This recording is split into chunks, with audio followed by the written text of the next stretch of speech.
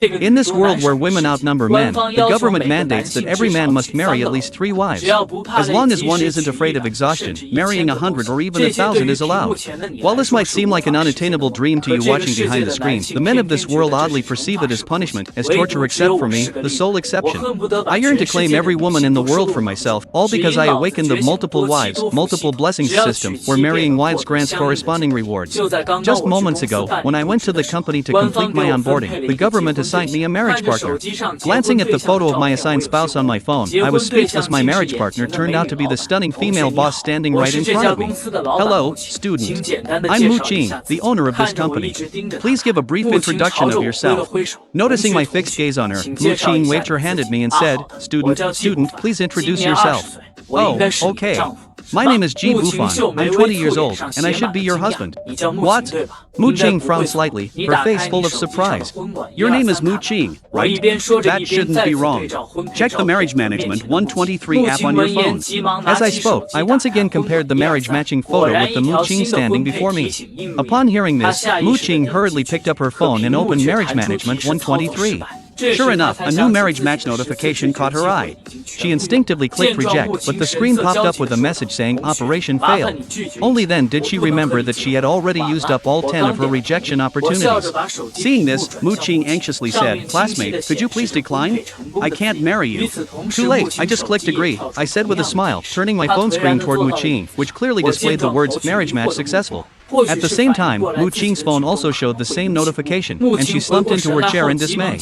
Noticing my puzzled look, perhaps realizing her reaction might be misunderstood, Mu Qing quickly explained, Classmate, don't get me wrong, I don't mean anything else. It's just that my company's financial situation is really bad lately, with a lot of loans to repay.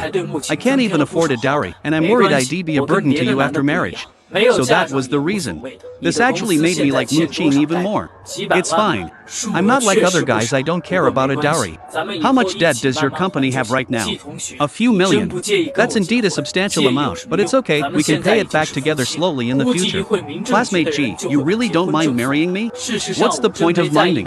We're already husband and wife now. The Civil Affairs Office will probably deliver the marriage certificate soon. To be honest, I didn't really care about that mere few million in debt. In this world where women outnumber men, making money as a man is actually quite simple. Alright, my dear Mu Qing, from now on we'll work together as husband and wife, and we'll surely make a good life. I need to use the bathroom, where is it in your place? I'll take you there. The term my dear Mu Qing left Mu Qing momentarily stunned. A faint blush spread across her cheeks, and a sweet feeling welled up in her heart. She swayed her slender waist as she led me to the bathroom. Following behind her, I nodded approvingly at her graceful figure, feeling quite satisfied. She was a woman with an enviable figure, clean, no cosmetic surgery, no tattoos, no gynecological issues. Otherwise, I wouldn't have agreed to marry her at first sight. Who would have thought my first assigned wife would be such a catch? With the severe gender imbalance today and fertility rates continuously dropping below warning levels, sustainable social development has hit a red light. To address the crisis, the government implemented a marriage rationing system. Respecting human rights, each citizen is given 10 selection rights to carefully choose from system-recommended candidates. However, once those 10 chances are exhausted, one is forcibly assigned a spouse just like Mu Qing. Shortly after, in the bathroom, I softly called out to the system, System bro, I've already married a wife. What's the reward? Hurry up and give it to me. The reward is distributed through a random draw, with prizes including various abilities, mysterious techniques, and skill items. Now initiating the lottery process for you. Draw complete. Congratulations, host, you have received the reward of doubled physical constitution. It will be distributed to you immediately. As the system's voice faded, I felt a tingling sensation surge through my body like an electric current, starting from the soles of my feet. The feeling wasn't too intense, it was actually somewhat pleasant, and I couldn't help but close my eyes and immerse myself in it. It didn't last long. Just as I was beginning to enjoy this strange sensation, everything suddenly stopped. I opened my eyes, and an indescribable sense of exhilaration washed over me. I clenched my fist experimentally, and my muscles instantly tensed, gathering an unprecedented surge of power in my palm. It was exhilarating. My weak constitution had always been an unspoken pain for me. Perhaps it was due to innate deficiencies, or maybe it was because I'd been indulging a bit too much in recent years, damaged by alcohol and pleasures. My body had been severely depleted. In any case, I'd never been satisfied in this regard. But now, transformed by this miraculous reward from the system, I felt brimming with energy. In the past, I loved to play but was terrible at it. Now, I was confident and fearless. When Mu Qing saw me again, she thought I looked much more spirited, and her gaze lingered on me for a few extra seconds. The thought that this handsome young man would soon be her husband brought a captivating blush to her stunning face. She felt she was getting the better end of the deal by marrying me after all. The suitor she had rejected in the past couldn't hold a candle to me. However, the thought of her financial troubles dampened her mood slightly. After showing me around the company and introducing me to the staff, Mu Qing led me back to her office. Initially, hiring a male employee was meant to inject some fresh energy into the all-female workforce, livening up the atmosphere and boosting morale, as an entirely female environment could sometimes feel dull and uninspiring. Little did she expect that this male hire, originally intended just to spice things up, would suddenly become her husband. Now, it clearly wouldn't be appropriate for him to joke around and entertain the staff as before.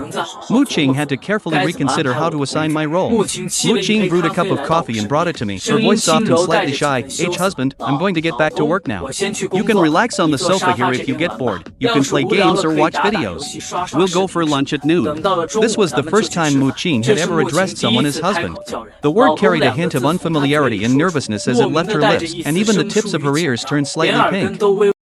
Jibu Fan was already curled up on the sofa, looking completely at ease. Upon hearing Lin Muqing's words, he curved his lips into a bright smile.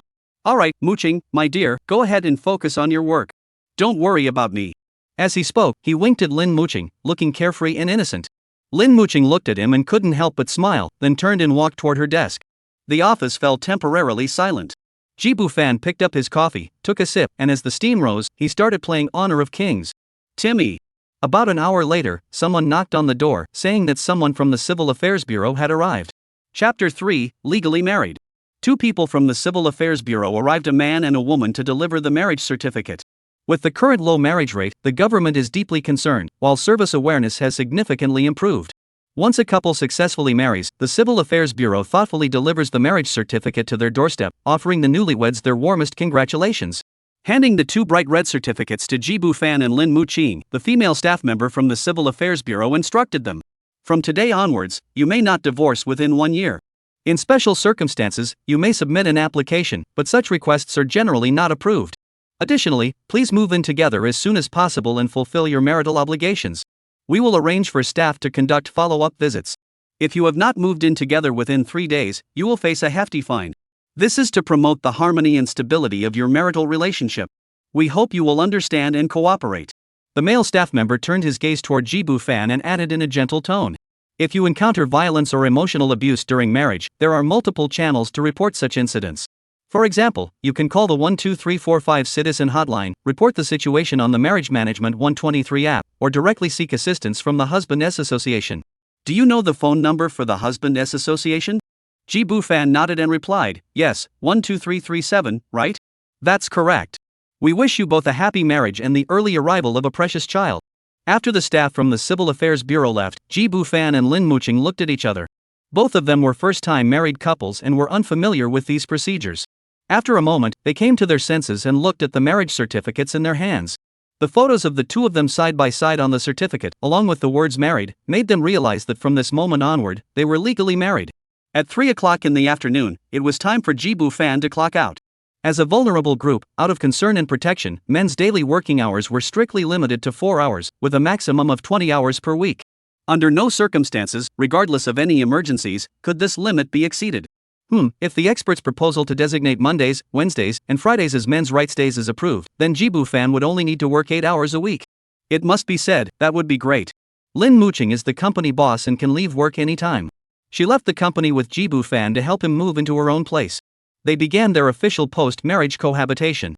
This matter should be handled promptly. The two arrived at the underground garage and got into Lin Muqing's car, a red Audi A4. The model was somewhat outdated, clearly having been with her for several years.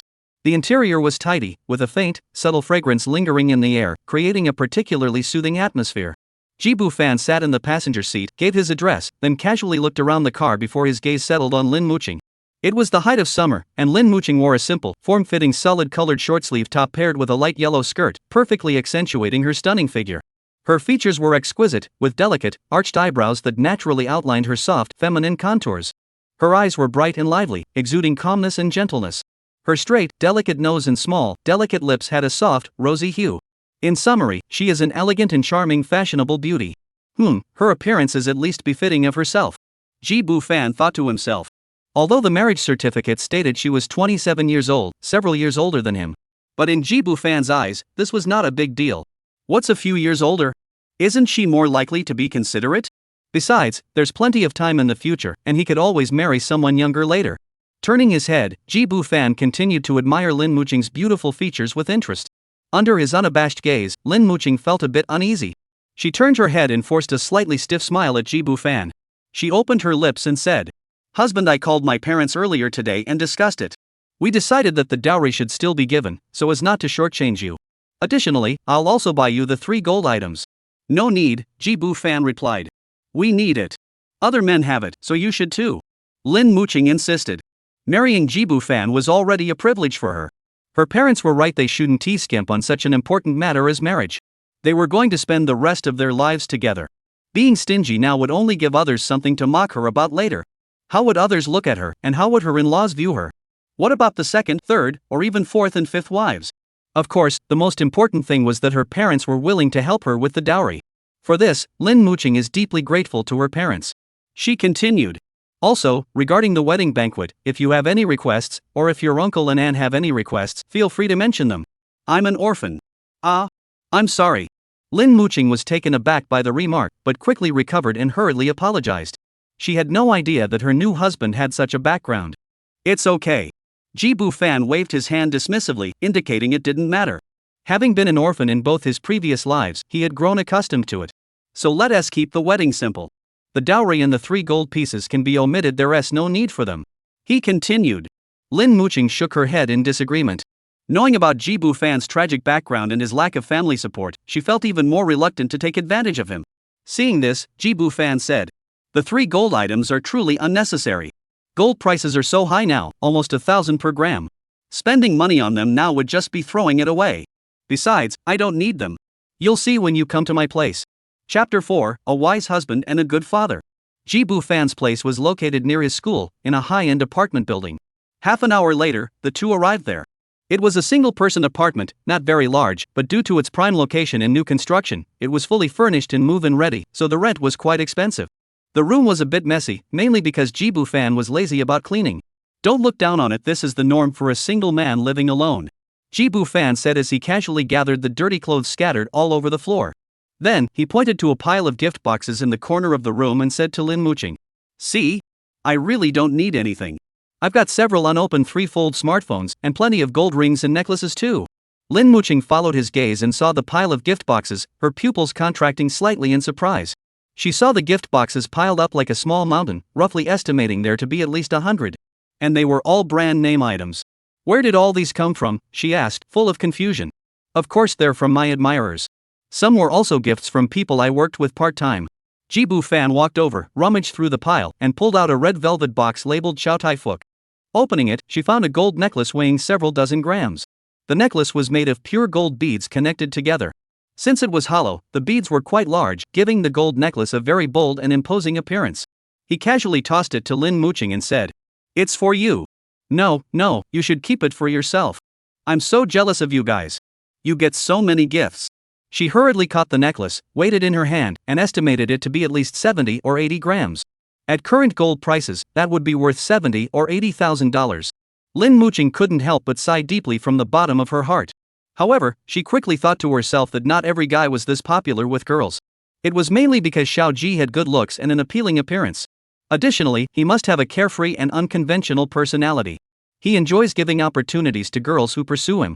The girls naturally wanted to show their feelings. As for the part-time job, Lin Muqing could understand that too. After all, Xiao Ji had no one to rely on, so doing some part-time work to earn some pocket money was only natural. This isn't a dark past, it's the path he took to get here. I said I'd give it to you, so just take it. I have plenty more here. Jibu Fan had already found several more gold jewelry boxes. Opening them, there were gold rings, gold bracelets, and gold-wrapped jade pieces, among other things. They were all quite large and heavy.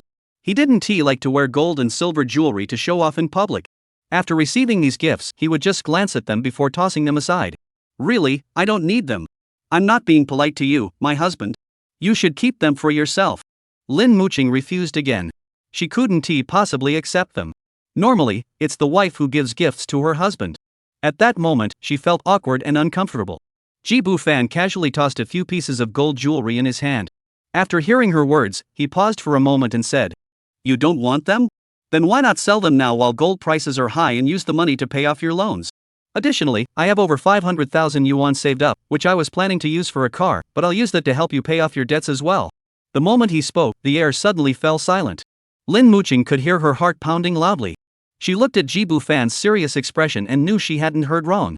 At that moment, her heart was in turmoil. She had never imagined that one day, a man would offer to help her pay off her debts. To be honest, at first, she had thought Ji Bufan was just another playboy. At that moment, the summer sunlight filtered through the sheer curtains, casting delicate shadows on Ji Bufan's side profile. His handsome face, which usually carried a hint of carelessness, was now solemn and serious. Lin Muqing's eyes welled up with tears. All of these were gifts from others, and the savings were hard-earned from your part-time jobs. Her voice trembled, and her throat caught slightly. Ji Bufan smiled, stepped forward, and gently wiped away the tears hanging on Lin Muqing's eyelashes. Don't talk about that. We're husband and wife. The burdens you carry are mine too. Her eyes grew even more blurry. Lin Muqing had never been in love before, but at that moment, she felt that the most beautiful words in the world were right there. Thank you, husband. She choked out the words, her voice trailing off. Lin Muqing wrapped her arms around Ji Bufan, clearly feeling his strong chest and the steady beat of his heart. She was so lucky to have married such a wonderful husband. No wonder the old saying goes, behind every successful woman, there is a man supporting her. With such a wonderful husband, which woman wouldn't strive to make him happy and give him a good life? Ji Bufan gently pulled Lin Muqing into his embrace, one arm around her slender waist, the other following the curve of her hair as it fell, gently caressing her neck and shoulders to comfort her. A faint, pleasant fragrance wafted from her hair. Lin Muqing, standing at 1.65 meters tall, towered over 1.7 meters in her high heels, perfectly matched Ji Bufan. When she buried her face in Ji Bufan's shoulder, she felt his warm breath and a hint of the masculine scent of cedar. This was her first time being so close to a man, and it felt wonderful. The tender gesture of him gently stroking her hair made her cheeks flush slightly, her heart racing. But more than anything, she felt an overwhelming sense of happiness. Is this what marriage is like? Mutual trust, mutual support, mutual understanding and warmth, and walking hand in hand into the future. Lin Muqing had always been an outstanding young woman. She excelled in her studies and, after graduating, worked in international trade, where she achieved remarkable results. She later started her own business and successfully earned her first fortune. She was truly a young achiever. Additionally, she was attractive and well-proportioned, so she was somewhat selective. Otherwise, she wouldn't have waited this long to marry. Although her career is currently facing challenges, she remains somewhat arrogant at heart. However, she couldn't help but lower her guard in front of Ji Bufan. Not only that, but at this moment, she feels incredibly fortunate to have found such a wonderful husband. Finally, you've come, and I'm glad I didn't give up. Her husband will definitely be a model husband and father in the future. Chapter 5, Adding your husband's name to the property deed. After a long while, the two parted, exchanging a smile. At that moment, both of them felt much closer to each other, and the sense-offness had faded significantly. Ji Bufan looked at his beautiful wife, whose face was as rosy as a peach blossom, and a smile spread across his face. He reached out to brush away the stray strands of hair from her temple, his fingers accidentally brushing against her warm earlobe. As she flinched, he leaned in and gave her a quick, gentle kiss. Muqing, my wife, hurry up and help me tidy up. Ji Bufan's voice was filled with laughter. Today is our wedding day, and we have important things to do. All right. Lin Muqing smiled sweetly. Ji Bufan didn't have much. The furniture and appliances were the landlord's, and he only needed to take some clothes, toiletries, and simple odds and ends. There was also this huge pile of gifts they had received. It took the two of them several trips up and down to finally load everything into the car. The trunk and back seat of the Audi were packed to the brim. All right, leave the bedding and dirty clothes here. I'll come back another day to clean up and return the apartment. Let us go. On the last trip, Ji Bufan said to Lin Muqing. All right, honey. Lin Muqing picked up the remaining packages. Let me carry them. Are you tired? No, I'm fine. I'll handle it. A woman shouldn't complain about being tired in front of a man, so Lin Muqing forced herself to say it. They got into the car, and it started moving, quickly driving through the city streets. The two chatted in the car, sharing some details about their lives. Mostly, Lin Muqing introduced her family situation. Her family was a typical family of 7. There was one father, 3 mothers, and she was the eldest daughter, with 2 younger sisters. Her father does not work, while the 3 mothers work to support the family. Both younger sisters have already started working. There are no financial burdens. In Shanghai, they are considered a middle-class family. Husband, I haven't told my family yet about the difficulties my company is facing, but they probably already suspect something. They might offer some financial support, which should help alleviate our current predicament. Lin Muqing has a strong personality and originally planned to overcome the current difficulties on her own without asking her family for money. However, her mindset has changed. If her parents offer to help, she will accept it. Mainly because she is now married and doesn't want Jibu Fan to suffer with her. Jibu Fan nodded and said, "It's okay to accept some financial support from your parents. Once we're financially stable, we can take care of them later. Your company must be struggling right now, with the economy in a downturn and tariffs fluctuating on the old rice front." "Yeah, it's not easy," Lin Muqing said, gripping the steering wheel with both hands. "But I'll keep trying. I'll explore markets in other countries, and I also have some other ideas." Jibu Fan reached out and gently rubbed her hand. "Don't put too much pressure on yourself. I'll work hard with you and help you carry the burden. No, earning money is my responsibility. I mean, I'll help you find a few more sisters to help support the family." Jibu Fan said. "What? Won't that be too much for you?" "It's okay, I'm young." The car turned into a high-end residential area in Suwei district. Lin Muqing's home was a spacious 3-bedroom apartment of over 120 square meters, which she had purchased for herself as a wedding home a few years ago. "Not bad." Jibu Fan arrived and couldn't help but praise it. The simple and bright European-style interior featured off-white marble floors with a warm, lustrous sheen, and a beautiful crystal chandelier hung in the center of the living room. After taking in the surroundings, he walked toward the floor-to-ceiling windows. The bustling urban scenery outside the window came into view, with the outline of the Oriental Pearl Tower visible in the distance. It was already evening, and the sunset's golden hues had dyed the entire sky amber, creating a breathtaking scene. This was purchased during the boom years a few years ago. "I couldn't afford it now, even though it's a bit cheaper now," Lin Muqing said as she approached Jibu Fan. "Once we settle down, I'll add your name to the property deed," she said with a smile. Adding her husband's name to the property deed would give him a sense of security and also reflect the equality in their marriage. Lin Muqing felt that Jibu Fan was worth it. Seeing that Jibu Fan was about to refuse, she took his hand. "Don't refuse. Just like I didn't refuse to help you pay off your loan. Come on, I'll take you to see our bedroom now." The bedroom was spacious, and Jibu Fan was very satisfied. He especially liked the large bed, which looked soft, comfortable, and sturdy. After making a few trips, they moved the remaining luggage upstairs and prepared to go out for dinner. They took the elevator downstairs and walked together toward the exit of the residential complex. The community had good landscaping, with lush greenery and well-maintained grounds. The two held hands, their fingers intertwined. The afterglow of the setting sun bathed them in a serene and beautiful light. At that moment, Lin Muqing had changed into a simple, solid-colored dress. The clean lines of the dress highlighted her graceful figure. The subtle color scheme complemented her elegant demeanor, making her look fresh and beautiful. Without a closer look, one wouldn't notice the significant age difference between her and Jibu Fan. Jibu Fan stood tall and straight, dressed in a casual yet stylish outfit. His handsome features were even more striking in the evening light, and a faint smile played on his lips. The two of them, with her beauty and his handsomeness, drew envious glances from many passers-by. Of course, most of the envy was directed at Lin Muqing. After all, the majority of people on the street were women. In their eyes, walking hand in hand with such a handsome and outstanding man like Jibu Fan was something truly enchanting. If one could spend the night with him, it would be too wonderful to imagine. Just outside the residential area lay the bustling city center, with its dazzling lights and numerous restaurants. The two of them briefly discussed their options and decided on a high-end local cuisine restaurant.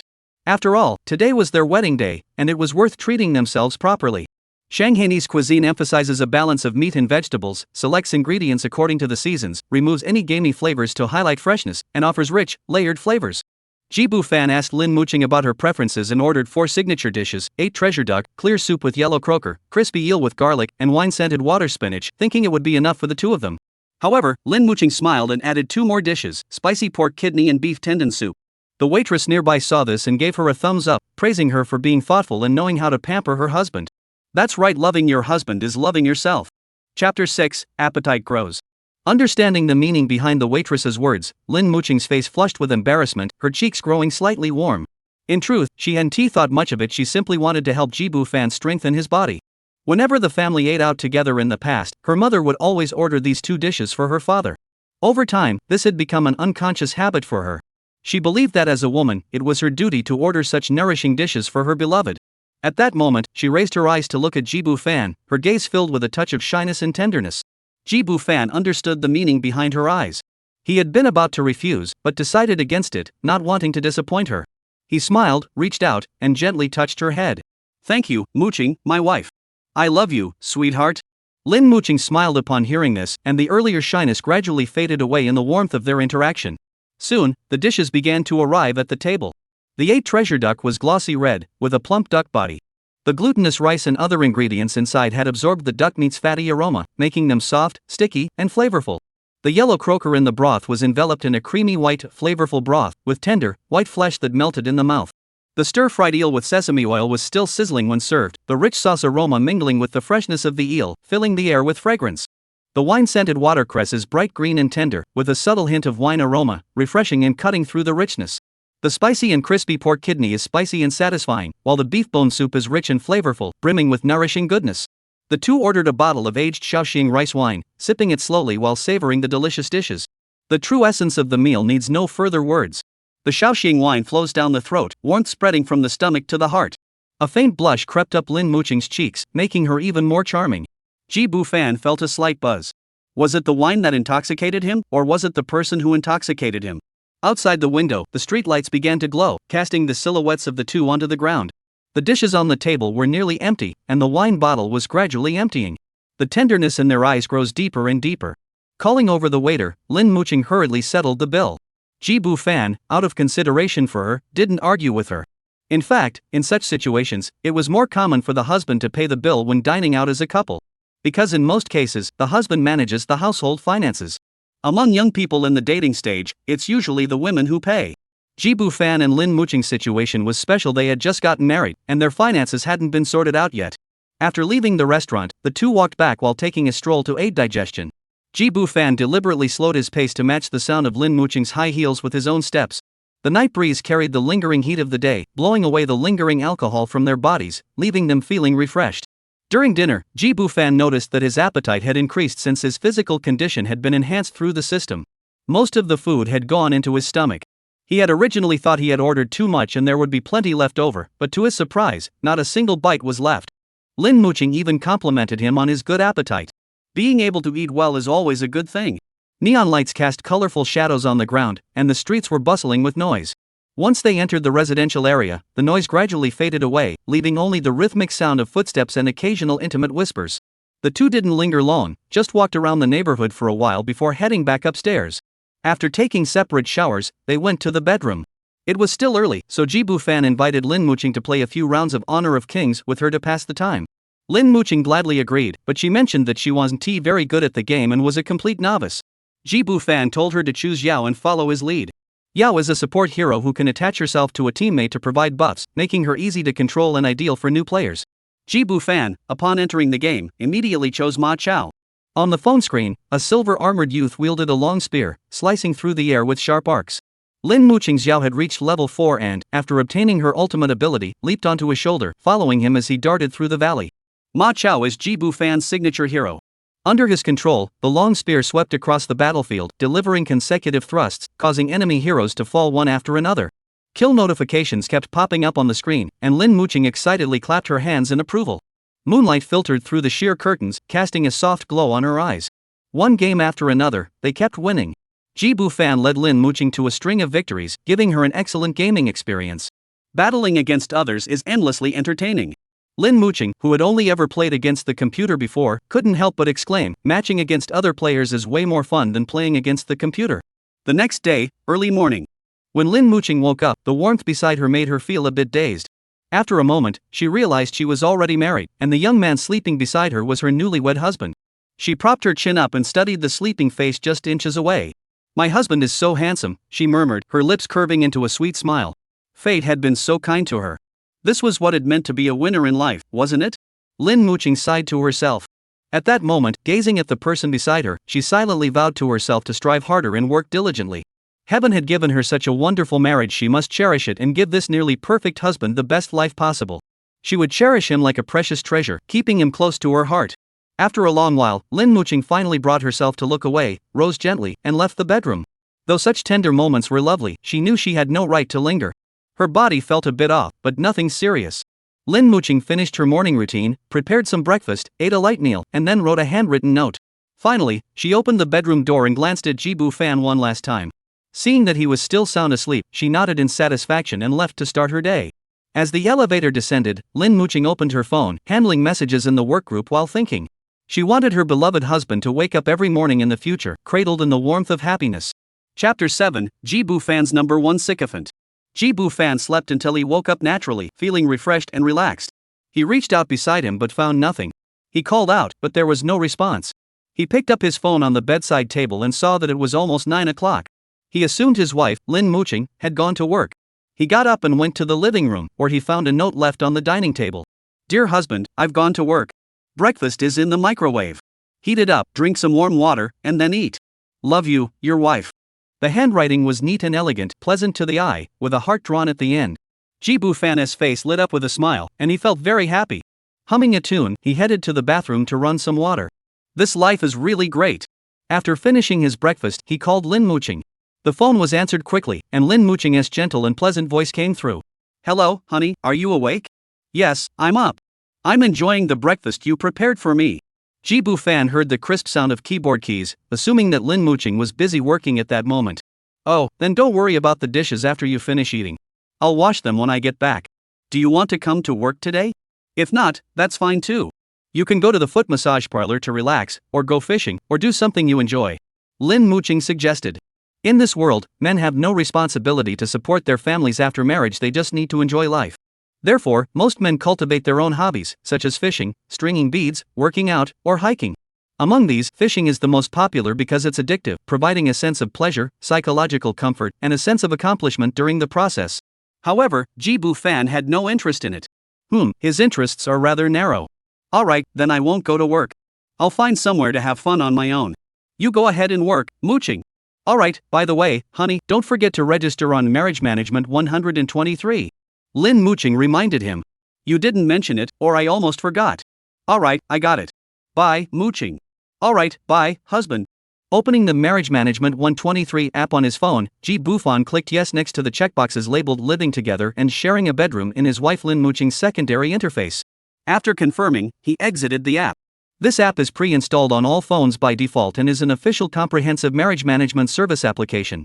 It offers various online services related to marriage and childbirth, enabling convenient stay-at-home services. That's what they say, but Ji Bufan felt this was a burden on the public. Damn it, everything has to be reported. If a couple hasn't conceived within 3 months of marriage, they have to undergo an investigation. Take a look at this feature list: couples' health records, childcare allowance applications, birth planning reports. Even sexual activity is quantified into data. This isn't a convenient service, it's an electronic shackle around the neck of marriage. Fortunately, these are just minor inconveniences for Ji Bufan. He doesn't oppose marriage or childbirth, but he resents the feeling of being monitored.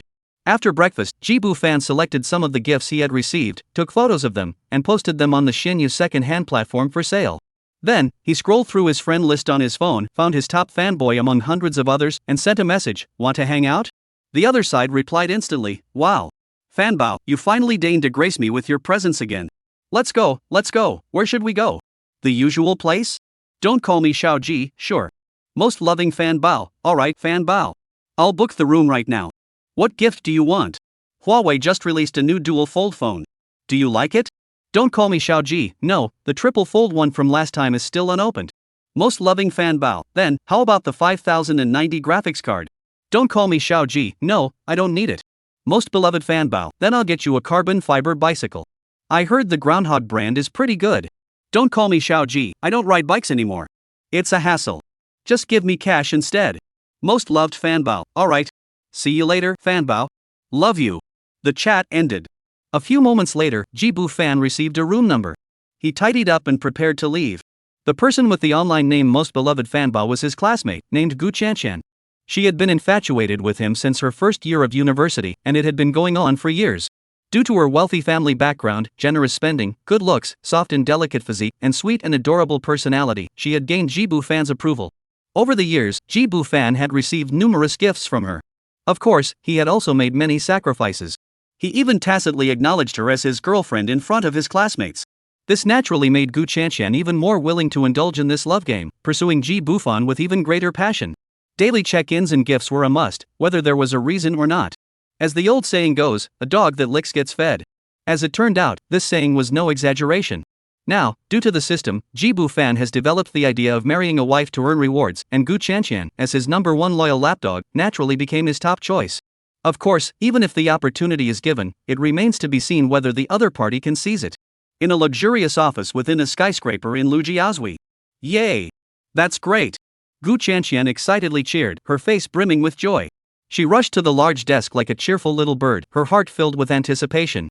Mom, transfer some money to me. I want to go on a date with Fanbao. Her voice was filled with anticipation. Gu's mother, sitting behind the desk, though over 40, still exuded elegance and grace in every movement.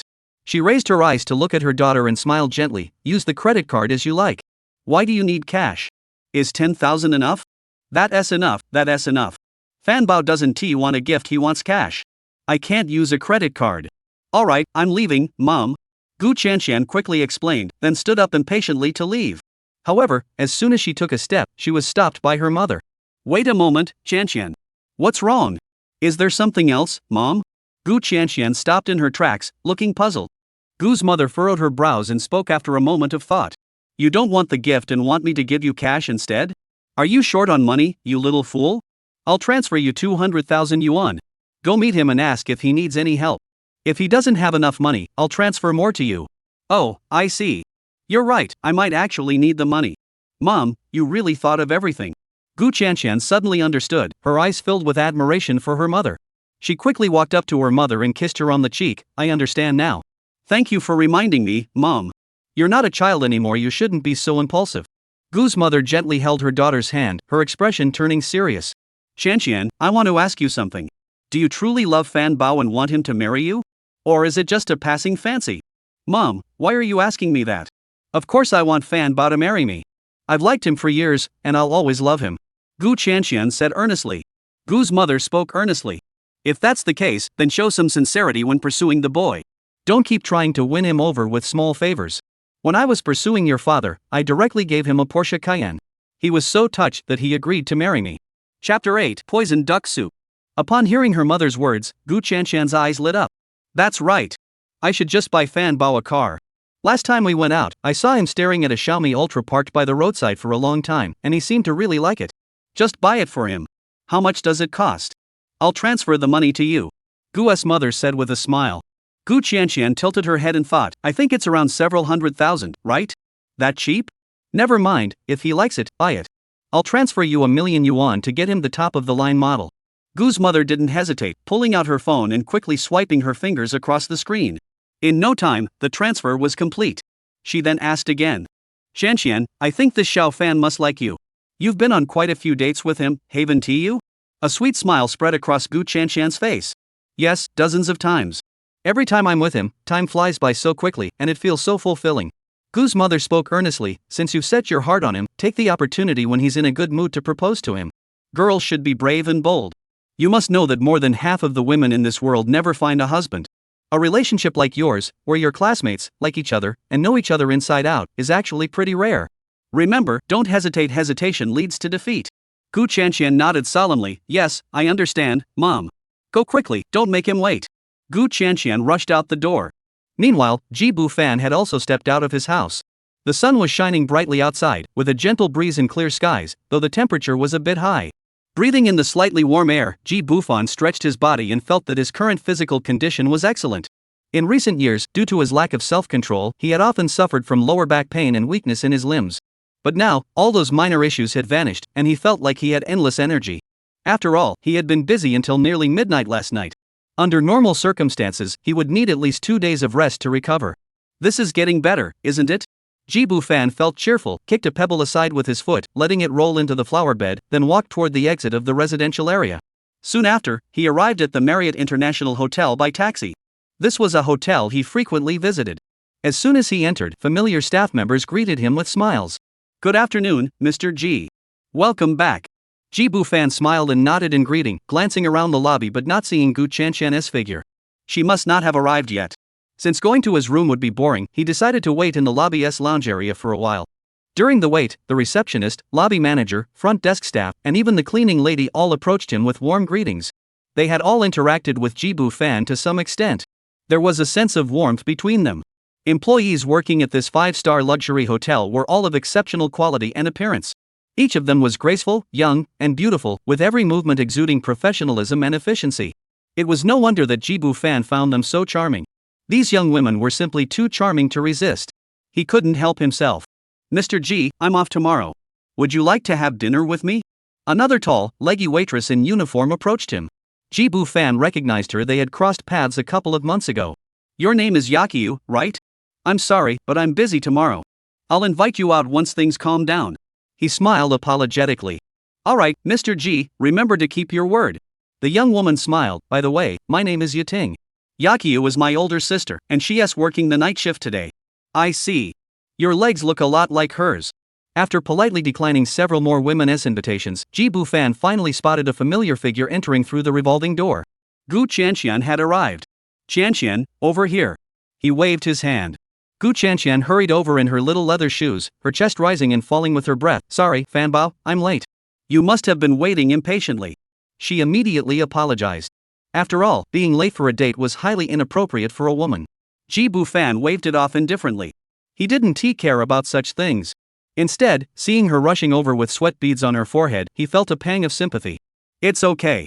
I just arrived too. Qianqian, sit down and rest for a moment. You're all sweaty. At that moment, Gu Qianqian's bangs were stuck to her forehead with sweat, and her cheeks were flushed red. Whether from the heat or from being flustered, or both, was unclear. She was about 5 feet 3 inches tall, with a slender and well-proportioned figure. Her black leather shoes and white knee-high socks accentuated her slender calves, complementing the flowing chiffon skirt she wore. Every movement she made exuded the innocence and charm of a young girl. Her round face was adorned with clear, bright almond-shaped eyes, and her plump cherry lips were slightly turned up. Even with a thin layer of sweat, she still exuded a charming and adorable sweetness.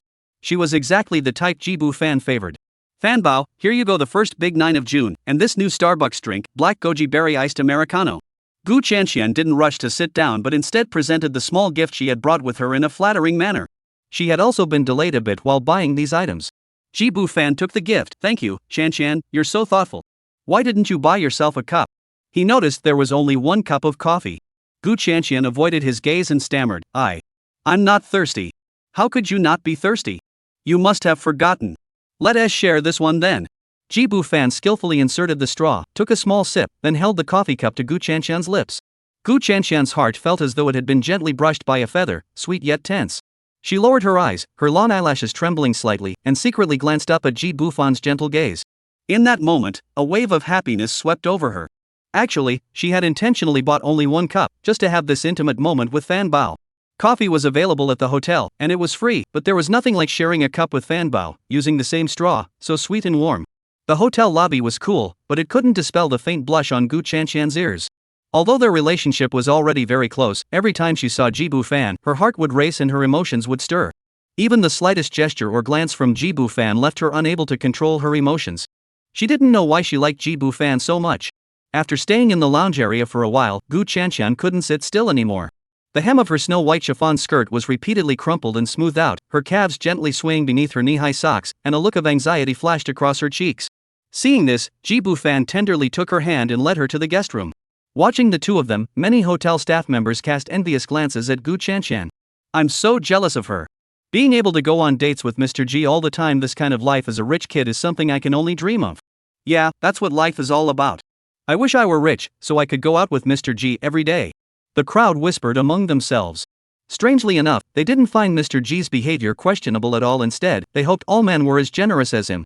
That way, their parched souls could be comforted regularly. Unfortunately, men nowadays have all been brainwashed by toxic positivity, making them difficult to communicate with. Even after marriage, they fly into a rage at the slightest disagreement and refuse to be touched. They also constantly spout hurtful words. For example, women without money aren't worthy of undressing us men. Without a car, a house, or savings, don't waste our men's youth. Men must take care of themselves and not settle for less. Don't let those stinky women get us so easily. And so on. And someone like Ji Bufan is practically a living Buddha who has attained enlightenment in the flesh. Chapter 9, 3 Objectives. In the guest room. It was already midday. The two, still basking in the afterglow of their intimacy, enjoyed the luxurious lunch brought by the staff. Gu Qianqian's face still bore a faint blush, and she was in an exceptionally good mood. Today was undoubtedly the happiest day of her life. She kept serving food to Ji Bufan. Fanbao, eat more. These are all your favorites. You must be exhausted from earlier. Gu Qianqian's tone was exceptionally gentle. I'm fine, not tired. But I am a bit hungry. Ji Bufan didn't hesitate, digging in with big bites, letting her serve him more. Watching him eat so enthusiastically, Gu Qianqian's smile grew even wider. Fanbao looked so manly when he ate like that. At that moment, she suddenly remembered something and asked, Fanbao, did you run into something and need money? Jibu Fan nodded. Yes, I'm a bit short on cash right now. I'll transfer you 20,000. If you need money, just let me know. No need to be polite. Gu Chanxian hurriedly picked up her phone from the table and transferred the 20,000 yuan her mother had just sent her to Jibu Fan. 20,000? That is so much. Jibu Fan looked up, his expression slightly surprised. After thinking for a moment, he said, then I owe you 19 times that amount. Jibu Fan's rates varied depending on the person, with no fixed price. A few hundred was acceptable, and a few thousand was no problem. If he was interested in someone, he would even agree to be taken advantage of without payment. As for someone like Gu Chanxian, the default rate was 10,000 yuan per date. Of course, this amount wasn't set in stone. A little more or less was no big deal. This was determined based on the client's financial situation and their long-standing spending habits. Jibu Fan doesn't have many regular clients, and Gu Chanxian is one of them because she is generous. Meeting with her once or twice a month covers her living expenses. Gu Chanxian was still fiddling with her phone when she heard the number 19. Her mood sank a bit. After all, their feelings had grown a bit distant, and they hadn't reached that point yet. She said, Fanbao, there's no need to be so precise. Please don't measure our feelings with money, okay? What do you mean, Chanxian? You don't want me to pay you back for the 19 times? No, what I mean is that this is a bit too hurtful. Gu Chanxian felt complicated. After a moment, she recalled her mother's words and finally gathered the courage to say, Fanbao, what I really want is for us to be together forever, without any boundaries. I want to marry you and take care of you for the rest of my life. Is that okay? What? Jibu Fan was stunned. This silly girl had finally come to her senses today? He muttered to himself, his gaze fixed on Gu Chanxian's delicate face. She finally knew how to play her cards right, using money to win him over, and taking this opportunity to propose. But 20,000 yuan wasn't enough to show her sincerity. Today, Jibu Fan had 3 reasons for inviting Gu Chanxian. The first one goes without saying. Second, to make some extra money. After all, there were still loans to pay off at home. Third, of course, if she behaved well, he would marry her and earn a reward in the system. It was a 3-for-1 deal. Unfortunately, her performance left him somewhat disappointed. He knew that Gu Chanxian's family was very wealthy. Even with such wealth, asking a man she likes to marry her and only offering 200,000 yuan is a bit too stingy, isn't it? Jibu Fan isn't a materialistic man. He doesn't place much value on money. What he values is the other person's sincerity. However, he soon realized he had misunderstood Gu Chanxian. She was genuinely sincere and truly loved him. Gu Chanxian saw Jibu Fan fall into silence, and her heart nearly leaped out of her chest. She was all too familiar with this kind of silence. Every time she mustered the courage to confess her feelings, Jibu Fan would use this pensive expression as a prelude, then brush her off with some excuses. I'm just a slow starter. I'm not ready to talk about feelings right now. You're a good person, thank you for liking me. She could recite these lines by heart. This can't go on any longer. Gu Chanxian bit her lip and handed her phone to Jibu Fan. Fanbao, I know this is a bit sudden and might scare you, but I really want to be with you forever. Don't worry, I'll take good care of you for the rest of my life. Her voice trembled slightly from nervousness. I want to buy you a Xiaomi Ultra. You should like this model, right? I don't know how to choose the specifications, so you pick them out. Jibu Fan was genuinely surprised. He instinctively took the phone, and the screen indeed displayed the Xiaomi car official website's purchase interface. In that moment, he knew Gu Chanxian was serious. She wasn't joking. Looking up at Gu Chanxian, she was nervously twisting her fingers, her eyes shining brightly like stars, and her cheeks flushed with anticipation. How can I accept this? This car costs hundreds of thousands of dollars. Jibu Fan felt embarrassed. Gu Chanxian saw his hesitation and immediately broke into a sweet smile, her eyes crinkling into crescent moons. As long as you like it, Fanbao. Her smile was so pure that Jibu Fan felt his mind go blank, as if he were about to fall in love. Can I get cash instead? He asked. Ha? Gu Chanxian's smile froze on her face. Then she hurriedly asked. Why cash it out? If you don't like this car, Fanbao, we can buy another brand. Even a more expensive one is fine. No, I like this car, but I'm short on cash right now. Let's just buy it later when I have more money, Jibu Fan explained. He really liked this Xiaomi car, but unfortunately. Gu Chanxian's face filled with anxiety upon hearing this. Fanbao, what happened? How much do you need in total? I'll cash out the car for you and give you 1 million yuan. Is that enough to solve your current problem? Her eyes were determined. If that's not enough, I'll ask my mom. My mom has money. Jibu Fan was deeply moved. He reached out and held her small hand, gently stroking it. Chanxian, you're so kind. You're willing to sacrifice so much for me. Now I'm certain your feelings for me are genuine. Gu Qianwen's cheeks flushed red, but the blush quickly faded as worry took over. What happened? Did someone bully you? Tell me, I'll have my mom find someone to help you. Jibu Fan shook his head. No, no one is bullying me. I just got married, and there are some loans to pay off. What? Gu Chanxian's body stiffened, interrupting him. Fan Bao, you got married? When did this happen? Who is she? Ji Bufan explained, it was yesterday. I went to my internship yesterday, and the company matched me with the boss's daughter for marriage. Her name is Lin Muqing. I think she's a nice person, so I agreed. Otherwise, I wouldn't have time to meet up with you today. Now my boss is my wife, so she definitely won't withhold my internship certificate. By the way, Shanxian, what about you? Where are you interning? Did you take a day off? Gu Chanxian said, I'm working at my mom's company, so I didn't need to take a day off. I thought I told you that before. I did mention it. I remember now. Fanbao, I think I understand now. You suddenly need money because your wife has a loan, right? You need to help her pay it off? Right. You're such a good person. Chapter 10, Husband, don't be so hard on yourself. Gu Chanxian was feeling quite anxious at the moment. Her beloved Fan Bao had suddenly gotten married yesterday, which was completely unexpected for her. This unexpected turn of events caught her completely off guard. Fortunately, a man can marry 3 wives, so if she couldn't be his first wife, being the second one would do. The proposal must be settled as soon as possible. There was no time to waste. If it drags on, who knows when Fan Bao will have enough wives and stop marrying anymore. And how could she live without Fan Bao? Gu Chanxian didn't know that Ji Bufan didn't just plan to marry 3 wives. She was stuck in a mental blind spot, naively believing that most men in this society wouldn't want to be exploited and would only marry the legal minimum 3 wives. And Ji Bufan would be no different. In reality, this man's dreams were exceptionally grand. 3 weren't enough, 300 would be more like it. Gu Chanxian hurriedly transferred 1 million yuan from her phone to Ji Bufan to show her intentions, then solemnly said, Fan Bao, how much more debt do your wives need to repay? I'll help. That's so embarrassing, let me calculate. There's still about 3 million left. Ji Bufan counted on his fingers.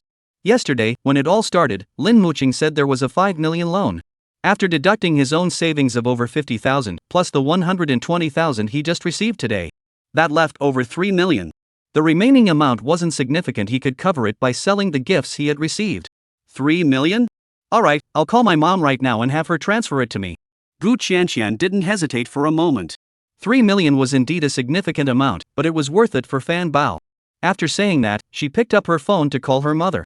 However, she was stopped by Ji Bufan the next moment. She looked up in confusion and heard him say, Shanxian, are you really willing to help my family pay off the loan? That's 3 million yuan. Of course I'm willing. For you, I'd do anything. Fan Bao, you must be feeling the pressure from the loan and want to pay it off quickly, right? Don't worry, I'll help you. Those words hit Ji Bufan right where it hurt. He did indeed want to pay off the loan as soon as possible and be debt-free. But Gu Chanxian, this silly girl, was being so kind to him, and he felt guilty. In the end, he was just too soft-hearted. He wasn't the kind of guy who could take so much money from a girl and feel at ease about it. Chanxian, I can't pay this back right away. You need to talk to your mom clearly. Even if we get married in the future, you can't pressure me to pay it back. Gu Chanxian smiled upon hearing this. It's okay, Fan Bao. You don't have to pay it back. Just deduct the 3 million from my dowry. What? I said you don't have to pay it back. My mom said long ago that when I get married, she'll give me a spacious apartment, a luxury car, 10 gold bars, and 5 million in cash as my dowry. So you don't have to worry about this little bit of money. Gu Chanxian smiled happily. Fan Bao was so cute, still thinking about repaying the money. What a pure and kind-hearted boy. How could she possibly let Fan Bao repay the money? Besides, 3 million isn't that much. Ji Bufan was shocked. He knew Gu Chanxian's family was wealthy, but he never imagined they were this rich. Such a large dowry, what kind of family was this? Why didn't you mention it earlier? Why didn't you say anything sooner? Shanxian, what does your mother do? How much money does she have? He asked directly. She's south in real estate. I'm not sure exactly how much, but it's probably in the hundreds of millions, right? Impressive. Ji Bufan ultimately didn't let Gu Chanxian ask her mother for money right away. There was no rush. He could wait until after the wedding, when he received the dowry, to pay it back. That way, his future mother-in-law wouldn't misunderstand him as a gold digger, someone who was after her money, asking for several million before even getting married. Shanxian, I won't hide it from you anymore. I've actually liked you for a long time and have always wanted to marry you. All along, I was testing you to see if you were truly sincere about me. Now you've passed the test. I've decided to marry you. Ji Bufan looked at Gu Chanxian and said seriously. Really, Fan Bao? Yes, I'll go back and tell Muqing, my wife, and then we'll get married. That's wonderful. Gu Chanxian burst into tears with joy. She had finally fulfilled her lifelong dream of marrying Fan Bao. However, what Fan Bao did next moved her even more deeply. Shanshan, don't blame me for testing you earlier. You know how important marriage is to a man, it's about a lifetime of happiness. I had to do it.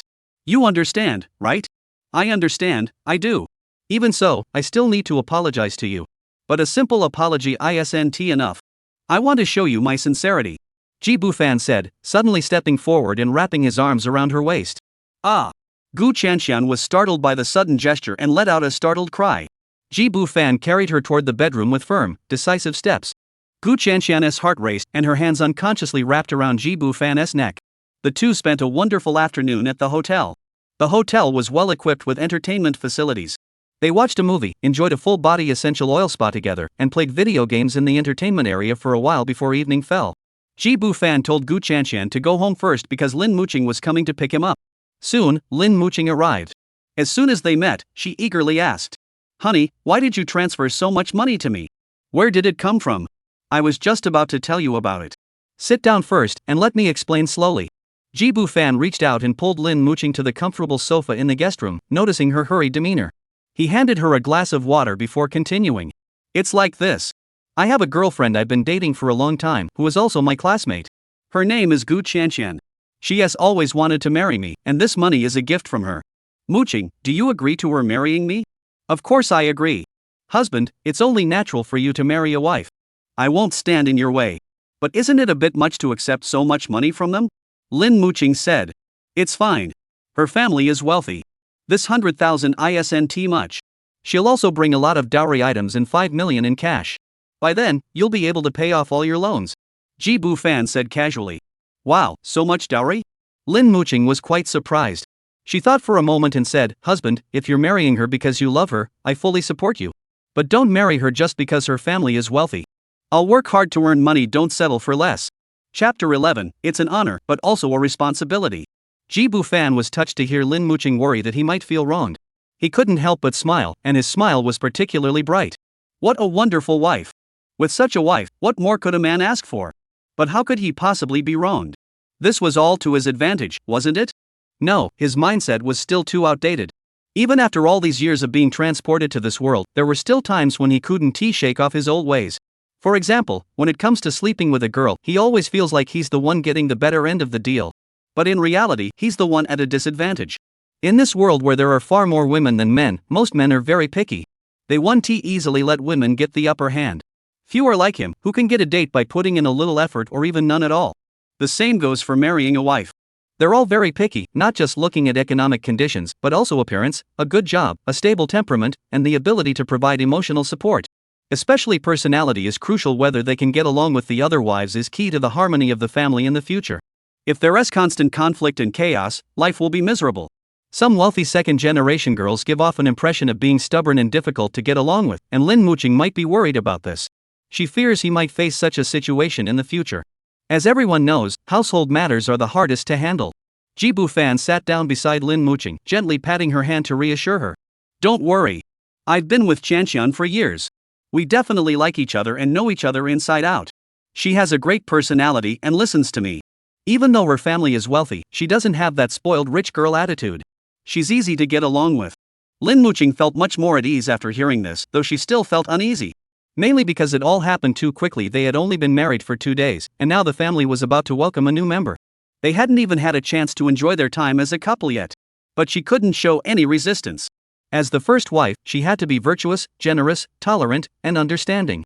Her mother was the first wife, and having been raised in that environment, she knew this was both an honor and a responsibility. Moreover, this new sister-in-law named Shanshan had brought such a generous dowry, which could indeed alleviate her financial difficulties. She forced herself to suppress the lingering unease in her heart and smiled, saying to Lin Muqing, "That is fine. Don't worry, husband. I'll do my best to get along with Chanshan and maintain family harmony so you won't be caught in the middle." "That's wonderful. Muqing, my wife, I really made the right choice. You're so understanding and considerate. To be honest, I plan to marry another wife in a few days." "What?" As mentioned earlier, Ji Bufan grew up in an orphanage, where he had a childhood sweetheart named Song Chacha. The two had been inseparable since childhood, sharing a deep bond. Even now, their feelings for each other are deep, and they go on dates every weekend to spend quality time together. There was no doubt that Song Chacha was the girl Ji Bufan was destined to marry. Even without the system, he would have married her. It's just that he might not be in such a hurry. Now that he can obtain rewards through the system, the sooner the better. Jibu Fan was thinking of getting married this weekend during his date with Song Chiacha. At this moment, while Lin Muqing was in a good mood, he decided to tell her as well. When Lin Muqing heard this, her heart was filled with mixed emotions. How could this happen so quickly? The third son is already out? She had been fantasizing about spending a couple of happy years with Jibu Fan, but now it seemed like a day or two was more realistic. The second and third sons would be coming in soon, and she had no idea how to move forward. I'm still just a baby, she screamed inside her head. But she couldn't show it. She was so much older than Xiaoji, she had to maintain her image and not reveal her vulnerable side. She could only turn to her mother for advice on how to manage and coordinate family relationships. Xiaoji's childhood sweetheart can't be stopped, so she has to support him wholeheartedly. Lin Muqing said. Honey, hearing you say that, Xiaoqiao is also a tragic figure. Don't worry, I'll take good care of her from now on, treat her like family, and never let her suffer the slightest injustice. Muqing, you're so kind. Marrying you is truly my good fortune. Jibu Fan said. No, I feel like I'm the lucky one. You don't mind my poverty and even help me pay off my loans. Few men would do that. To be honest, I feel guilty for being a burden on our family. Lin Muqing felt a bit ashamed. Jibu Fan shook his head, disagreeing with her view. Muqing, don't think that way. Your abilities are evident to everyone. You're just facing temporary setbacks. I believe that with your skills, you'll turn the company profitable soon. Husband, thank you for believing in me. Lin Muqing was moved to tears, cuddling into Jibu Fan's arms like a gentle kitten. Although Xiaoji was young, inexperienced, and still loved to play, he had a genuinely good nature, wasn't at all snobbish, and spoke kindly. In just over a day, she had grown exceptionally fond of this young man and developed a special affection for him. Being with him was truly happiness itself. At that moment, the two of them lay quietly on the soft, comfortable sofa. The last rays of the setting sun filtered through the window, casting a golden glow over them, making the scene exceptionally warm and romantic. Outside the window, not far away, was the ever-flowing Huangpu River. The river water rolled eastward, never stopping, just like time, never to return. Lin Muqing's outfit today was still eye-catching, but compared to yesterday, it was a bit more professional. She wore an ivory-white silk blouse with the collar slightly open, revealing 2 pearl buttons and creating a natural V neckline that showcased her elegant collarbone and a small patch of snow-white skin. Her lower body is adorned with a gray high-waisted tailored skirt, made of crisp, structured fabric that perfectly accentuates her straight, slender legs. Paired with a wide belt in the same color, it accentuated her slender waistline, exuding a confident yet elegant aura. Chapter 12, The Meaning of Jibu Fan's Life. Jibu Fan said. Muqing, I've had the bedding changed. Why don't we stay here for a while and have dinner before going home? I often eat the seafood buffet at this hotel, and it's quite good. Husband, dinner is fine. I'm happy to stay a while longer. There is nothing urgent at home anyway. But you and Qianqian's sister, weren't you too tired today? I'm not tired. I'm young. Alright, then. Lin Muqing agreed happily, rising gracefully to prepare to once again enjoy the joys of married life with her new husband. As she hurried toward the bedroom with Jibu Fan, she said happily. Husband, I've thought about it.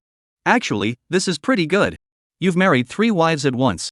Let's all work together to quickly get used to each other's personalities and living habits so we can have a harmonious and stable family sooner. Me, Qianqian, and Xiaoqiao will each give you a cute baby.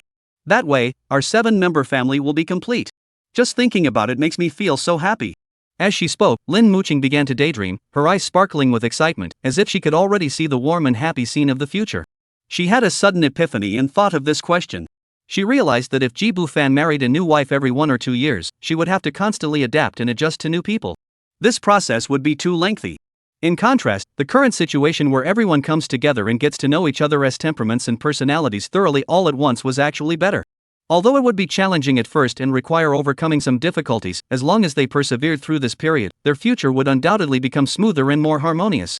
This approach is undoubtedly more efficient and less time-consuming than the slow process of gradually adding new people and enduring years of adjustment. Indeed, everything has 2 sides. It all depends on how one perceives it. Enough wives? Jibu Fan muttered to himself. It seems Lin Muqing also thinks I'll only marry 3 wives. But how is that possible? This is just the beginning. He pondered in his heart, deciding that he must find an opportunity to convey his philosophy to her. There should be no such conservative mindset. One must have a big heart. A family is definitely warmer, livelier, and happier the bigger it is. And those who are happy first must bring happiness to others. After all, so many young women long for love. They yearn to feel the warmth of a home. Although he, Jibu Fan, has limited abilities and cannot provide a home for every girl, giving one more is still a good thing. He knows this will be difficult. The path ahead is arduous, and the road is long and filled with obstacles. Yet, as long as one persists without ceasing, the future will eventually be promising. But he must be prepared to sacrifice a great deal, a great deal. He will also face various challenges and pressures. At the same time, he cannot avoid some mockery and ridicule. The ignorant masses will surely think he is overreaching himself, like an ant trying to shake a tree or an egg cracking a stone, or like a fool who thinks he is better than everyone else. Little do they know that he has already firmly resolved his determination. He fully understands that the path ahead is fraught with difficulties, but even if he faces the most dire circumstances, he will never give up easily. Because this is the very meaning of his life.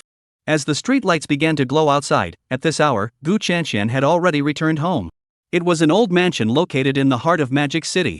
A two-story house with front and back gardens, it is situated in the heart of the bustling city yet remains serene, with a high value estimated to be over 100 million. It was passed down to her mother by her grandmother, and it would be passed down to her as well, barring any unforeseen circumstances. From the outside, the house doesn't look particularly impressive, even a bit ordinary. However, the interior decoration is exquisite. Just a few years ago, Gu Chanxian's mother hired a professional team to renovate the house, preserving its original exterior while completely transforming the interior. The high-ceiling living room is bright and airy, with imported marble floors, smart home technology throughout, and a decor style that is both fashionable and elegant, while also incorporating warm and modern elements. No one would have guessed that this unassuming house harbors the elegance and comfort of modern living. Upon arriving home, Gu Chanxian went upstairs to take a shower, changed into comfortable loungewear, and returned downstairs to find the housekeeper, Aunt Wu, had already prepared dinner. Her mother had just returned from work at that moment. As soon as Gu Chanxian saw her mother, a smile spread across her face, and she ran up to greet her. "Mom, I have some amazing news!" Gu Chanxian exclaimed excitedly. "Fan Bao has agreed to marry me. Soon I'll be his wife, I'm so happy." Upon hearing the news, Gu's mother also broke into a delighted smile. She quickly put down her handbag, kicked off her high heels, and took her daughter's hand, sitting down together on the sofa. "Really? Sweetheart, that's wonderful. Mom is so happy for you." Gu's mother looked at her daughter tenderly. "Quick, tell Mom how he agreed to marry you." "This is all thanks to you, Mom. Fan Bao really needed the money, so I transferred the 1.2 million you gave me today to him. He saw my sincerity and was deeply moved. I took the opportunity to propose, and he agreed, promising to marry me soon." Gu Chanxian said. "See? I told you, when it comes to chasing boys, you have to show your sincerity," Gu's mother said proudly. Mom, you're so clever. Too bad I couldn't become Fan Bao's first wife." "What? Not the first wife? What happened?" Gu's mother was surprised. "I was just a step too late. Fan Bao got married yesterday, and he also needed money because his wife has some loans," Gu Chanxian explained briefly. Gu's mother pondered for a moment before comforting her. "It doesn't matter if you're not the first wife. To be honest, your personality isn't really suited for being the first wife, and being the first wife isn't easy either. It's tiring, and sometimes you don't get the credit you deserve. In my opinion, being the second wife isn't bad either. Our family has good economic conditions, so no matter what happens, you won't be mistreated once you marry into that family." I think so too. As long as I can be with Fan Bao, it doesn't matter which wife I am. Never mind that for now. Mom, did you know? Fan Bao was so impressive today, it really surprised me. I've never been this happy before. Oh? Tell me more. Chapter 13, A Name Fits the Person. The Gu family mother and daughter chatted quietly for a long time until Aunt Wu urged them to eat, saying the food would get cold, and they reluctantly stopped. At that moment, both of their faces were flushed. Mrs. Gu wanted to ask her daughter for more details, but since Aunt Wu was an outsider present, she decided to send her away. After thinking for a moment, she said, "Aunt Wu, why don't you go home today?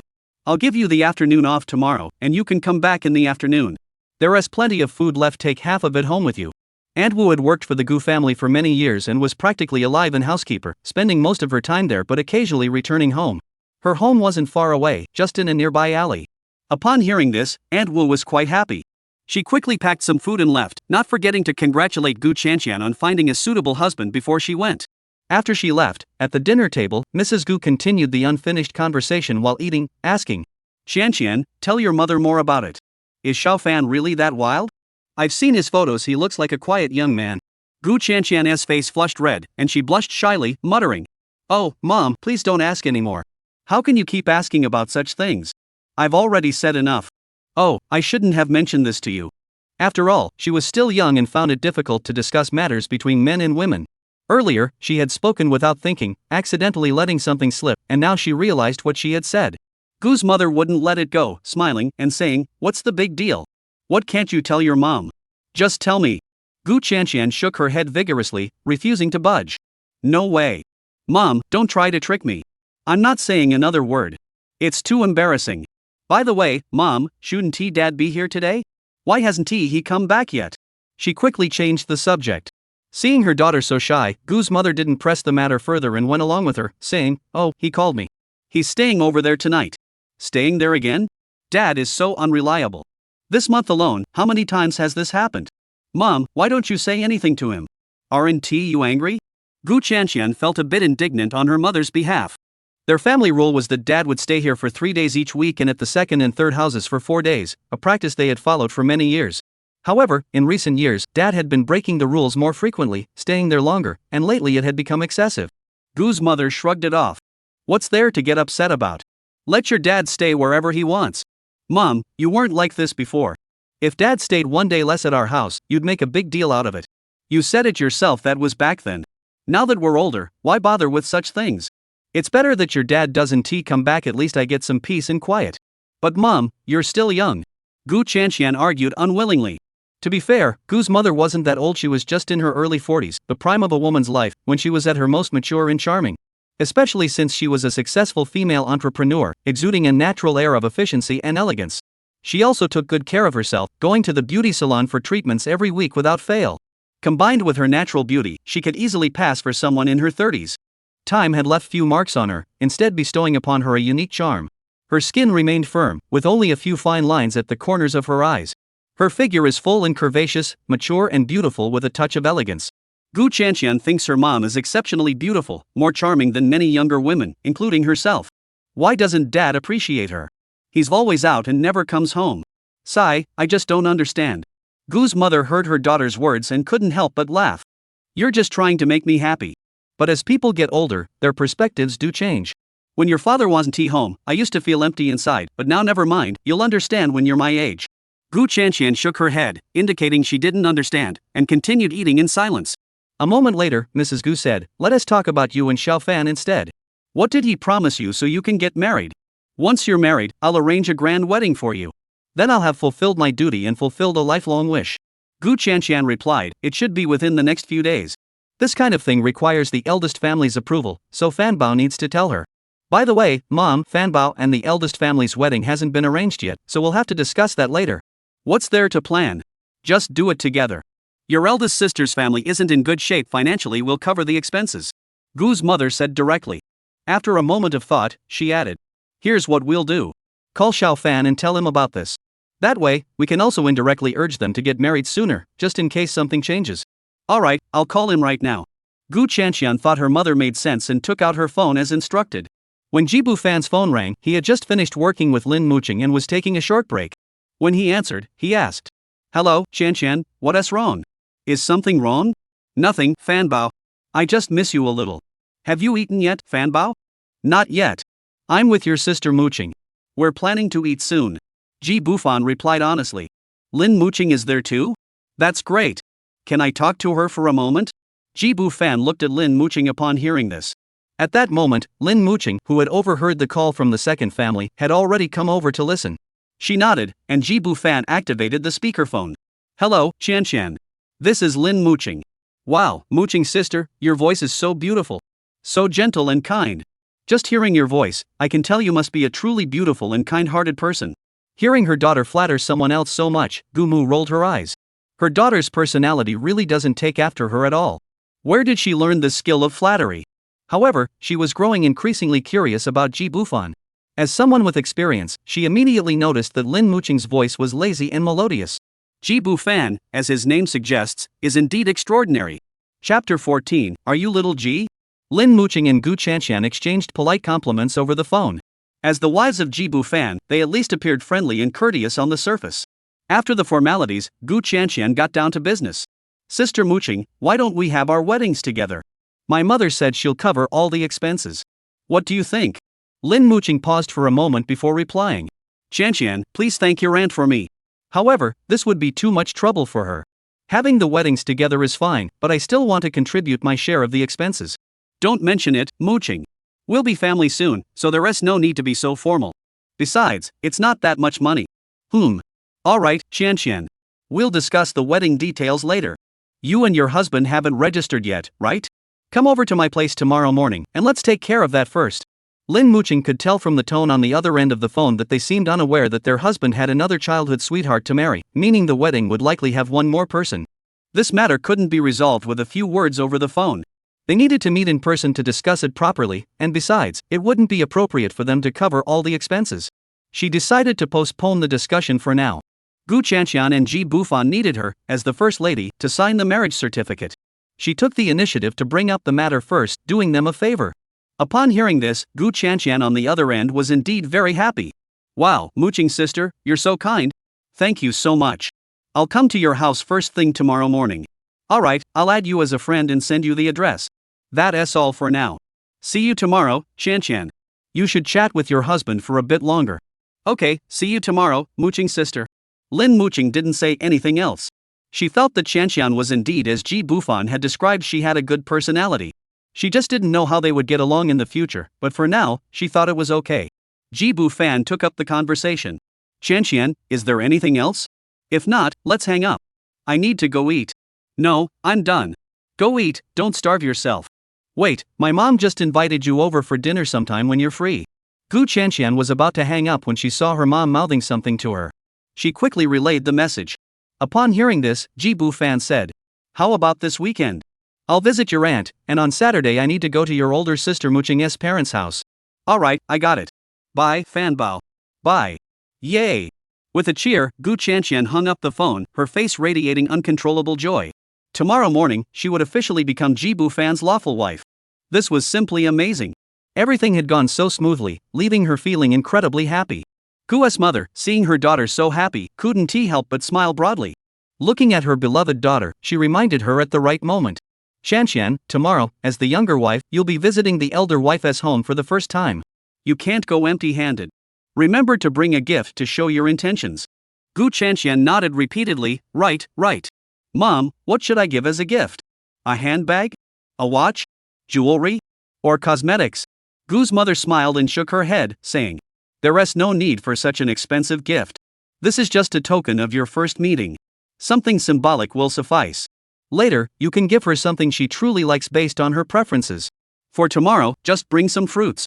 Gu Chanxian hesitated, won't that be too cheap? No, it's just a token of your feelings. Just listen to me. After finishing their meal, the mother and daughter tidied up the table, leaving the dishes and utensils in the kitchen for Wu Auntie to wash the next day. Then they changed into different outfits and went out together. They planned to take a walk to aid digestion and buy some fruit along the way. After some time, they returned home, rested briefly, and began following the fitness routine on the TV, moving to the rhythm. This was their daily routine. Exercising helped burn excess fat, maintain their figures, and improve their physical health, which in turn promoted better sleep at night. On a regular day, the 30-minute fitness routine wasn't too difficult for Gu Chanxian to keep up with, but today she ran out of energy halfway through. Her legs felt weak. She had no choice but to stop and watch her mother continue on her own. She noticed her mother wearing a tight-fitting sports bra and shorts, perfectly highlighting her figure. Her body was covered in sweat, radiating energy. Gu Chanxian couldn't help but compare her own figure to her mother's, feeling deeply inferior. As night grew deeper, the mother and daughter snuggled up on the soft, spacious sofa, watching a TV show. They occasionally ate some fruit and chatted, the atmosphere exceptionally warm and cozy. Gu's mother thoroughly enjoyed this moment. In her youth, she had believed that her husband was the most important person in her life.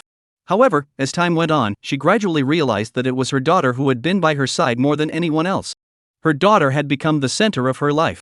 But she knew that such moments would grow scarce in the future. Her daughter was about to get married and would have her own life, no longer belonging to her. She only hoped that her daughter would visit her every now and then. Otherwise, this vast house would often be empty, leaving her alone, feeling lonely and desolate. Thinking of this, Mrs. Gu couldn't help but feel a pang of sadness, and her mood grew somber. Gu Chanxian suddenly noticed that her mother seemed particularly upset and hurriedly asked her what was wrong. Mrs. Gu said, Chanxian, you must come visit Mom often in the future. Every time I think about you getting married and leaving this home, I feel so sad. Oh, I thought it was something else. I'll definitely come back often. Fanbao isn't the only wife he has. She doesn't need me to be with her every day. When it's not my turn, I'll come home to keep you company. That's good. I was worried I'd lose my little treasure. How could that be? Actually, when it's my turn, I can come back too. I can bring Fanbao here to stay overnight. But when that time comes, Mom, you have to ask Aunt Wu to cook some extra good food. Fanbao has a big appetite. Alright. I'll cook myself when the time comes. Ji Bufan and Lin Muqing finished their meal at the hotel, checked out of their room, and left. Just a short distance away was the Bund Square. The two of them strolled around there for a while, admiring the nighttime views of the Bund. By the time they returned home, it was already quite late. Upon opening the door, they were surprised to find the lights on inside.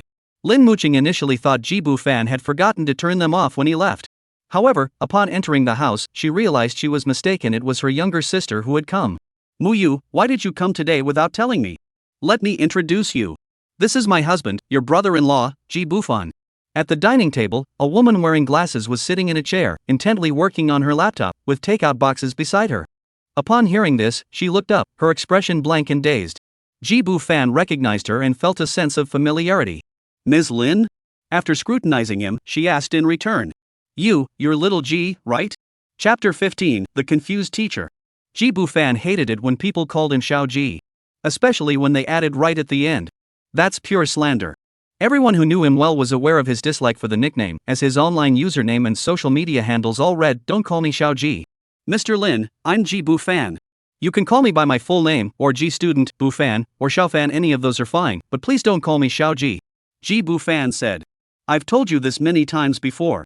Oh, okay, Xiao Ji. Xiao Ji, why are you at my sister's house? Do you have business here? Ji Bufan was speechless, frustrated, and didn't want to say anything. This Mr. Lin is always so absent-minded. I wonder what he's thinking about all day? At that moment, Lin Muqing spoke up in surprise. Sis, husband, you two know each other? Right, you both work and study at the same school? No way, that's such a coincidence. Husband, my sister teaches your class? Ji Bufan nodded. Yes, Ms. Lin teaches our class history. It's really quite a coincidence. Lin Muqing was overjoyed. She never expected there to be such a connection between them. The world really is a small place.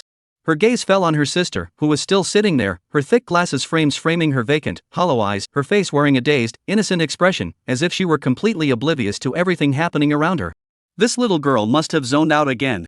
So she quickly walked over to her sister, pulled her up from her seat, and gave her a firm slap on the butt twice. Muyu, snap out of it. Stop spacing out. I'm married now, and Bufan is my husband. Hurry up and call him brother-in-law. Lin Muyu shouted. Lin Muyu was startled by the sudden action. After coming to her senses, she blinked her eyes, looked at Lin Muyu and Ji Bufan, and mumbled. Oh, hello, brother-in-law. I'm Lin Muyu. Wait, Xiao Ji, how did you become my brother-in-law? Lin Muqing, seeing this, was both annoyed and amused. She couldn't help but tug her sister's ear gently and scolded her playfully. What on earth were you thinking? At the same time, Lin Muqing didn't forget to give Ji Bufan an apologetic glance. Ji Bufan smiled slightly, indicating that he didn't mind. He had long since grown accustomed to Ms. Lin's absent-minded nature. After all, Ms. Lin was famously known as the clumsy teacher at the school. Except when teaching her professional classes, she was usually in this state. Ouch, it hurts. Stop twisting it, sis. I was thinking about the plot. You're always just writing your crappy novel. Why did you suddenly come over today? I sold my house, used the money to pay off your debts, and have nowhere to stay, so I came here. Lin Muqing finally noticed the several large boxes in the living room, which must contain her sister's belongings. At that moment, she was deeply moved. You found out? I'm not that stupid. You used to be so generous, always giving me gifts and bringing home bags of stuff. Now you're being so tight you must be short on money. But you can't sell the house. How will you get married? Just earn the money and buy me one later. What if I can't earn enough? Then I'll buy it myself. Listen, sis, my novel is doing really well. I feel like it could make a lot of money, and if I'm lucky, I might even sell the copyright. You said the same thing last year. This year will definitely work. Ji Bufan listened to their conversation and felt quite envious.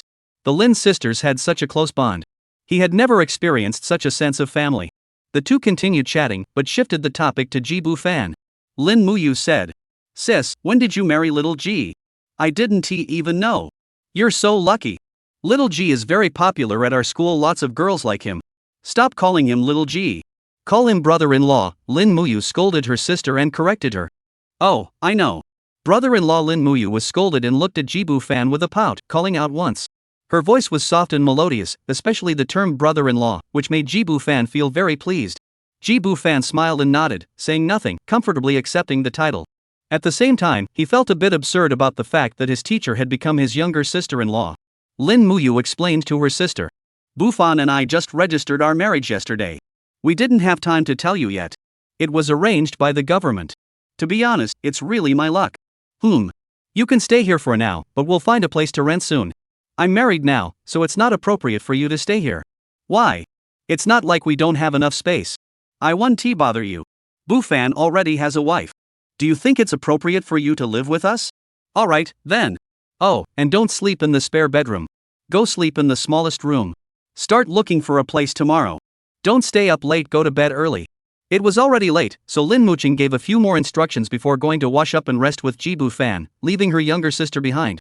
Her younger sister wasn't a child anymore, she didn't need to worry about such things. Soon, the couple lay down on the spacious bed in the master bedroom. The cool breeze from the air conditioner gently brushed against their bodies, bringing a refreshing coolness. The room quickly became comfortable and pleasant. The two of them cuddled up together, and Ji Bufan said, "You and Ms. Lin have such a close sisterly bond. Was that house you bought for her?" Lin Muqing nodded. "Yes, Muyu is my younger sister." "We have another younger sister, but my relationship with Muyu is closer. Husband, you've seen her personality, she is so impulsive. Don't blame her for suddenly disturbing us. I'll make sure she moves out as soon as possible." No rush, no rush. I'm not blaming her. I'm curious, does Ms. Lin write novels in her spare time? Yeah, she's been writing for years, but hasn't made a name for herself yet. I've told her to focus on finding a partner and change her temperament, but she won't listen. Personality is hard to change. Maybe Ms. Lin just wants to do something she enjoys. Writing novels is a good thing if she's good at it, she could even make money from it. When it came to writing novels, Ji Bufan knew a thing or two. Because in his previous life, he was a novelist. He had written many books, most of which flopped, until he started writing edgy novels and made a little money. But it was only enough to barely get by. Buying a house and getting married were still a distant dream. But that was because he wasn't skilled enough. Truly talented authors could make a fortune. How to put it? This industry has a very low barrier to entry, anyone can write. But the ceiling is extremely high, you could say there is no limit to how far you can go. Earning $1 million or even $10 million from a single book isn't out of the question. But even if it were profitable, Ji Bufan would never write novels again in this lifetime. This stuff isn't even worth a dog's time. It's too mentally exhausting. Chapter 16, Gu Qianqian takes advantage. Lin Muqing shook her head. I still hope Muyu will hurry up and get married. Otherwise, the older she gets, the fewer suitors she'll have. She has a good job, but her personality isn't appealing to young men. That's why she hasn't been able to marry successfully before. Never mind, honey. It's too late. Let's go to bed. I'll try to talk to her later. Lin Muqing actually felt deeply sorry for and worried about her younger sister. Because her second younger sister was actually quite good. She was a university teacher, had a stable job, and earned a decent salary. She was also beautiful, even more so than her.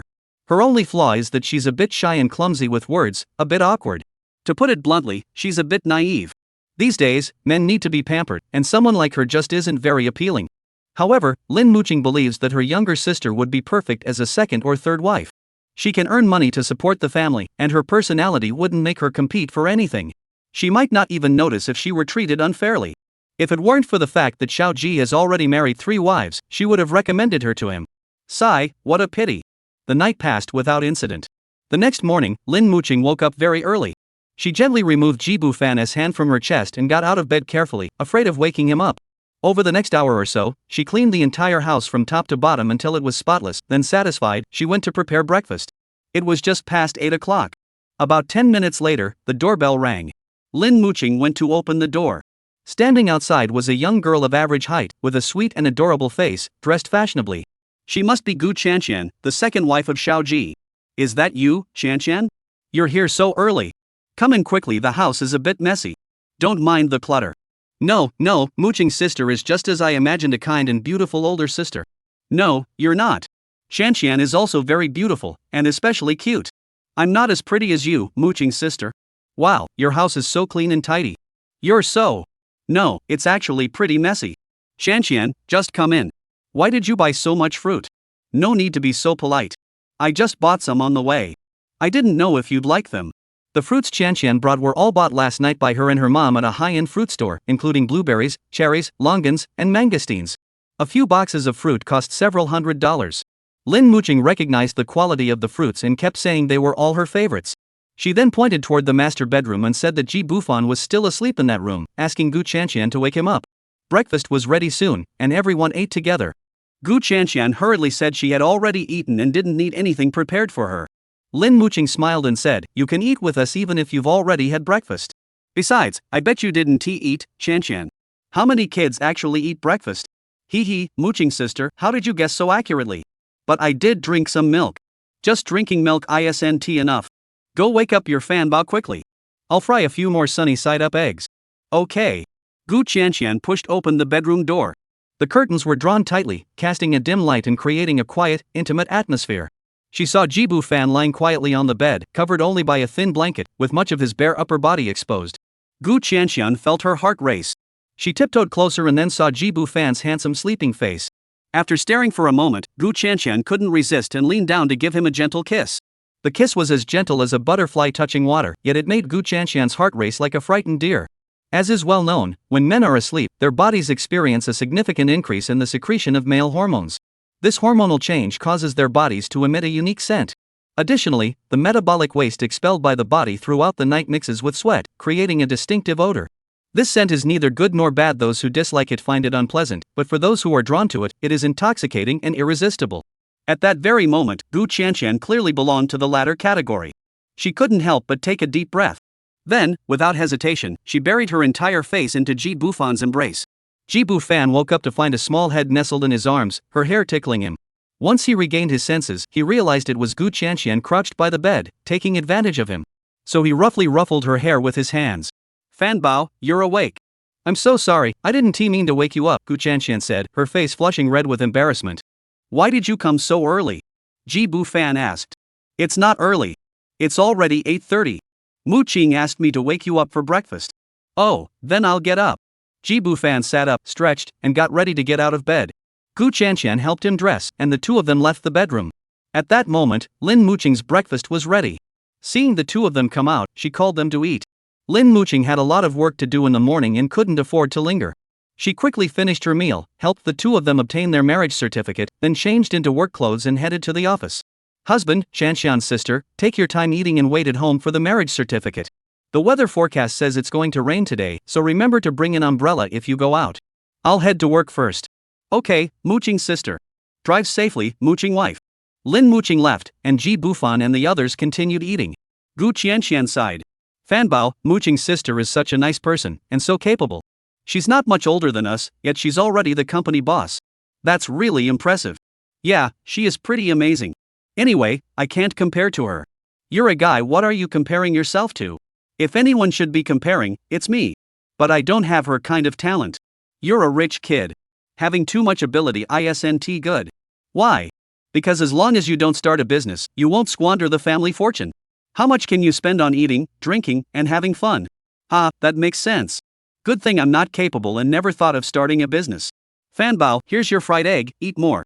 I'm not hungry. Here, take this piece of bacon too. Come, let me feed you. The two were sitting at the dining table, acting all lovey-dovey, when the door to a room next to the living room opened and a woman wearing a bear-themed pajama set walked out. The woman was bare-legged and barefoot, walking past the two with her eyes half closed before entering the bathroom, as if she hadn't noticed them. Gu Qian looked at Jibu Fan with a puzzled expression. Fanbao, is there someone else here? Who is that? She looks like Ms. Lin to me. Chapter 17, Receiving the Reward for the Second Time. Jibu Fan nodded, it was indeed Mr. Lin. As he spoke, his gaze remained fixed on the direction of the bathroom. He hadn't expected Mr. Lin to be so well built. Gu Qian, curious, asked, why is Mr. Lin staying here? And Fanbao, did you see how full her chest is? I saw it. Jibu Fan nodded. Ms. Lin is Mu Qing's younger sister and is staying here temporarily. Gu Qian nodded in understanding, oh, so that's how it is. That's pretty coincidental. You actually married Lin teacher's sister. Then, she smiled sweetly at him and asked, Fanbao, I have a question for you. Have you ever dated Ms. Lin? No. Ji Bufan answered honestly. Gu Qian was clearly unsatisfied with this answer. In her impression, Fanbao had been dating senior female students and teachers at school all these years and hadn't had a moment's rest. How could he have missed out on Ms. Lin? No way. Ms. Lin has such a great figure. Our advisor has gone on dates with you before, hasn't she? She's not as pretty as Ms. Lin. You know I prefer to be the one who takes the initiative. That is true, but Ms. Lin isn't the proactive type either. What a pity. Actually, to be honest, Jibu Fan didn't know Ms. Lin had such a great figure, but he had noticed her long ago. After all, a teacher with such a cute and innocent style was exactly his type. He had even added her contact information and hinted at his feelings. But at the time, Ms. Lin probably didn't catch on. Later, he was pretty busy, so the matter just fizzled out. Now that I think about it, it's really a bit of a shame. Lin Muyu quickly finished using the restroom and came out. At this point, she was a bit more awake and no longer as sleepy as before. She saw two people at the dining table. However, without her glasses, she couldn't see clearly and could only vaguely make out that one was a man, probably Xiao Ji. The other one didn't look like her sister. Lin Muyu waved her hand and greeted them. "Hi, Xiao Ji, are you having breakfast?" "Yes, Ms. Lin, would you like to join us?" "No, I haven't had enough sleep yet. I'll go back to bed for a while and eat after I wake up." "You guys go ahead." She yawned lazily as she spoke. Before she finished speaking, she slowly turned around and walked toward the room. During this time, her eyes remained half closed, as if she hadn't fully opened them. Her steps were unsteady, clearly not fully awake yet. Watching her graceful silhouette, Ji Bu-fan and the others couldn't tear their eyes away. After a while, Gu Chanxian said, "Fan Bao, why don't you marry Ms. Lin?" "Ha? Is that okay?" "Sure." After breakfast, Gu Chanxian went to wash the dishes, not letting Ji Bu-fan help. Ji Bu-fan took the opportunity to return to the bedroom, summoned the system, and prepared to claim his reward. The exciting moment had arrived. He wondered what kind of reward the system would give him this time. He hoped it would enhance his physical fitness, or at least focus on improving a specific aspect. "System, please, I need to claim my reward." His voice was filled with excitement. "Beep. Alright, host. After detection, you have one lottery chance. Starting the lottery ended. Congratulations, host, you've obtained writing mastery." "Damn it, why is it this? It's useless." Ji Bu-fan was deeply disappointed. He doesn't write novels. What's the use of this? This is just wasting a reward opportunity. Even if they gave him a titanium alloy kidney, that would be better than this. The reward couldn't be changed once drawn, and the system didn't listen to his complaints before logging out. At that moment, Ji Bu-fan felt his mind filled with a bunch of writing techniques, knowledge. And techniques. Such as various writing techniques, how to outline a story, how to develop characters, flesh out the plot, how to plant hooks, and how to deliver the punchline, and so on. Additionally, his writing skills had significantly improved. It could be said that he was now at least a Golden Tomato level author, capable of writing a novel with a rating of 9.5 or higher and over 1 million readers if he wanted to. He could make a lot of money. But the problem is, he doesn't need the money. He has no such need. Moreover, he doesn't want to go through the grind of writing. In his previous life, he had already written more than enough. Since he crossed over and realized this was his T0 world, he swore he'd rather be a dog than write novels again. He felt extremely discouraged. After a while, he felt a little better. Perhaps this is just life, it's hard for everything to go exactly as you want. He could only hope for the next lottery draw, hoping to get something useful. Ji Bu-fan felt that his system's lottery was just like card drawing in a game, there had to be a guaranteed prize. As long as he kept drawing, he wasn't just hoping for a titanium alloy kidney, he could even draw something like sword flying immortality or dual cultivation techniques. He was full of anticipation. After gathering his thoughts, he left the bedroom and went to pack a few packages. Yesterday, he sold a few items he had listed on a second-hand platform and was preparing to pack them up and send them out. The items varied in value, totaling several tens of thousands of dollars. It wasn't too much, but better than nothing, just pocket money. Gu Chanxian finished cleaning the kitchen and came over to help. After finishing, the two of them curled up on the sofa, watching TV while waiting for the delivery person and the Civil Affairs Bureau officials to arrive. Young people generally love to sleep. And young people in love are no exception. Snuggled together, Ji Bu-fan couldn't resist getting a little handsy. Before long, Gu Chanxian started to feel sleepy. Chapter 18, Female Authors Drive More Aggressively. The delivery man and the Civil Affairs Bureau officials arrived one after the other. Just as he had dismissed the delivery man, the latter arrived, and coincidentally, it was the same man and woman from last time. Ji Bu-fan recognized them, smiled and greeted them, inviting them inside and asking Gu Chanxian to make tea for them. The two of them repeatedly declined, their attitude firm and unyielding, not seeming like they were just being polite. Seeing this, Ji Bu-fan said, having a cup of tea and resting for a moment, "One tea hurt. It's so hot outside, and you've gone out of your way for my sake. You've really gone to a lot of trouble." The male staff member replied, "It's no trouble at all. This is our job. Mr. G's willingness to marry is the greatest support for our work. To be honest, we'd rather work a bit harder." Ji Bu-fan, curious, asked, "Oh? Could it be that this also has performance targets?" The other person nodded inside, "You bet. The pressure is huge. I'm a man, so it's not too bad, but the women have to attend meetings and get scolded every day. The problem is, if the people don't get married, there's nothing we can do." His female colleague, who had overheard this, couldn't help but flash a wry smile. That smile revealed a mix of helplessness and exhaustion. It seemed that the grassroots work at the Civil Affairs Bureau was quite challenging these days. Perhaps realizing he had spoken too much, the male staff member said, No need for tea, thank you for your kindness, Mr. G. We have regulations, we can't cause trouble for the public. Mr. G, let us proceed with the formalities. All right. The process was the same as last time, issuing the marriage certificate, offering blessings, and explaining the. It was all done quickly. The staff then took their leave, and Ji Bu-fan politely escorted them to the door. Upon returning, he saw Gu Qianqian still standing there, smiling at the marriage certificate in her hands. This silly girl. Ever since she received the marriage certificate, she has been like this. I bet she didn't even hear what the staff said afterward. Hey, snap out of it. Don't just stand there smiling like an idiot. Is this really worth getting so excited about? Ji Bu-fan reached out and waved his hand in front of Gu Qianqian's face. Gu Qianqian reluctantly tore her gaze away from the red certificate, her face glowing with happiness. Of course it's worth it, Fan Bao. I'm so happy. From today on, I'm your legal wife, and I'll take care of you for the rest of my life. She wrapped her arms around Ji Bu-fan, holding him tightly, as if she wanted to merge him into her own body. Feeling Gu Qianqian's sincere and intense emotions, Ji Bu-fan curved his lips into a smile and said, I'll take care of you for the rest of my life too. I'll never abandon you. Those words carried great weight. Gu Qianqian felt even sweeter inside. Thank you, Fan Bao. I'll try to convince my mom to give me more money, and I'll spend it all on you. That's great. Fan Bao, where should we go play today? Where do you want to go? I want to go to the hotel. Sure, let's go. But Fan Bao, don't you think I'm being too demanding? My mom told me not to always cling to you and to be more restrained, but I just can't control myself. I think your mom has a point, but let's not listen to her. Let us not listen to her.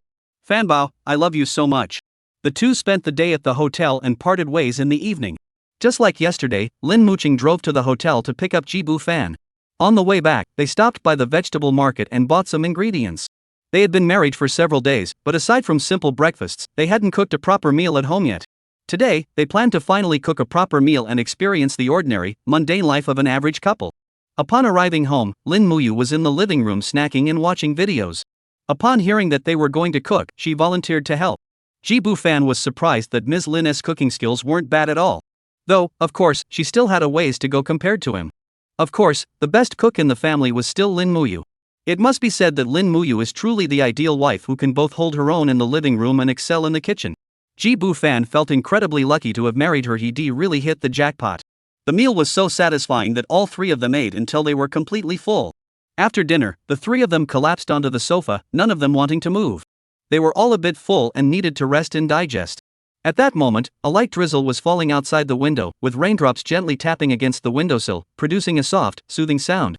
The window was slightly open, and a cool breeze mixed with a hint of moisture gently blew in, bringing a refreshing chill and a crisp, invigorating scent, making everyone feel exceptionally comfortable.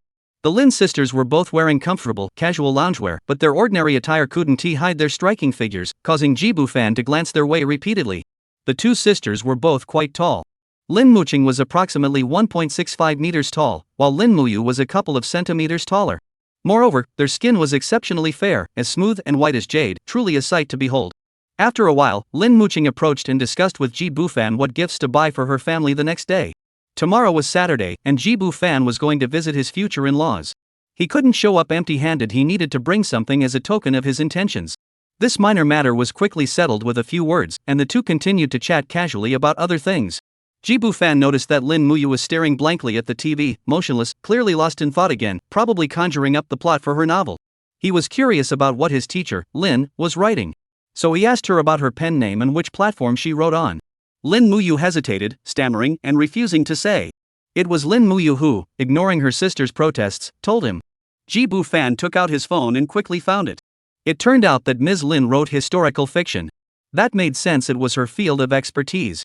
She had 3 works in total, all with high ratings above 9 points, indicating decent quality. However, after checking the number of book reviews, Ji Bu-fan felt she probably hadn't earned much in royalties. At most, one book might bring in around 10,000. As an industry insider, he could estimate that. Don't think 10 or 20,000 is much. Historical fiction is hard to write. To finish a 1,000,000-word novel, you'd have to write for a year, not to mention the countless hours of research and late nights. It's not like those borderline works that anyone can write. Ji Bu-fan glanced through the reviews, which were all 5-star ratings, with many lengthy comments praising Lin teacher's writing as excellent and professional. He was curious why the platform wasn't giving it any traffic. Soon, he figured out why. The book title was the problem. Take the one she is currently serializing, for example. The title is The Splendor of the Ming Dynasty, and it's about a time traveler who ends up in the late Ming Dynasty during the Chongzhen era. The protagonist is one of Emperor Chongzhen's favorite concubines, who helps him fight against the rebel leader at the beginning of the story, aiming to prolong the Ming Dynasty's reign. Along the way, it also delves into the romantic relationship between the protagonist and the emperor. It's written quite well. Female authors really know how to spice things up. No wonder Mr. Lin was too embarrassed to let him read it. Getting back to the main point, Ji Bufan thinks Mr. Lin is too much of a literary type. If it were him, he would definitely come up with a more sensational title, like, I supported Chongzhen, and Chongzhen went mad for me. Chapter 19, Just a Little Knowledge. Ji Bufan had spent years struggling in the online literature industry and knew all too well how competitive it had become. With millions of writers vying for a piece of the pie, the competition was fierce. It's nothing like it used to be. You can't just write anything and expect people to read it anymore. Even if you come up with a vague, confusing title, readers won't bat an eye. They still dive in with enthusiasm. Back then, there were few works available, so readers had no other options. Now, however, it's a buyer's market. Platforms are flooded with countless novels of every genre, giving readers plenty to choose from. In this environment, without a standout book title, it's hard to stand out from the crowd. As the saying goes, even good wine fears an obscure alley. In fact, Ji Bufan personally believes that a 4-character book title is the most appropriate, short, concise, and easy to remember, making it convenient for readers to search for and recall. Lin Teacher's title, The Splendor of the Ming Dynasty, is quite good. If it had been used a decade earlier, it would have been flawless. But the problem lies here: times have changed. Nowadays, book titles need to be explosive, eye-catching, and able to attract readers' attention first. You have to lure those old-timers in. Unless you're a top-tier author with a massive fanbase, even if the title is as bad as a pile of dung, fans will still buy it. Otherwise, it's best to stick to crafting a title that attracts attention. Ji Bufan continued reading Lin Teacher's novel. In his previous life, he had always loved reading novels and was a die-hard bookworm. He eventually became an author because he found others' writing unsatisfying and, when he ran out of books to read, decided to write his own. In this life, although he no longer writes, he still keeps a close eye on the online literature industry and has read most of the popular novels that have gone viral. This was a habit he had developed in the past and one of his few hobbies. In this world, there weren't many male-oriented novelists. The industry was dominated by female-oriented novels, with virtually every genre and type available, making it highly prosperous. After all, reading novels is the cheapest form of entertainment. After a long day of work, the working class lies in bed, picks up a novel they enjoy, and occasionally lets out a silly laugh, temporarily forgetting their hardships. This can also be seen as an indirect way of maintaining social stability. After reading for a while, Ji Bufan noticed many issues with Lin Teacher's writing, which was likely the reason his writing skills had improved significantly after receiving the reward. In the past, he would have just vaguely felt that the book wasn't to his taste and wasn't suitable for him, without being able to pinpoint the specific issues. This means his skills have truly improved. Lin Teacher's writing style is decent, but the narrative is a bit, with a hint of showing off knowledge and writing skills. In simple terms, the plot progression is too slow. It drags on and on. It makes him want to skip ahead. In this fast-paced era, even novels need to keep up with the times. Who has time to read all the unnecessary details? People want to read the story itself. And the erotic parts. Speaking of the steamy parts, it's worth noting that female authors have a natural advantage in this area. They write with great detail, rich emotions, and beautiful, elegant, and profound prose. Lin Teacher possesses all of these qualities. And Ji Bufan only recently discovered that Lin Teacher is actually so skilled at driving. At that moment, Ji Bufan was half reclined on the sofa, with his legs draped over Lin Muqing's legs. He was focused on the novel on his phone, while Lin Muqing looked at him with a blissful expression. At the same time, she gently massaged his legs with both hands. Not far away, on the other end of the sofa, Lin Muyu was feeling anxious and restless. She kept glancing at Ji Bufan, hoping he would stop looking and put down his phone. At that moment, if there had been a hole in the ground, she would have wanted to crawl into it immediately. She felt too ashamed to face anyone. To put it another way, imagine you're the one reading the novel on your phone, and it's quite explicit. Then your family and friends discover it and start reading it aloud right in front of you. Wouldn't you feel like you were dying of embarrassment? Anyway, Lin Muyu was currently in that exact situation. After a moment, she couldn't sit still anymore. She stood up and quietly slipped around the sofa, moving behind Ji Bufan to see if he was looking at something else. She heard that boys all like watching videos of beautiful women dancing. She really hoped that Xiao Ji was doing just that. Unfortunately, the most embarrassing and the last thing she wanted to see happen, little Ji was reading the novel she had written. And it was the steamy part she had written in her imagination. She quickly reached out and covered Ji Bufan's phone screen, her face flushing with embarrassment, her voice filled with sorrow and anger. Xiao Ji, please, don't look. Ha? Ms. Lin, why are you here? What is wrong? Why won't you let me see? Ji Bu-fan turned his head and asked in confusion. Lin Muyu's face turned bright red. I didn't write it well. I think it's pretty good, Ji Bu-fan said, pretending to be serious. He knew exactly why Lin Muyu was acting this way. When he was writing his novel, he had been adamant about keeping his pen name a secret. He didn't tell a soul. He only ventured into the online world. He was just teasing Lin Muyu on purpose. Lin Muyu stammered in defense, I really can't write well, and it's for women, right? Yes, it's for women, not suitable for someone like you, Mr. G. As she spoke, she tried to snatch Ji Bu-fan's phone. At that moment, her older sister, Lin Muyu, couldn't stand it anymore and stepped in to stop her. Muyu, what's wrong with you? If Bu-fan wants to read it, let him. There's no one else here. What's there to be ashamed of? Lin Muyu thought her sister was just being shy, worried that she had written something poorly and feared Ji Bu-fan would laugh at her. She herself had never read her sister's novels because she found them headache-inducing. So she had no idea what her sister had written. At that moment, Lin Muyu's heart was screaming, but it's really embarrassing. Sister, you don't understand the situation, don't make things worse. But she couldn't say those words, and she didn't know how to explain it to her sister. So she could only stand there with a flushed face filled with sorrow and anger. It was Ji Bu-fan who came to her rescue. Ji Bu-fan said, Ms. Lin, I took a quick look at the novel you wrote. Your foundational skills are solid, and it's quite good. However, there are some issues. Take this part, and this part as well. The descriptions are too verbose, which slows down the plot progression and disrupts the pacing. Additionally, the overall structure has issues. The main and secondary plot lines aren't clearly distinguished. Ji Bu-fan went through all the issues he had identified, then concluded. I think if you revise these parts, your grades will improve significantly. Oh, and by the way, you should also change the title. I've come up with a great one for you. It's really catchy. Try suggesting it to your editor, there's a high chance it'll be a hit. After speaking, Ji Bu-fan noticed that the Lin sisters were looking at him with puzzled expressions. He furrowed his brows. What's wrong? Don't you believe me? We believe you. My editor told me something similar, but not as detailed as you did, Lin Muyu said. Lin Muching added, but why do you know how to write a novel? Just a little. Ji Bu-fan was very humble. Chapter 20, The Truth is Out, No More Pretending. The Lin sisters definitely didn't believe Ji Bu-fan when he said he knew a little. One was the CEO of a startup company, and the other was a university professor, both highly educated and intellectually sharp. Ji Bu-fan spoke eloquently about the novel, discussing concepts like pacing, structure, and plot, things that non-professionals wouldn't understand. Moreover, Lin Muyu's editor had also pointed out the same issues, proving that he was right. So the two sisters surrounded him, determined to uncover the truth. Lin Muyu said, Little Ji, are you an editor? Or do you also write novels? Quickly tell me your pen name so I can read your work and learn from you. Lin Muching looked worried. Honey, you're not really writing a novel, are you? Please don't. Novelists stay up all night, which is bad for your health. Listen to me, we shouldn't write. Don't think about making money. If you have time, just think about where to go and have fun. Ji Bu-fan held Lin Muching's hand and patted her hand. Don't worry, Muching, I'm not writing.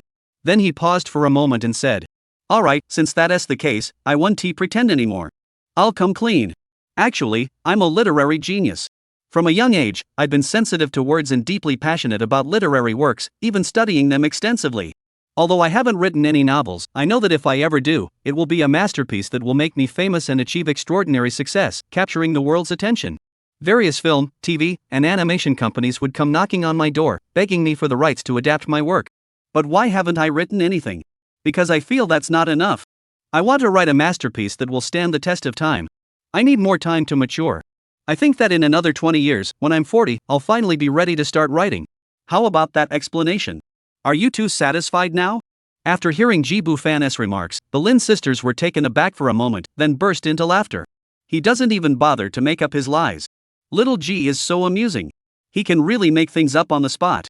Lin Muching couldn't stop laughing as she wrapped her arm around Ji Bu-fan's arm. All her worries vanished. Maybe her husband really had some writing talent, but as long as he didn't write, it was fine.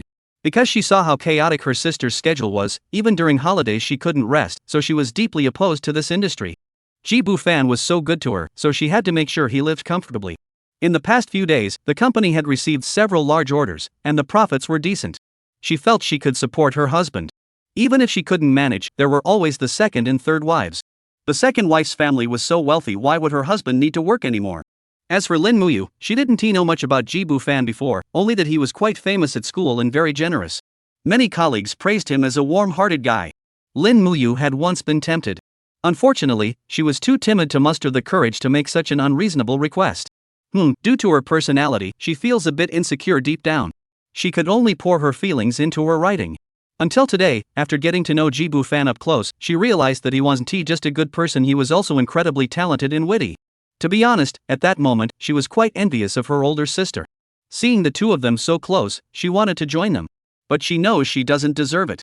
Xiao Ji is so outstanding, how could he possibly notice someone as mediocre as her? She could only take this opportunity to discuss writing with him more. After all, getting to talk to such a heartthrob was a rare chance. Unfortunately, he didn't write novels, otherwise there would be more opportunities to discuss things in the future.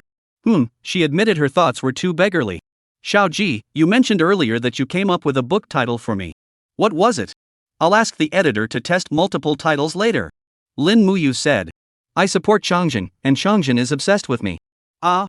That title isn't a tutu? Lin Muyu's face turned red again upon hearing the name. Jibu Fan said, Ms. Lin, did you mean it's too vulgar? No, just a little bit. Ha, Ms. Lin, let me ask you, what's your purpose for writing novels? Is it a hobby, or do you want to make money? Jibu Fan asked. Lin Muyu hesitated for a moment. Well, at first it was definitely for fun, but now I want to make money. I need to help my sister pay off her debts. Lin Muyu's sister, Lin Looking, quickly interjected, Muyu, I forgot to tell you one fan paid off my loan for me. You don't need to worry about that anymore. You shouldn't have sold that house, you lost a lot of money. Lin Muyu was quite touched to hear her sister say she had paid off her debt. She quickly told her about it to avoid causing her any more worry. Lin Muyu looked at her sister. What? You don't need money anymore? Why didn't you say so earlier? I didn't need it before, but who knew you'd be so quick? Alright, then I need to make money too. I want to buy a house. Jibu Fan clapped his hands. Alright, since the goal is clear, if we want to make money, we can't be afraid of losing face. Besides, it's just a book title. What's so embarrassing about that? Look at the websites, they have all kinds of book titles, even ones like Plump Mrs. and Neighbor Auntie. I'll ask you, Mr. Lin, which title do you think is more appealing to readers, the one I came up with or yours? Yours, of course. Then that's settled. I get it, Xiao Ji. I used to think of myself as a cultured person, unwilling to lower myself to come up with such a book title to attract readers, and even went so far as to think that such readers weren't worthy of reading my book. But now I've come to realize that my own abilities are limited, and I'm relying on writing edgy stuff to keep readers hooked. What is there to be so high and mighty about? Jibu Fan waved his hand. You can't put it that way. Actually, if you look at it from another angle, attracting more readers and letting more people see your book is a good thing, isn't it? You work hard writing, don't you want more people to read your work? You're right, Xiao Ji. I was a bit stubborn before. Thank you for helping me change my perspective. Lin Muyu nodded repeatedly in gratitude. Next, Lin Muyu once again sought advice from Jibu Fan about the shortcomings of her work, as there were some points he had mentioned earlier that she hadn't remembered. Flipping through the pages on her phone was cumbersome, so she decided to bring out her laptop, open the draft document, and let Jibu Fan take a look. This would be more convenient. Jibu Fan placed the laptop on his knees, and Lin Muyu leaned in close, their faces nearly touching. After a while, Jibu Fan found himself getting distracted. Ms. Lin, you can start revising these first. It's getting late, and I need to go to bed with my sister. Lin Muyu checked the time, it was just past 9 o'clock. Going to bed so early? Chapter 21, a handsome young man named Jibu Fan.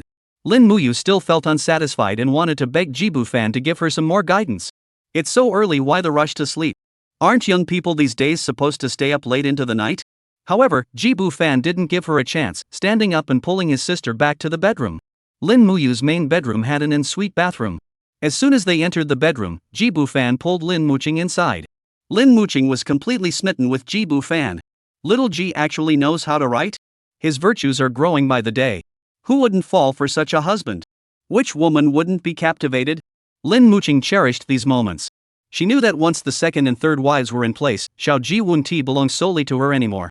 The next day, Jibu Fan was going to meet his father-in-law and mother-in-law. Their home was quite close, so there was no need to arrive too early. He slept in until the sun was high in the sky before getting up. After waking up, he had a simple breakfast. He and Lin Muching went through the pile of gifts he had received, picking out items. His father-in-law smoked, and coincidentally, Jibu Fan had received many packs of cigarettes, including brands like Yuwasher, Lotus Flower, Huazi, and Xuan Hemen, all in individual packs. Jibu Fan doesn't smoke much, so these cigarettes would last him years. He decided to give his father-in-law a few extra packs. He also picked out a belt and a wallet, and planned to buy 2 bottles of wine on the way back. Don't ask why there's no gift for his mother-in-law, just say she doesn't need one. He brought along Lin Muyu, who was still half asleep, and they set off at 10 o'clock. When they arrived at Lin Muyu's parents' house, it was only 10:30. The two families lived just a few streets apart. Lin Muqing's parents and their family placed great importance on Ji Bufan's arrival, even going so far as to greet him at the entrance of the residential complex. After all, a new son-in-law is a distinguished guest, especially in this era where there are more women than men. As soon as Ji Bufan got out of the car, he was warmly welcomed by the Lin family. Excellent, excellent. Young Ji is truly a fine young man. So full of energy. Lin Muqing's father said with a smile. That's right. The young man is so handsome, young, and full of sunshine. Our Muqing really has a good match. This was Lin Muqing's stepmother. No wonder they say those blessed don't need to rush. Big sister, look how wonderful young Master Ji is, he's truly a perfect match. This was the second mother. That's right. To marry such a fine young man like Xiao Ji, that's truly a great match for Muqing. Muqing, you must treat Xiao Ji well in the future and never bully him. Lin Muqing's mother beamed with joy. Under Lin Muqing's introduction, Ji Bufan met Lin Muqing's parents one by one. He behaved impeccably, addressing everyone as dad and mom, which made the Lin family laugh so hard they couldn't stop, praising him endlessly. Especially Mrs. Lin, who found her future son-in-law more and more to her liking. Her eyes hadn't left him since he got out of the car. This young man is truly wonderful.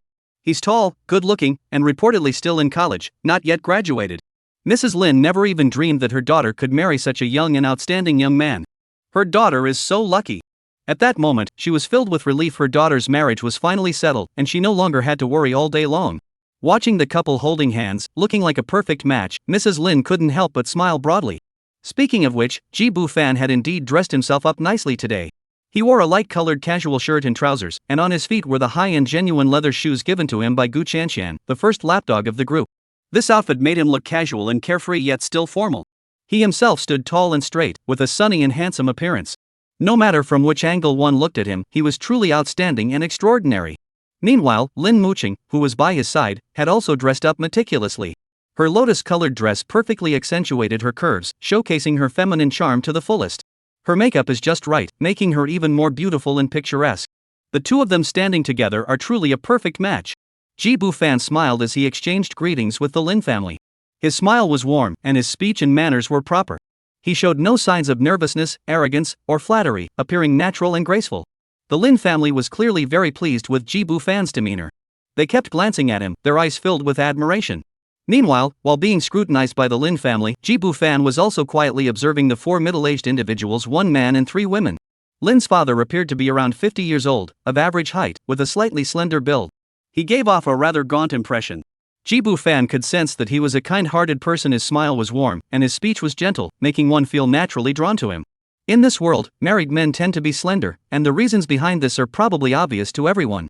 3 wives draining him dry, even the toughest man couldn't withstand that. Perhaps someone might ask, can't you just refuse? Are you going to force yourself on them? What about men's rights? Alright, I won't force myself on them, but I ask you, shouldn't they give anything at all? Is it fair to give to one and not the other? Wives work hard to earn money to support the family. As husbands, are we really not supposed to contribute at all? That doesn't make any sense at all. Moreover, you married your wife yourself. Fulfilling her needs is your duty and responsibility as a husband. Even if you have to grit your teeth, you must persist. Getting off track, let us get back to the main point. Lin's father made a decent first impression on Ji Bufan, and Lin's mother was also quite pleasant. She takes good care of herself and looks younger than her age, probably in her early 40s, though she is likely in her 50s. This can be inferred from the age of her daughter, Lin Muqing. Lin's mother seemed very capable and diligent. It was said that she worked in the government sector, where the job was relatively, which allowed her to have enough energy and time to handle all the household affairs, big and small. Ji Bufan was quite satisfied with his future mother-in-law. Chapter 22, Never Spent a Dime on Foot Washing. Ji Bufan turned his gaze to the second and third branches of the Lin family. The second branch of the Lin family, also known as Lin Teacher's mother, wore glasses and gave off an elegant and reserved aura. She was tall and slender, with an exceptionally curvaceous figure. No wonder Mr. Lin inherited his mother's genes in that regard. He's truly outstanding. According to Lin Muqing, this second mother was a very down-to-earth person, exceptionally hardworking and diligent. She worked as an accountant at a state-owned enterprise while also taking on part-time work for many small businesses, handling their bookkeeping and tax filings. She often works late into the night, sacrificing a lot for her family, truly a model of the second branch. The third wife, Lin Xioma, is the youngest and most beautiful among the women, the most articulate, and the one most favored by Mr. Lin. Lin Xiaoma has a background in dance, with a graceful figure and refined demeanor. She once joined a professional dance troupe but left due to the political intrigue within the industry. She partnered with friends to open a dance training institution.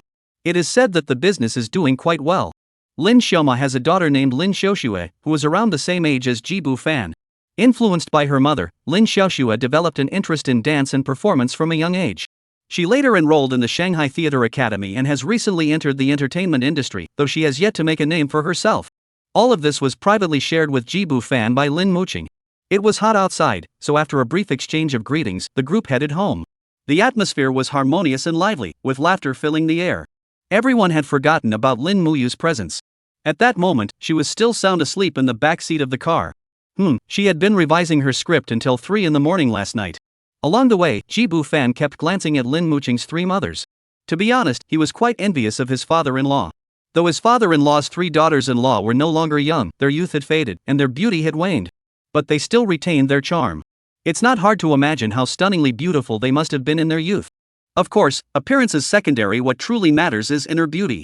Lin's mother was kind and Lin's second mother was hardworking and capable, and Lin's youngest mother had a willowy figure and was gracefully beautiful. One is responsible for earning money to support the family, while the other is responsible for being beautiful. This is the ultimate dream team. With 3 such wives, life must be so comfortable and enjoyable. Jibu Fan truly admires his father-in-law's taste in choosing wives. This must be the ideal life every man dreams of. Of course, to marry such outstanding wives, the father-in-law himself must also be exceptional, otherwise, they wouldn't have chosen him. After all, compatibility is always important. However, what matters here is the man's physical condition, appearance, manners, and whether their personalities mesh well. Soon, the group arrived at the building where the Lin family lived and prepared to take the elevator upstairs. It wasn't until then that Lin Muqing realized her younger sister was still in the car. She hurriedly took out her phone to call her sister, dialing repeatedly until she finally got through once they were inside the house. She told her sister to come straight home. Jibu Fan entered the Lin family's home and glanced around, noticing that their house was very spacious, probably around 200 square meters. In this world, houses were generally built on a larger scale, mainly due to the large family sizes, with few small units available. The Lin family was well off, so living in such a house was reasonable. After entering the house, the second and third families of the Lin household greeted Jibu Fan before heading to the kitchen to prepare lunch. Lin's mother accompanied Jibu Fan to sit down and chat for a while before also heading to the kitchen. The 2 men were left to chat, with Lin Muqing serving tea and water nearby. In the living room, Mr. Lin smiled and gently pushed the teacup toward Jibu Fan, saying enthusiastically, "Come, Mr. Ji, this is the newly harvested Dihong Pao tea from this year, sent by Muqing's stepmother from her hometown. It's brewed with goji berries, and the flavor is quite unique. Give it a try." Jibu Fan thanked him, picked up the teacup, took a whiff, and then sipped it. Not bad. The tea has a rich aroma and a smooth, full-bodied taste. Mr. Lin laughed, "Haha, little Ji truly appreciates tea. If you like it, take some with you when you leave." Jibu Fan hurriedly waved his hands in refusal. No need. Dad, I don't drink much tea usually. You keep it for yourself." Mr. Lin didn't think much of it and smiled. "Why be so formal with your father? We're all family now. By the way, I almost forgot to mention you're such a considerate child. You came all this way, yet you brought so many things.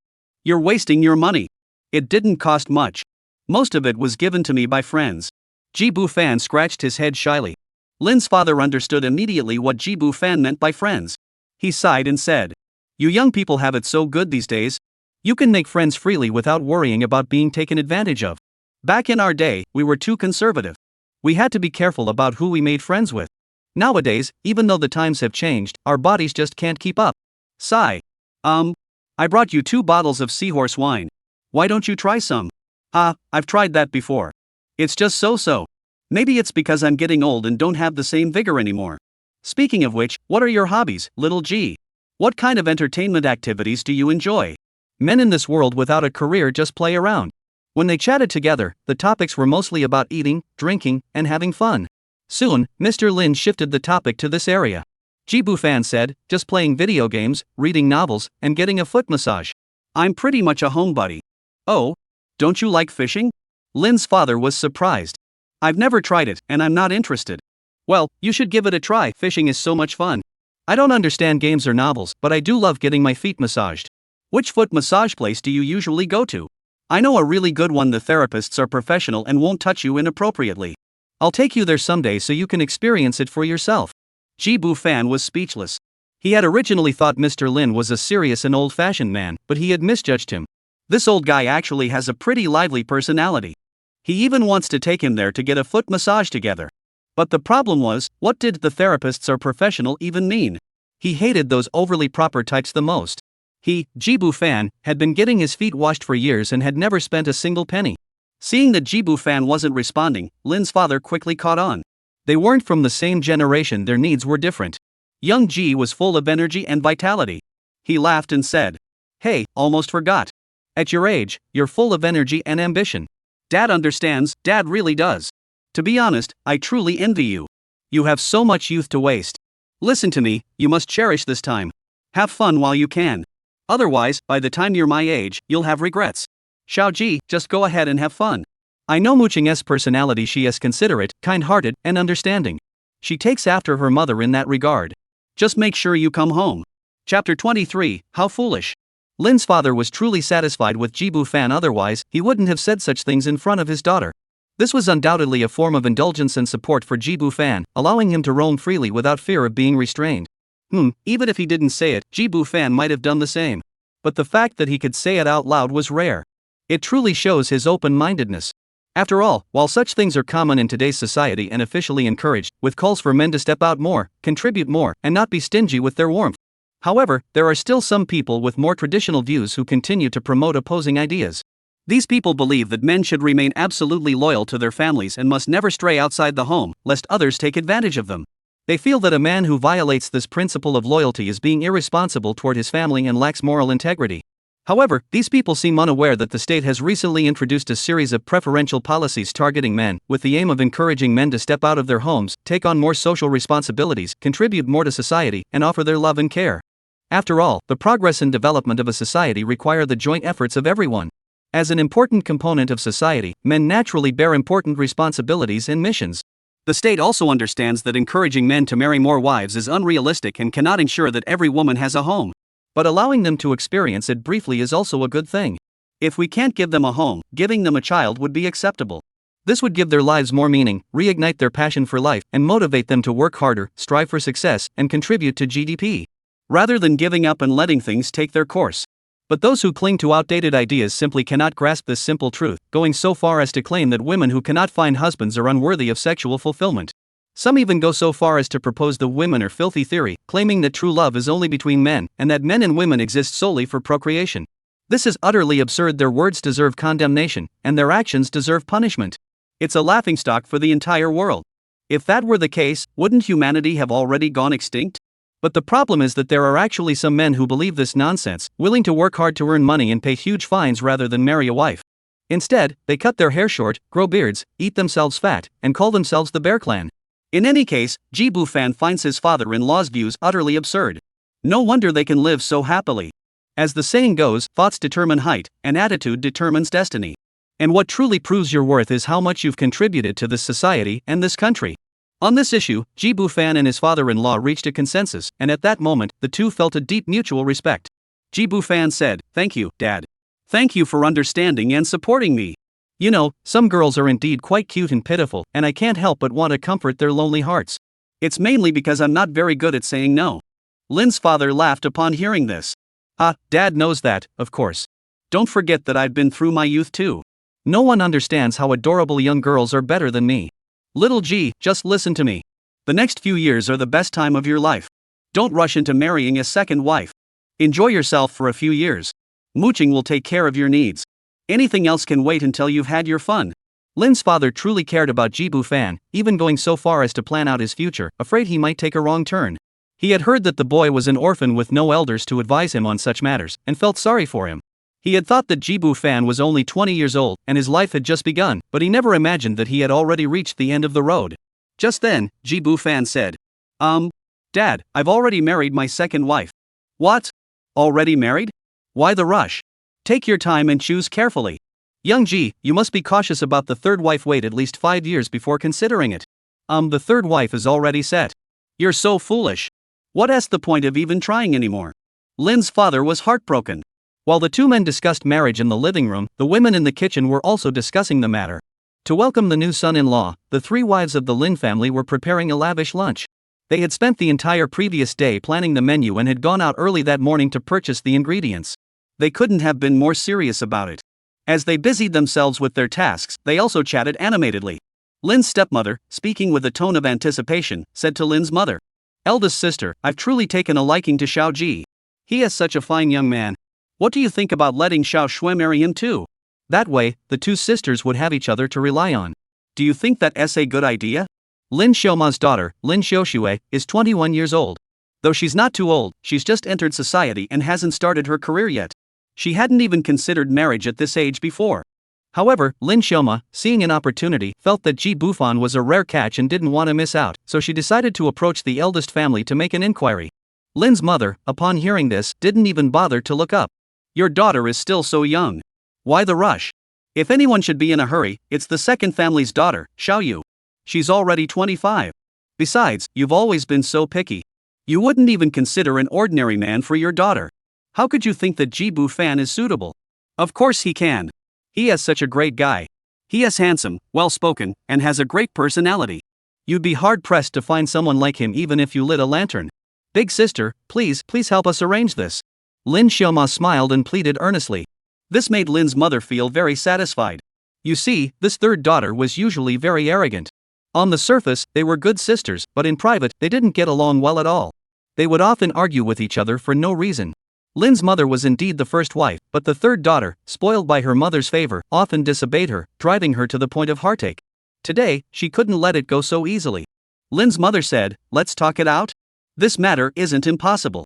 But not today. Let's postpone it. We'll discuss it another day when I'm in a better mood." Lin's stepmother, hearing this, quickly changed the subject. "Big sister, such matters shouldn't be delayed. They say good things come in pairs. If Xiao Ji has any intention of taking a second wife, Xiao Shui could marry him too. Then our family would have double good fortune. How wonderful that would be." "Eldest sister, if this works out, you'll be like my own sister from now on. I'll listen to everything you say, and I'll cover all your beauty salon expenses from now on." Hearing the third sister say this, Lin's mother hesitated, feeling that the other party was sincere. Just as she was considering whether to agree immediately or play hard to get, the second son, who had been working silently all along, spoke up. "Eldest sister, you just mentioned that Xiao Yu should be in a hurry?" "That's right, Xiao Yu should be in a hurry. Let her marry Xiao Ji." Chapter 24, Goji berries are a must. As soon as the second wife of the Lin family spoke up, Lin Xioma was displeased. "Second sister, don't cause trouble. We're discussing Xiao Shui's matter. What business is it of yours? Get back to your work." No sooner had she finished speaking than a slap landed on her buttocks. Lin's mother came to the second wife's defense. "How dare you speak to your older sister like that? Watch your attitude. Don't bully her just because she's meek." She then slapped Lin Xioma's buttocks again, producing a crisp sound. Perhaps because she was used to being hit like this, Lin Xioma didn't seem to mind. After all, it didn't hurt much, and it even felt good. She then said with a thick face, "When have I ever bullied my second sister? I was just speaking out of frustration. Don't take it to heart, second sister." Lin Irma heard this and hurriedly waved her hands. It's nothing. I was just thinking that Xiao Yu is getting older, and if we delay any further, she might not find a suitable match. Xiao Ji is indeed quite good, so I was thinking." "No, second sister, don't think about it yet." Lin Xioma interrupted her. "You know the order of precedence, right? I mentioned it first, so your daughter Xiao Yu has to wait in line. But Xiao Shui is still so young. My Xiao Yu can't wait. I don't care. It's not happening." Seeing the two about to argue, Lin's mother quickly snapped, "Stop arguing. The new son-in-law is right outside. What are you arguing about? Is that appropriate? You don't even know if he wants to marry her, and you're arguing here? People will laugh at us." "We're just worried," Lin's stepmother stammered. "I know you're anxious, but let us not rush. I'll go call Mooching in first to find out the situation before we decide anything." As the first wife of the Lin family, Mrs. Lin had a broader perspective. Though she didn't get along well with the third son, the marriage of her children was of utmost importance, and she couldn't afford to delay it. She opened the kitchen door, peeked out, and waved her daughter Lin Mooching over. "What is wrong, Mom? What is the matter?" Lin Mooching entered the kitchen and asked. Lin's mother closed the kitchen door again and said, "Muyu, you've been living with Xiao Ji for several days now, right? Mom wants to ask you, does Xiao Ji have any plans to take a second or third wife?" "Yes, he has." "Why?" Lin Mooching answered honestly. Upon hearing this, the women in the kitchen were overjoyed. Even Lin's mother couldn't help but smile broadly. If all three of their daughters could marry Xiao Ji, that would be absolutely perfect. The benefits would be countless. Xiao Ji was definitely a suitable match, more than enough for their daughters. His family had no elders, so there would be no complicated in-law relationships to deal with. The three sisters could support each other. They had grown up together since childhood, with deep bonds. Living together in the future would require no adjustment, and everything could be discussed and agreed upon, minimizing conflicts. It's simply the best possible outcome. If they could hold the weddings together, that would be even more perfect. Not only would it save some expenses, but it would also be much more convenient. All the marriage matters for the children in the family would be settled in one go. No more worries about this in the future. Additionally, having all three sisters marry the same outstanding man would make for a wonderful story to tell. As the first wife of the Lin family, Mrs. Lin would also share in the honor. Of course, the happiest people right now are Lin's stepmother and second mother. They aren't as concerned as Lin's mother, they just want to find good men for their daughters. Xiaoji is definitely a good man. Lin Xiaoma hurriedly said. Really? That's wonderful. Muqing, let your younger sister Shui marry him. Do you think that's okay? Lin Irma also said, Muqing, Xiaoyu can be the third wife. At that moment, Lin Muqing finally realized what was going on. They seemed to have misunderstood, so she hurriedly explained. Wait, everyone, wait. Xiaoji's second and third wives have already been chosen. You're too late. What? Just moments ago, they were so happy, but now they were so disappointed. How could this happen so quickly? Xiaoji is still so young, why the rush to get married? What a mess. Lin Muqing told the three mothers that Ji Bufan had already married his second wife, and his third wife was his childhood sweetheart, and that it was already decided. The three women were all deeply disappointed upon hearing this. Lin Xiaoma still felt resentful and pressed further. Muqing, does Xiaoji want to marry more wives? Isn't the government encouraging this now? I feel like his ideological awareness is pretty high. Her voice grew softer as she spoke. In the end, she couldn't bring herself to finish. Who in their right mind would want to marry more wives these days? After all, once you marry a wife, you have to take responsibility for her, feed her. It's exhausting. If you want to have fun, there are plenty of options outside. Why bring one home? The other two also thought it was unlikely and had given up hope. However, Lin Muqing listened and seemed deep in thought. She paused for a moment and said, Xiaoji didn't mention anything about taking more wives, but Mu Yu is his teacher, and they've known each other for a while. I think he might have feelings for her. Oh? Tell me more. Lin Irma's eyes lit up. Meanwhile, in the living room, Lin's father still felt sorry for Ji Bufan. To be so young and already entangled in the quagmire of marriage. His life is ruined. The look in his eyes toward Ji Bufan was now filled with sympathy and pity. As someone who had been through it, he understood the pain and helplessness of such a situation. He had already decided to talk to his eldest daughter later and urge her to be more tolerant of the young Ji, not to be too greedy or demanding. Come here, little Ji. Drink more of this goji berry tea. You need to take care of yourself in this regard. Carry a thermos with you at all times. Don't stop drinking the goji berry tea. No need, Dad, I'm still young. I don't need this. Ji Bufan disliked the taste of goji berries and declined. Mr. Lin said, listen to your father. I wouldn't harm you. Start taking care of yourself early. I've already learned my lesson in this area. Alright. Also, pay attention to your diet in the future. Eat more nutritious foods. Stop drinking beer. Drink more medicinal wine. Chew the kidney tonic tablets and stop chewing betel nuts. Alright, I'll listen to you. Later, I'll give you a copy of my diet plan. I had an expert tailor it for me, and it's quite effective.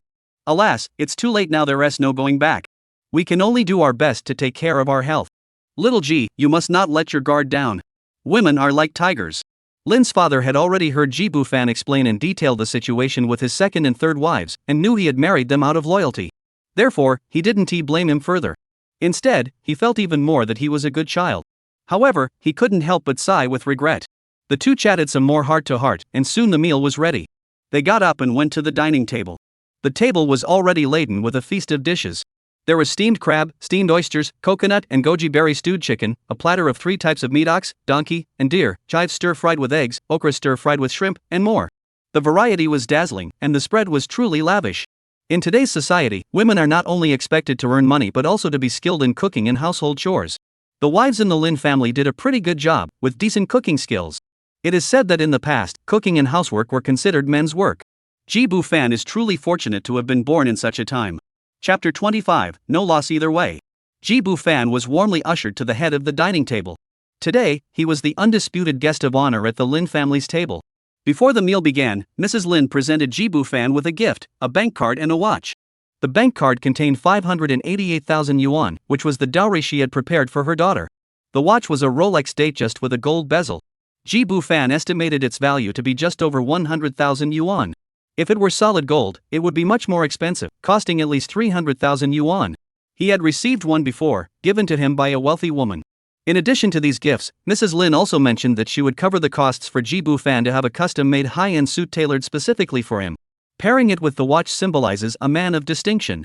This is a custom in Shanghai. Giving the new son-in-law a watch and a suit represents the parents' best wishes for him, hoping he will be well-dressed and elegant. Additionally, Lin Mu's mother contributed an extra 100,000 yuan for the 3 gold items, instructing Lin Muqing to take Ji Fan to purchase them. A gift from an elder is not to be refused. Ji Fan accepted these gifts graciously. While expressing his gratitude, he solemnly stated that he would definitely live a good life with Lin Muqing and would never abandon her. This simple promise brought immense comfort to the Lin family. Especially Lin Muqing's mother, whose eyes welled up with tears. As long as Xiao Ji was willing to live a steady life with her daughter, she would be content. She did not ask for anything more. Next, everyone began to enjoy the sumptuous lunch. The atmosphere at the table was lively and filled with laughter. Lin's father specially brought out his treasured aged wine, poured a full glass for Ji Fan, and then raised his cup to toast him. The other ladies of the Lin family were also extremely enthusiastic, constantly serving Ji Fan food, shucking oysters for him. They also frequently toasted him. In this world, for various reasons, people generally do not prefer drinking white wine, and men mostly opt for tonic wine or yellow wine. Women, due to greater life pressures, would also drink moderately, but primarily beer or fruit wine. At that moment, the women at the table were drinking fruit wine. They kept raising their glasses and inviting Ji Fan to drink with them, creating a very harmonious atmosphere. Before he knew it, Ji Fan was drunk. To be honest, Ji Fan usually has a decent tolerance for alcohol and rarely gets drunk. Today's situation was an exception. It was simply because the Lin family was too hospitable. He was still puzzled. If it were just Lin's father and mother being happy and toasting him, that would be understandable. But Lin Irma and Lin Xioma were overly enthusiastic, which was a bit unusual. Especially Lin Irma, who was clearly not good with words, kept awkwardly trying to greet him. Someone who didn't know better might have thought she was his own mother-in-law. At that moment, Ji Fan had no idea that the other party had already fully immersed themselves in that role. Ji Fan was escorted to the guest room to rest, and Lin Muyu was assigned to take care of him. Lin Irma instructed her daughter. Xiaoyu, make sure to take good care of Xiao Ji. He drank quite a bit of your father's tonic wine, so he might have certain needs. If that happens, it's a rare opportunity, don't miss it. Lin Muyu nodded, I understand, Mom. But what if Xiao Ji doesn't need anything? Lin Irma replied, if he doesn't need anything, we definitely can't force him. We're not that kind of people. It would ruin our reputation if word got out. Lin Muyu nodded again, agreeing with her mother's words, but she still looked hesitant. Mom, isn't this a bit wrong? It feels like taking advantage of someone in a vulnerable state. Besides, even if we sleep together, what then? Xiao Ji might not marry me anyway. Are you being silly? Lin Irma scolded her daughter, tapping her forehead. Opportunities are meant to be seized. How will you know the outcome if you don't try? You're a university teacher, and you don't even understand this basic principle? Besides, you're not losing anything. If you happen to get pregnant with Xiao Ji's child, wouldn't your chances be even better? But I'm not in my ovulation period today, Lin Muyu muttered softly. Lin Irma was exasperated, you're really not trying hard enough. After a pause, she said. Forget it, do your best and leave the rest to fate. Do everything you can to seduce, entice, pursue Xiao Ji. Even if it doesn't work out in the end, at least you won't have any regrets. You can only say it wasn't meant to be. You, just do your best. After speaking, Lin Irma left the room, closing the door behind her. She sighed inwardly. Her daughter was just like her, clueless when it came to love and unable to please boys. If it were Xiao Shui from the third family, she wouldn't even need to teach her. Thank goodness that girl wasn't here. The room fell silent, leaving only Lin Muyu and Ji Fan inside. Faint voices could be heard from the living room outside, barely audible. The room was well soundproofed. Lin Muyu sat on the edge of the bed, her fingers unconsciously twisting the hem of her shirt. Ji Fan lay beside her, currently immersed in the sleep induced by alcohol. A man and a woman alone together, to be honest, it's pretty suitable for doing something. This thought suddenly entered Lin Muyu's mind, causing her face to flush instantly. She shook her head, trying to push the shameful thought away, but the alcohol seemed to give it more strength. She had also drunk some plum wine during lunch, and now the alcohol was taking effect, making her bolder than usual. She leaned forward slightly and moved closer to look at Ji Fan. Little Ji looked even more charming asleep, with his thick eyelashes casting a small shadow under his eyes, and his high, straight nose framing perfectly shaped lips. His lips looked so soft. I wonder what they taste like. This thought was too much for Lin Muyu to suppress. She recalled how her colleagues had gushed about Xiao Ji. If others could taste them, why couldn't she? Xiao Ji was so generous he wouldn't blame her even if he woke up. Besides, they were so close, and they were even related. Under normal circumstances, Lin Muyu would never have the courage to do such a thing. Shy as she was, she would never dare to act so boldly toward a high-quality guy like Ji Bufan. But right now, she was emboldened by the alcohol and actually dared to do it. Chapter 26: Forcing someone to do something they don't want to do. In the living room outside, the Lin family was gathered together, holding a family meeting. The meeting was chaired by Mr. Lin, with Mrs. Lin as the spokesperson. The attendees included Lin's second mother, Lin's younger mother, and Lin Muqing. Lin Muqing, who had already married, was now able to participate in such a formal family meeting. There were two main topics on the agenda for this meeting. The first was regarding the details of Lin Muqing's marriage. The second was that the children in the family were growing up and would soon face the issue of marriage, so it was necessary to discuss the specifics of their marriages. Regarding the first issue, Lin Muqing's marriage was relatively straightforward. After all, she had already obtained her marriage certificate, leaving only the wedding ceremony as the most important matter to address. The main focus now is on discussing this matter and helping her organize her post-wedding life arrangements and family relationships. Regarding the wedding, Lin Muqing mentioned that she plans to hold it together with the other two branches of the family. The second branch of the Ji family wants to cover the expenses. She feels this is inappropriate and that her side should also contribute financially. Lin Muqing's parents agreed with this. Their family isn't short on money, so there's no need to take advantage of this situation, which would only create an unnecessary debt of gratitude and put them in a subordinate position. This matter can be discussed gradually, as the specific wedding date has yet to be finalized, and the wedding photos have not been taken yet. There's no rush.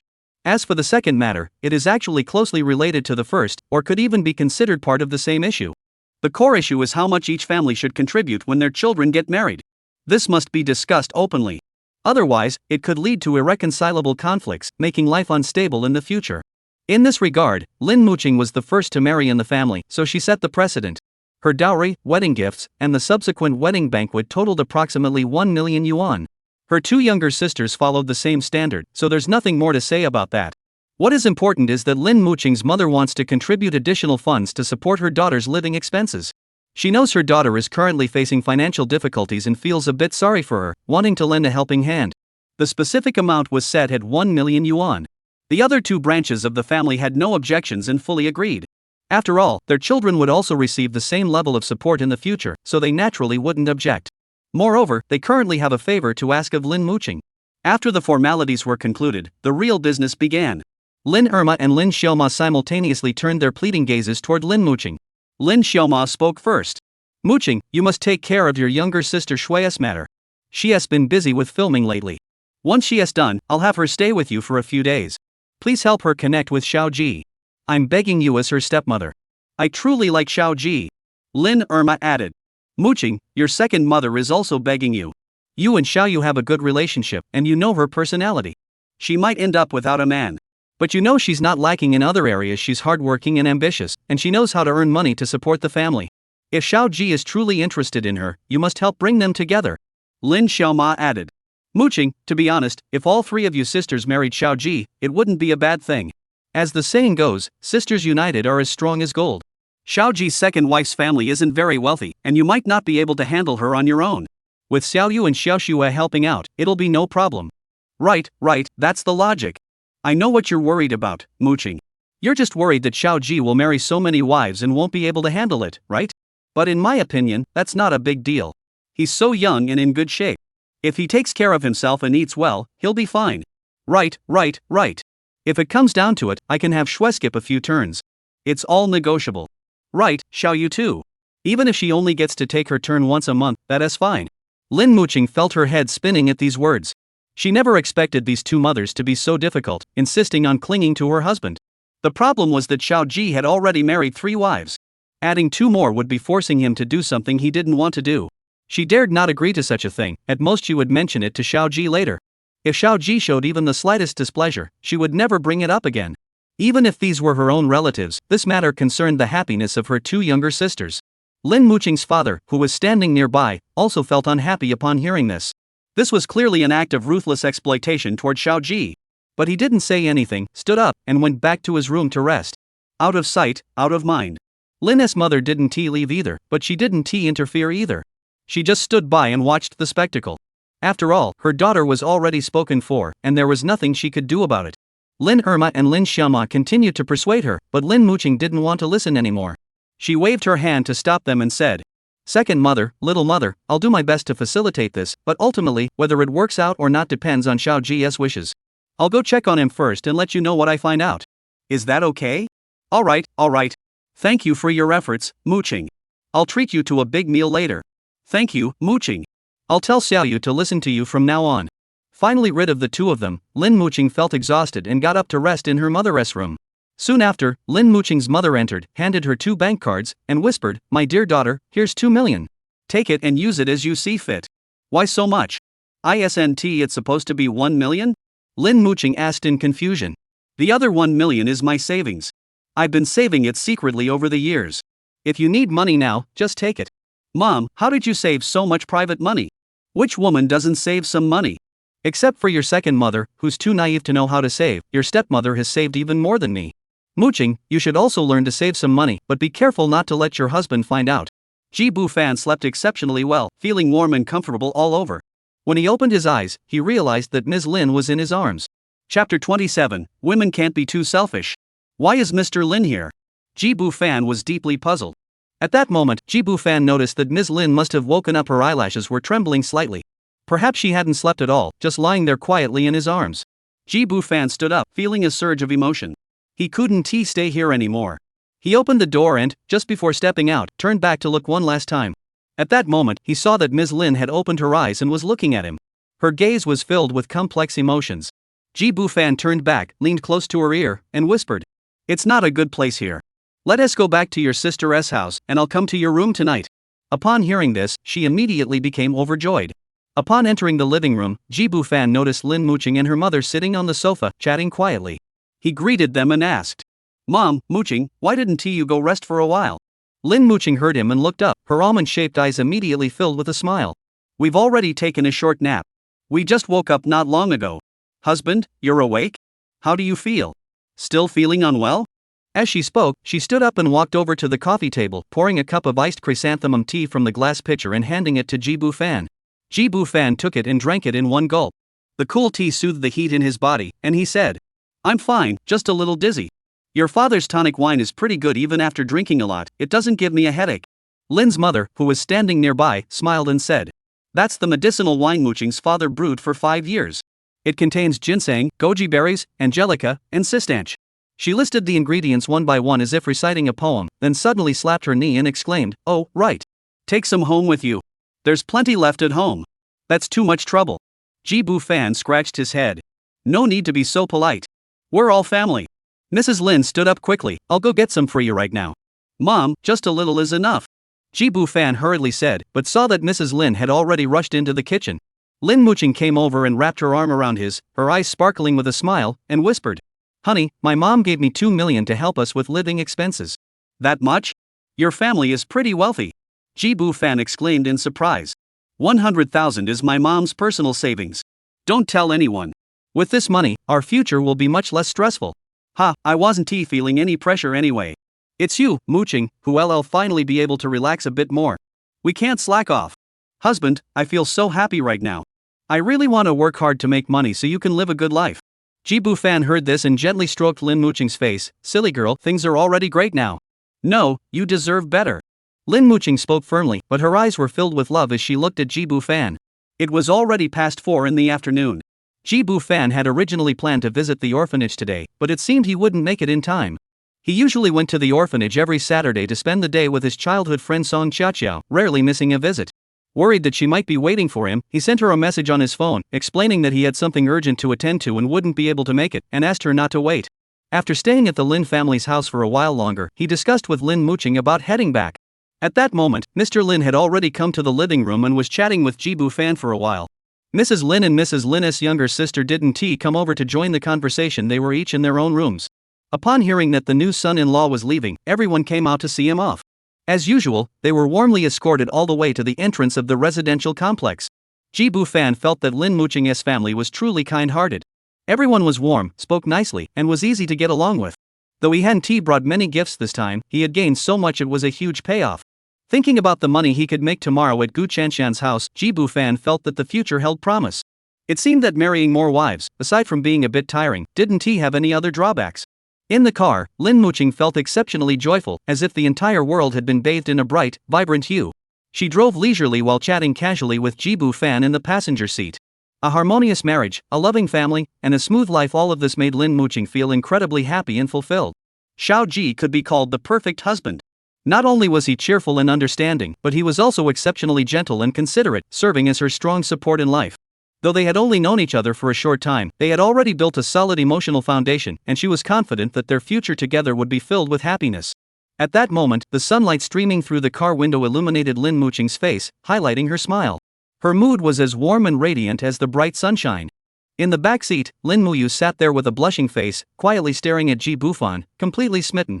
She had been like this ever since she woke up from her nap and came out of the room, not changing at all. Lin Muqing had already noticed everything.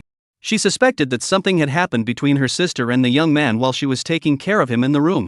She felt quite happy for her younger sister. Her sister was too shy and had never dated a boyfriend before. This was finally her chance to experience the beauty of a man. Women in this world are taught from a young age to know how to share. A woman shouldn't be too selfish. Especially when it comes to her husband, she must never be possessive. Selfish women don't deserve a happy marriage. So, Lin Muqing is actually quite eager to see what happens between the two of them. It would be best if her husband took a liking to Muyu and married her directly. That way, she wouldn't have to bring it up again. Soon, the three returned home. Ji Bufan had originally planned to visit Lin Teacher again that evening. But whether it was the aftereffects of his father-in-law's wine or Lin Muqing's allure, he couldn't stop thinking about her. Especially after seeing Lin Teacher change into a revealing nightgown after her shower, he could no longer contain himself and said to Lin Muqing, "Muqing, my wife, I'm going to discuss novel writing with Ms. Lin. Chapter 28, just tell me if it feels good." At that moment, Lin Muyu had just finished her bath and stepped out of the bathroom. Her long, damp hair cascaded down her shoulders like a waterfall. She tilted her head slightly, holding a soft towel in her hand to dry her hair. Droplets of water trickled down her slender neck and disappeared into the neckline of her nightgown. Ji Bufan saw this and said something to Lin Muqing beside him before standing up and quickly walking over to Lin Muyu. He took her hand and led her toward her room. Lin Muqing paused for a moment before smiling gently. Little Ji is really impatient. But this is probably for the best. Things seem to be going smoother than expected. In the evening, after dinner, Ji Bufan finally began discussing the novel with Lin Muyu. It was quite amusing. Lin Muqing's innocent nature had made her think that Ji Bufan was going to discuss the novel with her earlier that afternoon. After entering the room, she continued drying her hair while opening the computer, intending to show Ji Bufan the document. It wasn't until Ji Bufan pushed her onto the bed that she realized what was happening. At that moment, Lin Muyu's cheeks were still flushed with a faint blush, like the afterglow of a sunset on white jade. Her eyes, hidden behind her thick-rimmed glasses, were dreamy and evasive, yet she couldn't resist stealing glances at Ji Bufan. Ji Bufan lay lazily on the sofa, his legs casually draped over her crossed knees. Occasionally, he would deliberately use his toes to gently nudge her leg. Lin Muyu massaged Ji Bufan's legs with both hands, just as her older sister had tended to the younger Ji Bufan the day before. Meanwhile, Lin Muyu was behind Ji Bufan, massaging his shoulders. The two of them attended to Ji Bufan as if he were a spoiled old man. Yet the two of them seemed to enjoy it thoroughly. How infuriating. After enjoying himself to his heart's content, Ji Bufan spoke up, "Ms. Lin, why don't you tell me the outline of your novel first? I'll help you organize it." Lin Muqing nodded slightly upon hearing this, cleared her throat, and said, "All right. For the outline, I've outlined two main plotlines, the career arc and the romantic arc." In the career arc, the protagonist was already obsessed with history before he time traveled. Using his foresight, he helped Chongjin gradually overcome his difficulties after time traveling, repel enemy forces, reform the government, and preserve the Ming dynasty. The romantic plot focuses on the sweet daily life between the protagonist and Emperor Chongjin. Along the way, I've introduced several villainous concubines who stir up trouble in the harem, but they are all cleverly outwitted by the intelligent female lead. In the end, Emperor Chongjin becomes completely devoted to the female lead and rarely favors any other concubines. What happens next? Ji Bufan asked eagerly. The end? At the conclusion of the story, the Ming dynasty's rule is firmly established. Chongjin chooses to abdicate, and the throne is inherited by the female lead and Chongjin's son. Lin Muyu replied. After listening, Ji Bufan furrowed his brows slightly, pondered for a moment, then shook his head gently. "Mr. Lin, may I be frank? This plot isn't satisfying enough." Lin Muyu looked puzzled and asked urgently, "What? How can I make it more satisfying?" Ji Bufan smiled confidently and said, "When it comes to satisfying plot twists, no one knows better than me. Let's start with the romantic subplot. That's my specialty. Think about it, the female lead has already traveled through time, spent her entire previous life fighting over a man, and now she's still circling around him after her reincarnation. That's too frustrating. It'd be better to have a group of men circling around her instead. What? Lin Muyu exclaimed in surprise, looking troubled. But she's the emperor's woman. Who dares to make a move on her? That's asking for death, isn't it? Ji Bufan waved his hand dismissively and said calmly. Mr. Lin, broaden your horizons. Just make sure the emperor can't behead her. We can adjust the career trajectory. Emperor Chongjin has many character flaws and is not very capable. After the female lead helps him stabilize the regime, he will gradually become complacent, neglecting state affairs, and begin indulging in pleasure. The female lead can't stand it anymore and starts managing the state affairs. Lin Muyu's eyes lit up. Xiaoji, what you're suggesting is the female lead ruling behind the scenes. That's more or less the idea. The female lead has enough prestige that all the civil and military officials in the court are willing to follow her. In that case, wouldn't it be natural for her to establish a harem? Imagine this: strong and valiant generals, elegant and refined civil officials, graceful and charming top scholars, and even the imperial guards are all captivated by and loyal to the female lead. How satisfying is that? Ji Bufan gave a mischievous smile. Lin Muyu imagined the thrilling scene unfolding before him and exclaimed. Thrilling. Too thrilling. This is something I wouldn't even dare to dream about. Ji Bufan continued. In terms of the career arc, you could write about the female lead using modern knowledge to help the people increase crop yields, reduce taxes, reform the system, and improve their lives, earning their admiration. Then promote commerce to stimulate economic prosperity. Develop technology and encourage various innovations and inventions. During her reign, the nation flourished, and the people lived in peace and prosperity. As for her minor indiscretions in her private life, they pale in comparison to her great achievements. During the 40 years she ruled from behind the curtain, the Ming dynasty flourished, with a strong national power. During this time, the empire continuously expanded its territories, eventually ruling half the globe. She not only altered the fate of the Ming dynasty but also directly reshaped the landscape of future generations. She was ultimately hailed as the Empress of the Age. Lin Muyu listened with such excitement that she trembled all over. Awesome. So awesome. I can't wait, Xiaoji. I have to go rewrite the outline right now. Not a second to spare. As she spoke, she let go of Ji Bufan's leg and stood up to return to her room. However, she heard and stumbled. It turned out she had taken too big a step. Watching her sister limp back to her room, Lin Muyu smiled and sat down beside Ji Bufan, wrapping her arms around him and said, Husband, you're something else. Don't even mention Muyu. Even I, who doesn't read novels, find the story you made up fascinating. Though it is a bit too steamy. What's wrong with being a bit risque? It's the first productive force of humanity. Ji Bufan retorted. Chapter 29, There's Another Sister. Seduction is the primary productive force of humanity. This statement is absolutely true. How many popular novels, films, TV shows, and even short videos and clips rely on edgy content to grab attention? This is called artistic tension. Lin Muqing agreed with this, but soon her cheeks flushed red, and she bit her lower lip, torn between thoughts. But a girl, who's also a general and part of the Imperial Guard. That sounds so strong and muscular. Ji Bufan couldn't help but laugh upon hearing this. Muqing, you're still too conservative. Haven't you heard the saying? Women are the land, men are the oxen. The more the ox plows, the thinner it gets. The more the land is plowed, the richer it becomes. But that doesn't make sense. Lin Muqing still felt that this was wrong. She believed that women should focus on their careers. Ji Bufan also noticed that Lin Muqing had been influenced by the current social structure. Perhaps it wasn't just her. Most women in the world probably held similar beliefs. To be honest, Ji Bufan felt quite sorry for them. They might not be as happy as women in ancient times. At least back then, they didn't have to worry about not being able to get married. Women didn't face the same level of life pressures as they do now. In this world with a severely imbalanced gender ratio, women like Lin Muqing have to bear the main responsibility of social production while also having to grovel in the competition for marriage. Their thinking has been constrained. The ancient world in this world is similar to Ji Bufan's previous life, with basic similarities. The key difference lies in the fact that the Little Ice Age during the late Ming dynasty lasted longer and temperatures dropped significantly lower.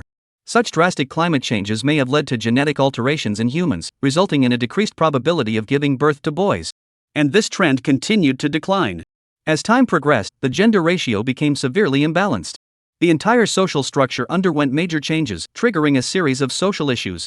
Gradually, it evolved into the current state. Women took on nearly all responsibilities in production and daily life, while men largely became dependent on others. However, despite this, men still hold a high social status and possess significant influence. The root cause lies in the fact that women demonstrated unlimited tolerance and concession toward men during the competition for marital rights. This has enabled men to gain more advantages and power in society, leading to social inequality. There are likely deeper underlying causes, but Jibu Fan does not wish to delve into them further.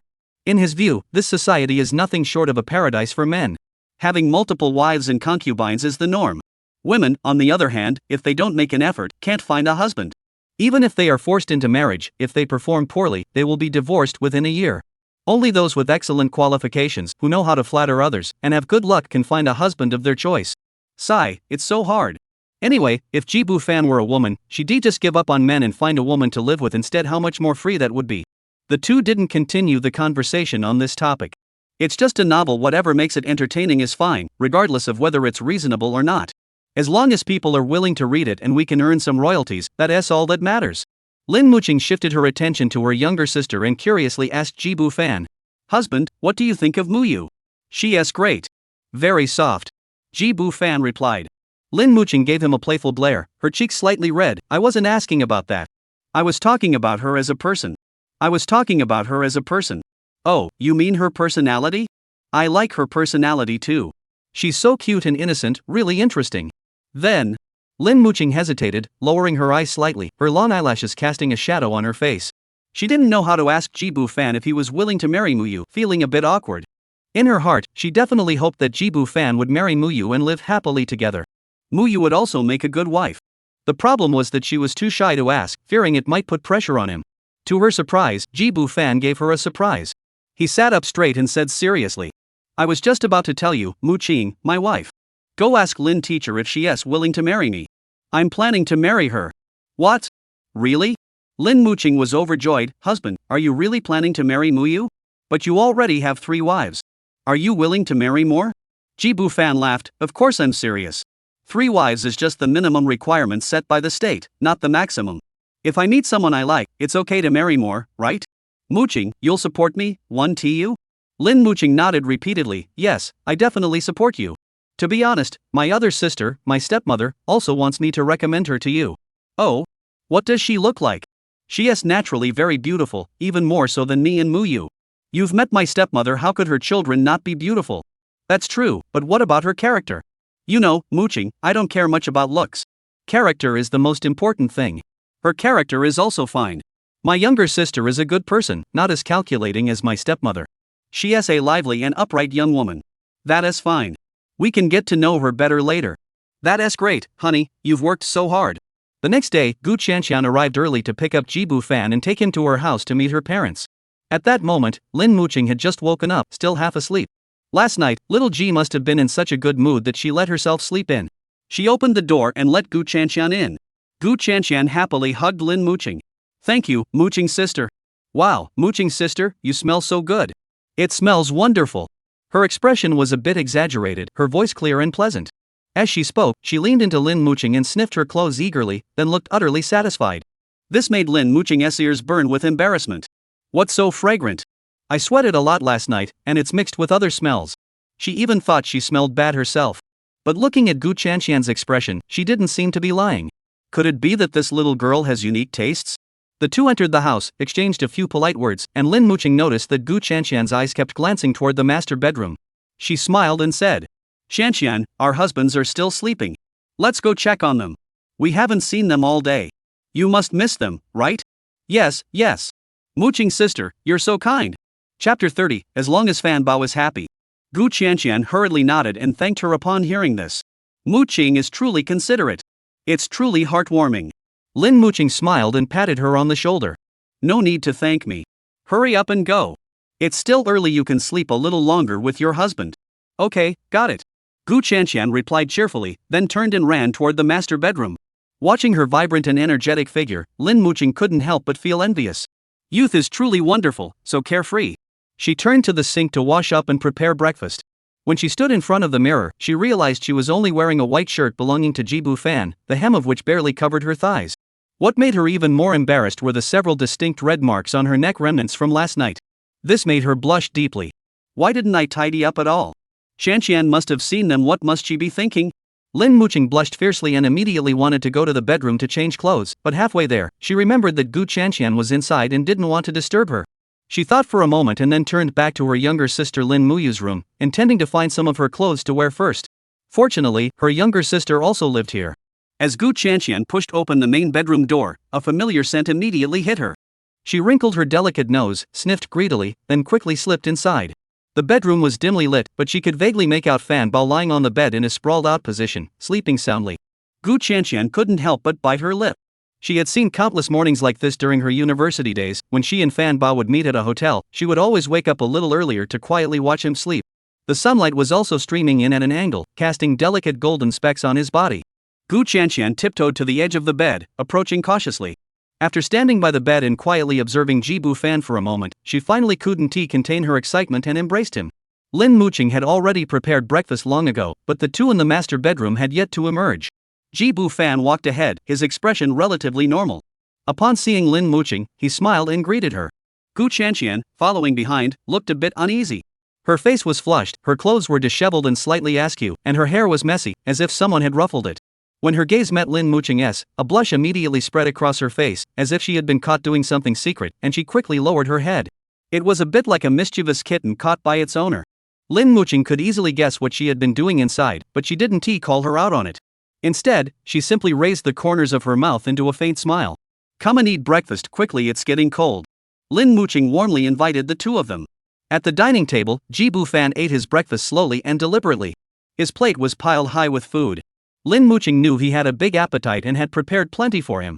There were perfectly fried sunny-side-up eggs, golden brown whole grain toast, boiled shrimp, fried bacon slices, and ham slices. Beside him was a steaming cup of milk. Lin Muqing sat to his right, sipping a glass of freshly squeezed orange juice. She was wearing her younger sister's purple nightgown, which made her skin look as white as snow. Her long hair was casually tied back, revealing her elegant neckline. Gu Chanxian sat across from her, focused on savoring the fruit salad on her plate. The atmosphere was unusually quiet. Just then, faint footsteps echoed down the hallway. Jibu Fan looked up and saw Ms. Lin coming from her room, seemingly as groggy as usual, heading to the bathroom. Her long hair was slightly disheveled, her eyes half closed, and her bare face looked exceptionally delicate in the morning light. Apparently unaware of the people at the dining table, Lin Muyu walked straight toward the bathroom. However, as she passed by Jibu Fan, she encountered an unexpected obstacle and was stopped. Jibu Fan grabbed her wrist and pulled her into his embrace. With a startled cry, Lin Muqing and Gu Chanxian both looked up, their eyes fixated on the sudden commotion. Gu Chanxian looked astonished, her mind filled with confusion. It wasn't until Jibu Fan released Lin Muyu and explained that she would also become his wife that Gu Chanxian finally understood. However, she was still shocked. This was too fast. Just 2 days ago, Fan Bao hadn't said anything about them being together. Gu Chanxian asked. Fan Bao, when did this happen? How could it happen so quickly? Jibu Fan smiled brightly, it was just yesterday. It was a bit quick, but fate is something that comes when it comes. I can't resist it, can I? Gu Chanxian said, congratulations to Fan Bao on getting another good wife. Ms. Lin seems like a nice person, I like her very much. Actually, it's not just one. Chanxian, I think I forgot to tell you I'm going to marry another wife too. I should have mentioned it to you before Song Xiaoqiao from the orphanage. Jibu Fan said. Gu Chanxian heard this and paused for a moment, searching her memory. After a moment, she hesitated and said, Oh. I think I remember her. You've been going on dates with her, right? Before she could finish, she felt something was off. Instinctively, she counted on her fingers. Wait a minute, Fan Bao, that makes 4 people. Jibu Fan looked at Gu Chanxian's surprised expression, a mischievous smile spreading across his face. He teased her, what's wrong? 4 isn't enough? Gu Chanxian hurriedly waved her hands. No, Fan Bao, as long as you like it, it's fine even if there are more. I don't mind. I just felt a little surprised. Her gaze involuntarily turned to Lin Muqing, who was sitting beside her. Lin Muqing smiled slightly and nodded, indicating that she was aware of the situation. Seeing Lin Muqing's reaction, Gu Chanxian's doubts dissipated by more than half. Since the first wife had agreed, what else could she say? Moreover, she had always followed Jibu Fan's lead. Whatever he liked, she would support wholeheartedly. Thus, Gu Chanxian also smiled and said, that's good. As long as Fan Bao is happy, that's all that matters. Chapter 31, The Innocence of Youth is Beyond Reach. It was getting late, so after finishing breakfast, Jibu Fan and Gu Chanxian left for her home. The sun was shining brightly outside, making the air a bit warm. The two walked hand in hand. Gu Chanxian leaned lazily against Jibu Fan's shoulder, her cheeks still flushed from the morning's exertions. Fan Bao, my legs are still a bit weak. Why am I getting so weak lately? She murmured softly, doubting herself. Jibu Fan chuckled and ruffled her hair. Could it be that I've gotten better? Just be happy. Don't overthink it. I'll drive today, so you can rest. Thank you, Fan Bao. I'm so happy. Gu Chanxian's car was a milk-white BMW Mini, with a rounded, cute body and an interior she had carefully selected in a pink color scheme. Just as cute and as she was. Jibu Fan was very familiar with this car, having driven it many times before. He started the engine smoothly, and it emitted a cheerful roar. "Let's stop by the gift shop first," Jibu Fan said as he turned the steering wheel and drove out of the neighborhood. "Ah, no need to go through all that trouble." Gu Chanxian tilted her head to look at him. "My parents have been wanting to meet you for ages. Just coming over will make them very happy." Jibu Fan shook his head with a smile. "It's my first time visiting their home. How could I show up empty-handed?" He reached out with his right hand and gently pinched Gu Chanxian's cheek. "I need to make a good impression on your parents." The car stopped in front of a high-end gift shop.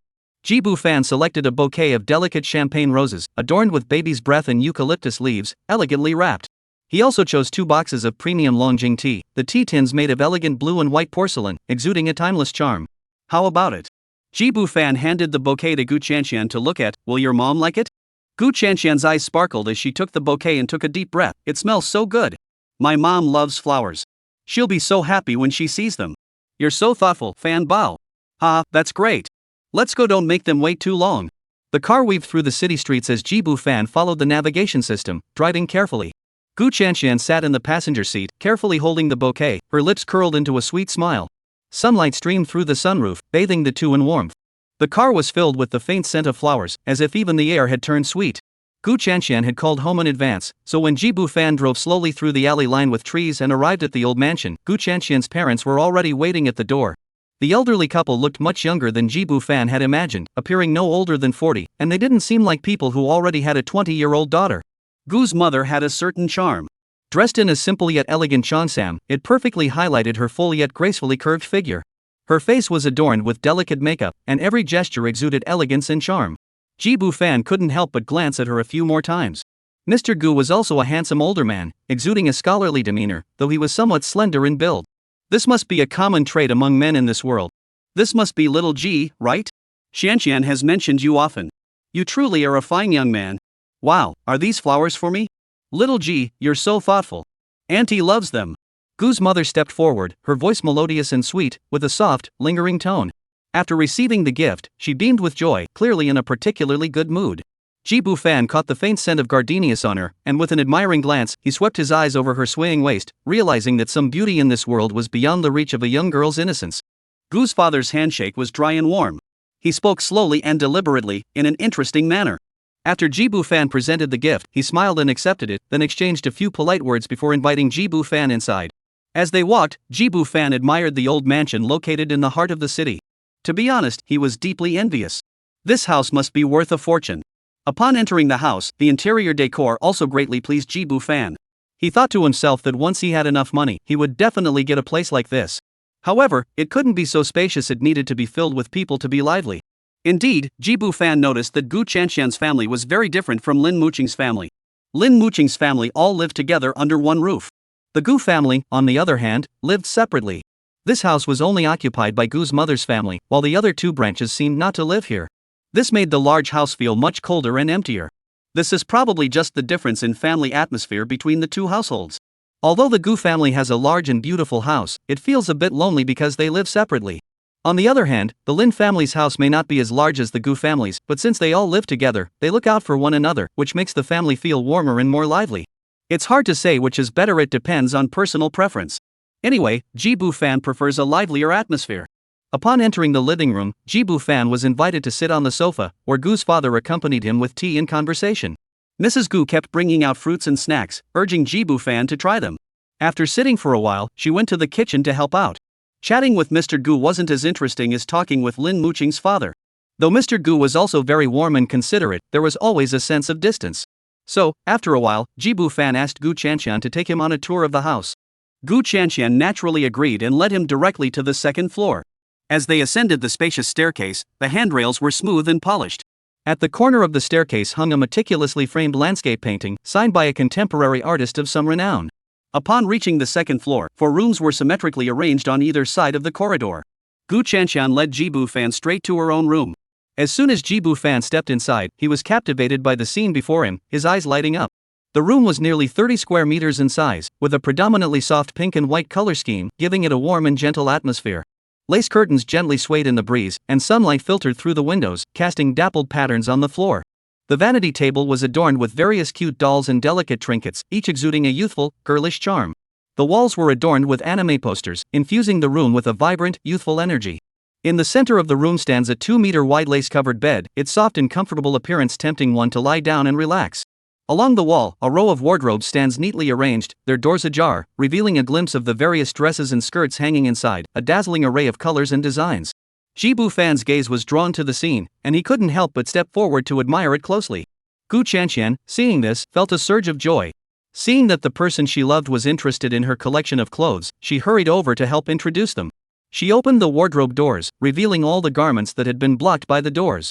The collection primarily consisted of dresses, but there were also various coats, jackets, and blouses. There were truly countless pieces, well over 100. Gu Qianqian said.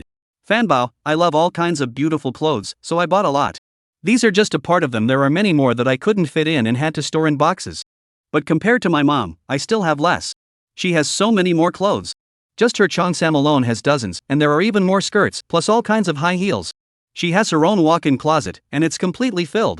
Oh? Really? Take me to see. Jibu Fan was very interested. Chapter 32, You must come back often to accompany your mother. Jibu Fan was only curious about the walk-in closet Gu Chanqian mentioned, wanting to see it for himself. Really? It was purely out of curiosity about something unknown, that's all. Gu Chanqian agreed without hesitation and led Jibu Fan to the adjacent room. This room was much larger, roughly 50 square meters, quite spacious. The interior decoration was primarily in a European luxurious style, giving the entire space a grand and opulent feel. The floor was covered with thick, incredibly soft carpets, feeling as though one were walking on clouds. Above, there were elegant crystal chandeliers hanging from the ceiling, and the walls were adorned with wallpaper featuring subtle floral patterns, which felt smooth and warm to the touch, clearly not made from ordinary materials. Arched floor-to-ceiling windows let in plenty of natural light, with velvet curtains hanging from them. Outside, there was an iron-wrought balcony with intricate carvings. In the center of the room stands a large leather bed, with hand-carved European floral patterns at the headboard. At the foot of the bed lies a snow-white mink fur rug, adorned with several velvet cushions, exuding a lazy yet elegant ambience. The bedside table holds a gilded lamp and a few magazines. The ivory-white vanity table is adorned with various cosmetics, jewelry, and perfume bottles. Jibu Fan took a deep breath and finally understood what it meant to be in the world of the wealthy. How simple yet elegant. The room also smelled pleasant, with a faint scent of rose-scented candles. Gu Chanqian took Jibu Fan's hand and led him to the walk-in closet on the side of the room. As she pushed open the carved white wooden door, a click sounded, and Gu Chanqian flipped the switch. Bright lights illuminated the nearly 20-square-meter walk-in closet, making it as bright as day. Jibu Fan couldn't help but squint his eyes. Once his eyes adjusted to the light, the scene before him left him breathless. The walk-in closet was designed in a U-shape, with floor-to-ceiling white wooden wardrobes surrounding the space. The doors were adorned with intricate golden patterns. On the left side, various cheongsam dresses hung neatly in rows, ranging from elegant moon white to vibrant crimson red. The silk fabric shimmered softly under the light. Adjacent to them was a row of autumn and winter coats, including camel-colored cashmere, black mink, and various trench coats, each one appearing to be of considerable value. At the center of the walk-in closet is a 3-tiered rotating shoe rack made of transparent glass, housing hundreds of high heels displayed like works of art. Jibu Fan knew nothing about shoes and thought they all looked pretty much the same. He couldn't understand why women would buy so many identical pairs of shoes. The top shelf of the shoe rack held various handbags, which also failed to pique his interest. After circling the walk-in closet halfway, he finally found something that caught his interest. Dozens of silk nightgowns hung there, including wine-red strapless dresses with intricate lace embroidery at the hem. There were also various exquisite lingerie pieces. These nightgowns, they're really nice. He turned to Gu Chanqian and said, Chanqian, you should buy more of these nightgowns too, so you can change them up. Sure, Fan Bao, you like this style? I'll remember and buy some later. Gu Chanqian nodded eagerly in agreement. And these stockings? How come there are so many styles of stockings? I've never seen any like these before. Fan Bao, you're not a woman, so it's normal not to know these things. Many of these are limited edition brand items. I'll ask my mom where she bought them. Chanqian, you should try different styles more often. I think you have a different charm with different outfits. Really? I know, Fan Bao. Why don't I try changing into a different outfit right now? I can wear my mom's clothes. Now. Maybe another time. We should go eat soon. Jibu Fan was tempted, but after a moment's hesitation, he refused. He was afraid he wouldn't be able to control himself. He walked around the wardrobe and finally came to a cabinet full of formal attire. These must be the outfits Gu Mu wore to work. Jibu Fan examined them, imagining how elegant and poised Gumu must have looked in them, and nodded to himself. It was indeed quite nice. He couldn't help but remark, Qianqian, your mother has excellent taste. These clothes would look absolutely stunning on her. He paused, then smiled as if suddenly remembering something. Seriously, Qianqian, your mom is so stylish. She doesn't look like your mom at all, she looks more like your older sister, young and charming. Gu Qianqian's eyes lit up. She quickly walked over to Ji Bufan and playfully wrapped her arm around his. Fanbao, you're so smooth. If my mom heard you say that, she'd be over the moon. She sighed, unfortunately, my dad never appreciates these things. Oh? What's the story? Tell me more. Ji Bufan said, eager to hear more about the wealthy family's secrets. Gu Qianqian bit her lower lip, glancing toward the wardrobe area to make sure no one was around before lowering her voice. My dad is practically at my stepmother's and my other mom's place every day, leaving my mom alone here to keep the house. Her voice carried a clear hint of resentment. My mom doesn't say anything, but I know she must be heartbroken. Do you think my dad is being too much? Ji Bufan was surprised that such a charming and alluring woman like Gu's mother wasn't appreciated or cherished by her husband. Isn't that a waste of such a precious thing? It's truly what you treasure, he discards like an old shoe. But there must be a reason for this, right? Ji Bufan pondered for a moment and speculated, Qianqian, is your mom usually pretty domineering? That's why your dad doesn't like her, right? Maybe there's a little bit of that. My mom has to be strict when managing the company, so it's inevitable that some of that carries over at home. Do your stepmother and your younger mother live together? Are they also very beautiful? Are they younger? Yes, they're both young and beautiful. Gu Qianqian didn't want to admit it, but it was the truth. Now Ji Bufan understood. This is impossible. How could Gu's mother, who was alone, compete with two young, beautiful women? Plus, they were more obedient and likable. Gu Qianqian knew this too, and her voice carried a hint of bitterness. Fanbao, can we come back more often to keep my mom company? Otherwise, she'll be so lonely. Ji Bufan agreed immediately, of course we can. We must come often. Gu Qianqian was deeply moved and threw herself into Ji Bufan's arms. Thank you, Fanbao. I knew you were the best. What are you thanking me for? Your mom is such a good person, it's not easy for her. We can come over once a week to have dinner with her, go shopping, or do other things. Ji Bufan gently stroked Gu Qianqian's back, still talking, when suddenly, they faintly heard someone calling their names outside. The two separated, opened the wardrobe door, and stepped out of the bedroom. They then noticed that Gu's mother was coming up the stairs. Qianqian, Xiaoji, where have you two been? I've been calling you for ages. Come on, let us go eat. Gu Qianqian said, Mom, I took Fanbao to see your walk-in closet. He really likes your nightgowns and stockings. Chapter 33, Overwhelming Love Comes Out of Nowhere. Upon hearing her daughter's words, Mrs. Gu's face betrayed a hint of suspicion. She looked at Ji Bufan, her gaze filled with scrutiny. However, the moment her gaze met Ji Bufan's, she suddenly realized she might have overthought it. Ji Bufan's clear, water-like eyes and his innocent, sunny smile made it impossible to associate him with any ill intentions. Such a well-behaved young man like Ji Bufan wouldn't have any bad intentions, would he? Gu's mother thought to herself. He's probably just genuinely interested in those clothes. With that thought, Mrs. Gu's face once again lit up with a warm smile.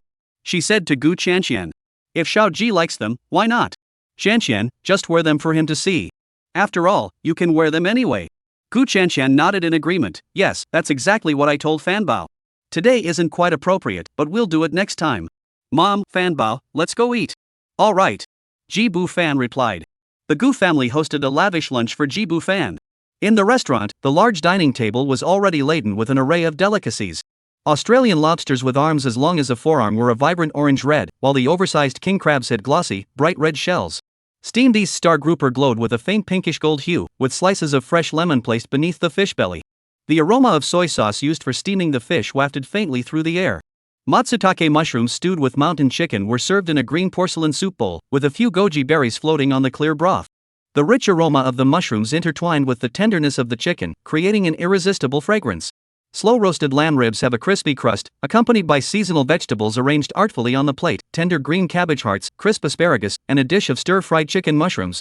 These simple, seasonal vegetables add a touch of fresh elegance to this luxurious feast. Ji Bufan, who had seen his fair share of the world, couldn't help but find it a bit excessive. It's just a family dinner, yet it's been prepared so elaborately. He felt truly honored. As everyone took their seats, Mrs. Gu smiled and presented Ji Bufan with a gift she had prepared in advance. A bank card containing $5,880,000. A Patek Philippe full-star men's wristwatch, valued at nearly $2 million. After expressing his gratitude, Ji Bufan smiled and accepted the gifts. Mrs. Gu smiled warmly and said, "Little G, another day, Auntie will take you shopping for some clothes and a car. As for housing, Auntie has a few spacious apartments that are quite nice. Take a look and choose the one you like, and you can move in right away. Additionally, I've prepared 2 commercial properties for you in Shanshan. You young people have limited resources, and life can be tough. Having rental income from commercial properties will help. With 2 or 3 million yuan in rent each year, at least you won't have to worry about living expenses. When the time comes, I'll add your name to the property deed." Auntie knows that boys need a sense of security. At that moment, Jibu Fan finally understood why so many people long to marry into a wealthy family. Who could resist such an offer? Such a financial onslaught. Forget about marrying Gu Chanshan, even marrying her mother, he wouldn't hesitate. He couldn't handle it, truly couldn't handle it. A bank card with 5.88 million yuan, a luxury watch worth 2 million yuan, a spacious apartment of your choice, and a commercial property generating an annual rent of 2-3 million yuan. All of that must be worth over 100 million yuan. Jibu Fan felt his values being completely overturned. His heart raced, and a thin layer of sweat broke out on his palms. He thought to himself, "Auntie, stop. My overwhelming love has come flooding in. That's enough. Don't give me any more." Gu Mue's face still bore a proper smile. The silk cheongsam she wore featured suzhou embroidered flowers that gently swayed with her movements, exuding elegance and sophistication. "Little G, the moment I saw you, I really liked you. Is there anything else you need? Don't hesitate to tell Auntie, I'll make it happen for you." Jibu Fan looked up at her, finding her more and more pleasing to the eye. He shook his head and said, "No, I have no requests. Auntie, no, Mom, thank you for being so kind to me." Gu's mother was overjoyed upon hearing this. The word mom made her heart bloom with joy. Good boy. Let's eat." However, just then, Gu's father suddenly interjected from the side, "Wait, I haven't given little G his gift yet." Gu's father calmly pulled out a golden card from his pocket and smiled as he handed it to Jibu Fan. "Xiao Ji, I heard from Chanshan that you like foot massages, and coincidentally, I do too. This is a membership card for Blue Sea Hot Spring International Foot Spa. Take it and use it however you like. This is my secondary card, don't worry about the balance, I'll top it up." Jibu Fan took the golden card and looked at it, feeling very happy. He hadn't expected Mr. Gu to have a gift for him, and it was exactly what he wanted. "Thank you, Dad. I'll take it." Blue Sea Foot Bath was very famous in Magic City. He had been there a few times before, and the environment was exceptional, with top-notch service. Of course, the prices were also quite high. A simple foot massage could cost several thousand yuan, and staying overnight could cost tens of thousands. The therapists there came from all over the world, skilled and unique in their techniques, allowing customers to enjoy the foot bath while experiencing the charm of different cultures. It's truly unforgettable. Previously, Jibu Fan had limited financial resources and dared not frequent such high-end establishments. Now that he has the membership card given to him by his father, he can go there occasionally to try something new. He particularly enjoys the Japanese-style finger pressure from Shaori. Gu's father, seeing that he liked it, nodded approvingly and added, "This is a premium VIP card with many exclusive services. Make sure the staff gives you a proper introduction when you go. Enjoy everything you're entitled to, don't waste it. Alright, let us eat quickly before the food gets cold." Everyone began to eat. This meal was prepared by a top-tier chef hired by Gu's mother, using fresh, high-quality ingredients. The taste was exceptional, and everyone was thoroughly satisfied. Mr. Gu also brought out 2 bottles of sea dragon wine, said to be extremely rare and nourishing, and poured a glass for everyone. Since it's a happy occasion, everyone should drink a little more. This sea dragon wine had a high alcohol content. Upon first sip, it was smooth and sweet, but after swallowing, a fiery heat spread from the inside out, making one's entire body feel warm. Before long, Mrs. Gu and Gu Chanshan's fair cheeks were flushed with a delicate blush. Gu's mother gently touched her burning cheek with the back of her hand and smiled. This wine really packs a punch.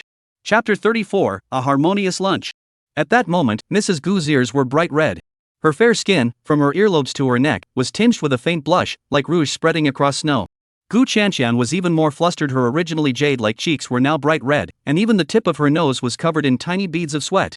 She frowned, pushed her wine glass aside, and said in a delicate voice, "Dad, I can't drink this wine. I'll go get some iced plum wine instead." With that, she stood up and went to the built-in refrigerator nearby, opened the door, took out a bottle of amber-colored fruit wine, and grabbed 2 chilled wine glasses. "Mom, let's both drink this."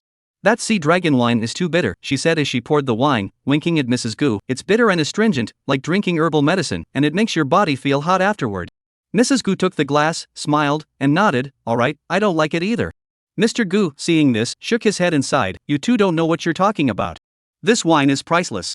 It's made with dragon saliva incense, a 1,000-year-old turtle, wild ginseng from Mount Chanbai, and snow fungus, and it's incredibly nourishing." He turned to look at Jibu Fan and laughed heartily. Come on, young Ji, since they don't want to drink, let's have more of it. Jibu Fan nodded in agreement but only took a small sip. Dad, I don't drink much. I'll have just a little. But this wine is indeed good. You have to save some for me. I want to drink it next time I come. Gu's father laughed heartily, patting his shoulder. Ha, sure, I've got a few more bottles here, they're all yours. Jibu Fan had a lively and outgoing personality, which suited the Gu family well. The atmosphere at the dinner table was pleasant. Everyone enjoyed the delicious food, raised their cups to toast occasionally, and chatted casually, creating a harmonious ambience. Gu's mother was quite talkative and shared some amusing stories about Gu Qianqian's childhood, such as when she was 5 years old and secretly applied her mother's lipstick, ending up with it all over her face, looking like a little kitten. Gu's father chimed in with additional details at the right moments. This made Gu Qianqian blush and pout, repeatedly teasing, Dad. Mom. Don't tell these stories in front of Fanbao. Jibu Fan also shared some of his romantic experiences with Gu Qianqian from their school days. When he mentioned his own background, his unfortunate upbringing made Gu's mother's eyes well up with tears. She held his hand tenderly. Little Ji, I never imagined you had such a tragic childhood. It's rare for you to be so cheerful and lively now. From now on, consider this place your home. Come over whenever you have time, and I'll cook something delicious for you. Gu's father nodded in agreement. That's right. Make this your home. Dad will drink with you, and after we finish, we'll go get our feet massaged together. Jibu Fan felt a warm surge in his heart and smiled, nodding. Alright, thank you, Mom and Dad. Gu Qianqian stood beside them, resting her chin on her hand, her eyes filled with tender smiles. Fanbao seems to have already settled into his new home. Before they knew it, the meal had come to an end. Gu's father had already had too much to drink, his face flushed red, and he had begun to treat Jibu Fan as his own brother. Jibu Fan, however, was preoccupied with the orphanage visit later that afternoon and had been restraining himself from drinking too much. He was only slightly tipsy at this point. Gu's mother, seeing her husband in this state, feared he might cause a scene, so she stood up to help him. Old Gu, you've had too much to drink. Go upstairs and rest for a while. Mr. Gu waved his hand, trying to say something, but stumbled and nearly fell. Jibu Fan acted quickly, rushing forward to help. The two of them supported Mr. Gu on either side and escorted him upstairs, settling him in the bedroom. Back in the living room on the first floor, Gu Qianqian had already prepared some chilled apple cider vinegar to help sober him up. She lay lazily on the spacious leather sofa, her long legs crossed, the hem of her skirt slipping slightly to reveal a sliver of her fair calf. Little Ji, you've seen me in a bad state. Gu's mother took a sip of the sour-sweet apple cider vinegar, her face flushed with a faint blush. Qianqian's father gets so excited he can't control himself, he's had too much to drink again. Jibu Fan waved his hand dismissively, indicating understanding. Men saying nonsense when drunk was normal. His father-in-law not causing a scene was already considerate. He turned to Mrs. Gu beside him and said sincerely, Mom, you've really gone out of your way today. Preparing such a lavish meal and giving me so many valuable gifts, I don't know how to thank you. Jibu Fan was speaking the truth. Through Gu Qianqian, he already knew that the Gu family wasn't as wealthy as he had imagined. They were simply doting on their daughter and willing to spend money on her. The gifts they had agreed to give him today likely accounted for a third of their family fortune. This gesture deeply moved him. Gu's mother shook her head gently upon hearing this. Little Ji, there's no need to be so formal. As long as you and Qianqian are happy and live a joyful life, I will give you everything I have. Everything I've earned will be yours in the future. She leaned lazily against the sofa backrest, exuding the unique charm of a mature woman under the influence of alcohol. Jibu Fan picked up the apple vinegar and took a sip. Thank you so much, Mom. Qianqian and I will definitely take good care of you in the future. Alright, then Mom will be waiting. Gu Mu was in a good mood. The fact that Xiao Ji could say that proved he was a grateful child. At the very least he knew what was important. It wasn't given in vain. Looking at the outstanding Xiao Ji and then at her beloved Qianqian, she felt that the two children were truly a perfect match. Now she was eagerly hoping they would have a child soon so she could become a grandmother sooner. It would be best if it were a big, healthy boy. Boys are more endearing, but unfortunately, the odds are too low. Her thoughts were racing, and gradually, the alcohol began to take effect. Mrs. Gu could barely keep her eyes open. She glanced at the two across from her, who were also dozing off, and spoke up. Xiao Ji, Qianqian, let us all go upstairs to the bedroom and take a nap. After drinking, we won't be able to stay awake without a nap. Jibu Fan said, Mom, you go ahead. I'll stay here. I need to leave soon, I have things to do this afternoon. Leave? Mrs. Gu was puzzled. It's the weekend. What else could you possibly have to do? You've come all this way, at least stay for dinner. I'll cook something special for you tonight. Next time, Mom. I need to go to the orphanage later to visit the children and the old director. It's become a habit, I go every week. What a good child. Mrs. Gu realized. How will you get there? Should I ask the company driver to take you? No need, no need. My wife Mooching will pick me up. She should be here soon. Mom, you go upstairs and rest. Ji Bu Fan waved his hand. Alright, what about you, Xianxian? Are you going with Xiao Ji? Mrs. Gu asked her daughter. Yes, I'm going with Fan Bao. Chapter 35, Going to the Orphanage Together. Gu Qianxian waved her hand at her mother, indicating that she wanted to follow Ji Bu Fan. She was so infatuated with Ji Bu Fan, and now that they were in the honeymoon phase of their marriage, she naturally wanted to be by his side at all times. Moreover, she already knew that Ji Bu Fan was going to the orphanage mainly because of his childhood friend Song Qiaqiao. She wanted to meet her future sister. Gu's mother, upon hearing this, didn't say much more. She stood up, waved her hand, and began to move toward the second floor. After a moment, she remembered something and turned back to remind them, be careful on the way. After speaking, she turned her head again, swaying her waist as she continued on her way. Her swaying figure, still tipsy, was undeniably beautiful. Ji Bu Fan couldn't help but glance at her a few more times, unwilling to tear his eyes away. Suddenly, something soft landed in his arms. It was Gu Qianxian, who had climbed from the sofa into his embrace. Fanbao Gu Qianxian wrapped her arms around his neck, her warm breath tickling his ear, carrying the delicate fragrance of a young girl. What are you looking at? Do you think my mom is really charming? Ji Bu Fan nodded in agreement. Gu Qianxian giggled, I'll tell you, in a few years, when I grow up, I'll have that kind of mature charm too. I believe you. The two of them cuddled on the sofa for a moment, but before they could take things further, they heard the sound of a phone ringing. Ji Bu Fan picked up the phone and saw it was from Lin Mooching, so he answered it. He had previously sent her a message asking her to pick him up and had sent her his location. On the call, Lin Mooching said she was almost there and told Ji Bu Fan to get ready. Ji Bu Fan and Gu Qianxian got up, tidied up, and left. The two of them went outside, and soon, a familiar car appeared at the entrance of the alley. It was Lin Mooching's red Audi. Ji Bu Fan raised his hand to signal. The car slowed to a stop in front of them. Ji Bu Fan opened the passenger door and got in, while Gu Qianxian climbed into the back seat. The car was filled with a familiar scent, the subtle fragrance of Lin Mooching. Oh, Ms. Lin, you're here too. Gu Qianxian's surprised voice suddenly came from the back seat.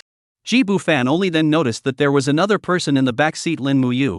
She was wearing a cream-colored dress, sitting quietly in the corner. Under Gu Qianxian's enthusiastic greeting, she seemed a bit awkward. Ms. Lin, I never thought we'd become sisters. Gu Qianxian excitedly grabbed Lin Muyu's hand. Isn't Fanbao great? So awesome. Ji Bu Fan saw Lin Muyu's face turn red in the rearview mirror. She lowered her head, her voice barely audible. Great. Lin Muyu smiled lightly and started the car, the engine emitting a low rumble. She turned her face toward Ji Bu Fan and explained, I asked Muyu to come along. Everyone might as well take this opportunity to meet and get to know each other. After all, we'll be living together in the future. Ji Bu Fan's left hand naturally rested on her leg, gently patting it. When we get back, let's pick up Qiao Qiao and have dinner together. Great. Lin Mooching's eyes lit up. We can all have a drink then, which will help us get to know each other better. Ji Bu Fan added, Mooching, my wife, I plan to apply for marriage with Xiao Qiao and Lin Teacher this afternoon. I'll need your approval. The car fell silent for a moment. Lin Muyu in the backseat suddenly lifted her head, her eyes sparkling with excitement, her lips trembling slightly. Sure, no problem. Lin Mooching's response was quick and decisive, with no hesitation. She glanced at her sister through the rearview mirror and noticed that after hearing Ji Bu Fan's words, her face was flushed with joy, and tears welled up in her eyes. Lin Muyu's heart softened, and the corners of her mouth curled upward involuntarily. She was happy for her sister, who had always been shy and introverted since childhood, finally finding her place in life and with the same man she had married. From now on, they could still spend every day together like they did when they were children, never to be separated again. Xiao Ji was a good husband. They would also strive to become good wives, earn money to support their family, have children, manage their household, and live a happy and fulfilling life. That's wonderful. Gu Qianxian was more excited than anyone else, than we're truly one big happy family. She hugged Lin Muyu, who was still in a daze. Mr. Lin, we can go shopping together, get manicures, and take care of Fanbao. Lin Muyu was caught off guard by the sudden hug, but a small smile crept onto his lips. She glanced up secretly and caught the gentle gaze of Ji Bu Fan in the rearview mirror, immediately lowering her head again, but her heartbeat accelerated uncontrollably. The car drove along the wide road. The afternoon sun streamed through the sunroof, casting the four of them in a warm golden glow. Lin Muyu turned on the music, and soft melodies filled the car. Ji Bu Fan leaned back in his seat, feeling the warmth in his palms, listening to the soft conversation of the two women in the back seat. A sense of fulfillment he had never experienced before filled his chest. This was the life he desired, not a world with just one person, but a home filled with warmth and laughter, built together with these lovely, beautiful women. The orphanage was in a remote area, and it took nearly an hour by car to reach the vicinity. Near the orphanage, there were many street vendors. Ji Fan asked Lin Muqing to park the car, rented a watermelon stall, and asked the vendor to deliver all the watermelons to the orphanage before returning to the car. He always bought something whenever he came. It was hot outside, and it was the perfect time to eat watermelon to cool off. Giving the children some watermelon to eat and cheer them up was a nice idea. The women in the car had never met Song Qiaqio before, and they were all quite excited and curious to meet her soon. Gu Qianshan said, "Fan Bao, what kind of person is Qiaqio? Tell us first." Ji Fan noticed that the other two women were also looking at him curiously, so he said, "Well, Qiao is a very kind person, as cute as you, Zhen Shen, as shy as Lin teacher, and as understanding as Mu Qing, my wife." Wow, that sounds great. No wonder you come to spend time with her every week. You must have a beautiful and unforgettable love story, right? Of course. We've been together since we were kids. You know, there were very few boys in the orphanage, and I was the only boy back then. A lot of girls bullied me, pulling on my little. It was Qiaqio who bravely protected me. Chapter 36, Ji Fan's Eternal Pain. Ji Fan recalled the past and couldn't help but sigh. Bullying exists everywhere, but it was especially prevalent in orphanages. The orphanage he was in was relatively better off. The matriarch who ran the place was strict, especially with him, the only boy there. She took special care of him and never allowed anyone to bully him. Unfortunately, there were always some bad girls who found opportunities to target him. As everyone knows, in a group, if someone stands out from the others, they are often seen as an outsider or a special case. Such individuals are often easy targets for exclusion and bullying. Ji Fan, this boy, found himself in exactly such a situation among all the girls. Gender became his original sin. The bad girls were numerous and physically imposing, while Ji Fan was still young at the time. Although he had come from another world with an adult's mindset, he lacked the physical strength of an adult and suffered much humiliation. This included having his pants pulled down and his private parts grabbed. This is his eternal pain. Every time he thought about it, it felt like needles piercing his heart. At that time, his greatest wish was to grow up quickly and teach them a lesson. But before he could grow up, he would likely have to endure many more hardships. Just as he had prepared himself mentally to endure and persevere, Song Qiaqio appeared. She was like a brilliant ray of light, piercing through his dark sky and bringing him hope and light. Song Qiaqio appeared when Ji Fan was being bullied again. She stood in front of him, protecting him, preventing those mean girls from pulling down his pants. Hearing Ji Fan recount his childhood ordeal, Lin Muqing and the other two girls were deeply moved. Lin Muqing's eyes welled up with tears, and a mist formed over her eyes. She gripped Ji Fan's hand tightly. "Husband, I never imagined you went through so much suffering as a child. Those bullies who tormented you were truly despicable." Lin Muyu nodded wildly from behind, "Exactly. Little Ji, you've had it so tough." Gu Qianshan was so excited her face turned red, clenching her fists tightly. "Fan Bao, you must have been so cute as a child. How could they bear to bully you? If only I could go back in time to protect you." Ji Fan looked at the three women standing up for him, a warm wave surging through his heart. "Kids don't understand. Back then, they just thought I was different from them and were curious." His gaze grew deep, as if he had traveled back to his childhood. "And before long, I grew taller and gained the strength to fight back. It's funny how the girls who used to bully me ended up trying to win my favor later on. Thinking about it now, I didn't suffer too much. Thank goodness Qiaqio was there to help me through those difficult days." By then, the car had come to a stop at the orphanage gate. A few sunflowers swayed in the breeze beside the weathered iron gate. Ji Fan had just gotten out of the car when he saw a petite figure running out of the courtyard. The sunlight bathed her in a golden glow, even her hair shimmering with a soft radiance. "Look, that's Qiaqio." Ji Fan's voice was unusually gentle, as if he were introducing a priceless treasure. His gaze followed the figure intently, his breathing unconsciously growing lighter. Under the sunlight, Song Qiaqio wore a plain white t-shirt and faded jeans, yet her graceful figure was undeniable. Her movements were light and graceful, and the curves of her chest gently trembled with each step. Her pure, fair face was adorned with bright eyes that sparkled with anticipation, and the corners of her lips curled into an uncontrollable smile, radiating the excitement of someone about to meet their beloved. Ji Fan hurried forward, and Song Qiaqio's eyes lit up instantly. She quickened her pace, almost running toward him, her slender arms outstretched as if to embrace the entire world. Ji Fan spread his arms wide and caught her securely. Song Qiaqio threw herself into his arms, the force of her impact causing him to stumble back half a step, but he quickly regained his balance and held her tightly against him. The faint scent of shampoo mingled with the scent of sunshine wafted from her hair. She buried her face against his chest and whispered, "Xiao Fan," her voice soft and sweet, like melted cotton candy. Ji Fan murmured in response, gently running his hand over her back, feeling the warmth of the person in his arms. It had been a week since they last saw each other, and Song Qiaqio missed Ji Fan dearly.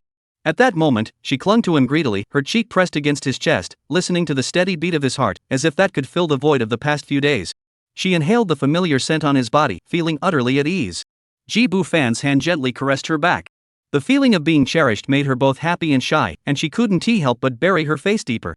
Only when she remembered there were others present did she snap out of her daze, blushing as she broke free from Ji-bu Fan's embrace. Her fingers unconsciously twisted the hem of her shirt, and she avoided their gaze before gathering the courage to look at the few women who had gathered around. Xiao Fan, are these the sisters you said you found for me? They're all so beautiful. Song Xiaoqiu stared wide-eyed, her face filled with disbelief as she looked at Lin Muqing and the others, unable to suppress a surge of admiration. Lin Muqing and the others were simply stunning. Each of them exuded a unique charm, some elegant, some gentle, some lively. Their attire was also dazzling and fashionable, as if they had stepped out of a fashion magazine. Their beautiful dresses perfectly accentuated their graceful figures, with every detail meticulously arranged. Their makeup added an extra touch of alluring charm. In contrast, Song Xiaoqiu felt ashamed of herself. She looked down at her own outfit, a simple white t-shirt and blue jeans, with a pair of worn-out canvas shoes on her feet. Compared to Lin Muqing and the others, her outfit was like night and day. Song Xiaoqiu unconsciously clenched the hem of her shirt, a wave of indescribable self-doubt washing over her. She began to worry about how she would live with these outstanding older sisters and take care of Xiao Fan in the future. The pressure was overwhelming. Meanwhile, Lin Muqing and the others were equally surprised. They simply couldn't connect the petite girl before them with the person Ji-bu Fan had described as someone who had once protected him. Song Xiaoqiu was simply too delicate and petite. She was probably only 1.55 meters tall, and when she was hugging Ji-bu Fan, her head didn't even reach his shoulders. However, to be fair, she was well developed, and her cartoon t-shirt highlighted her curves. Chapter 37, 2 Marriage Applications. Children raised in orphanages generally lack love and have personality flaws. Ji-bu Fan was sensitive and noticed from Song Xiaoqiu's expression that she was starting to feel inferior in front of Lin Muqing and the others. He smiled and said nothing. Lin Muqing and her group were decent people who wouldn't look down on her. Given time, she would come to understand that. Besides, among all of them, Ji-bu Fan liked Song Xiaoqiu the most. Song Xiaoqiu was petite but very attractive. Her appearance has a youthful quality, and though she is a year older than Ji-bu Fan, she still gives off the impression of an 18 or 19-year-old high school student. Moreover, her body was soft and graceful. Ji-bu Fan can effortlessly pick her up. Most importantly, she has a gentle and submissive nature. Even if Ji-bu Fan makes unreasonable demands of her, she would never refuse. The two have known each other since childhood and grew up together. Later, they developed feelings for each other and, driven by the impulsiveness of youth, they succumbed to temptation, becoming inseparable. Time has passed, and they have weathered many storms together, sharing the bitter and sweet experiences of life. Their love is so deep that others can't possibly understand it, let alone replace it. Therefore, Song Xiaoqiu has no reason to feel inferior. Her place in Ji-bu Fan's heart is unique and irreplaceable. Ji-bu Fan smiled and introduced everyone to each other. Just then, the vendor selling watermelons arrived, and Ji-bu Fan invited everyone to join him for some watermelon. It was midday, and the children at the orphanage were all taking their afternoon naps. The first floor hall was quiet and peaceful, with no one else around. Everyone enjoyed the watermelon to cool off while chatting. With Ji-bu Fan acting as the intermediary, the group quickly became acquainted. Just as Ji-bu Fan had anticipated, Lin Muqing and the others showed great friendliness and enthusiasm towards Song Xiaoqiu. They not only initiated conversations with Song Xiaoqiu but also actively expressed their goodwill. Part of the reason was naturally due to their respect for Ji-bu Fan. On the other hand, Song Xiaoqiu's personality was indeed very likable. Her delicate, adorable appearance and her orphaned background naturally evoked feelings of affection and sympathy in others. Song Xiaoqiu felt the kindness of everyone around her and could genuinely sense their sincerity. This sense of acceptance and care gradually calmed her previously anxious heart. Prior to this, Ji-bu Fan had mentioned over the phone that he had married several wives, which had left her feeling uneasy. She knew nothing about the personalities of those sisters and didn't know if they could all get along. At that moment, she finally felt at ease. Ji-bu Fan smiled as he watched the warm and harmonious scene before him, feeling very happy. This was exactly what he had hoped to see. Now that everyone was gathered and the atmosphere was just right, Ji-bu Fan felt the timing was perfect. He pulled out his phone from his pocket, opened Marriage Management 123, and began the marriage matching application process. He submitted 2 marriage applications consecutively, one for Song Xiaoqiu and the other for Lin Muyu. After submitting the applications, Ji-bu Fan asked Song Xiaoqiu and Lin Muyu to each click agree on their phones. Both of them were filled with excitement, controlling their emotions as they completed the agreement process. Next, Ji-bu Fan asked his first wife, Lin Muqing, to approve the agreement. Lin Muqing smiled and clicked the agree button without hesitation. With that, all the necessary steps were completed. All that remained was to wait for the Civil Affairs Bureau to deliver the marriage certificate, and everything would be settled. Since it was the weekend, the Civil Affairs Bureau was closed, so Ji-bu Fan selected his home address when filling out the delivery address. This way, he could relax at home tomorrow morning and wait for the staff from the Civil Affairs Bureau to deliver the marriage certificate. At that moment, Song Chaoqiao and Lin Muyu were both filled with indescribable excitement. Being able to marry someone as outstanding as Ji Bu Fan, they are undoubtedly fortunate, and this fortune even allows them to surpass 90% of women in the world. They say marriage is the grave of love. But those who say that must have chosen the wrong person. If they had met Ji Bu Fan, they would know that true marriage is a haven of happiness, the most beautiful journey of life. Lin Muyu fixed her beautiful eyes on Ji Bu Fan. His tall, straight posture, handsome features, and the slight curve of his lips all made her heart race. Thinking about becoming Mrs. Ji in the future, Lin Muyu felt both filled with anticipation and a touch of fear. After last night, she knew that Xiao Ji was someone who knew how to bully people, and she feared she would often be bullied by him in the future. But having such a handsome and considerate husband, even being bullied would be a kind of happiness, wouldn't it? Song Chaoqiao's eyes were fixed solely on Ji Bu Fan. She sat quietly beside Ji Bu Fan, like a budding flower, emitting a faint fragrance. Her hands tightly held Ji Bu Fan's, her gaze filled with love, like a gentle stream flowing over him. In that moment, Song Chaoqiao's heart was filled with fulfillment and joy. Her dream was to marry Ji Bu Fan and care for him for the rest of her life. This thought had taken root deep within her heart, like a seed that had grown into a towering tree. She didn't know when exactly this idea had first taken root in her heart. Perhaps it was when she was very young, the first time she saw Ji Bu Fan, and that fleeting moment of attraction planted the seed in her heart. Or perhaps it was on that special night when she received Ji Bu Fan's first gift and made her vow. In any case, this was the meaning of her existence. And now, half of this dream had come true. She had become Ji Bu Fan's lawful wife. For the rest of her life, Song Chaoqiao has decided to do her utmost to take care of Xiao Fan. Though her abilities are limited, she may not be able to earn much money or provide financial stability, but she will do her utmost in every aspect of life to care for him and meet his needs. For her, Ji Bu Fan's happiness is her greatest happiness, and she is willing to sacrifice everything for him. Meanwhile, Ji Bu Fan has already begun to ponder the system's lottery feature. Chapter 38: 2 Excellent Rewards. Marrying 2 wives in a row grants 2 lottery chances. Ji Bu Fan's heart was filled with anticipation and curiosity. He couldn't wait to find out what kind of surprises this lottery would bring him. So, he made up an excuse and went to an empty room, summoning the system. "System, are you there? Come out. I want to draw the lottery." Ji Bu Fan's voice betrayed his uncontrollable excitement. "Beep. Hello, host. The system detects that you currently have 2 reward opportunities. Would you like to draw them all?" The system's calm, emotionless voice responded. "All of them. Hurry up, I can't wait." "All right, host. I will now draw your rewards." The system paused briefly before continuing, drawing complete. "Congratulations, host. You have obtained the Performance Mastery and Endless Energy rewards." Ji Bu Fan heard the result and immediately checked the detailed descriptions of the 2 rewards. Performance Mastery: the host will automatically master and apply the foundational techniques of various performance skills, including voice, form, and body language. You will possess the fundamental qualities required to become a professional actor, enabling you to perform with ease and confidence both on stage and in front of the camera. Endless Energy: the host will possess extraordinary vitality, with abundant energy and vitality. This will make you feel energetic and vibrant in daily life, no longer feeling sluggish, and significantly reduce the amount of sleep you need. When tired, a simple rest will quickly restore your energy and vitality. How to put it? Ji Bu Fan is quite satisfied. Both of these rewards are excellent. The first one, Performance Mastery, isn't particularly useful for him right now, as he's not involved in the entertainment industry. But it's always good to have extra skills. He can try to develop in this direction in the future. As everyone knows, the entertainment industry is full of beautiful women. Once he becomes an artist, he'll have plenty of opportunities to meet beautiful female celebrities, and it's easy to spark a romance with them and walk down the aisle. Don't think it's difficult, it's actually quite easy. As the old saying goes, when a man pursues a woman, there's only a thin veil between them. With Ji Bu Fan's qualifications, he's a hot commodity anywhere. All he lacks is the opportunity to meet the right person. Moreover, Ji Bu Fan has heard that this industry is full of hidden rules, and male artists are easily taken advantage of. He wants to experience what it's like to be taken advantage of. As for the second reward, Boundless Energy, Ji Bu Fan was more than satisfied.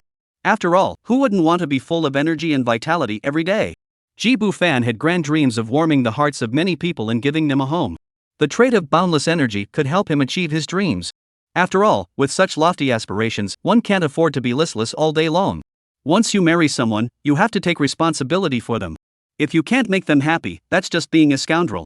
Among all the traits of being full of energy, Ji Bu Fan values the ability to quickly recover energy the most.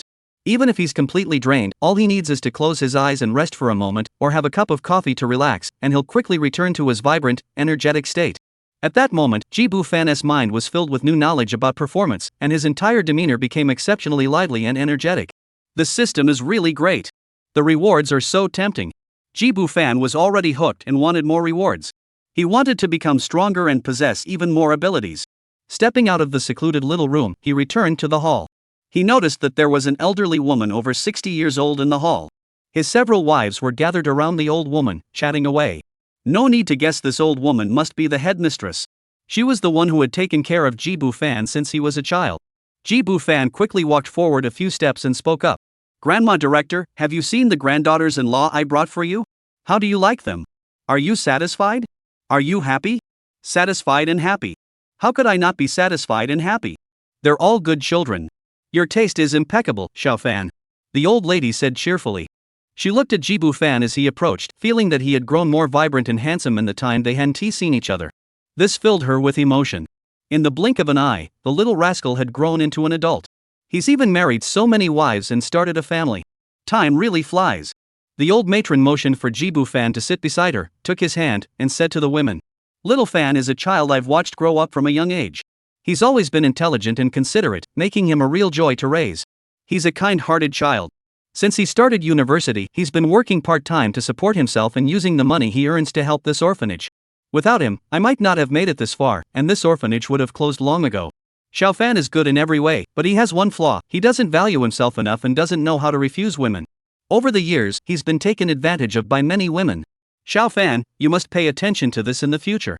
Once you're married, you must prioritize your family and stop casually mingling with other women. Those women are only after your money. You're not their husband, they want to care about you. Xiao Xiao, and the rest of you, keep an eye on him and don't let him act recklessly. Otherwise, it'll be too late to regret it once something goes wrong. You all need to exercise self-control as well. Give Xiao Fan enough time to rest. It's best if he takes a day off every other day." The old matriarch droned on and on. Everyone listened obediently, no one dared to argue. This was the care and concern of an elder. Jibu Fan was no exception. He behaved very obediently, sitting quietly with a smile on his face, seeming to agree with every word the old principal said. However, this was merely a facade. In reality, most of what she said went in one ear and out the other. He hadn't truly taken much of it to heart. Many of those words had grown tiresome to him. The old lady was just too talkative. Every time he came back before, seeing her would mean being lectured endlessly. Today was better. The old lady didn't talk for long before the other children finished their nap and rushed out to play and run around. When they saw Jibu Fan arrive, they all gathered around him, shouting "Brother Fan" and "Brother Fan" in unison, showing great affection, and some even wanted to be held. Jibu Fan smiled and greeted them, then started cutting watermelon for the kids to eat. "Thank you, Fan Gu. I love you the most. When I grow up, I want to marry you." "Me too. I want to marry Fan Gu too. We all want to marry Fan Gu." Chapter 39, The Peak of Life? No, this is just the beginning. Jibu Fan looked at the group of little girls and smiled.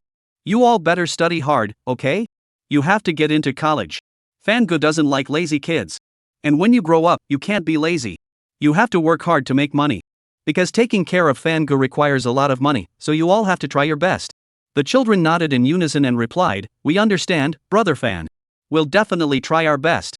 Every time Jibu Fan came to the orphanage, he would buy the children some delicious treats. Sometimes he would also buy clothes, shoes, and school supplies for them. So the children all loved him very much. They said they wanted to marry him when they grew up, but it was just innocent childish talk, not to be taken seriously. Perhaps some of the older children meant it sincerely. However, most of these children are quite ordinary and do not meet Jibu Fan's standards for a wife. There are a few who are decent, considered to be potential beauties. Jibu Fan is quite looking forward to it, wondering what they will grow up to be. Would they still want to marry him? After dismissing the children, Jibu Fan turned to the old abbess with a puzzled expression and asked, "Grandma Director, I noticed that several children are missing. Where did they go?" "A few were adopted by families, and a few were sent to other orphanages. Grandma is getting old, and my health is declining day by day." The old director sighed. "We won't be taking in any more children here in the future. The ones we have now will be gradually transferred to other institutions. Once all the children are settled, this place can close." Jibu Fan heard this, and though he was surprised, he quickly regained his composure. He had already known that the old director had plans to close the place down, though he hadn't expected it to happen so soon. Actually, closing it down is for the best. The old director is nearly 70 years old and should be enjoying her golden years. She had founded this orphanage in her 40s and spent nearly 30 years caring for countless homeless children. It was indeed time for her to rest. Jibu Fan said.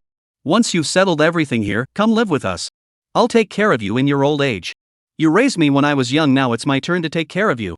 The old nun shook her head with a smile. "No need. I have my own children to take care of me." "Then let me give you some money." "Without money, even your own children might not be filial." "No, I don't need money. Once this place is sold, I'll have plenty of money, more than I could ever spend." "Then give me some?" "No way. You have so many wives to support you, and you're asking an old woman like me for money? How dare you?" Jibu Fan was speechless. "Aren't you the one who said you'd never spend it all?" The old lady turned away from Jibu Fan and said to Song Xiaoqiao, "Xiaoqiao, you don't need to come help anymore. Now that you're married to Xiao Fan, just focus on your own life. Grandma wishes you both happiness." Song Xiaoqiao looked worried. "What about this place?" The old matron patted Song Xiaoqiao's hand comfortingly. "There are 2 nurses here to help for now. At most, we'll close in a month or 2. I can't keep you here any longer. Start your new life." Song Xiaoqiao nodded. "Then I'll go find a job." However, before she could finish, Jibu Fan suddenly interrupted. "What kind of job? From now on, you just stay home and take care of me." Song Xiaoqiao had studied nursing and was skilled at taking care of people. Over the years, she had gained extensive experience caring for the children here. Jibu Fan thought it was perfect for her to stay home and take care of him. Once more children were added to the family, she could take care of both the adults and the children. Everyone spent a pleasant afternoon at the orphanage. As evening approached, they began helping Song Xiaoqiao pack her belongings and escort her out. Song Xiaoqiao had a small room there, though simple, it was tidy and clean. She didn't have many belongings, 2 small bags were enough to pack everything. At that moment, Song Xiaoqiao had also changed into a stylish outfit, and her overall demeanor was completely different from before. She wore a light blue fitted sleeveless t-shirt. The delicate fabric clung to her graceful figure like a second skin, perfectly highlighting her full upper body. Her 2 white, slender arms are fully exposed. The lines of her arms are elegant, with not a single ounce of excess fat, adding a touch of delicate charm to her appearance. Her lower body is paired with a high-waisted floral skirt. The skirt falls lightly to mid-thigh, gently swaying with each step, occasionally lifting to create soft, teasing waves. The cinched waist accentuates her slender waist, while the puffed skirt exudes the innocence and charm of a young girl. She wears a pair of strappy sandals on her feet. The delicate straps wrap around her ankles, adding a touch of elegance to her overall appearance while highlighting the smoothness of her ankles. Her outfit is truly stunning. Though she wears no makeup, she exudes the natural beauty of a lotus flower. Everyone marveled, saying they never expected Xiaoqiao to look so stunning in a different outfit. Faced with the compliments, Song Xiaoqiao blushed and lowered her head. She kept pressing down on the hem of her skirt, seemingly worried about its length, afraid it might reveal too much. This outfit was bought for her by Jibu Fan. In addition, Jibu Fan had bought her many other beautiful outfits, each one more stunning than the last. However, Song Xiaoqiao had a more conservative nature and usually dressed quite simply. After all, in an orphanage like that, there was no need to dress too nicely. But in the future, Song Xiaoqiao felt she needed to dress more nicely, lest she bring shame to Xiao Fan. After bidding farewell to the headmistress, everyone boarded the car and departed. Lin Muqing's Audi was just big enough to fit all 5 of them. Jibu Fan sat in the middle of the back seat, with his left arm around Song Xiaoqiao and his right arm around Gu Chanshan. Lin Muqing was driving in front, with Lin Muyu in the passenger seat.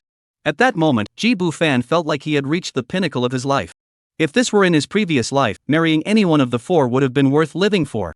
Jibu Fan would have felt like he had saved the galaxy to be so lucky.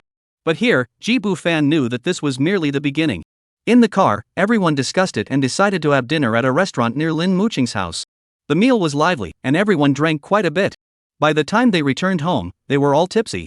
Jibu Fan was in high spirits and ready to cause trouble. Chapter 40, How did Xiao Ji become so powerful? The next day, early morning. When Lin Muqing woke up, her consciousness had not fully returned, and everything around her seemed blurry. She rubbed her eyes, trying to clear her head. The curtains were tightly closed, making the bedroom feel dim and stuffy, with an unpleasant odor in the air. There was a sticky, musty smell of alcohol and sweat mixed together. After a moment, Lin Muqing's mind began to clear. She practically jumped out of bed, grabbed a piece of clothing off the floor, and threw it on before leaving the bedroom. The living room was quiet. Lin Muqing curled up in a corner of the sofa, burying her face in her knees. After a long while, her cheeks were still as red as ripe apples. "This is so embarrassing," Lin Muqing muttered to herself. After a long time, Lin Muqing stood up and prepared to go to the bathroom to take a shower. She had forgotten to bathe last night, and now her body felt sticky and uncomfortable. She had already made up her mind. Since it had already happened, regretting and blaming herself would do no good. Anyway, she had made up her mind she would never allow Xiao Ji to act so recklessly again. Upon entering the bathroom, she turned on the shower head, adjusted the water temperature, and warm water immediately sprayed out, forming a fine curtain of water. Lin Muqing closed her eyes, feeling the water wash over her body, as if all her worries and fatigue were being washed away. The water flowed down her body, cleansing her flawless form, leaving her with an unprecedented sense of relaxation and comfort. After rinsing off, Lin Muqing stood in the gradually dissipating mist, watching the water swirl down the drain. She wiped the moisture from the mirror, and the woman reflected back had a rosy complexion, smooth skin, and lazy eyes, radiating a glow of happiness nurtured by love. Lin Muqing's lips curled into a smile. Setting aside everything else, since having Xiao Ji, she had indeed become a different person. Not only did she feel physically and mentally refreshed, but her skin had also become smoother and more radiant. Is this the magic of love? It's amazing.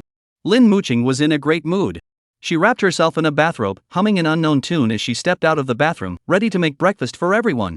As soon as she reached the kitchen door, she caught the aroma of butter-fried eggs. Peeking inside, she saw a petite figure bustling around the stove. Song Qiaqia was wearing a men's t-shirt that was clearly too big for her, the hem barely covering her thighs, revealing two slender, fair legs. She was focused on flipping the eggs in the pan and didn't notice Lin Muqing's arrival. "Qiaqiao, why didn't you sleep in a little longer? I can make breakfast." Lin Muqing spoke softly. "Ah." Song Qiaqia was startled by the sudden voice and nearly dropped the spatula.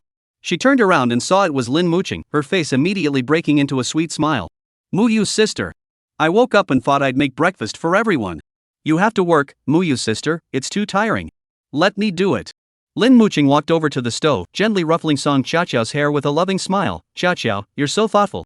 Let's cook together then. Your husband has a big appetite, so we should make plenty." "Yes." Song Qiaqiao nodded vigorously, her obedient expression resembling that of a docile little rabbit. Morning light streamed through the window, outlining her delicate curves. Even the loose t-shirt couldn't hide her impressive bust. Lin Muqing couldn't help but praise, "Qiaqiao has such a great figure. It's truly enviable." Song Qiaqia blushed and lowered her head, her cheeks flushing slightly. "No, Muqing's sister has a better figure. I'm too short."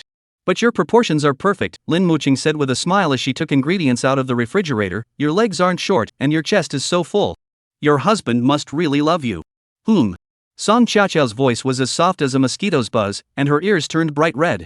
"That's true." The two of them busied themselves in the kitchen, chatting casually, the atmosphere light and relaxed. They both avoided mentioning last night's awkward incident, pretending it never happened. But soon, they had to face it again. It turned out that Ji Bu Fan had woken up. The sleepy-eyed young man walked into the kitchen, saw the two of them busy at work, and raised the corners of his mouth slightly. He casually picked up a fried egg, put it in his mouth, and chewed it noisily. Then he walked behind them, wrapping his arms around their waists. He then kissed each of them on the cheek. "Good morning, my two dear wives." Lin Muqing's body froze. Swallowing hard, Lin Muqing struggled to ask, "Husband, why did you get up so early today?" Usually, Ji Bu Fan woke up very late, so seeing him up so early today made Lin Muqing feel quite unsettled. She had expected him to sleep until noon, especially since he had gone to bed so late last night. But Ji Bu Fan said, "The day's work is done in the morning." "Muqing, don't you know that? I decided from now on, I'll get up early every day and never sleep in again." "Alright, you two continue making breakfast. I'll go take a shower first." With that, he turned and left. Lin Muqing was still a bit dazed. The words were one thing, but the question was, why get up so early? Why not sleep in a little longer and take care of your health? Glancing at Song Qiaqiao, who was equally shy, Lin Muqing sped up her cooking, ate a quick bite, tidied up, grabbed her bag, and rushed out the door to go to work. It wasn't until she arrived at the garage and got into the car that she suddenly realized. How did Xiao Ji become so formidable? Chapter 41, Sweating Profusely. At the dinner table, Ji Bu Fan was shoveling food into his mouth. The vigor trait meant he now needed to replenish his energy much more than before, so his appetite had grown even larger. However, this minor side effect was completely negligible. Every time he recalled the joyful moments from last night, an indescribable sense of fulfillment welled up in his heart. "Tongzi Gu is the best," Ji Bu Fan silently praised in his heart. Sitting beside him, Song Qiaqia watched Ji Bu Fan eat with such appetite, and her throat involuntarily swallowed. Her gaze drifted toward the master bedroom, hesitated for a moment, then she whispered to Ji Bu Fan. "Xiao Fan, should we wake up Muyu's sister and Xianxian to eat together?" Ji Bu Fan's mouth was still full of food, and he replied indistinctly, "No need, let them sleep a little longer. They went to bed pretty late last night." Song Qiaqiao nodded and began eating in silence. After a moment, she couldn't help but speak up. "Xiao Fan, you can't keep doing this. Grandma, the director, specifically reminded you yesterday to be more restrained. You just go and do this again. What if you ruin your health?" Her tone was filled with anxiety and concern. It was clear she was genuinely worried about Jibu Fan's health. Jibu Fan didn't take it seriously, shrugging it off and saying, "It's fine, Xiaoqiao. Don't worry. Haven't you noticed? I can eat, sleep, and work now. I'm much better than before." Song Xiaoqiao listened to Jibu Fan's words, but the doubts on her face didn't diminish. Instead, she grew even more puzzled. She furrowed her brows and pressed further. "Yes, you are much better, but what's going on? Xiao Fan, are you sure you didn't take any medicine yesterday?" "Xiaoqiao, I've realized that preconceived notions in people's hearts are like a mountain. You actually doubted that I took medicine? Did I really need to do that? But you were so fast before. Xiao Fan, I didn't mean to look down on you. You were great before too. I just. Xiao Fan, don't get angry." Song Xiaoqiao was on the verge of tears. Alright, I'm not angry." Jibu Fan comforted her. "You said it was before. Back then I was young. Now I've grown up and become more capable. Isn't that normal? Don't you like it?" "I do." The breakfast portion for 5 people was divided among them. Lin Muqing ate half, Song Xiaoqiao ate 1 portion, and the rest went into Jibu Fan's stomach. After drinking another large cup of hot milk handed to him by Song Xiaoqiao, Jibu Fan patted his satisfied stomach and left the table. Song Xiaoqiao stayed behind to clean up, then went to prepare more breakfast for the 2 who were still asleep. Today's preparations were a bit insufficient. Song Xiaoqiao hadn't expected Xiao Fan to eat so much now. It seemed she'd have to prepare more in the future. In the living room, on the sofa, Jibu Fan turned his head to glance at Song Xiaoqiao, who was busy with her tasks. Seeing that she wasn't paying attention, he summoned the system and asked, "System, something's off. It's good that I'm getting stronger, but people who know me will start to suspect something. There's no way to explain it. Do you have any solutions?" Song Xiaoqiao's earlier question had caused Jibu Fan some anxiety. He felt his explanations were weak and unconvincing. Song Xiaoqiao wasn't stupid, she wouldn't believe it. No one who knew him would believe it. The change was simply too drastic, bordering on the absurd. Before, in one-on-one battles, there were wins and losses. Now, he easily defeats 4 opponents. It's no wonder Song Xiaoqiao suspected he was taking drugs. He even doubts himself. And to make matters worse, this is just the beginning. If he gains even more powerful abilities and undergoes even greater changes in the future, it will be even harder to explain. So Jibu Fan urgently sought help from the system. Fortunately, the system was very helpful and resolved his dilemma with a single sentence. Beep. The system has detected the host's concerns. It will now influence the people around the host on a mental level. All your changes will be perceived by others as natural and inevitable. From now on, this will remain the case, and no one will question your changes. Yay! The system is so awesome. Jibu Fan finally relaxed and happily played with his phone. Today's news headlines were quite interesting. A few days ago, experts proposed a benefit for men, suggesting that Mondays, Wednesdays, and Fridays be designated as men's rights days, allowing men to freely use this time to enjoy themselves. The proposal was approved this morning, and the official announcement was released, immediately trending on social media. Men are getting it easier and easier in this world. Jibu Fan glanced at the comments, which were mostly in favor, though there were some opposing views, along with a few envious remarks mixed in.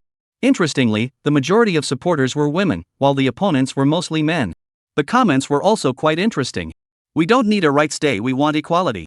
We want the right to work freely. I want to work on construction sites and sweat it out.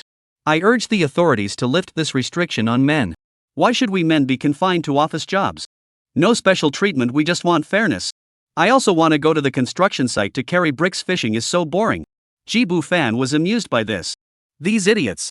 They should be sent back to their original world to experience the fairness they desire. Sweating buckets, huh? They're just eating too much. Jibu Fan doesn't work, so this policy doesn't mean much to him.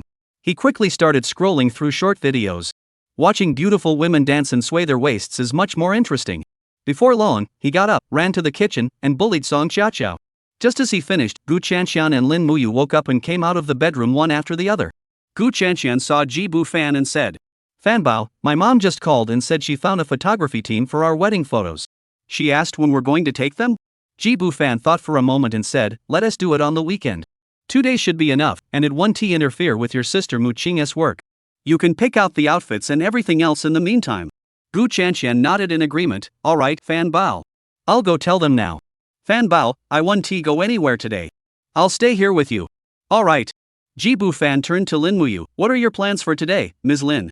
Lin Muyu replied, "I'll eat something and then get back to writing. I didn't update yesterday, so I need to catch up today. Little G, I won't be able to accompany you. Then hurry up and write. Don't slack off during the day. Finish it so you can accompany me tonight." "What? You can't not accompany me?" No way. Gu Chanxian didn't understand why Mr. Lin was being so reluctant. Spending time with Fan Bao was so much fun and joyful. Isn't it 100 times better than writing that novel? Anyway, she couldn't understand.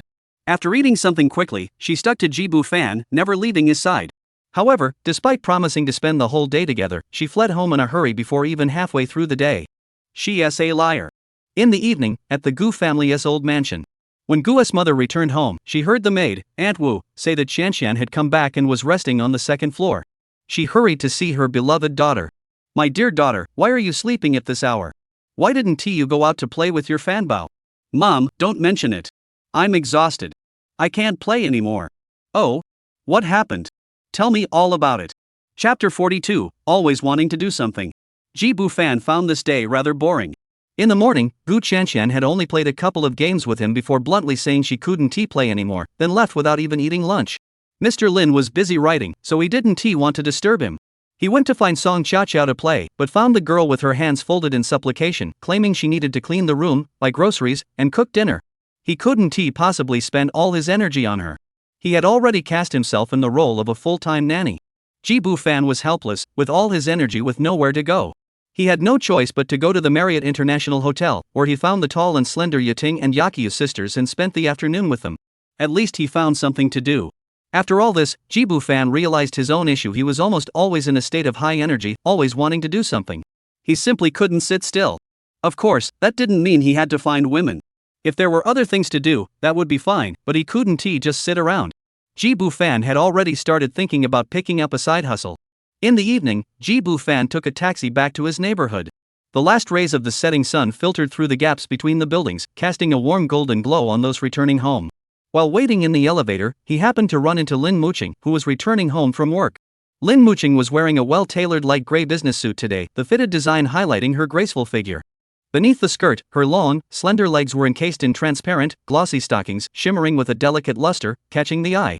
Upon seeing Ji Bufan, her eyes lit up and her long eyelashes fluttered gently. "Honey? What a coincidence! Where were you going?" Ji Bufan shrugged casually, his tone lazy. "I was bored at home, so I went out for a stroll this afternoon." "What?" Lin Muqing widened her eyes in surprise, her red lips parting slightly. "Didn't Qianqian and Xiaoqiao accompany you? Why did you go out to play?" "Don't mention it." Ji Bufan shook his head helplessly. "Qianqian left before noon, and Xiaoqiao was busy with housework. She didn't have time to pay attention to me. What could I do?" "Oh my," Lin Muqing couldn't help but laugh, her eyes crinkling into a beautiful smile. She spread her arms wide and said, "You poor thing, come here, let me hug you and comfort you." "I'm not pitiful." Ji Bufan took her into his arms and curved his lips into a meaningful smile. "It's pretty fun outside too." That was true. Outside, there was no need to be as cautious as at home. They could let loose and have a good time. As they spoke, the elevator reached their floor. As they opened the door, a tempting aroma of food wafted toward them. The dining table was laden with dishes that looked and smelled delicious, filling the air with their fragrance. The sound of a spatula clanging against a pan came from the kitchen, where Song Chaoqiao was still busy. Looking around, the entire house looked brand new. The floors were spotless, the fruit basket on the coffee table was neatly arranged, and even the leaves of the plants on the windowsill had been wiped until they shone. Clearly, Song Chaoqiao had put in a lot of effort. Lin Muqing looked at everything around her and felt deeply guilty. Especially when she entered the bedroom to change clothes, she found it spotless, with even the bedding freshly changed. This attention to detail deeply moved her. She quickly changed into some comfortable clothes and hurried toward the kitchen. Just then, she encountered Song Chaoqiao carrying a plate of freshly cooked hot dishes. Lin Muqing hurriedly took it from her. "Xiaoqiao, let me do it.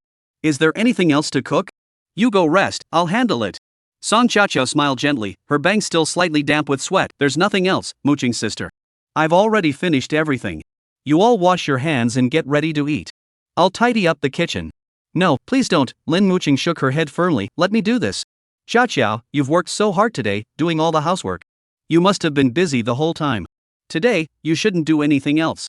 Just rest properly." Song Chaoqiao felt the sincerity in Lin Muqing's words and said softly, "I just did some housework." "It's nothing. Muqing, you're the one who's tired. Your work must be exhausting." "I'm fine, not too tired." Lin Muqing took her hand and led her toward the dining room. "Come on, let's eat together. Xiaoqiao, you're so hardworking. You've cleaned the house so nicely." As they sat down at the table, looking at the spread of dishes, Lin Muqing suddenly remembered something and turned to Song Chaoqiao. "Xiaoqiao, did you go shopping today? I forgot to give you money. I'm so sorry. I'll transfer you a few thousand yuan first." Use it for now, and I'll transfer more later. Lin Muqing knew that Song Chacha wasn't well off and didn't want to make her both work hard and spend money. Just as she was about to take out her phone to transfer the money, she was stopped by Song Chacha. It's okay, Muqing sister. Xiao Fan already gave me money, quite a lot actually. You don't need to give me any more. Jibu Fan, standing nearby, chimed in, that's right, Muqing, you don't need to worry about this. I've already taken care of the living expenses. Let's eat quickly, the food is getting cold. Lin Muqing knew that Jibu Fan was particularly wealthy now, so she didn't insist further. She turned and walked toward Lin Muyu's room, knocking on the door to call her out to eat. The meal was enjoyed in a warm and harmonious atmosphere. Although Song Chachao's cooking wasn't particularly outstanding, it was far above average. Her home-style dishes were flavorful and well-presented, leaving nothing to be desired. After dinner, everyone pitched in to clean up the leftovers excluding Jibu Fan. The crisp clinking of bowls and chopsticks soon filled the air as everything was tidied up. Then, everyone went out together, strolling along the tree-lined paths of the neighborhood under the gentle evening breeze, enjoying the rare leisurely time. They took the opportunity to walk off their meal. A gentle breeze blew, casting dancing shadows on the trees, and the neighborhood was filled with the fresh scent of summer foliage. The streetlights stretched their shadows long, and laughter filled the air. Lin Muqing linked her arm through Song Chachao's and teased with a mischievous smile, Chachiao, you've really worked hard today. I'll make the decision tonight, your husband is all yours to enjoy. How about it? Are you happy? What? Song Chacha stopped in her tracks, her fair cheeks flushing under the streetlight. Newling sister, please spare me. I'm a bit scared of Xiao Fan right now. I can't handle him alone. Lin Muqing blinked curiously and pressed further, how could that be? You've been together for so many years. You used to go on dates all the time. How did you? I don't know how I managed to get through it before. Song Chacha blushed and lowered her head, unconsciously twisting the hem of her shirt. Anyway, it's not working now. She glanced sideways at Jibu Fan, who was walking ahead humming a tune, and whispered, he's so much stronger now. Muqing sister, I don't think you can handle him alone either. Lin Muqing froze upon hearing this, her red lips parting slightly, momentarily speechless. Chapter 43, The Merciless Word Crafting Maiden. It was late at night, and Jibu Fan leaned against the headboard, unable to sleep. He got up, walked to the window, and pushed open the half-closed window. The night breeze, carrying the bustling atmosphere of the metropolis, swept over him. He lit a cigarette, took a deep drag, and let the smoke swirl around his lips and teeth before slowly exhaling it into the night air. Outside the window, the entire city remained brightly lit. The glass facades of skyscrapers reflected the neon lights, resembling countless stars falling from the sky, brilliant yet illusory. The streets were bustling with traffic and people, and the nightlife had only just begun. Yet, amidst this bustling chaos, he felt a strange sense of emptiness. High energy was a trait that allowed him to recover his spirits with just 4 or 5 hours of sleep each day, but it also left him with an abundance of time with nowhere to go. Too much free time. Bored to the point of tedium. What should I do? Jibu Fan stared at the flickering cigarette, but between his fingers, his thoughts drifting away. Suddenly, an idea flashed through his mind. Why not pick up my old profession from a previous life and start writing novels again? After all, even if it wasn't for money, writing novels was interesting enough on its own. The thrill of building worlds, the joy of shaping characters, and the sense of accomplishment upon completing a work just thinking about it made his heart race. Moreover, he now possessed the ability of writing mastery, making novel writing a breeze. Jibu Fan narrowed his eyes slightly, gazing at the dazzling lights in the distance, a smile curving his lips. Perhaps it's time to find some fun for myself. He took back what he had said earlier about not even a dog would write a novel. The next morning, Jibu Fan woke up before 5 o'clock. The sky outside was still a murky gray, with only a faint hint of dawn visible on the eastern horizon. He gently pushed away Lin Teacher's arm, which was resting on him, and quietly got out of bed, stepping out of the bedroom. He splashed some water on his face to wake himself up. Jibu Fan took out his laptop and began working on yesterday's plan. He was ready to start writing. His fingers danced across the keyboard as he logged into the largest domestic novel website, Tomato Novel Network. Registering an author account and filling in his pen name, Jibu Fan didn't hesitate, entering his usual online nickname, Don't Call Me Xiao Ji. The registration process was second nature to him. Years of experience in online writing had made these tasks second nature to him. Although the website interface in this world is slightly different, the core functions are largely the same, just the usual stuff. Soon, he completed the preliminary tasks and began creating a new book, choosing a title, and writing a synopsis. He had already decided on the genre for the new book last night. He planned to reimagine his previous work, 7 Days to the End. In this world, there were no insect armies, so the book 7 Days to the End, which had been a huge hit in his previous life, didn't exist here either.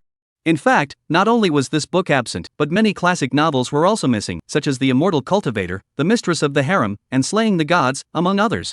This is because there are very few male authors in this world, most are female authors. After all, writing is a rather grueling profession. Therefore, unless someone is truly passionate about it, no man would choose to become a writer, and as a result, this world lacks many phenomenon-level novels. If he has the time, Jibu Fan plans to copy them all over, so that the novel enthusiasts of this world can also enjoy some good reads. Creating a new document, Jibu Fan began writing the first chapter. He retained the core settings of 7 days to the end 7-day cycles, echo abilities, team survival, and puzzle solving. However, he adjusted the narrative style and character relationships. This makes it more suited to the reading habits of female readers, as the primary audience here is female. The main cast needs fewer male characters to align with the current world. Jibu Fan thought as he wrote, the emotional arcs should be more delicate, but the cuts must be ruthless. Making readers cry is secondary, the focus is on depth. The sound of keyboard clicks echoed crisply in the quiet morning. Jibu Fan was completely immersed in his creative world, his thoughts racing like wild horses across the vast plain of words. He forgot the passage of time, forgot everything around him, with only the vivid characters and the ups and downs of the plot in his mind. He truly loved writing. Before he knew it, he had finished 3 chapters, totaling 6,000 words. And all of this was accomplished in less than 2 hours. That was indeed quite fast. Jibu Fan was surprised by himself. He was like a ruthless wordsmith. After reviewing what he had written, Jibu Fan realized that although he wrote quickly, the content was far from superficial. On the contrary, each chapter was filled with details and emotion, the characters were vividly portrayed, and the plot was well structured and engaging. It was far superior to the original book. After all, as everyone knows, the writing style of the Bug team is generally average. Jibu Fan nodded in satisfaction, feeling deeply pleased with his creative output. This speed and quality filled him with confidence for the upcoming writing process. Writing mastery is way too useful. Jibu Fan stretched lazily and continued typing, planning to write a few more chapters today to secure the contract sooner. Just then, there was a noise in the hallway. He looked up and saw Lin Muqing rubbing her eyes as she walked out. She was wearing a simple nightgown, her hair tied up in a ponytail, and still looked sleepy. "Honey, why are you up so early? What are you writing?" Lin Muqing yawned as she walked over, her warm scent enveloping Jibu Fan's breath. Jibu Fan closed the writing page without a word. "Nothing much, just chatting with a girl." "Want to see?" he asked deliberately. "No, what's there to see?" Lin Muqing shook her head. "Seeing you typing away like that, I thought you were trying to write a novel like Muyu. Glad you're not writing a novel. Keep chatting. I'm going to take a shower." "How could I write a novel? I wouldn't write that kind of thing."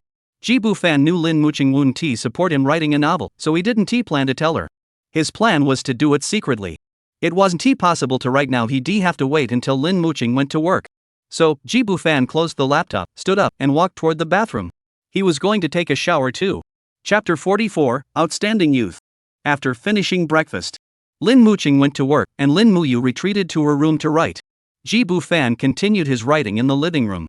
Song Xiaoqiao tidied up the house. After some time, Song Xiaoqiao carried a steaming cup of coffee and quietly approached Jibu Fan from behind. She leaned forward slightly, curiously peeking at the lines of text flickering on the computer screen. "Xiao Fan, are you writing a novel?" she finally couldn't resist asking, her voice soft. Jibu Fan didn't look up, his fingers still dancing across the keyboard. "Yeah, I'm writing a novel." He suddenly paused and lowered his voice. "Xiaoqiao, don't tell your older sister Muqing. She doesn't like me writing this kind of thing." "Oh, I understand. I won't tell her." Song Xiaoqiao nodded obediently but couldn't help asking again, "But when did you start writing novels?" "I didn't know. This kind of thing isn't something you just write because you have hands?" Jibu Fan answered casually, his eyes never leaving the screen. Song Xiaoqiao was momentarily speechless, staring blankly at his profile. The sunlight cast delicate shadows along the sharp contours of his jawline, captivating her gaze. "Xiaoqiao, go back to what you were doing," Jibu Fan suddenly spoke up, breaking her train of thought. "I can't be distracted while writing a novel. I'll play with you after I finish." "Oh, okay, I won't disturb you then." Song Xiaoqiao snapped out of her daze, hurriedly setting down the coffee cup. "Here's your coffee, remember to drink it." She whispered a reminder before hurrying away to continue with her chores. She had so many things to do. As everyone knows, household chores are never ending as long as you keep doing them. Fortunately, Song Xiaoqiao loves doing housework and found joy in it. Especially when she washed Xiao Fan's underwear, she felt incredibly happy. Those socks and underwear with his unique scent, the shirts and pants that needed to be carefully ironed. When she does these things, the corners of her mouth can't help but turn up. Around 10 o'clock, there was a knock on the door. Song Xiaoqiao put down what she was doing and went to open the door, only to find that it was someone from the Civil Affairs Bureau, there to deliver the marriage certificate. Joy flooded her heart, and she hurriedly called out to Jibu Fan before inviting them inside. Jibu Fan came over upon hearing the commotion and smiled at the familiar faces. The other person apologized slightly. "Mr. Ji, I'm truly sorry. We were supposed to deliver it yesterday, but I happened to be on leave. My colleague offered to take care of it, and I thought you weren't in a hurry, so I took the liberty of delaying it until today. Jibu Fan waved his hand dismissively. It's no problem.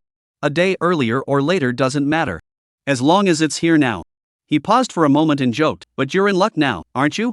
With the new policy, your workload has been reduced significantly. You'll only have to work 2 days a week from now on, right?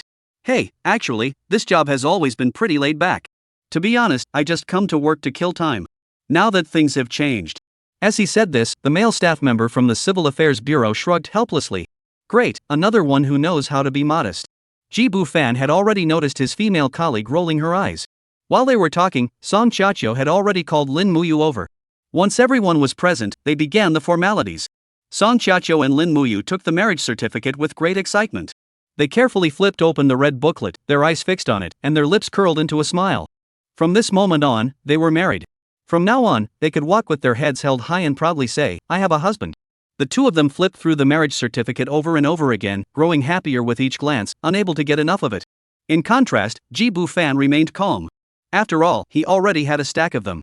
After the two staff members finished their blessings, the man said, Mr. G, I truly admire you. In just a few days, you've married 4 wives. Your story has already spread throughout our office. He paused, lowered his voice, and asked cautiously, May I ask, do you plan to marry again? Jibu Fan looked puzzled. What's the matter? Is there a rule about whether or not to marry? The other man rubbed his hands together. It's like this, your behavior is very positive and inspiring. Our office wants to feature you as a model case to encourage young people to actively enter into marriage. Seeing that Jibu Fan was deep in thought, he hurriedly added, however, for might not be enough. If we could have a few more, that would be even better.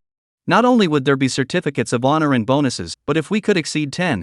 He lowered his voice mysteriously, we could even recommend you for this year's Top 10 Outstanding Youth of Magic City Award. Well. Jibu Fan stroked his chin, showing some interest. I'll think about it. After all, you know marriage isn't something to take lightly, you have to find the right person. I'll try my best. While he said consider, he was already calculating in his mind. The title Shanghai Outstanding Youth did sound pretty good. But it's really ridiculous. Getting married multiple times can qualify you for Outstanding Youth. If 10 wives get you a city-level title, how many would you need for a national one? Would 100 be enough? Jibu Fan immediately asked the question. The other person replied, we don't need 150 would be enough. But the children have to keep up too. The birth rate is really concerning these days. Chapter 45, Blue Sea Hot Spring Foot Bath. Jibu Fan was quite surprised to hear this. 50 people can be selected as National Outstanding Youth? That threshold is way too low. For him, it was as easy as pie. If quality doesn't matter, he could easily marry enough. However, he wouldn't marry just anyone, he wasn't that kind of person. His standards for choosing a partner are quite high, top-notch appearance, good character, compatible temperament, and soulmates. None of these can be missing. He won't marry just to marry, even if there's a reward involved he'll choose the best option. Because the process of seeking a good match is itself a pleasure. He is already quite content with his carefree life right now, why rush? I understand. Jibu Fan nodded at the other person, if I come across the right person, I will marry them and do my best to cooperate with your work. Thank you so much for your support, Mr. G. The other person was delighted and added with concern, but don't push yourself too hard. Do what you can, and your health is more important. Jibu Fan laughed, don't worry, I know what I'm doing. He pulled out his phone, brother, let's add each other on social media. I feel like we get along well. Let's go get a foot massage together sometime. Sure. While exchanging contact information, they chatted briefly. Jibu Fan learned that the other person's name was Liang Jin, 28 years old, from a wealthy family, and indeed worked at the Civil Affairs Bureau out of boredom. It wasn't intentional. Mr. G, don't forget to send me an invitation on your wedding day, Liang Jin joked, I'll come for a cup of wedding wine to share in your good fortune. Of course. Jibu Fan waved his hand, but Liang Gu, don't keep calling me Mr. G. That's too formal. Just call me by my name. Then should I call you Xiao Ji? I'm a few years older than you. No, don't call me Xiao Ji. The staff from the Civil Affairs Bureau had left. Disturbed by their interruption, Jibu Fan's creative flow was disrupted, and he lost his desire to write. He felt like playing for a while. Looking at Song Chiacho and Lin Teacher, who were still immersed in their joy, he raised the corners of his mouth into a mischievous smile and walked over to wrap his arms around their waists. My two dear wives, on such a joyful day, shouldn't we celebrate properly? Song Chiacho blushed instantly upon hearing this, struggling to break free like a startled rabbit. No, Xiao Fan, please, spare me. Lin Muyu also hurriedly took a step back, pushing his glasses up to hide his panic. Xiao Ji, I can't either. I still haven't finished today's update task. Oh, I need to hurry and tell my mom the good news about my wedding. Before she could finish speaking, she had already hurried into the room. Ji Bu Fan shrugged helplessly. It seemed he had no choice but to go out and have some fun. Just then, Gu Chanshan's father had given him a membership card for Blue Sea Foot Spa. He'd go there today. Alright then, Xiao Xiao. I'll let you off today. I'm going out to relax. Don't bother preparing lunch for me. After changing into a different outfit, he hummed a tune as he opened the door and stepped out, his footsteps light and cheerful. Blue Sea Hot Spring Foot Spa was a renowned top-tier leisure club in the metropolis, spanning tens of thousands of square meters of luxurious buildings. It offered a variety of entertainment options, including foot spa and wellness, business KTV, arcade games, and card rooms. There are also various high-end restaurants and private dining establishments for customers to choose from. Among these, the foot bath service is the hallmark of the establishment. Private hot springs, top-tier massage therapy, and exotic-themed services. As long as one can afford the exorbitant fees, one can enjoy treatment fit for a king. The clientele here is not limited to men. While men have strong spending power, their numbers are ultimately limited. Women, especially socialites, heiresses, and wealthy matrons, are the true backbone of Blue Sea Hot Springs' customer base. They were born into privilege, enjoying privileges that ordinary people can only dream of. The tender care that ordinary women may never experience in their lifetime is freely available here. Blue Sea Hot Spring Resort has assembled a team of high-quality male therapists from around the world, including locally trained elite service staff. Some might wonder why men would choose to work here. It can only be said that everyone has different motivations. For instance, Ji Bu Fan once considered taking a part-time job here. Ji Bu Fan took a taxi to the location. As soon as he entered the door, enthusiastic staff members hurried over to greet him. Ji Bu Fan didn't hesitate and directly requested Japanese-style service, asking them to arrange 2 young women for him. The staff clearly wasn't unfamiliar with such requests, smiling and nodding in agreement. "Certainly, sir. Please follow me."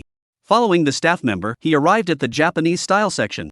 Upon entering, 2 girls dressed in yukatas were already kneeling on the tatami mats, waiting. "Welcome, distinguished guest, I'm Xiao Tao, please take care of me."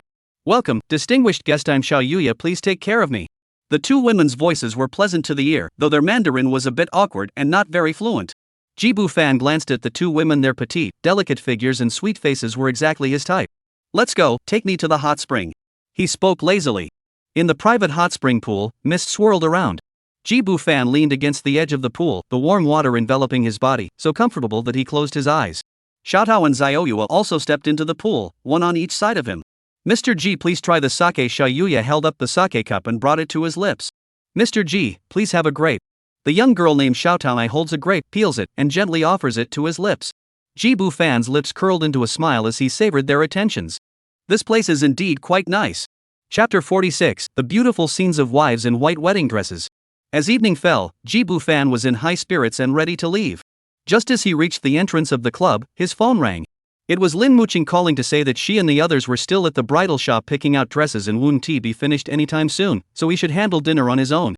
So Ji Bu Fan turned around and returned to the clubhouse restaurant, ordered 2 top-tier Wagyu beef set meals, and enjoyed them leisurely before heading home by car.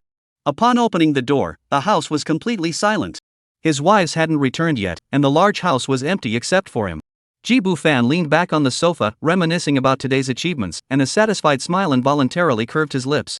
At 9 o'clock in the evening, Lin Muqing and her group returned. They chatted and laughed, their faces still glowing with excitement. Gu Chanshan was among them. She walked at the front end. Upon seeing Ji Bu Fan, her eyes lit up, and she happily ran toward him. "Fan Bao." She wrapped her arms around Ji Bu Fan's neck, nearly hanging off him. "We tried on so many wedding dresses today, and everyone was so beautiful. I loved them all. I took photos, you have to take a look." Ji Bu Fan smiled as he caught her, his gaze sweeping over the other beautiful women following behind. Lin Muqing was elegantly changing her shoes, her lips curled into a gentle smile. Ms. Lin leaned lazily against the entrance, her ample bust straining against her tight summer blouse. Song Xiaoqiu hid at the back, her face flushed red, looking like a delicate porcelain doll. He took the phone from Gu Chanshan, swiped through the screen, and looked at the photos of his wives one by one. He couldn't help but feel a bit moved. Usually, he just thought his few wives weren't bad. But at that moment, seeing them in their white wedding dresses, he truly appreciated their beauty. These wedding dresses were either simple, luxurious, vintage, or modern, but each one highlighted the beauty of his wives to the fullest. Each of them shone with a unique radiance under the glow of the wedding dresses. No wonder they say that the moment a woman puts on a wedding dress is the most beautiful moment of her life. In the photos, each woman had her own charm. Lin Muqing wore a mermaid-style wedding dress, with its flowing silhouette perfectly highlighting her graceful curves. The pure white satin shimmers with a pearlescent glow under the lights, making her look like a goddess stepping out of a classical oil painting. Standing sideways, her long swan-like neck and delicate collarbone peek through the sheer fabric, exuding elegance with a hint of subtle sensuality. Honey, I really like this one. What do you think? Lin Muqing approached him from behind, her soft voice whispering in his ear. It's beautiful. It suits you perfectly. Ji Bufan nodded in agreement. Lin Muqing had an excellent figure, and the wedding dress flattered her curves perfectly, making it ideal for her. Ji Bufan looked at the next photo of Ms. Lin. Ms. Lin was wearing a deep V-neck wedding dress, her full bust peeking through the sheer fabric, her slender waist and exaggerated hip line creating a breathtaking contrast. She leaned against a Roman column, her red lips slightly parted, her eyes dreamy, the sacred wedding dress contrasting sharply with her innate allure. Ms. Lin, this is way too impactful. Ji Bufan's Adam's apple bobbed slightly. Right? Gu Chanxian giggled, leaning on his shoulder. The people at the bridal shop said the same thing. Ms. Lin's figure is so enviable. Flipping to the next page, Song Xiaoqia wore a puffy princess-style wedding dress, with layers of sheer fabric making her look like a delicate doll. Her youthful face paired with the wedding dress highlighted her stunning curves, blending innocence and sensuality into a harmonious whole. The last photo was of Gu Chanxian herself. She wore a backless A-line wedding dress, her slender waist barely visible, and her butterfly bones were clearly visible through the sheer fabric. The most unique feature was the star-shaped sequins adorning the skirt, making her look like a fairy who had descended to earth. There are many more behind, these are our favorites, but the ones behind are also beautiful, Gu Chanxian said. Ji Bufan looked for a while longer. After finishing, he couldn't help but think that his wives looked absolutely stunning in their wedding dresses. He was glad he hadn't gone with them today, otherwise, he might have lost his temper on the spot. He spoke up. Let us buy all these wedding dresses. You can wear them at home for me to see. The women heard this and blushed, nodding shyly. They knew what Ji Bufan was thinking. It was late at night, and the moonlight outside the window cast a soft silver glow over the bedroom. Lin Muqing and Gu Chanxian snuggled up beside Ji Bufan, chatting. Lin Muqing said, "Husband, when we take our wedding photos, we should go to Hengdian for the backdrop. That way, you can meet my younger sister, Xiao Shui. If you think it's appropriate, why not marry her too?" Ji Bufan nodded, of course, no problem. To be honest, I'm actually looking forward to it. Hee, Xiao Shui is also looking forward to it. I've talked to her on the phone, and my stepmother has also called her several times to talk about how great you are. Lin Muqing's eyes sparkled with tenderness. If she weren't so busy with filming and couldn't come, she probably would have already rushed back to see you. Ji Bufan laughed. Tell her to hold on a few more days. We'll come over this weekend. Just a few days. We can wait. Gu Chanxian said from the other side. Fan Bao, do you have plans tomorrow? My mom wants to take you shopping tomorrow. We need to buy a car, clothes, and some jewelry. She also wants to invite you over for dinner tonight. Will you come? Sure, I don't have anything planned tomorrow. Then can you stay at my place tomorrow night? Sure. It'll give Muqing and the others a chance to rest. Chapter 47, let us just call her auntie.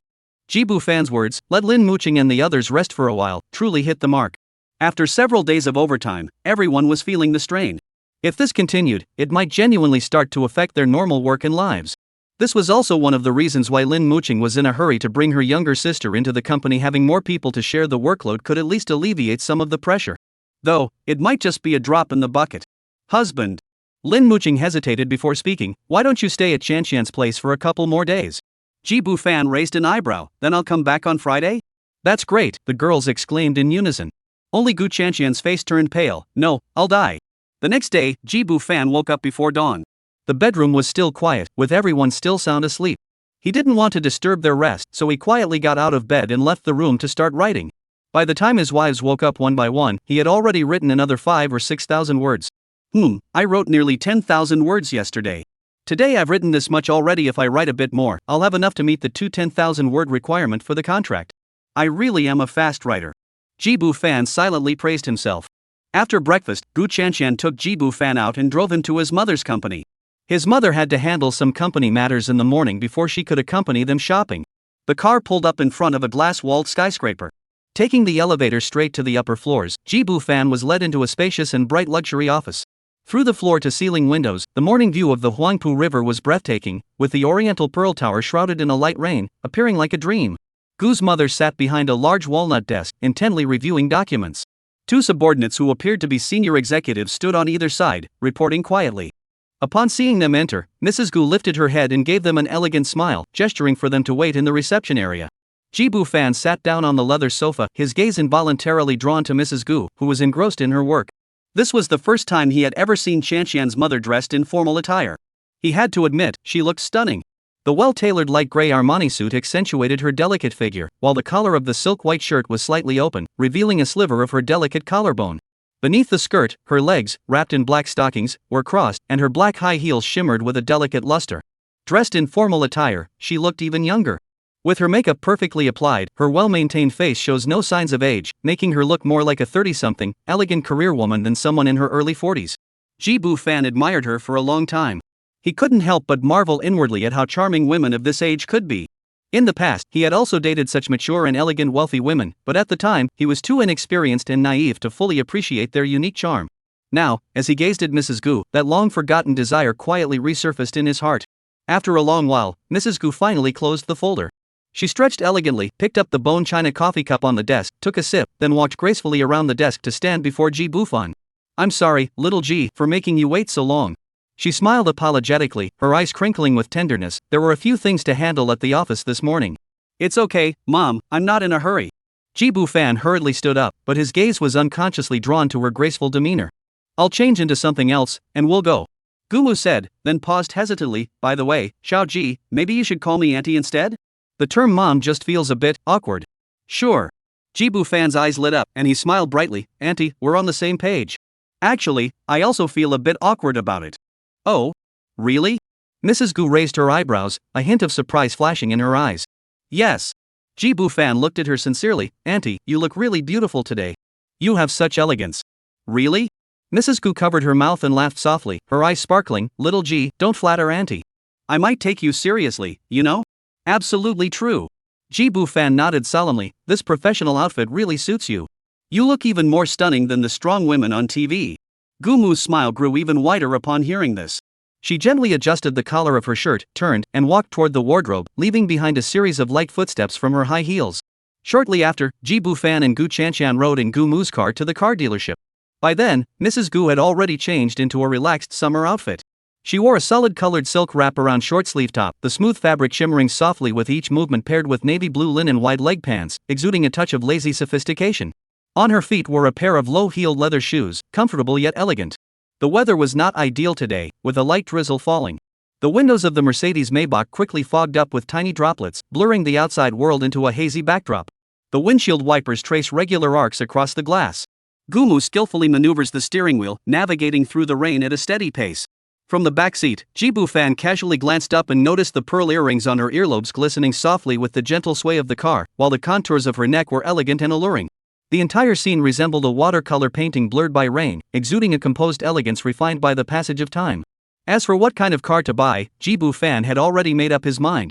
He didn't want Gu's mother to buy him a luxury sports car or anything like that. The main priority was practicality for the family. A Volkswagen Beetle for Song Qiaoqiao to use as a daily commuter and grocery shopping car. A 7-seat Lexus MPV for family trips. Gu's mother was naturally satisfied with his request and praised him highly for being a modest, practical man who knows how to live life. The car buying process went smoothly overall, except for some traffic on the road. The total cost for both vehicles was approximately 150 million. Gu's mother swiped her card to pay without hesitation. The dealership manager smiled broadly and promised to process all the paperwork as quickly as possible and deliver the cars to their home. After leaving the dealership, the three headed to the Hanglong Shopping Center on Nanjing Road. They first had dinner at a high-end restaurant on the top floor. Then, Mrs. Gu enthusiastically dragged the two young people on a shopping spree. Chapter 48. The more you don't want it, the more Auntie gives it to you. Hanglong Shopping Center is a true paradise for luxury goods. The entire mall floor is laid with elegant off-white marble, and the high ceilings are adorned with dazzling crystal chandeliers. Each boutique is meticulously arranged like an art gallery. Mrs. Gu first bought gold jewelry for Ji Bu-fan. She had originally planned to buy a 10-piece gold jewelry set, including a large gold chain, gold bracelets, rings, and ankle chains. This was the most elaborate dowry set in current tradition. However, Ji Bu-fan repeatedly declined, eventually only reluctantly accepting an ancient-style gold bracelet. This made Mrs. Gu feel that she hadn't been able to demonstrate her sincerity or financial capability. However, Ji Bu-fan insisted that he didn't like these items, so she had no choice but to give up. As a result, when selecting clothing later, Gu's mother became exceptionally generous and made decisive purchases. From formal wear to casual wear, from sportswear to loungewear, she purchased several sets of the latest collections from major luxury brands for Ji Bu-fan. Even undergarments and socks were carefully selected from the highest quality options. When they reached the sleepwear section, Mrs. Gu wanted to go further in. Auntie, really, it's not necessary. Ji Bu Fan hurriedly stopped her. Pajamas really aren't needed. How can that be? Mrs. Gu scolded playfully. You're staying home tonight, aren't you? You need pajamas. But Ji Bu Fan wanted to say that he didn't wear such things to sleep, he slept naked. No more buts. Just listen to your aunt. Gu's mother picked out 5 more silk pajama sets for him in one breath. Little G, the more you refuse, the more auntie wants to buy them for you. Mrs. Gu's eyes sparkled. These days, there are so few well-mannered young men like you. Shanshan is so lucky to have met you, it's a blessing for our family. She sighed softly, her tone growing reflective. These days, so many young men are no good. Before they even get married, they demand a huge dowry, a house, and all sorts of things. Once married, they get angry over trivial matters and demand divorce or property division. The young women in Auntie's company are all afraid of marriage now. To be honest, I was worried about Shanshan before, afraid she'd end up with someone like that. But ever since Shanshan started dating you, Auntie has been at ease. Auntie can tell you're different from them. You're a good kid. You're such a good person. Ji Bu Fan blushed slightly at the praise and said, Actually, I'm not as good as you make me out to be. I just think girls have it tough too. Putting myself in their shoes, I feel like people shouldn't be so unreasonable. After all, when it comes to feelings, mutual understanding is key to a lasting relationship. That's truly rare. Mrs. Gu patted his hand with a smile. You can put yourself in others' shoes, which shows you're mature and understand the world. These days, many young men want it all: emotional support, spiritual reliance, and material demands that are exceptionally high. You have no idea how much pressure that puts on girls. Mrs. Gu sighed. Though she wasn't too young anymore, she hadn't lost touch with society. She was well aware of these social phenomena. She ran her own company, and many of her employees were afraid of marriage, choosing not to marry or have children. These were real-life situations. As a result, she deeply appreciates Ji Bu Fan's qualities. Xiao Ji didn't ask for anything and married her daughter. Today, when shopping, he kept refusing to pay. He even said that she worked hard to earn money and should save as much as possible. This is truly touching. So, her rebellious streak kicked in, and the more Xiao Ji refused, the more she insisted on giving. Looking at this humble, considerate, sunny, and handsome young man in front of her, Mrs. Gu grew more and more delighted. After finishing their shopping, it was already evening. At that moment, the sky outside was dark and ominous, with heavy clouds hanging low, as if a downpour were about to break out at any moment. The air was filled with a damp, musty odor, and the distant rumble of thunder could be heard faintly. The group decided to head home quickly. The mall staff helped carry the large shopping bags, and the group hurried to the underground parking lot. As the car pulled away from the mall, large raindrops began to pound against the windows. Soon, the rain grew heavier, with strong winds sweeping the streets, blowing the rain curtains sideways and causing the trees along the road to sway violently. The weather forecast said a typhoon was passing through tonight. Mrs. Gu gripped the steering wheel tightly, driving cautiously. I didn't expect it to come so quickly. The windshield wipers frantically moved back and forth, but they couldn't keep up with the speed at which the rain was falling. Under the car lights, the rain curtains resembled silver waterfalls, shrouding the entire city in a hazy veil. Fortunately, they made it home safely. In the warm and bright living room of the old mansion, Aunt Wu had already prepared dinner. Xiao Ji, tonight we're having Ningxia lamb hot pot, Mrs. Gu said as she took off her coat. The clients specially sent it over. They said the lamb was raised on sand onions, making the meat exceptionally tender. This weather is perfect for a warming dish. Ji Bu Fan looked at the dining table. Under the warm yellow light, the blue and white porcelain hot pot was steaming gently, surrounded by various side dishes, including fresh mushrooms, Shanghai green vegetables, abalone, and shrimp. Several large plates of sliced lamb. There were also a few small, refreshing side dishes. At a glance, it was clear that this had been specially prepared for his arrival. Gu's mother was spot on. Everyone washed their hands and prepared to enjoy the sumptuous dinner. Just before dinner, Mrs. Gu gave Ms. Wu the day off and told her to go home in the rain. Then, she took out the high long wine from the cabinet and poured a glass for Ji Bu Fan with a smile. Gu Qianqian saw this and her heart tightened. She wanted to stop her, but it was already too late. She anxiously said, Mom, don't let Fan Bao drink this. This wine is too nourishing, he can't handle it. However, Mrs. Gu dismissed her concerns with a smile and said, Who can't handle it? You're just being silly. Young people like Xiao Ji should take something nourishing to avoid weakening their bodies. I'm an experienced woman, how could I not know these things? Gu Qianqian stamped her foot in frustration. I'm the one who can't handle it. Chapter 49, Auntie, can't you sleep either? Gu Qianqian felt a bit uneasy. Last time, after Ji Bu Fan drank that high long wine, she and Lin Muqing had all suffered quite a bit. Today, she was the only one there. Her mom really doesn't care about her at all. She quietly tugged at Ji Bu Fan's sleeve, her watery eyes filled with pleading. Ji Bu Fan smiled knowingly and said softly, Auntie has already poured it. I have to drink this one. But after this, I'll switch to beer, okay? Gu Qianshan felt as though she had been granted a pardon and hurriedly agreed. Right. Beer is good. I'll have beer too. Gu's mother, seeing this, went along with it. Then let's have beer tonight. I'll have some chilled beer with Qianshan, and you can have room temperature beer later. Boys should avoid cold drinks. It's fine, Auntie, Ji Bufan laughed heartily. I'm young and full of energy. I'm not afraid. A cold beer goes perfectly with hot pot. Outside, the wind was howling and the rain was pouring down, but inside the house, it was warm and cozy. The delicious flavor of the Ningxia lamb had everyone raving. The table was filled with laughter and joy as they enjoyed their meal. However, most of the delicious food ended up in Ji Bufan's stomach. Gu's mother and daughter, mindful of their figures, only took small bites before spending the rest of the meal serving Ji Bufan and pouring him drinks, occasionally joining him for a bite or two. Watching Ji Bufan eat heartily, Gu's mother's eyes were filled with satisfaction. A good appetite is a blessing. A man with a hearty appetite is strong and healthy. After eating their fill, the group quickly cleared the table, piling the dishes and utensils into the kitchen for Wu Auntie to clean up tomorrow. With nothing else to do, Ji Bufan suggested watching a movie to pass the time, and the Gu family mother and daughter immediately agreed. They chose a light-hearted comedy, curled up on the sofa, and watched while chatting. Earlier during dinner, everyone had been mindful not to drink too much, so none of them felt tipsy at this point. After the movie ended, the food had mostly digested, and the Gu family mother and daughter changed into workout clothes and started doing their pre-sleep aerobics. Ji Bufan sat nearby, watching the two of them dance with great interest. It must be said, it was indeed a pleasure to watch.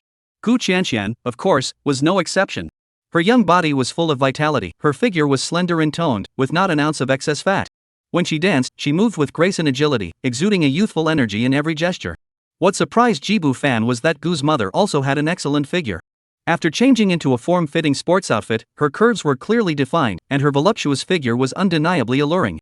Her dance movements carried just the right amount of allure, completely different from Gu Qianshan's youthful vitality, yet each had their own unique charm. As night deepened, everyone returned to their rooms to wash up and rest.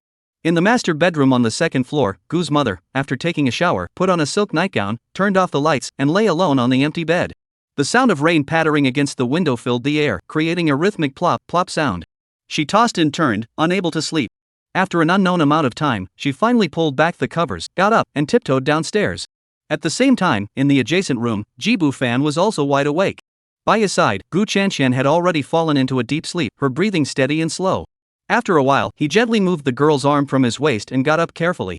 His energetic constitution kept him wide awake, not even feeling the slightest bit tired. Rather than linger here, he might as well use this time to write a bit. He had brought his laptop with him today and left it on the coffee table downstairs. He slipped on a robe and tiptoed downstairs. The first floor was pitch black, with not a single ray of light.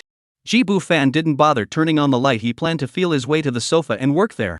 As he felt his way forward, suddenly, he caught a faint outline in the direction of the sofa. "Auntie?" he called out softly, testing the waters. The figure trembled slightly, followed by Mrs. Gu's voice, tinged with surprise. "Little Ji? Why did you come down too?" "I couldn't sleep, so I came down to stay for a while." "Where's Qianshan?" "She's already asleep." "Auntie, can't you sleep either?" Ji Bufan took a few steps forward, his eyes gradually adjusting to the darkness. By the faint light from the window, he could make out the scene before him.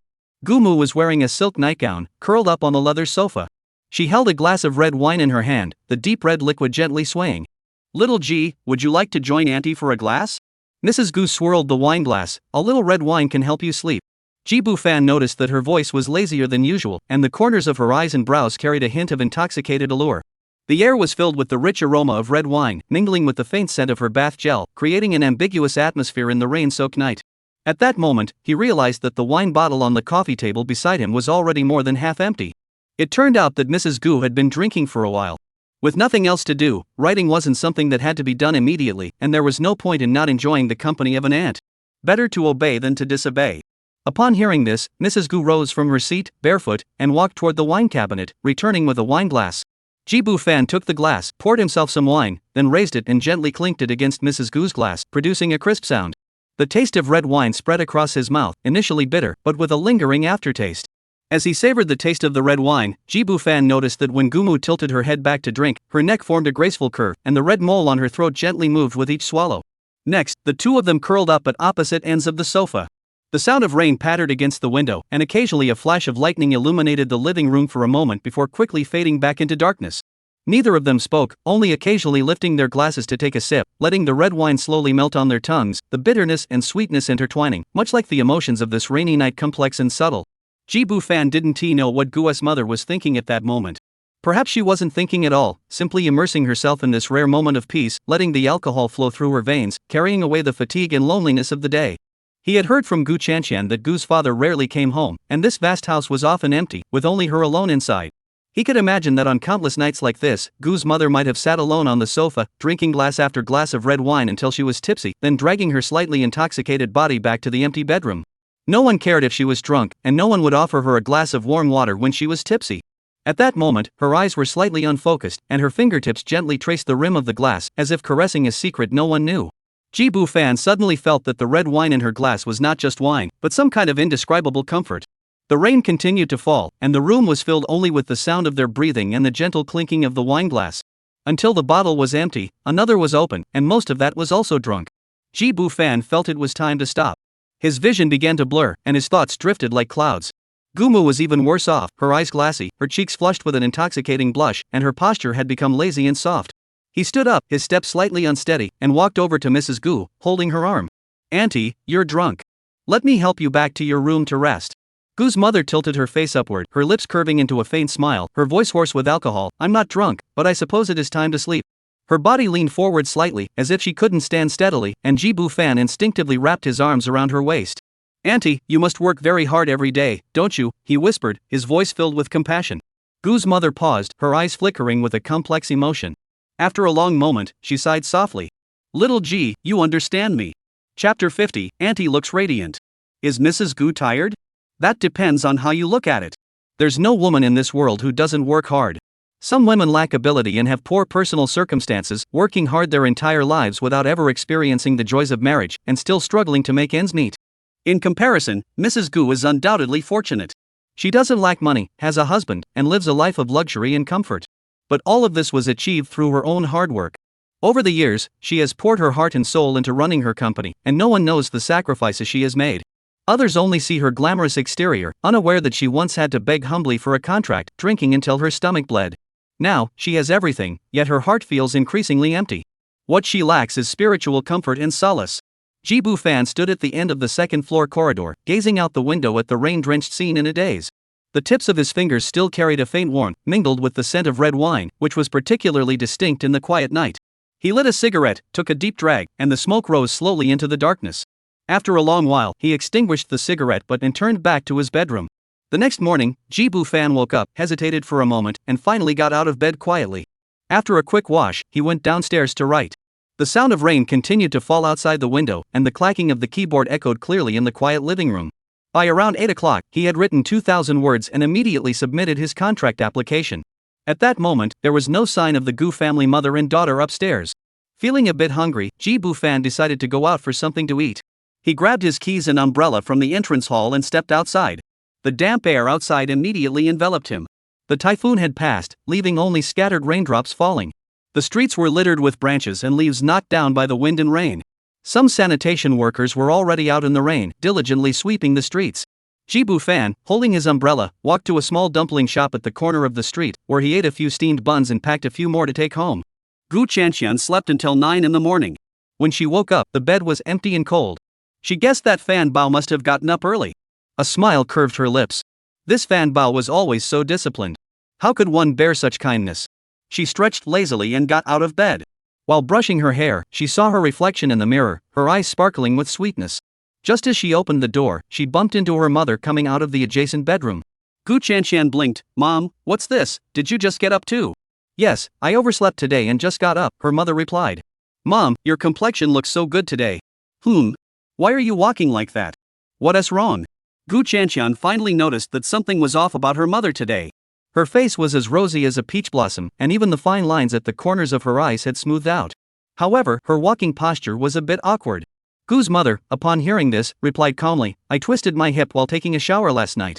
It's nothing serious, it'll be fine with some rest." "Oh, then are you going to the office today, Mom?" "No, I'll stay home and rest today." As the mother and daughter were heading downstairs, Ji-bu Fan was lazily leaning against the sofa watching the morning news. Upon hearing the footsteps, he immediately stood up, his young, handsome face breaking into a gentle smile. "Auntie, Chanqian, you're up. I bought some freshly steamed dumplings. They're still hot. Come try some. Gu Chanxian, upon hearing this, immediately broke into a bright smile. She ran over and jumped into Ji Bufan's arms, like a joyful little deer, and kissed him twice on the face. Fan Bao, you're so thoughtful. I love you so much. Ji Bufan wrapped his arms around her waist affectionately and whispered in her ear, I love Chanxian the most. Gu Chanxian buried her face in his shoulder and rubbed it gently, her voice sweet enough to melt hearts. Fan Bao, I'm so happy. Ji Bufan gently ruffled her hair, his gaze inadvertently glancing at Gu's mother standing nearby. When their eyes met, Mrs. Gu hurriedly looked away, regaining her composure after a moment. Little Ji is so considerate, Gu's mother tucked a strand of hair behind her ear, her voice tinged with embarrassment. I should have prepared breakfast. It's all because I slept in.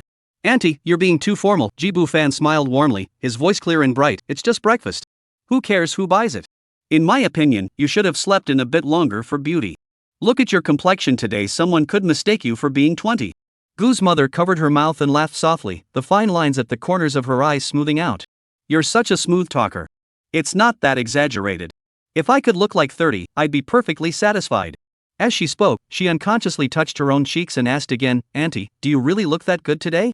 Chanxian said the same thing earlier. Absolutely true. Ji Bufan looked at her sincerely. Auntie, you look radiant today, even more beautiful than ever. Gu Chanxian peeked out from Ji Bufan's embrace and winked playfully. Mom, you're glowing today. Admit it, did you secretly use my essence serum? Chanxian, what are you talking about? Gu's mother scolded playfully.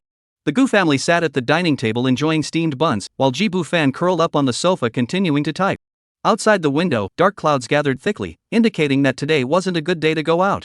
He decided to use this opportunity to write more, hoping to see how his grades turned out sooner. The crisp sound of keyboard clicks echoed through the living room. Soon, the maid, Anwu, pushed open the door and headed straight to the kitchen to start cleaning up. Ji Bufan glanced at the time and estimated that she would be done cleaning up and ready to prepare lunch soon. Just as he was fully immersed in plotting the story, Gu Chanxian came bouncing over with a plate of steamed buns. Fanbo, she called out sweetly, sitting down beside him. She took a small bite of the dumpling while curiously staring at the computer screen. Soon after, Gu's mother also walked over with a teacup, sitting down on the other side of him. The two of them sat there quietly, one on either side, watching him type. Ji Bufan's fingers danced nimbly across the keyboard, and words flowed effortlessly across the screen.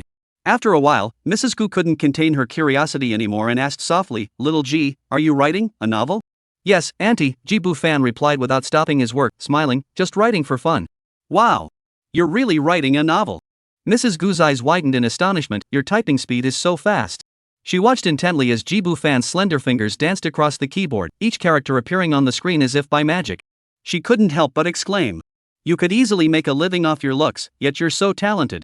Gu Chanxian, who had already known about Ji Bufan's novel writing the previous day, proudly interjected, Mom, isn't Fanbo amazing? Getting shut down on the first day of the debut, that's just unheard of. Better get back to editing the manuscript. I'll post some content in the author's notes later. You guys can follow me there.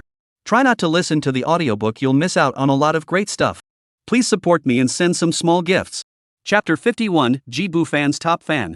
Little Ji is truly impressive. Gu's mother nodded solemnly, her eyes sparkling with approval.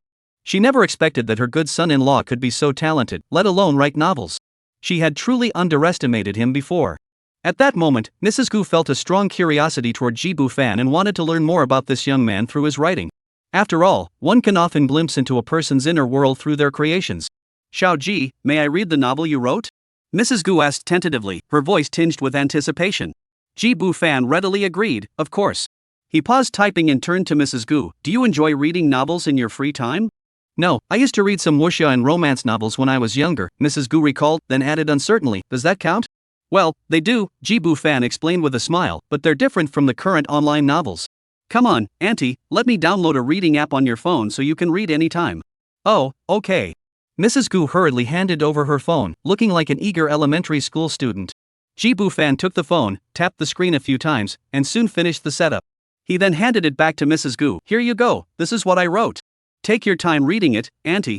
At that moment, he secretly thanked himself for writing something proper, with nothing that might offend anyone. Otherwise, it would have been awkward. 7 days to the end. What does that mean?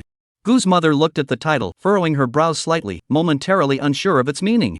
She was an educated woman and roughly understood that end meant final or conclusion, though it was an obscure term. However, the addition of 7 days left her completely confused. Does it mean the last 7 days? Gu's mother mused to herself. Fortunately, there was a brief description of the book below. After reading it, Gu's mother understood a bit more. It was a story about a group of people who spent 7 days in a place of final end, repeating the same cycle. The main themes were reincarnation and redemption. To be honest, Mrs. Gu had no interest in this unconventional genre of novel. If it were written by someone else, she wouldn't even glance at it. But since it was written by Xiao Ji, that was a different story. Even if she had to force herself, she would finish it. She was already thinking about how to praise Xiao Ji's talent later, even if he wrote it poorly. With that in mind, she began reading. But as she read on, she felt like she was being forced to read it. Even though she couldn't understand some parts, she found herself wanting to read more. And her scalp was itching, as if she were about to gain new insights. At that moment, Mrs. Gu sat elegantly on the sofa, leaning back slightly, her body resting against the soft backrest. One hand supported her cheek, while the other tightly gripped her phone, her knuckles turning slightly white, as if afraid of missing a single word on the screen. Her gaze was fixed on the screen, her pupils trembling slightly as the words flowed across the page, as if being pulled by an invisible force into a world she had never before explored. Her brows remained furrowed, as if the words are not merely a story but a puzzle that requires her careful interpretation. She wore a modest nightgown, its soft color and simple design exuding a subtle, reserved elegance. However, in stark contrast to the nightgown, her legs were inexplicably covered in stockings. The stockings-covered feet casually dangled in the slippers, occasionally twitching lightly, as if it were an unconscious movement. After an unknown amount of time, Ji Bufan couldn't help but lift his head and glance at Gumu, who was sitting beside him. He couldn't help but wonder, with only 10 chapters, it should have been finished quickly, so why had she been reading for so long? Curious, Ji Bufan leaned in closer to take a look at Gumu's phone screen. To his surprise, he saw that Gumu had only reached the 7th chapter, yet over half an hour had already passed. That's way too slow. However, when he observed Gumu's reading style more closely, he suddenly understood.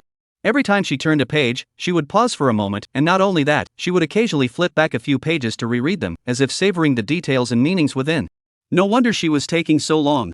Just then, Mrs. Gu seemed to notice Ji Bufan's gaze. She looked up and smiled at him, saying, "Little Ji, the novel you wrote is truly wonderful.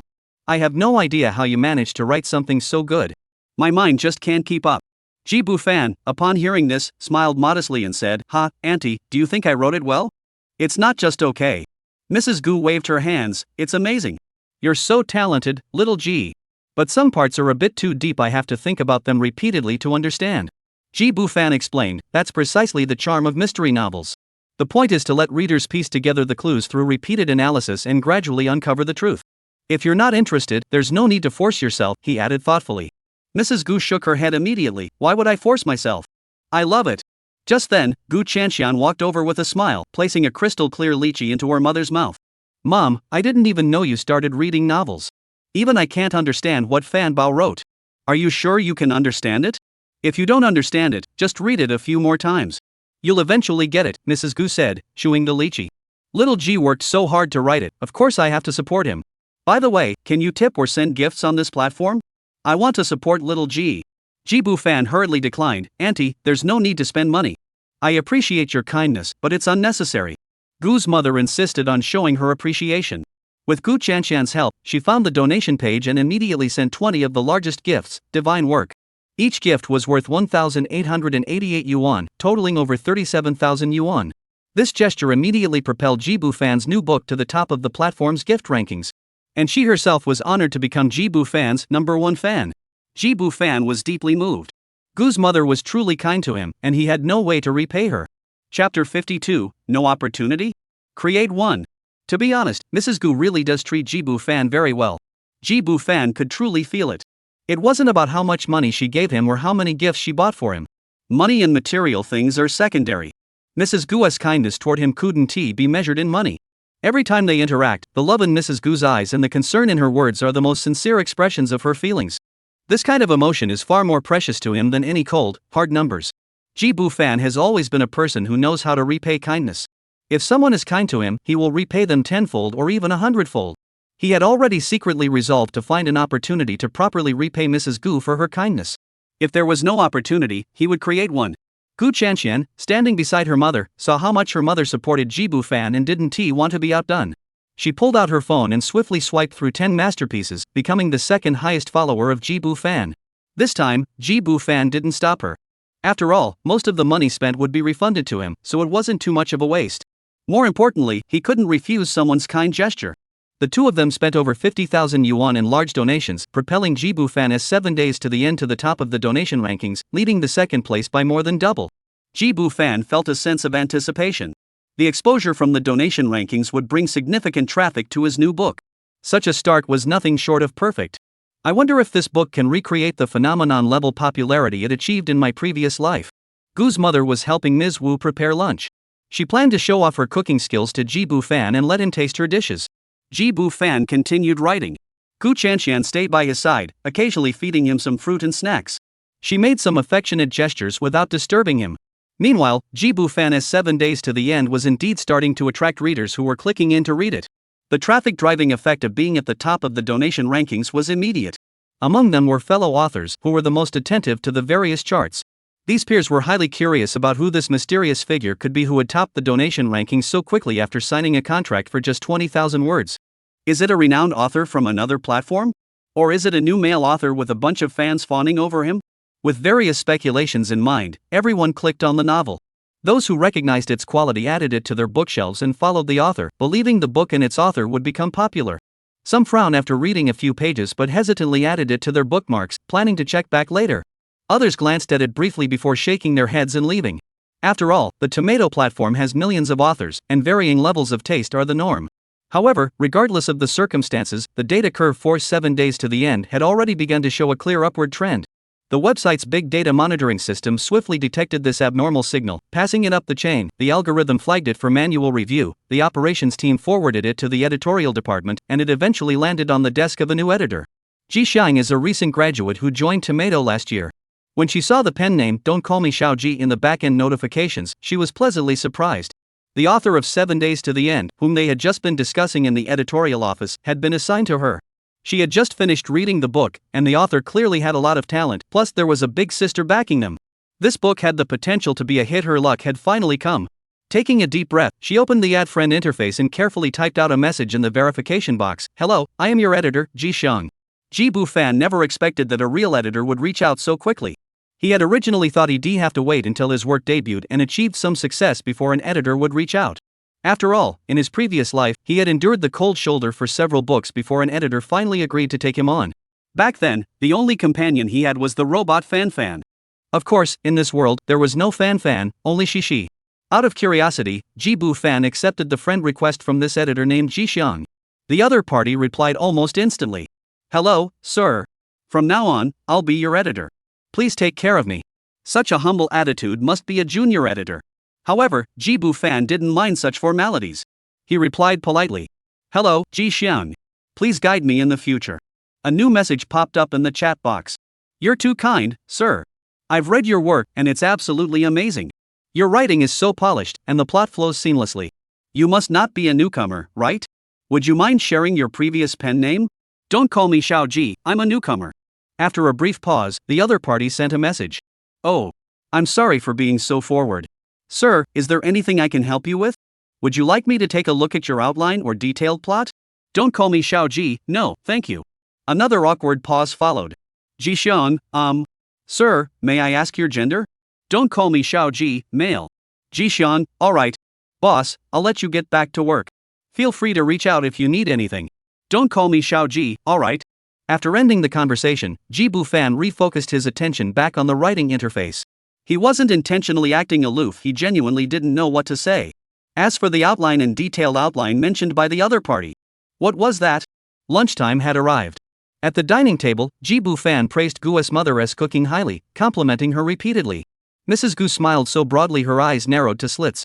She kept serving him more food. When they were almost finished eating, Jibu Fan put down his chopsticks and turned to Gu Chanxian. "Chanxian, could you do me a favor? My computer keyboard isn't working well, and typing feels a bit stiff. Could you go buy an external keyboard for me later?" Gu Chanxian's eyes lit up, and she nodded immediately. "Of course. What brand does Fanbao want? I'll go buy it right away." To her, this wasn't a bother at all. Being able to run an errand for Jibu Fan made her happier than eating honey. Jibu Fan thought for a moment, the one thing electrostatic capacitive keyboard. "There's a specialty store at Tech Square." "Tech Square?" Gu Chanxian furrowed her brows slightly. "That's a bit far. It might take over 2 hours round trip." But she quickly brightened up. "But it's okay, I'll go after I finish eating." Jibu Fan smiled and pinched her cheek. "You're so thoughtful, sweetheart. By the way, could you also bring back some durian? I suddenly feel like eating some. Gu Chanshan's cheeks flushed slightly, and she spoke lightly. Fan Bao, don't say that. I'm happy to help you buy things. Is there anything else you want me to get? No, that's all I need. Gu Chanshan quickly finished the last few bites of her meal, grabbed her bag, and rushed out the door. Jibu Fan, after finishing his meal, lazily curled up on the sofa, turned on the TV, and started watching The Bear Family. On the other side, Gu's mother looked at Wu Auntie, who was clearing the dishes, hesitated for a moment, then said, Wu Auntie, after you finish cleaning up, you can go home first. Come back tomorrow morning. Wu Auntie was overjoyed upon hearing this and nodded in agreement, her hands moving swiftly and efficiently. Mrs. Gu said, I'll go upstairs for a nap. You can leave once you're done cleaning up, no need to say goodbye. Jibu Fan finished watching 2 episodes of The Bear Family, waited a while after Wu Auntie left, then slowly made his way upstairs. He also planned to take a nap. Chapter 53, Be sure to visit Auntie often. Jibu Fan slept exceptionally soundly, feeling as though his entire body was immersed in soft, fluffy clouds. When he woke up, he stretched his arms wide, and as his muscles relaxed, they stirred some hidden memories, causing a satisfied sigh to escape his throat. After taking a shower, he went downstairs, playing with his phone while reminiscing about the pleasant feelings from earlier. Fanbao Gu Chanshan pushed open the door and called out, waving the shopping bag in her hand at Jibu Fan. Where's Mom? Why are you here alone? Jibu Fan looked up and smiled. Chanshan is back. Auntie is still taking her afternoon nap. Are you tired? Come rest for a while. Gu Chanshan's voice was as clear as a wind chime. Tired? No, I'm not tired. But the sparkling beads of sweat on her forehead gave her away. Why is Mom still taking a nap? It's already so late. I'll go wake her up, or else she won't be able to sleep tonight. No. Jibu Fan stood up and walked forward, gently holding her wrist. Auntie rarely gets a day off. Let her sleep if she wants to. Don't worry about it. He suddenly leaned closer, his warm breath brushing against her ear. It's been 3 hours since we parted, Shanshan, I miss you so much. Gu Chanshan's earlobe turned so red it seemed like it could bleed, and her heart was pounding wildly in her chest. Fan Bao is so good at providing emotional value. Is there anything sweeter than that? She couldn't resist any longer and threw herself into Jibu Fan's arms. Jibu Fan caught her steadily and fell back onto the sofa. Did you miss me?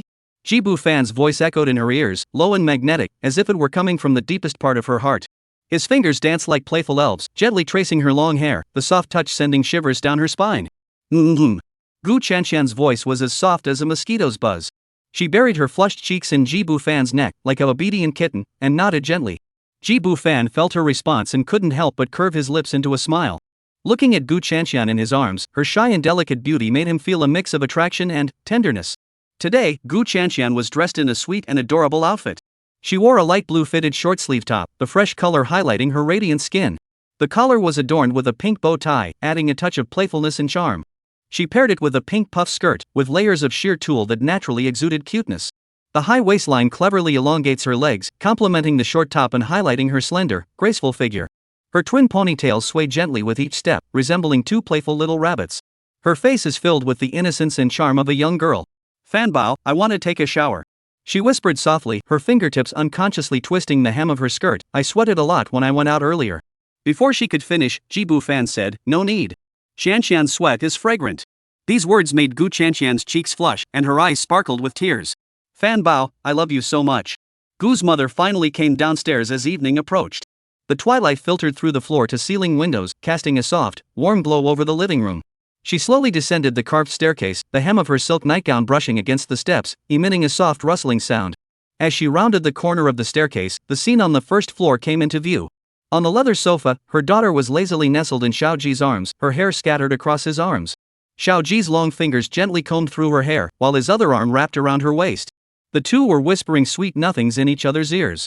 Upon hearing the footsteps, Gu Chanshan lazily lifted her face, her eyelids still tinged with a faint blush. Her lips curved into a sweet smile, her voice as sweet as honey. Mom, are you awake? What should we have for dinner tonight? Gu's mother heard this and stopped on the last step of the staircase. She thought for a moment and said, why don't we order takeout? I don't feel like moving today, I'm too tired. Sure, Gu Chanshan dragged out the last syllable, rubbing against Ji Bufan's chest. I don't feel like moving either. I'm so tired. Though it was takeout, the kind wealthy families ordered was different. Gu's mother directly contacted a familiar restaurant and ordered several signature dishes, instructing them to deliver it. Not only that, but she also ordered plenty of drinks and beverages, intending to treat Ji Bufan to a lavish dinner. Knowing that Ji Bufan would be leaving tomorrow to go take wedding photos with his daughter and the others, and that they might not be able to meet again for a while, Gumu felt a pang of sadness. This young man was like a ray of warm sunlight, illuminating her long dormant life. His humor and wit always made her laugh heartily, while his thoughtfulness and consideration made her feel deeply cared for. Every time she saw him and her daughter in such a loving embrace, Gumu felt that life was once again full of color. Soon, the table was laden with delicious dishes, and the three of them raised their glasses, chatting about everyday life and the latest gossip, laughter filling the air.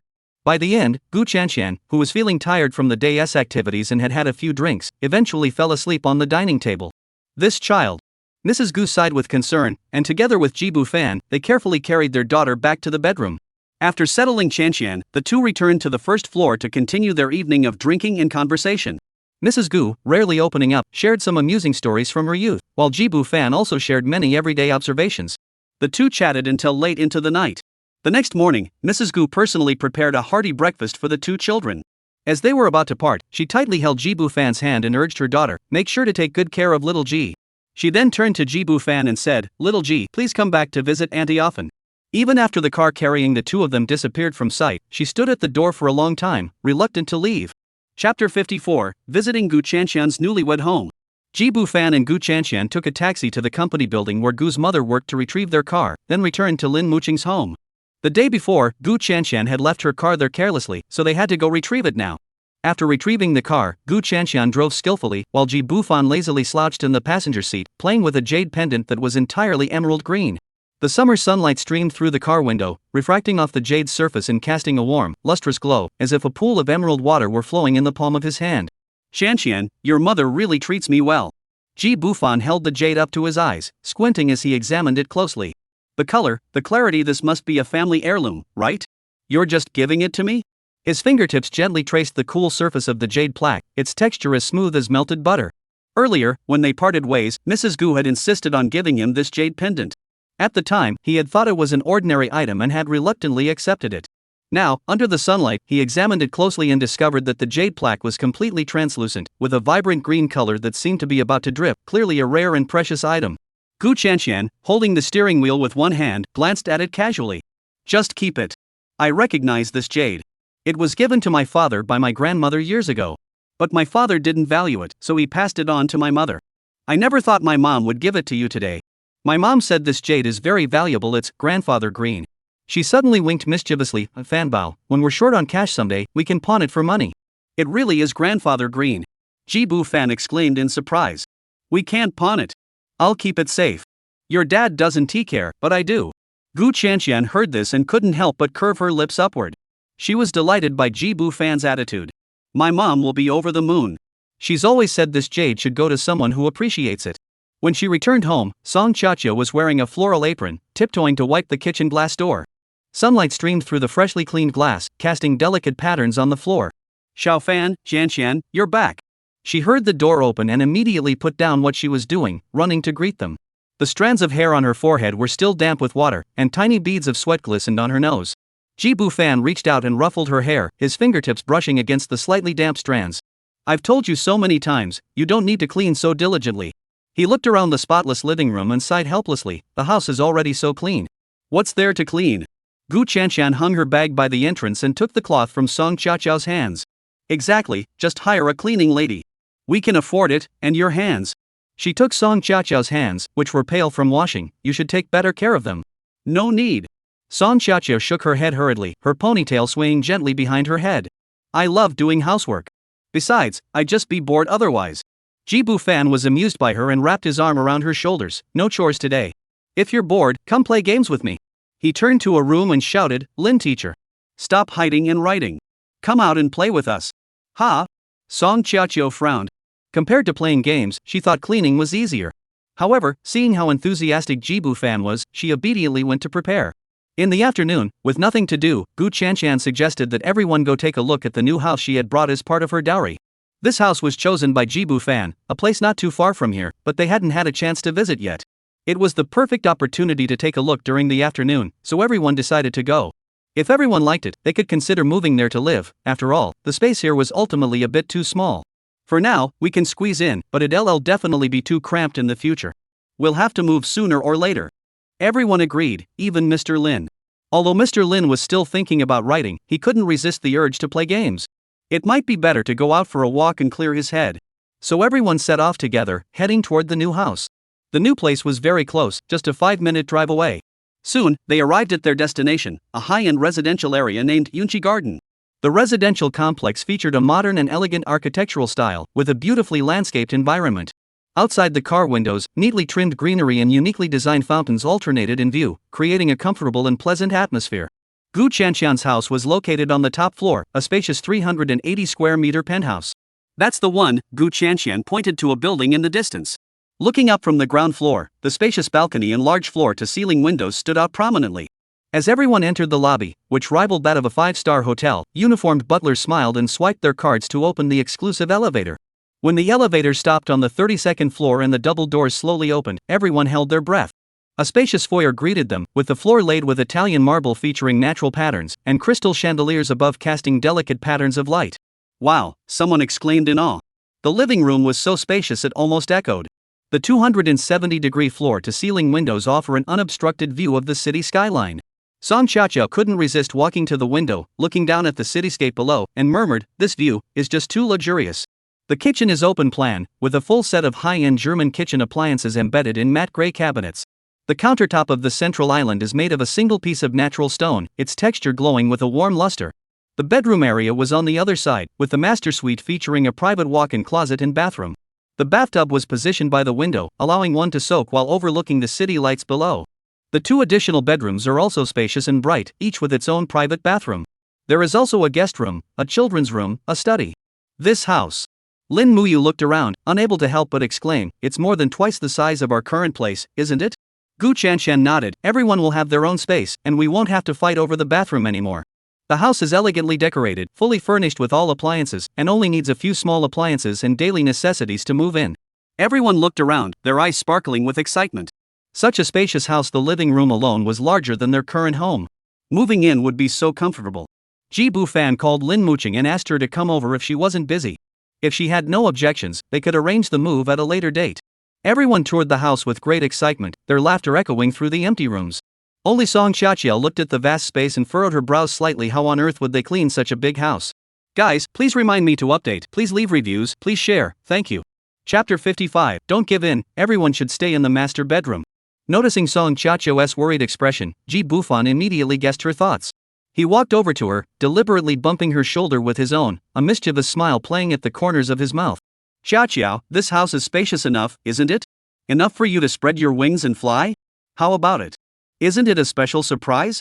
Song Xiaoqiao's almond-shaped eyes widened in anger, and she raised her little fists in protest. But when she saw the mischievous smile in his eyes, she deflated and could only lower her hands in resignation. "Surprise my head! With such a big house, when will I have time to play games with you anymore?" Haha, Ji Bufan's hearty laughter echoed through the living room. He affectionately ruffled her tousled hair.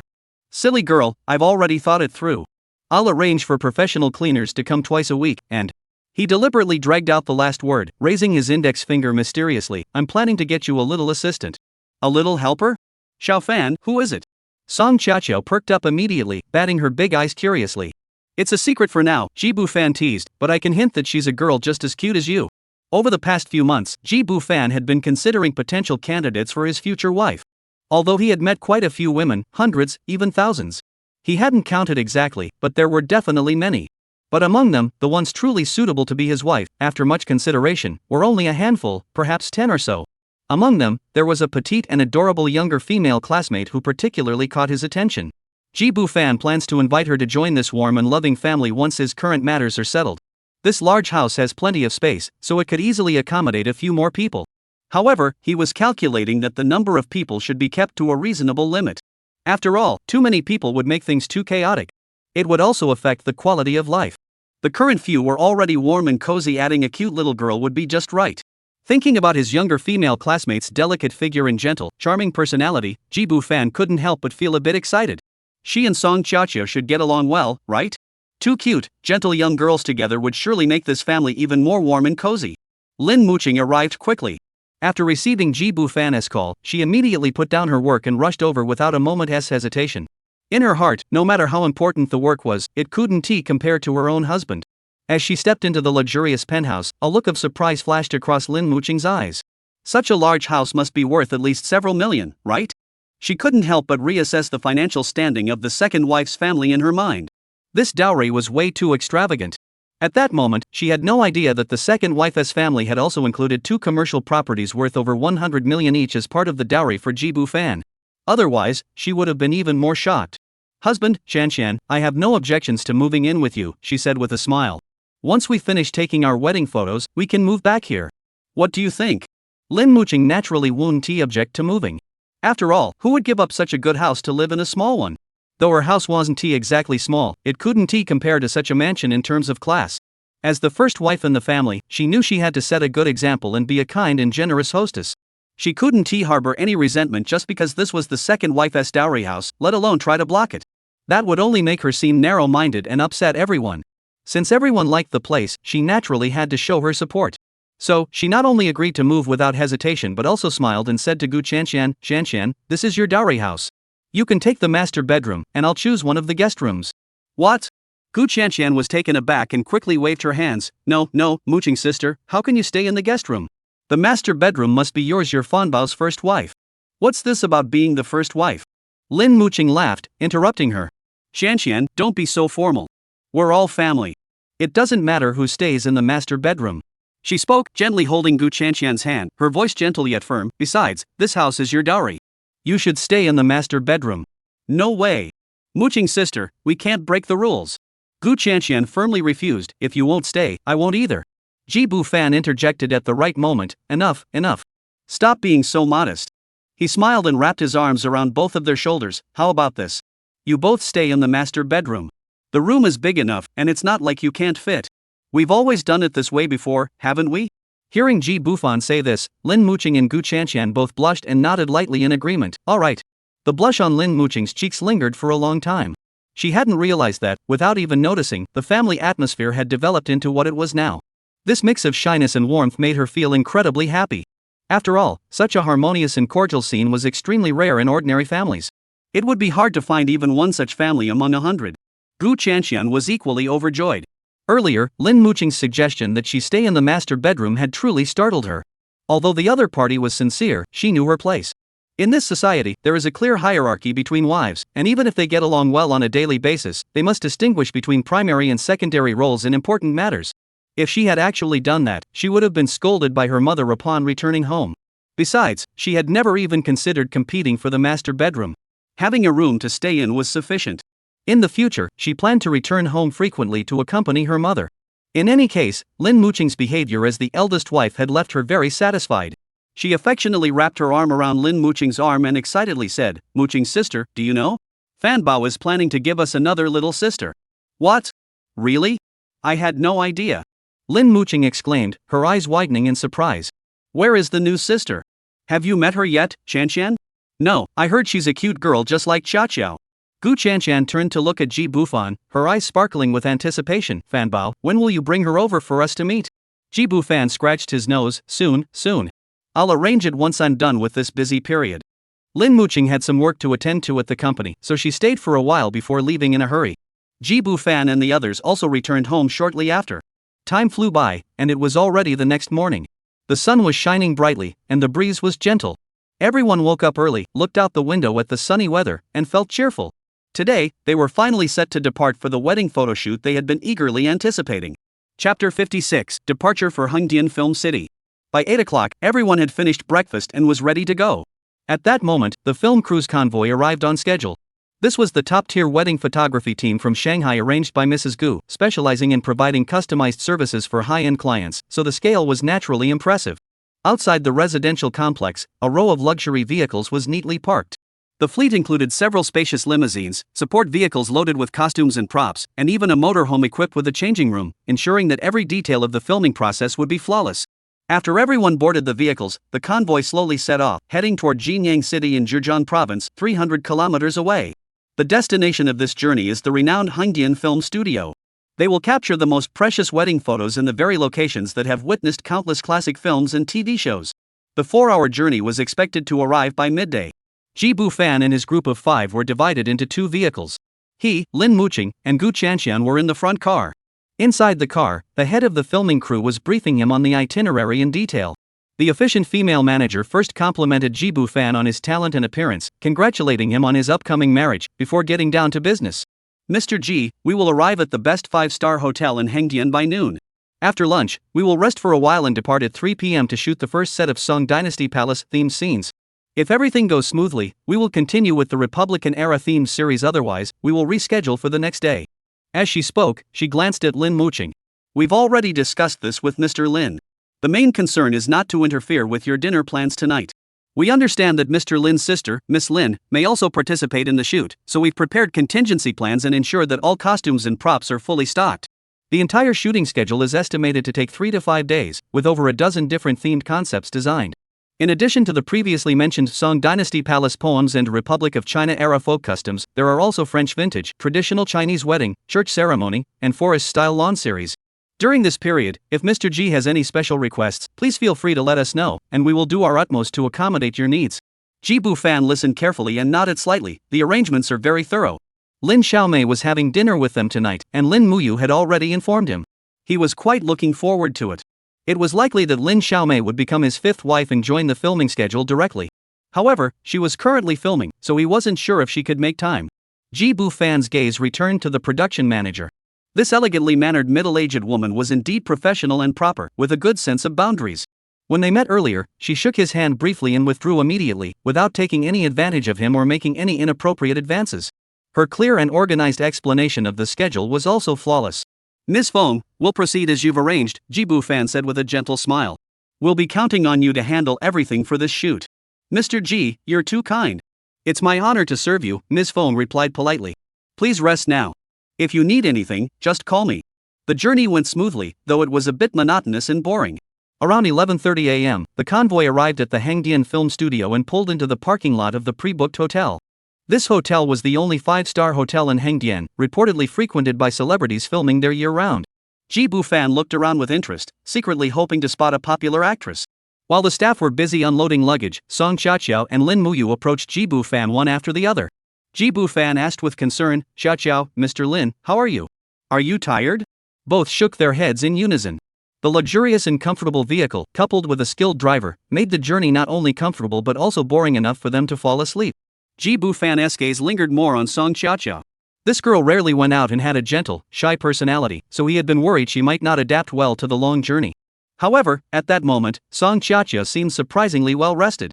Her clear eyes sparkled with excitement, and her fair cheeks were flushed with a faint blush, making her as radiant as a blooming cherry blossom. Ji Bufan speculated that this was likely due to the new surroundings and the anticipation of the upcoming wedding photoshoot, which had brought out a different kind of radiance in her.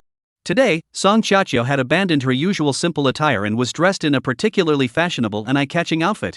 A light blue off-the-shoulder crop top perfectly accentuated her slender waistline, paired with a high-waisted denim skirt in the same color palette, showcasing her youthful vitality to the fullest. A delicate white belt was strategically placed to add a touch of elegance to the overall look.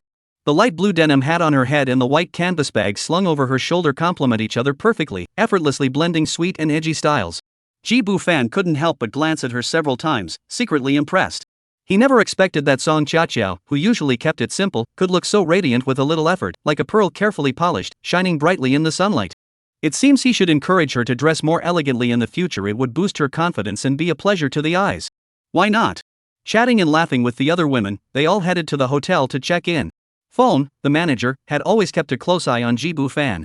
When she saw how he treated the ladies so caring and considerate, she couldn't help but feel a pang of envy. Such a young and handsome man actually knows how to take care of women? With such a good personality, he is truly a rare gem in this world. She thought to herself, if only I could marry a man like him, I'd be willing to give up $1 billion lottery prize. Unfortunately, she was too old. If she were 10 years younger, she might have the courage to pursue him. Today's duck soup is ready, guys, drink up. Chapter 57, Brother-in-law, You're So Handsome. After completing the check-in procedures, Ji Bufan and his group first went to their rooms to unpack their luggage, then had a simple lunch. Mr. Fong, the hotel manager, had reserved a luxurious suite on the top floor of the hotel for them, featuring multiple bedrooms and a spacious living room, with a very high standard, particularly suitable for a large group of couples like them. After lunch, there should have been a few hours of rest time. However, that was not the case. Soon after, the makeup team arrived to begin preparing the makeup for Lin Muqing and the other women. Since they were scheduled to shoot period drama costumes in the afternoon, the makeup alone would take several hours. From foundation to eye makeup, from hairstyles to jewelry, every detail was meticulously crafted to recreate the classical elegance of the era. Additionally, the intricate and meticulously designed hanfu attire required over a dozen steps just to tie the sashes. The hardships of women shooting wedding photos are truly evident. Fortunately, these women weren't afraid of hard work. And they even enjoy it. Jibu fan also needs makeup, but men's styling is relatively simple, requiring only half an hour of preparation in advance. Everyone is considerate of him, worried he might get tired, and urges him to take a nap in the bedroom to avoid feeling exhausted during the afternoon shoot. Actually, there was no need for that. Jibu fan wasn't afraid of getting tired at all.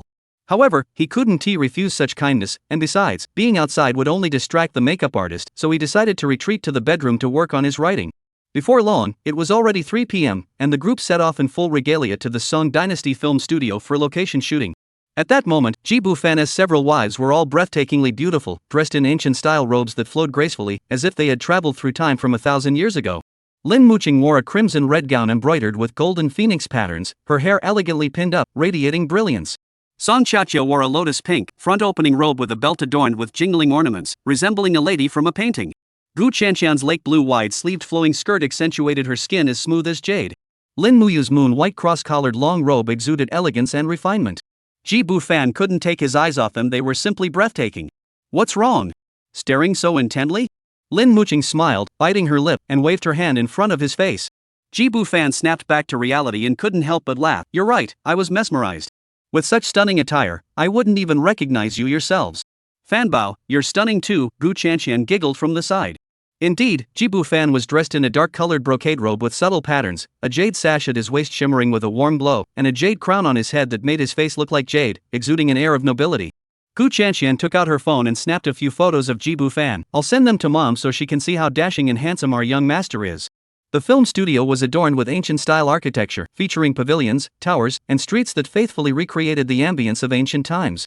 Today's filming primarily featured elegant and dignified court attire, though there were also scenes depicting the carefree and romantic style of ancient martial arts couples. The photographer had arrived earlier and was waiting. Upon seeing them, he immediately approached to arrange their positions and lighting. Come on, the groom stands in the center, and the brides stand on either side. Jibu fan was positioned at the center, with his 4 wives standing beside him, some holding fans to cover their faces, others holding swords, and some leaning against his shoulders. The scene was both beautiful and harmonious. Good, hold that pose and smile. Click. The shutter clicked, capturing this moment of happiness. The photo shoot lasted the entire afternoon, with several outfit changes, ranging from imperial court to martial arts, from opulent to elegant. Every photo was breathtakingly beautiful. As evening fell, the setting sun cast a golden glow on the ancient city's rooftops, adding a touch of magic to the scene. Last set, let us try a silhouette shot, the photographer suggested. So, Jibu fan and his 4 wives stood on the city wall, facing away from the sunset, leaving only a few silhouettes of themselves leaning against each other, blurry and romantic. Perfect, the photographer nodded in satisfaction. Today's shoot was a huge success. On the way back, the women leaned against the seats, their eyes and brows showing signs of fatigue, but their lips curved into sweet smiles. The setting sun outside the car window bathed them in a soft glow, even their hair was tinged with golden hues. Tired? Jibu fan gently traced Lin Muqing's earlobe with his fingertips, his voice soft and caring. Not tired. Lin Muqing's eyelashes trembled slightly as she forced herself to shake her head. We women aren't that delicate. She caught sight of a few female makeup artists whispering nearby, her ears growing slightly warm. Honey, don't do that, people will laugh at us. Lin Muqing felt a bit shy. Where's the man in that? It's like the heavens have turned upside down. She said, but you, honey, you've been busy all afternoon. You must be exhausted. Do I look tired to you?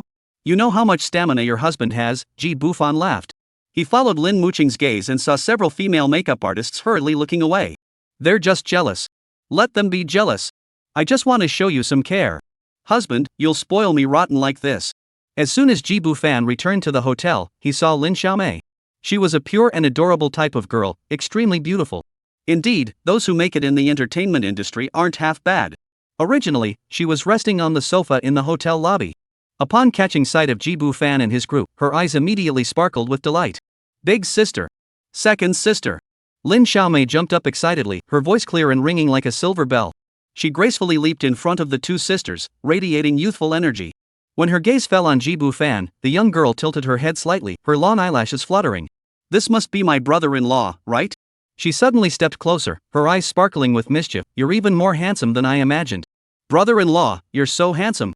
She then playfully blinked her eyes, her innocent and carefree expression making it hard to suppress a smile.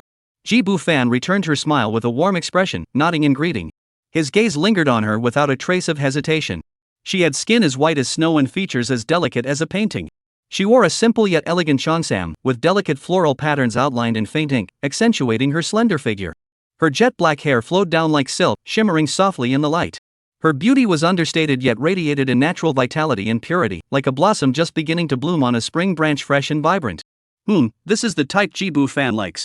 He felt a long-lost, heart-racing sensation. Marriage. He must marry this Lin Xiaomei immediately. Tonight, the wedding night. Chapter 58, Director, I need to take tomorrow off. Lin Xiaoxue was more beautiful than Ji Fan had anticipated. Such a beauty, even if she couldn't earn money to support the family, he would still be willing to marry her.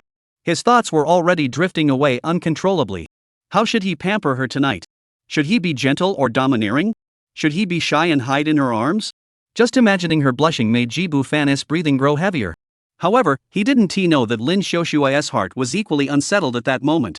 As Ji Fan studied her, she was also staring at him.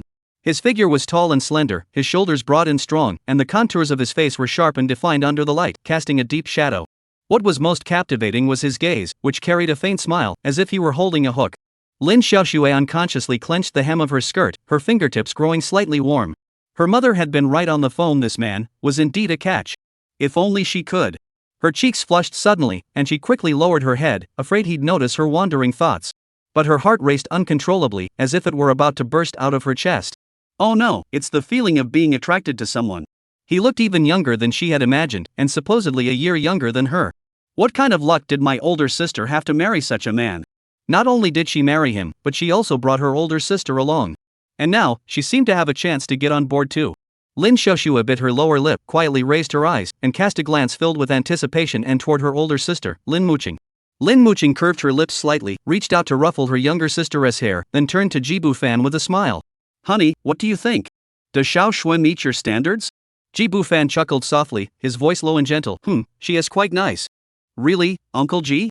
Lin Xiaoxue was overjoyed, her hands unconsciously twisting together, leaving faint crescent marks on her palms from her delicate nails. Then, let's apply for marriage right now. Ji Fan reached out and ruffled her hair, his movements identical to Lin Muqing's, yet tinged with a hint of intimacy. Yay! That's great! Lin Xiaoxue jumped up in joy. Then, she threw herself into Ji Fan's arms like a joyful cloud sparrow, pressing her cheek against his sturdy chest, clearly hearing the strong beat of his heart. Seeing this scene, everyone's faces lit up with joy. Lin Muqing and Lin Muyu, the two sisters, need no introduction. Lin Xiaoxue was their younger sister, and now that she had found such a suitable husband, the two sisters were deeply relieved. Gu Chanxian and Song Qiaqio had no objections either. Ji Fan had always put so much pressure on them, and now that there was someone to help share the burden, they were overjoyed. The two exchanged a smile, and the worry between their brows eased considerably. All right, Xiao Xue, stop clinging to your husband. After a moment, Lin Muqing patted her younger sister on the shoulder. Your husband has been busy all afternoon, he must be hungry. Let us go prepare dinner first, everyone is waiting. She gave him a teasing wink. As for cuddling, there is plenty of time tonight. Lin Xiaoxue, upon hearing this, reluctantly rose from Ji Fan's embrace. The young girl's delicate cheeks were already flushed with a rosy glow, as vibrant and charming as peach blossoms in March. After everyone returned to their rooms to bathe and change, they gathered in the hotel restaurant to enjoy a sumptuous dinner. During the meal, Ji Fan skillfully operated his phone to submit the marriage application. Lin Muqing, as the legitimate wife, immediately confirmed it with a smile. When the system displayed the message "marriage registration successful," Lin Xiaoxue's eyes welled up with tears. She raised her delicate glass and toasted each family member present, expressing her gratitude. The family banquet proceeded in a joyful atmosphere.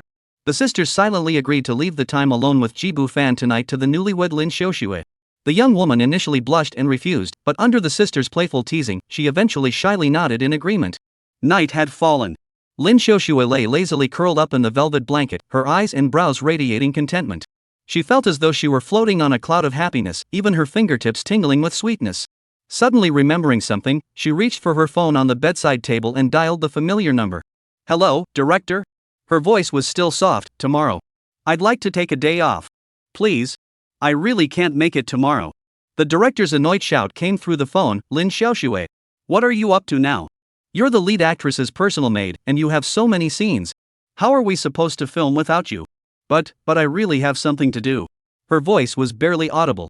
What could you possibly have to do? It's just to meet your sister and brother-in-law, isn't it? I already let you leave early this afternoon. Don't push your luck.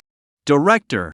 Lin Xiaoxue bit her lower lip, her voice tinged with unmistakable sweetness. Today, I got married to my brother-in-law.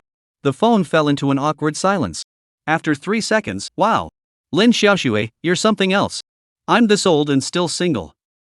And you managed to snag your sister's husband. Lin Xiaoxue blushed so much she buried her face in the pillow.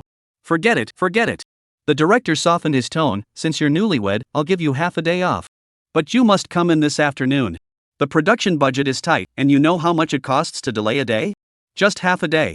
She protested softly. What else do you want? That's final. Hang up. Hearing your whiny voice is making me angry. Damn it, you're having fun, but I'm still working overtime on a night shoot. The director said angrily. Lin Xiaoxue said, alright, director, you've worked hard. I'll hang up. Wait, don't hang up yet, the other person suddenly said. Xiaoxue, can I ask you something?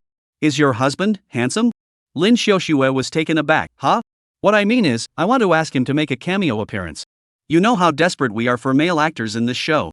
Well, Lin Xiaoxue hesitated. My brother-in-law is pretty handsome, but he doesn't know how to act, and he's here to accompany my sister and her friends for their wedding photoshoot, so we might not have time. Oh, it doesn't matter if he can't act. Just ask him for me. The director suddenly became unusually enthusiastic. Where are the wedding photos being taken? We can shoot them on our set. Well, I'll ask my brother-in-law. She replied softly. Alright, hurry up and ask. If you can get your brother-in-law to join the crew, I'll let you take the whole day off tomorrow. The director suddenly looked puzzled. You're married, why do you still call him your brother-in-law? Lin Xiaoxue, because he likes me to call him that. A meaningful hum came from the other end of the phone. You young people sure know how to have fun. Alright, hang up. I'll wait for your good news. Chapter 59, Director, Xiaoxue, you're so useless. After hanging up the phone, Lin Xiaoxue glanced sideways at Jibu Fan beside her. He was lazily leaning against the headboard, his bare upper body defined, a playful smile on his lips. Brother-in-law. Lin Xiaoxue's ears turned red. You heard that, right? Are you willing to go? Just treat it as a bit of fun. Jibu Fan laughed and interrupted. You want me to go? Yes. She nodded softly. You're willing to sell out your brother-in-law for half a day off? Jibu Fan chuckled, pinching her nose. You ungrateful little thing. No way. Lin Xiaoxue blushed and burrowed deeper into the blankets, leaving only her big, watery eyes peeking out. It's mainly because I'm really tired, and the director is my senior. She's always been very kind to me. Her voice grew softer. She just has a bit of a temper. So she's your senior? Jibu Fan pondered. No wonder you're so close. What kind of show are you filming? Seeing his attitude soften, Lin Xiaoxue immediately sat up, unaware that the thin blanket had slipped off her shoulders. Her eyes sparkled. It's a web series set in the Song Dynasty, a palace intrigue drama. It's pretty interesting. I play an important maid in it. She hesitated for a moment before asking tentatively, so, brother-in-law, does that mean you agree? Should I reply to the director? Jibu Fan's gaze lingered on her bare shoulder for a second before he smiled and nodded. Go ahead. With his approval, Lin Xiaoxue picked up her phone and sent a message to the director. My brother-in-law agreed. Then she was pulled back into his warm embrace. Brother-in-law, the tonic. The next day was another sunny day. Jibu Fan continued the wedding photoshoot with several of his wives. By afternoon, Lin Xiaoxue, who looked slightly pale, also arrived at the scene. Although her body had not fully recovered, she insisted on coming to participate in the shoot. Why aren't you resting at the hotel? Jibu Fan asked with concern, reaching out to steady her slightly unsteady body. Lin Xiaoxue stubbornly shook her head and whispered, how could I be missing from the wedding photos? She bit her slightly pale lips. Even if I can't participate the whole time, I at least want to take some solo photos and group photos. Jibu Fan looked at her determined expression and couldn't help but feel admiration. Girls in this world are truly resilient. As the sun set, the day's photoshoot finally came to an end. Upon returning to the hotel, everyone was exhausted, except for Jibu Fan, who remained energetic. Seeing their exhausted expressions, Jibu Fan decided to let them rest well tonight. He'd see tomorrow, maybe they could grab a burger if they had the chance. As dinner was nearly finished, Lin Xiaoxue received a call from her director. After hanging up, she said, brother-in-law, the director said she's already at the hotel and wants to see you. I'm just a bit player. Is it really necessary for her to come all the way here to see me? Jibu Fan raised his eyebrows in confusion. It's not that big of a deal, Lin Xiaoxue said.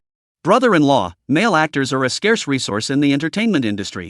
Having a few more like you in a show could double the viewership. Of course the director would take notice. Jibu Fan nodded, indicating he understood. The two hurriedly finished their meal and headed to the hotel lobby.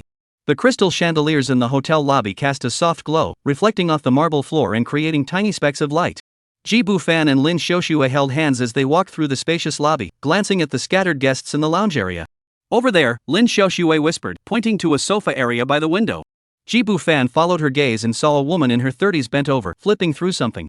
She wore a light blue blouse, black wide leg pants, and had her hair cut short to her ears, giving her a clean and sharp appearance. "Director, we're here," Lin Xiaoxue said as they approached. The female director closed the script in her hands and stood up. Ji Bu-fan noticed that she was taller than he had imagined, wearing flat shoes that made her almost eye level with him. Her features weren't stunning, but they had a unique charm when put together. Her eyebrows were sharp, her nose was high and straight, her lips were thin, and her eyes, though small, were full of vitality, giving her an air of confidence. "Xiaoxue, is this your brother-in-law?" The director glanced at Lin Xiaoxue before turning her attention to Ji Bu-fan, a hint of surprise flashing in her eyes. Ji Bu-fan had just changed into a simple short-sleeved shirt and casual pants, without any special effort to dress up, but his tall, straight posture and well-defined features stood out under the lights. Especially his vitality was particularly abundant. Like fireflies in the night, he shone brightly. The director was delighted, fixing his gaze on him with the focused attention one might give to a work of art, studying him closely. Lin Xiaoxue introduced, "Yes, director, this is my brother-in-law, Ji Bu-fan." "Brother-in-law, this is Director Mou. We graduated from the same school, a few years ahead of me. She's been very supportive and kind to me. Without her, I wouldn't have gotten such a great role." "Xiaoxue, just call me senior," Mou said with a slight smile, extending her hand to Ji Bu-fan. "Mr. Ji, thank you for taking the time to help us despite your busy schedule." "Hello, Director Mo." Ji Bu-fan shook her hand with just the right amount of pressure. "Xiaoxue often talks about you, saying you're the director she admires most. Meeting you today, you truly live up to your reputation." "Ha, Xiaoxue must be exaggerating." Mou shook her head with a smile. "Please sit down. Let's chat." After the three of them sat down, the waiter came over at the right moment. Lin Xiaoxue ordered an iced Americano for Ji Bu-fan and a hot milk for herself. Mo Yuqing stroked the nearly untouched coffee cup and spoke seriously. "Mr. Ji, thank you once again for your assistance. I also apologize for taking up your time. Rest assured, filming is quite simple, you need not worry about it.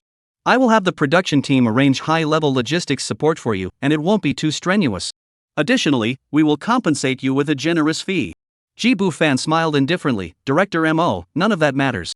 Actually, I've always been interested in acting and have been studying it in my free time." "Really? That's wonderful." Mou's eyes lit up, and he clapped his hands together unconsciously. "When can you join the crew? I need to adjust the shooting schedule. 2 or 3 days at most." "That's great." Mou took the script out of her bag and handed it to Ji Bu-fan. "Here's the script. Take a look and get familiar with it. Let's exchange contact information for easy communication." After just a few words, Mou was already in a hurry to leave. Of course, there was a reason for that. At first, she had only intended to have Lin Xiaoxue's brother-in-law play a small role, but after meeting him in person, she had changed her mind and wanted to push her luck further. Such a promising talent deserved more screen time, and she intended to give him plenty of it. The fact that he mentioned enjoying acting and having some training didn't impress her. That didn't matter. With such good looks, as long as he could appear on screen, acting wasn't necessary. She decided to go back immediately to discuss the script with the screenwriter and see which role would suit him. As for whether the other person is willing, let us just get them into the production first and worry about it later. Before leaving, she gave Lin Xiaoxue a meaningful look and joked. "Xiaoxue, I'm not trying to be mean, but you're really not that good." Chapter 60, New Reward, Music Mastery. Lin Xiaoxue heard director Mou teasing her like that, and her face flushed bright red instantly, her eyes widening like a startled kitten. She was about to retort, but noticed that Mou had already walked away with a crisp stride, leaving only a stylish silhouette behind. "Humph." She stomped her foot angrily, but accidentally tugged at her old injury, causing her to wince in pain and stumble backward. Ji Bu-fan acted quickly, wrapping his arms around her slender waist. The warmth of her trembling body pressed against his palm. Looking down at the pouting girl in his arms, he couldn't help but chuckle softly. "Our little Shue's the best. Who dares say you're no good?" Lin Xiaoxue lifted her face, her big, watery eyes brimming with defiance. "Exactly. I tried so hard." Her pouting expression resembled that of a child who hadn't gotten their candy. "Uncle, you have to help me teach that senior a lesson." All right. Ji Bu-fan spoiledly ruffled her hair, but his gaze followed Mou's departing figure with a thoughtful expression. A meaningful smile curved his lips. "Once we're on set, you'll see how your brother-in-law helps you get revenge." Back to the penthouse suite. Lin Muqing and the others were slumped on the living room sofa, sharing and discussing the wedding photos taken today. Upon seeing them return, Lin Muqing immediately waved them over. "Husband, Xiaoxue, come quickly, take a look at this photo. How did it turn out?" Jibu Fan leaned in to admire it for a moment, holding Lin Muqing's delicate hand, and said, "Muqing, there's something I need to tell you." He paused. "The Xiaoshui production team needs me to guest star in a role, so I might have to stay here a few more days." Lin Muqing heard this, and her long eyelashes trembled slightly. She pondered for a moment and said, "Honey, why don't I go back after we finish the wedding photos? I need to keep an eye on things at the company. Can you stay here with Qianqian and the others?" She turned to look at Gu Qianqian. "Is that okay, Qianqian?" "Of course it's fine." Muqing's sister. Gu Qianqian's eyes lit up, then she winked mischievously. "But don't miss your husband too much, Muqing's sister." Jibu Fan smiled and embraced Lin Muqing, placing a kiss on her smooth forehead. "Don't worry, it's only a few days. I'll be back soon. Tonight, do you want me to stay with you?" Lin Muqing was deeply moved, but after a moment, she shook her head. "Let's wait until I'm about to leave. I'm too tired these past few days." "All right." Jibu Fan nodded in agreement. That evening, Lin Xiaoxue was the one who accompanied Jibu Fan. Everyone was considerate and took care of her, giving her and Jibu Fan some alone time as newlyweds. Of course, it was mainly because they were tired. In the spacious master bedroom, the central air conditioning was blowing cool air. Lin Xiaoxue lay on the soft bed, covered with a velvet blanket. Beside her, Jibu Fan leaned against the headboard, typing on his laptop. The room was quiet, with only the faint sound of keyboard clicks. This serene atmosphere made everyone feel exceptionally relaxed and comfortable. Lin Xiaoxue lay on her side, her gaze lingering on Jibu Fan's focused and serious expression. His occasional furrowed brows and occasional faint smile all caused a sweet ripple to form in her heart. Lin Xiaoxue felt as though she were in a dreamlike world, where life had never been so happy. Unconsciously, her eyelids grew heavier, and her consciousness began to fade. Finally, she slowly closed her eyes and drifted into a sweet dream. Jibu Fan was completely immersed in his creative world, his thoughts flowing like a spring, his fingers dancing across the keyboard, and lines of text appearing rapidly on the screen. Only when he finished an entire chapter did he pause briefly, stretching his stiff fingers. Just then, he heard a soft snore from beside him. Turning his head, he realized that Lin Xiaoxue had already fallen asleep. Her sleeping face was beautiful, with a faint smile lingering at the corners of her lips, as if she were experiencing the sweetness of happiness even in her dreams. Jibu Fan's lips curled into a slight smile. He reached out and pulled the blanket up a bit to keep her warm. Then, he took a deep breath, summoned the system, and prepared to draw the lottery. Yesterday, he had married Lin Xiaoxue, and the system had rewarded him with a lottery chance. However, due to being busy, he hadn't had the chance to use it yet. Jibu Fan looked at the system interface with eager anticipation, wondering what kind of surprise this lottery would bring him. "System brother, help me draw the prize." "Beep. Alright, host, I'm now drawing your reward." "Congratulations, host. You have obtained Music Mastery."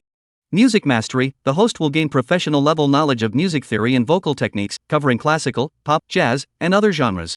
Your pitch accuracy, rhythm sense, and improvisation skills will significantly improve, and you will be able to master over 10 musical instruments, including piano, guitar, and violin. Additionally, you will gain the perfect pitch talent, allowing you to instantly reproduce melodies you've heard and even analyze complex chord progressions. This Jibu Fan stroked the stubble on his chin, his expression somewhat complicated. "Are you trying to force me into the entertainment industry?" He found it hard to evaluate this reward at first.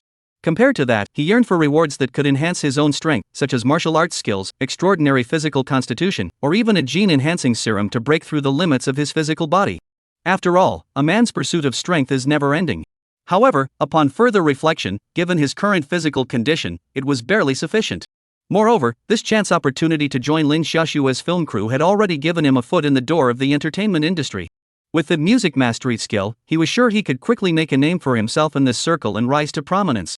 "Alright, I'll accept it reluctantly." Jibu Fan shrugged his shoulders, but a faint smile involuntarily curled the corners of his mouth. "I wonder if the goddesses of the entertainment industry are ready to welcome me." After a moment, he composed himself and resumed writing. Lately, his novel 7 Days to the End was performing well, with plenty of tips coming in. He couldn't let his readers down. Writing couldn't stop. Meanwhile, in Magic City, the Lin family. A family meeting was underway. The Lin family members had already heard the news that Jibu Fan had also married their youngest daughter, Lin Xiaoxue, and everyone was overjoyed. Especially Lin Xiaoxue's stepmother, who couldn't stop smiling, her joy evident on her face. She couldn't wait to tell everyone. Her daughter had been married off, and to an exceptionally young man. If it weren't for the fact that Jibu Fan happened to be out of town these past few days, Lin Zhao's mother would have already been unable to contain her excitement and driven out to bring him home herself. She had already planned in her mind how to entertain Jibu Fan, this excellent son-in-law. Chapter 61, The Script of Life.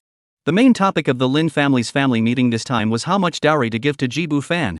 They hadn't even given the dowry for their second son, Lin Muyu, yet. Now there's another one, Lin Xiaoxue, so we can pay for both at the same time. Cough, Lin's father cleared his throat and began to speak. What are your thoughts? Let's hear them all. He emphasized his words to set the tone. Let's make this clear first. Little G has helped our family solve a major problem this time. We've caused so much trouble for him with 3 daughters. We can't let him come out on the losing end. Lin's stepmother immediately agreed. Exactly. In my opinion, we should give all our family's assets to Xiao Ji. She counted on her fingers, though it's not much, it's at least our heartfelt gesture. Right, Lin Irma nodded repeatedly. If necessary, we can take out a loan. Xiao Ji has had it so tough. Lin's mother didn't say anything, but she nodded solemnly in agreement. They all knew exactly how much savings the family had, just around 5 million yuan. This was their life savings, originally intended for their daughters' weddings and home purchases. They were giving all of it to Jibu Fan. They didn't feel the slightest bit of regret or reluctance. To be honest, the amount wasn't that large. If all 3 daughters were to marry normally, paying dowries, buying houses, and cars would definitely not be enough. They worked themselves to the bone. Lin's father looked at his wives, who were so understanding, and smiled with satisfaction. Our savings barely add up to 5 million. I suggest we find a way to borrow some more to make it 5.88 million, a lucky number. He paused for a moment before continuing. As for the other expenses for the wedding, we'll figure something else out. The important thing is to make sure Xiao Jifeng has a grand wedding. What do you think? Let's do it. No problem. Of course. Everyone agreed in unison.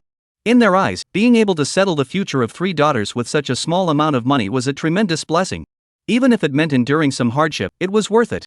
After all, they could always earn more. The meeting concluded smoothly, and it was getting late. It was time to rest. Tonight, it was Lin's father's turn to stay with the second wife's family. After finally finishing his duties, he was physically and mentally exhausted. He couldn't help but think of Xiao Ji. The child must be just as exhausted as he was, struggling to cope. Perhaps Xiao Ji has it even harder. After all, he had already married 5. Sigh, this child has such a hard life. Lin Fu suddenly felt like chatting with Jibu Fan, comforting him, and venting about the hardships of life, sharing the struggles of being a man. Thinking that young people these days stay up late, he figured Jibu Fan probably wasn't asleep yet. He picked up his phone and sent him a message. Bro, what's up? Are you asleep yet? Jibu Fan, who was busy typing, glanced at his phone screen, which lit up with Lin's message. He looked at Lin Xiaoxue, who was sound asleep beside him, and replied, No. No. Dad, is something wrong? Lin's father stared at the reply, lost in thought. The second no clearly meant he wasn't asleep, but the first one. If it referred to that kind of thing, shouldn't he have replied no, I haven't been? Instead? Unable to figure it out, he decided not to think about it anymore. Little G, how have you been lately? Are you managing okay? It's okay, I guess. Ji Bufan didn't know what the other person meant and replied cautiously. Take care of your health. Health is the foundation of everything. If mooching and the others are being too much, just tell me, and I'll stand up for you. No need, Dad. They're all fine. Sai, don't be so stubborn, you're a man, Dad understands. To be honest, Dad feels really guilty about this. It's okay, Dad, I'm not being stubborn. Look at you, still being stubborn. As the night grew deeper, the conversation between the 2 men continued in the dim glow of the phone screen, one filled with guilt, the other both amused and exasperated. Lin's father had no idea that Jibu Fan was just a pretentious show-off, and he had no idea how powerful such a statistic freak could be. Otherwise, he should be worried about his daughters. After ending the chat, Jibu Fan lost all motivation to keep typing. He decided to light a cigarette and go to sleep. Today was a rare day when he could finally get a good night's sleep. Little did he know, after searching everywhere, he couldn't find his cigarettes. They must have fallen out somewhere while he was out. He didn't smoke much anyway, only a few cigarettes a day, so it shouldn't have mattered if he didn't smoke. But after finishing his writing, he suddenly felt like having one. As everyone knows, smokers have this peculiar psychological trait: the more they don't have cigarettes, the stronger the craving becomes. Jibu Fan couldn't sit still anymore. He got up, put on his clothes, took the elevator to the first floor lobby, bought a pack of Fuchin Mountain residents at the front desk, and strolled out to the hotel entrance. As he lit the cigarette, the aroma of nicotine filled the night air. Even at midnight, Hongdian was still bustling with activity. This Eastern Hollywood was home to countless dreamers chasing stardom. Even at this hour, the streets were still bustling with people. In the distance, a few extras who had just finished work were walking arm in arm toward a street food stall, while others were streaming live on their phones, performing energetically for the camera. Jibu Fan took a deep drag on his cigarette, the bitterness of nicotine spreading across his tongue. He couldn't help but feel a sense of nostalgia. This dream factory is always putting on the most absurd plays. Some achieve overnight fame, while others spend a decade as extras. Just like the young man at the street corner, strumming his guitar and singing to himself, his voice filled with stubborn determination. The night breeze scattered the smoke rings. Jibu Fan gazed at the ancient-style buildings of the film studio in the distance, their outlines outlined by the lights, appearing like a mirage, suspended between reality and dreams. He suddenly felt that his current situation bore a striking resemblance to that of these dreamers. All of them were acting out the script of life, all believing they could rewrite the ending. Jibu Fan crushed out his cigarette butt and was about to turn back to the hotel when his peripheral vision caught sight of a familiar figure sitting by the flower bed in the distance. In the moonlight, the figure looked rather lonely. Manager Feng? Jibu Fan squinted to confirm. So late at night, what is she doing here? After hesitating for a moment, he decided to walk over. As he got closer, he saw that Ms. Feng was holding a can of beer, drinking alone under the night sky. She was dressed casually, having shed her usual professional demeanor, and instead exuded a lazy, alluring charm with a unique flair. Ms. Feng, why aren't you resting so late? Jibu Fan greeted her softly. Ms. Feng was clearly startled, nearly dropping the can from her hands. She looked up and recognized Jibu Fan, her tense shoulders relaxing slightly. Oh, it's Mr. G. I couldn't sleep, so I came out for some fresh air. She shook the beer can in her hand and smiled wryly. What a coincidence. Mr. G hasn't gone to bed yet either? I came out for a cigarette and was about to head back. Let's go together. I'll walk you back. It's so late it's not safe for a guy to be out alone. Feng finished the remaining beer in her can and returned to the hotel with Jibu Fan. As they passed her floor, Jibu Fan smiled and said, Ms. Feng, I'm a bit thirsty. Could I come to your room for a drink of water? Ha! Manager Feng didn't react immediately, blinking in confusion. Upon seeing the playful look in Jibu Fan's eyes and understanding the implication behind his words, Manager Feng's ears turned crimson. She bit her lip, her eyes flashing with a mix of surprise and shyness. Is there such a good thing? Chapter 62, 3-Layer Burger, a feast for the senses. To be honest, Mr. Feng is actually a decent person. In his early 30s, he has a certain charm. The workplace environment in this world is extremely competitive. To climb the ranks and reach management, one must not only be exceptionally capable but also physically attractive. There are simply too many outstanding women out there. You have to meet all the standards to stand out. Ms. Feng is exactly that kind of person. She has exceptional professional skills and provides exceptional service to clients like Jibu Fan, with no room for criticism. She herself is also very charming, with every smile and gesture exuding a natural grace and elegance. It is this unique charm that has caught Jibu Fan's attention, prompting him to decide to give her a chance to get to know him better. At 5:30 in the morning, the sky outside was still a pale gray. Jibu Fan awoke. By his side, Manager Feng was still sound asleep. Her slightly curled hair was scattered across the pillow, her lips curled into a faint smile, and one arm was still possessively wrapped around his waist. The thin blanket had slipped down to her shoulder, revealing a faint red mark on her collarbone. Jibu Fan stared at the ceiling for a moment, then gently shifted his body, trying to get up without waking her. Fang's eyelashes fluttered slightly, but she did not wake up. It wasn't until the door made a soft click sound that she slowly opened her eyes. The empty bed still retained a lingering warmth. Feng buried her face in the pillow where he had slept, taking a deep breath. The faint scent of him lingered there. A sigh escaped her lips, sounding especially clear in the silent room. Feng knew better than anyone that a man like Jibu Fan was like sand between her fingers, something she could never hold on to. Last night's tenderness was nothing more than a fleeting dream bestowed by him. Now, as the morning light pierced the darkness, the dream should have ended. Her fingertips gently traced the marks on her collarbone, and she gave a self-deprecating smile. She dared not wake up when Jibu Fan left, fearing she might see the distance and awkwardness in his eyes. Perhaps it's for the best. At least in her memories, she can forever cherish his gentle yet wild appearance. Jibu Fan returned to his suite, took a shower, changed into fresh clothes, and then began playing with his phone in the living room. After a while, the others gradually woke up. Today was the usual day for the wedding photo shoot. However, Lin Xiaoxua had to miss the session due to a filming schedule with her production team. She was deeply resentful, pouting and complaining non-stop, her eyes brimming with unwillingness. She also wanted to take beautiful wedding photos.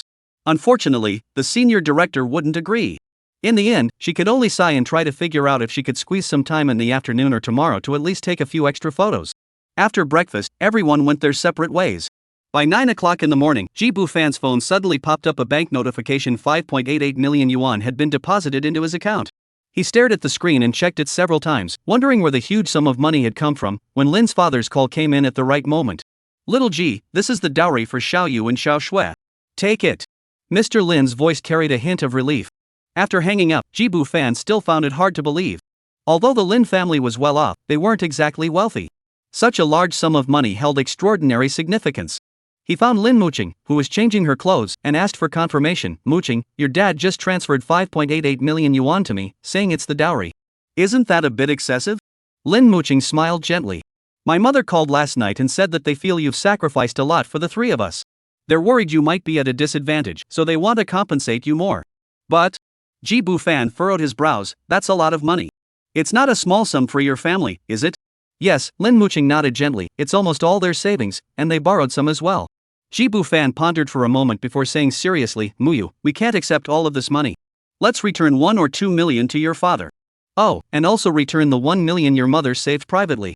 We're not short of money now, we can't keep relying on our elders like this.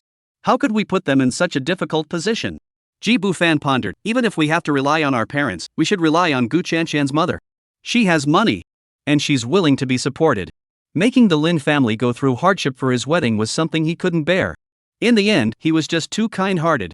Lin Muqing heard this and was moved to tears. She never expected Ji Bufan to make such a decision. Her lips trembled slightly, and she couldn't speak for a moment. In truth, she too felt deeply for her parents. Her parents, now in their twilight years, had put all their life savings into supporting her and her sister's marriages, all for their happiness. She had planned to repay this kindness through her own efforts in the future. But what she never expected was that her husband, Ji Bufan, would be so understanding and willing to return part of the dowry he had already received. He didn't want to put her parents in a difficult position. This is truly touching. Such a man is truly rare. Tears flowed uncontrollably, but Lin Muqing felt a warm glow in her heart. Actually, women are very strong. You can hit her or scold her, and she won't cry. But when you understand her and empathize with her, she becomes incredibly vulnerable. Lin Muqing is exactly like that now. Not only her, but Lin Muyu, who was standing beside her, also quietly wiped away tears upon hearing all this. Even the staff helping them change clothes were moved to tears. If they didn't feel unworthy, they too would want to marry Ji Bufan. Husband, thank you. Lin Muqing lifted her tear-stained face, her eyelashes still glistening with tears. Thank you for thinking so much about my parents. Her voice was so choked up it was barely audible, her fingers tightly clutching the hem of Ji Bufan's shirt. Ji Bufan chuckled, reaching out to gently wipe away the tears from the corner of her eye with his thumb. There's no need to thank me. We shouldn't have taken so much money from the elderly in the first place. His fingertips were warm and dry, with a reassuring firmness. Enough, stop crying. Otherwise, we'll have to bother the makeup artist to touch up your makeup. He turned to look at Lin Muyu, whose eyes were also red and swollen. And you, Ms. Lin, don't cry either. If you cry, your makeup will smudge, and you won't look good. 2 staff members stood nearby, their eyes sparkling. The younger one murmured softly, where could you find another man like this? Ji Bufan felt a bit uncomfortable in this atmosphere. He let go of Lin Muqing and waved his hand casually. Let's go. I'll go check on Qianqian and Xiaoqia. With that, he turned and left, his tall, slender figure casting a sharp silhouette against the sunlight. Lin Muqing watched his back, her chest surging with intense emotion. She raised her hand to press against her chest, where her heart was pounding wildly, as if a butterfly were fluttering its wings, ready to take flight. She silently vowed to herself, I will do everything in my power to be good to this man. I will work hard to provide for him and fulfill all his desires. Even if some of them are unreasonable. Sis. Lin Muyu gently touched her arm, her voice hoarse. Xiaoji is so kind. I think I love him even more now. Lin Muqing held her sister's hand, noticing that both their palms were drenched in sweat. They exchanged a smile, silently seeing the same determination in each other's eyes. That night was the last night Lin Muyu and Lin Muyu would spend here. The wedding photoshoot was nearing its end. All that remained was to complete the final outfit the next morning, after which they would depart for the metropolis in the afternoon. With their departure imminent, the two naturally wanted to say goodbye to Ji Bufan properly. Lin Xiaoxue also joined in, spending her final moments with her 2 older sisters. As night fell, Ji Bufan suddenly felt a bit hungry. He ordered a triple-decker Big Mac. He devoured it with relish. Chapter 63, First Day on Set. Why so much screen time? Lin Muqing now feels both love and hate toward Ji Bufan. This guy has too many bad ideas.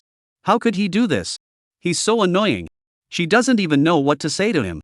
Of course, she couldn't possibly hate him for real, she loved him too much to do that. Since she can't do anything about him, she might as well just go with the flow. Watching him act like a child, demanding a hamburger, Lin Muqing's eyes softened with tenderness. She tied on an apron, called her 2 younger sisters, and went into the kitchen to cook for him. After all, there was no one else around. As long as he is happy. The next morning, the sun rose gently, and a new day arrived as promised. The morning wedding photoshoot concluded successfully amid laughter and joy, capturing the happiest moments of Ji Bufan and the others. At the celebratory banquet in the afternoon, as glasses clinked, Ji Bufan raised his cup to thank Feng Manager for her thoughtful care during this time. Feng manager took the glass, her eyes flickering with an indescribable complexity, as if there were 1,000 words on her lips, but in the end, they all dissolved into a faint smile. She raised the glass to her lips and drank it all in one gulp, a slight bitterness lingering in her throat. Today, she too must return to the metropolis. This parting would mean mountains and rivers separating them. Would they ever meet again in this lifetime? The intense passion of that night was still vivid in her memory, so unforgettable. At that moment, Manager Feng had no idea that soon, Jibu Fan would come looking for her again to take wedding photos, and this time, he'd bring even more people. After lunch, everyone parted ways. After seeing off Lin Muqing and Mr. Lin, Jibu Fan took Gu Chanqian and Song Qiaqiu back to their room to rest. Everyone had had a few drinks at lunch, and with the fatigue of the past few days, the three decided to relax properly. The top floor suite was left for Jibu Fan and the others to stay in, as long as they wanted. After all, the expenses would be reimbursed by Gu's mother later. As evening approached, Lin Xiaoxue had finished work and returned. After dinner, the four of them strolled around the streets of Hangdian, enjoying the freedom of not being supervised by adults. For them, Lin Muqing and Mr. Lin were like adults. The film studio was ablaze with lights in the night, resembling a vast dream, and they all played and relaxed like children. Including when they returned to their hotel room. The next morning, they boarded the production crew's shuttle bus to the filming location. Mr. G, welcome, welcome. We've been waiting for you. Upon arrival, Director Mou greeted Jibu Fan with great enthusiasm. She held a thick stack of scripts in her hands and handed them to Jibu Fan. This is the role we specially added for you in the script. The character is very likable. You can take a look while getting ready for makeup. This Jibu Fan took the scripts, gave them a quick glance, and felt a bit dazed. This isn't what he had imagined at all. Why so many lines? Is this even a supporting role? This is clearly an important supporting role. Looking at the script, which was densely marked with lines and scene descriptions, and even had several handwritten notes added, Jibu Fan was completely stunned. Director Mo, what's going on here? Did we have a miscommunication? I'm getting married soon. With all this screen time, when will we finish filming? It'll be quick. Mr. G, please go get ready first. We won't delay your wedding. These scenes may look numerous, but they're actually easy to shoot. We'll prioritize your scenes. Don't worry, may I ask when you're getting married? Mo realized he had been too hasty.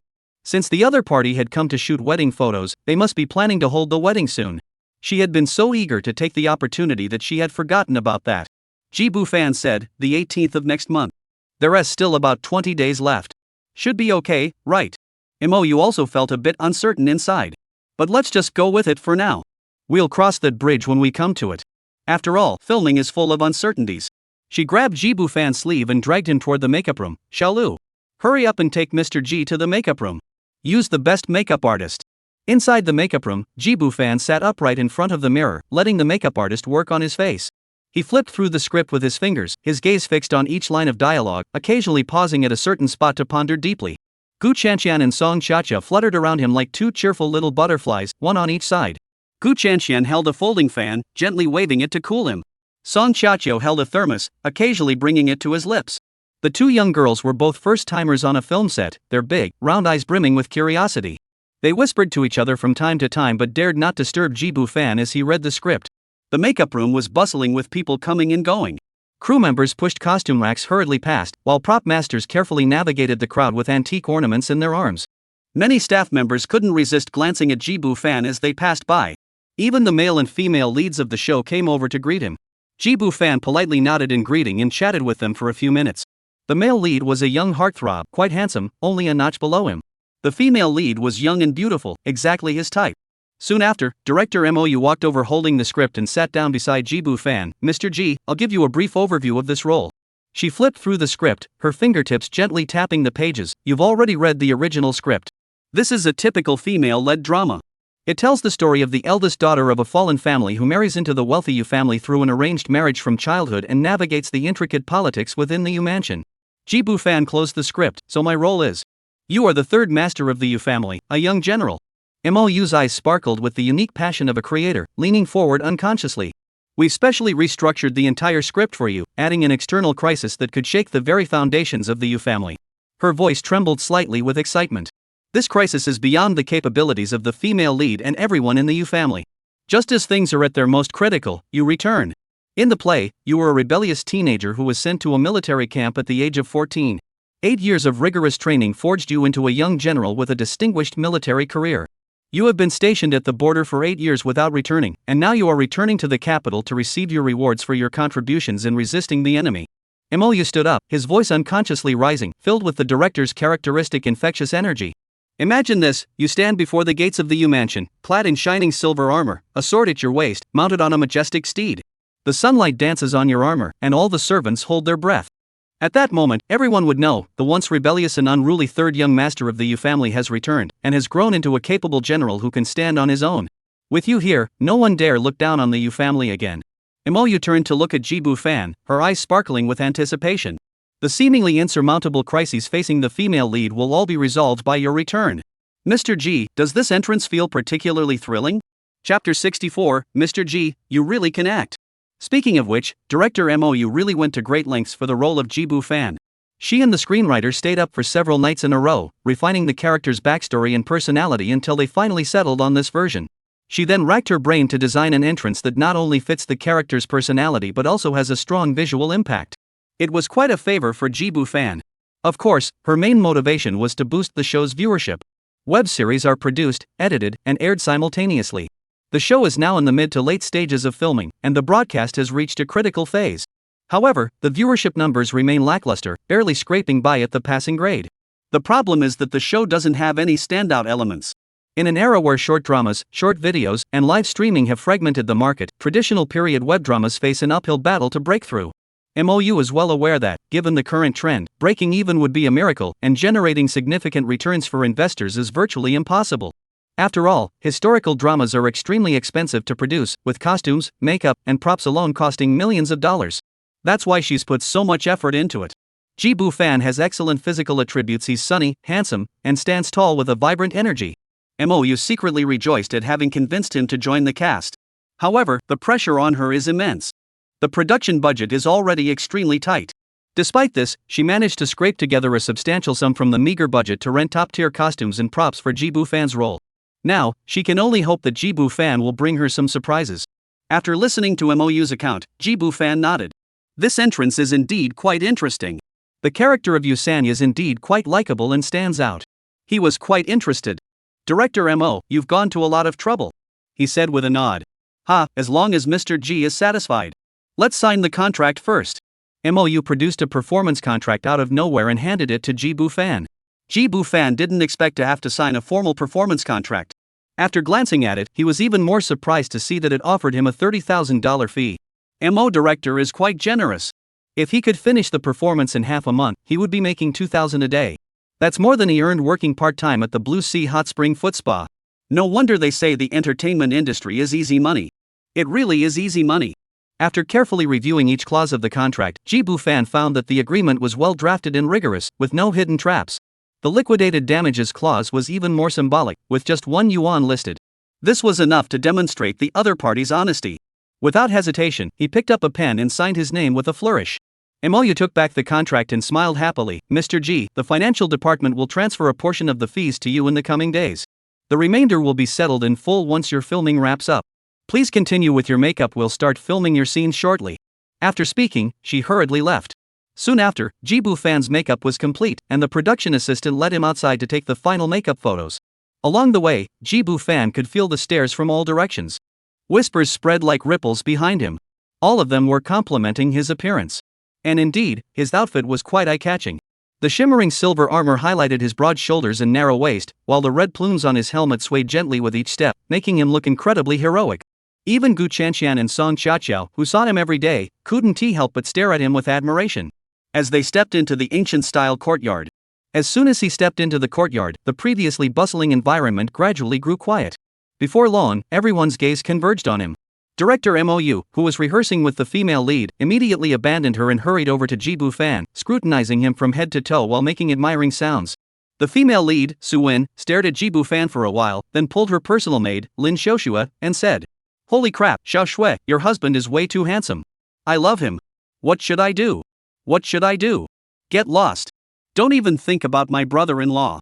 How dare you? How dare you speak to your mistress like that? Please, Xiaoxue, push your brother-in-law's prestige over to me." Jibu Fan's final makeup and costume design left Mou speechless. This was even more charismatic than the young general Yu San she had imagined. Throughout the entire makeup and costume fitting process, she stood by admiringly, while also silently praising her own wise decision in her heart. Bringing Jibu Fan into the cast was such a wise decision. Needless to say, just posting these makeup photos online would attract a lot of attention and traffic for the show. Lately, the streaming platform had been considering removing the show from its recommended list, but now that's settled, the spot is secure. However, the surprises Jibu Fan had in store for her were even greater, so much so that they nearly overwhelmed her. With preparations complete, today's filming officially began. There's no doubt that today's scenes will revolve around Jibu Fan. He'll be the focal point of the camera today. And the first scene he'll shoot isn't his entrance. That scene is too large scale and difficult to control. You planned to let Jibu Fan acclimate to the crew for a few days first, then try filming once he was more comfortable. There is another reason for this: such large-scale scenes require extensive coordination, involving a large number of extras. Even the slightest mistake could result in a take being ruined and having to be res-hot. It might take an entire day to complete a single shot. Jibu Fan had just arrived, so it was important to start with easier shots to make him feel like filming wasn't so difficult. To avoid scaring him off, Mr. G, Mou approached him softly. You have these lines in this scene. You don't need to memorize them. Just remember how many words each line has, and count them when the time comes. Focus on controlling your expressions and movements. The scene was about to start, so Mou decided to have Jibu Fan run through the scene first.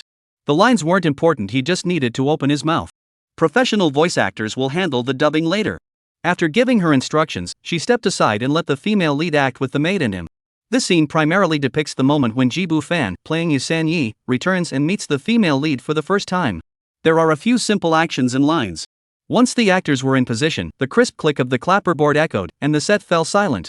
The female lead, accompanied by her maid, gracefully curtsied while holding her skirt, reciting her lines. Jibu Fan, playing Yu San-yi, stepped forward and gently supported her, saying, "No need for such formalities, older sister." He doesn't say 1, 2, 3, 4, 5, 6, but instead delivers the simple lines he's already memorized.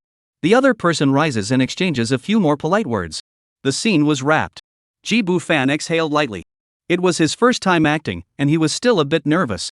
However, thanks to his master of acting skill, he nailed the character's expressions and mannerisms, and delivered his lines clearly and accurately, without any mistakes. But this left director Mou speechless. She rushed over with an expression of disbelief, exclaiming excitedly, "Mr. G, you really can act." "Yes, I think I mentioned it to you last time, didn't I?" Jibu Fan remained calm and composed. Chapter 65, If she wants to sleep, let her sleep. At that moment, Jibu Fan was still immersed in the role of young General Yu San-yi. He gave director Mou a faint smile. The smile was like a spring breeze gently caressing the lake, creating ripples across his handsome brows. The gleaming silver armor shimmered with a cold, sharp glow under the spotlight, yet it only served to make his face appear even more gentle and jade-like. Mou couldn't resist his charm for a moment, her mind drifting away. She instinctively held her breath, her cheeks growing slightly warm. After all, Jibu Fan's charm was simply too overwhelming for women. Didn't you notice that almost all the young girls at the scene were gazing at him with adoring eyes?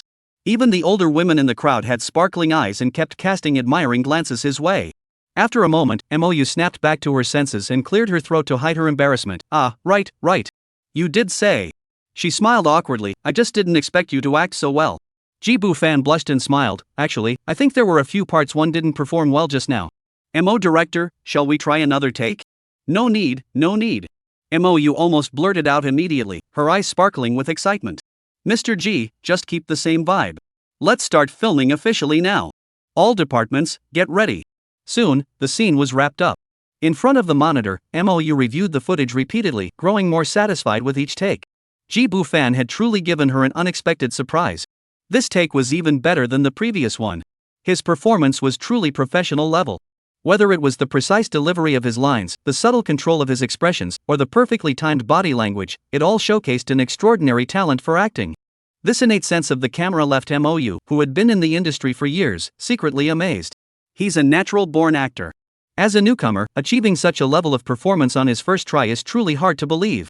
Mou couldn't help but suspect that Jibu Fan was a natural-born acting prodigy. However, after watching it again twice, her brows furrowed, and a surge of anger welled up inside her. Earlier, she had been so focused on Jibu Fan that she hadn't paid attention to the two girls acting with him. Now that she looked closely, what on earth were those two doing? "Su-wen, Lin Xiaoxue, come here," she shouted. "Look at the two of you. What are you acting like? Are you even professional actors? Su-wen, Yu San-yi's your uncle, not your husband. What are you doing flirting with him? Are you trying to seduce your own uncle?" And you, Lin Xiaoxue, I know he is your husband, but this is a film set. If you're feeling feverish, can't you wait until after work to go back to the hotel?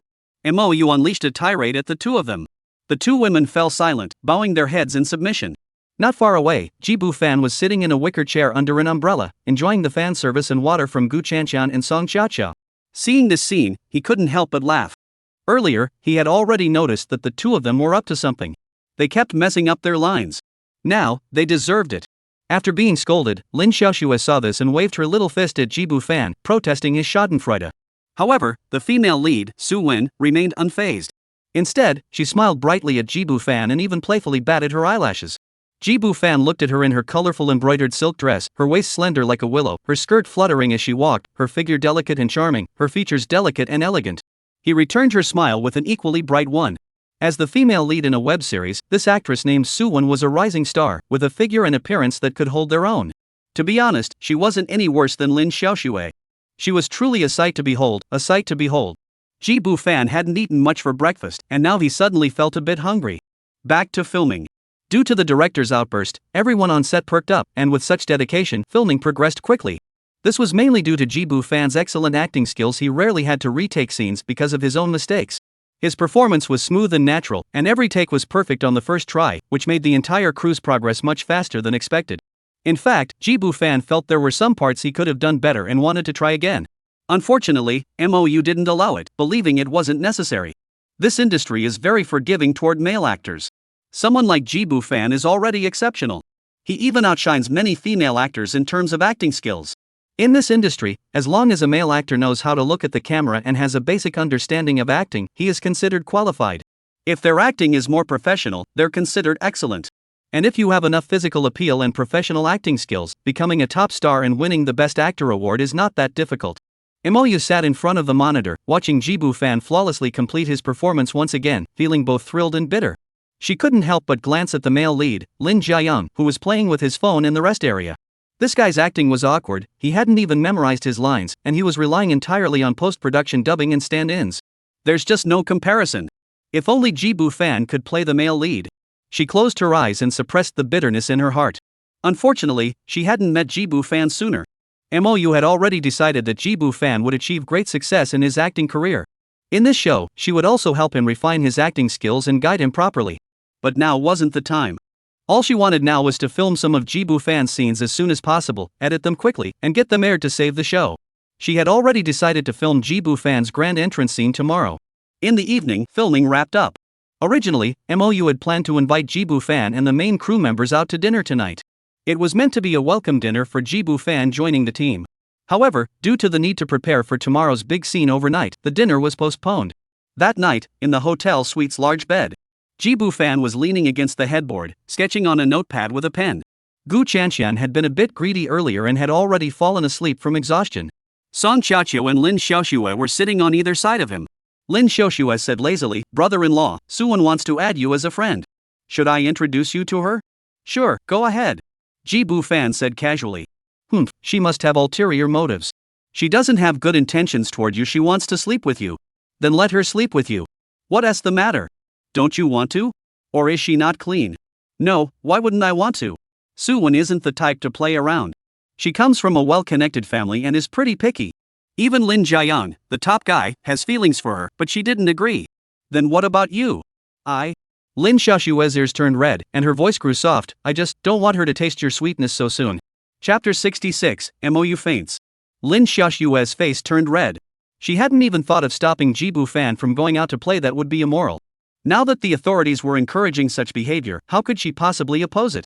Besides, Jibu Fan had more than enough time. She just didn't want Su Wen to get her brother-in-law so quickly. She wanted to tease her a bit. Speaking of which, she and Su Wen actually get along quite well. They've been working together on set for several months and get along very harmoniously. The other party hasn't taken advantage of her seniority or fame to bully or suppress her. Instead, she has always looked out for her. They get along like sisters, always sticking together, even eating and sleeping together. Sometimes Su Wen would even hug her while sleeping and touch her in a playful way, making her wonder if the other person might not like boys. Now that she saw Su Wen showing interest in Jibu Fan, Lin Xiaoxue actually felt relieved. It seemed like she had overthought things. Jibu Fan smiled lightly, reaching out to ruffle her hair. "I didn't expect you to be so mischievous, Xiao Shui. Why are you teasing her? Lin Xiaoxue puffed out her pink lips, pouting angrily. I just wanted to tease her. She dared to mock me the other day, calling me a useless little thing. She tugged on Jibu Fan's arm and shook it. Big brother-in-law, let her cool off for 2 days, then you have to teach her a lesson for me. Clear my name. Her eyes lit up as she added, oh, and MOU, the senior. She also said I'm no good.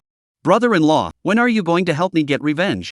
Jibu Fan looked at her affectionately. Tomorrow. I'll go find her tomorrow. Great. Lin Xiaoxue clapped her hands in excitement. Tomorrow, you mustn't go easy on her. She gave Song Xiaoqiu a mischievous wink. Perfect, tomorrow the three of us can take a break too. Song Xiaoqiu nodded repeatedly upon hearing this. She was so tired. Alright, don't worry.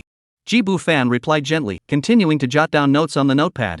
Lin Xiaoxue, satisfied, took out her phone and pushed Jibu Fan's business card to Su Lin.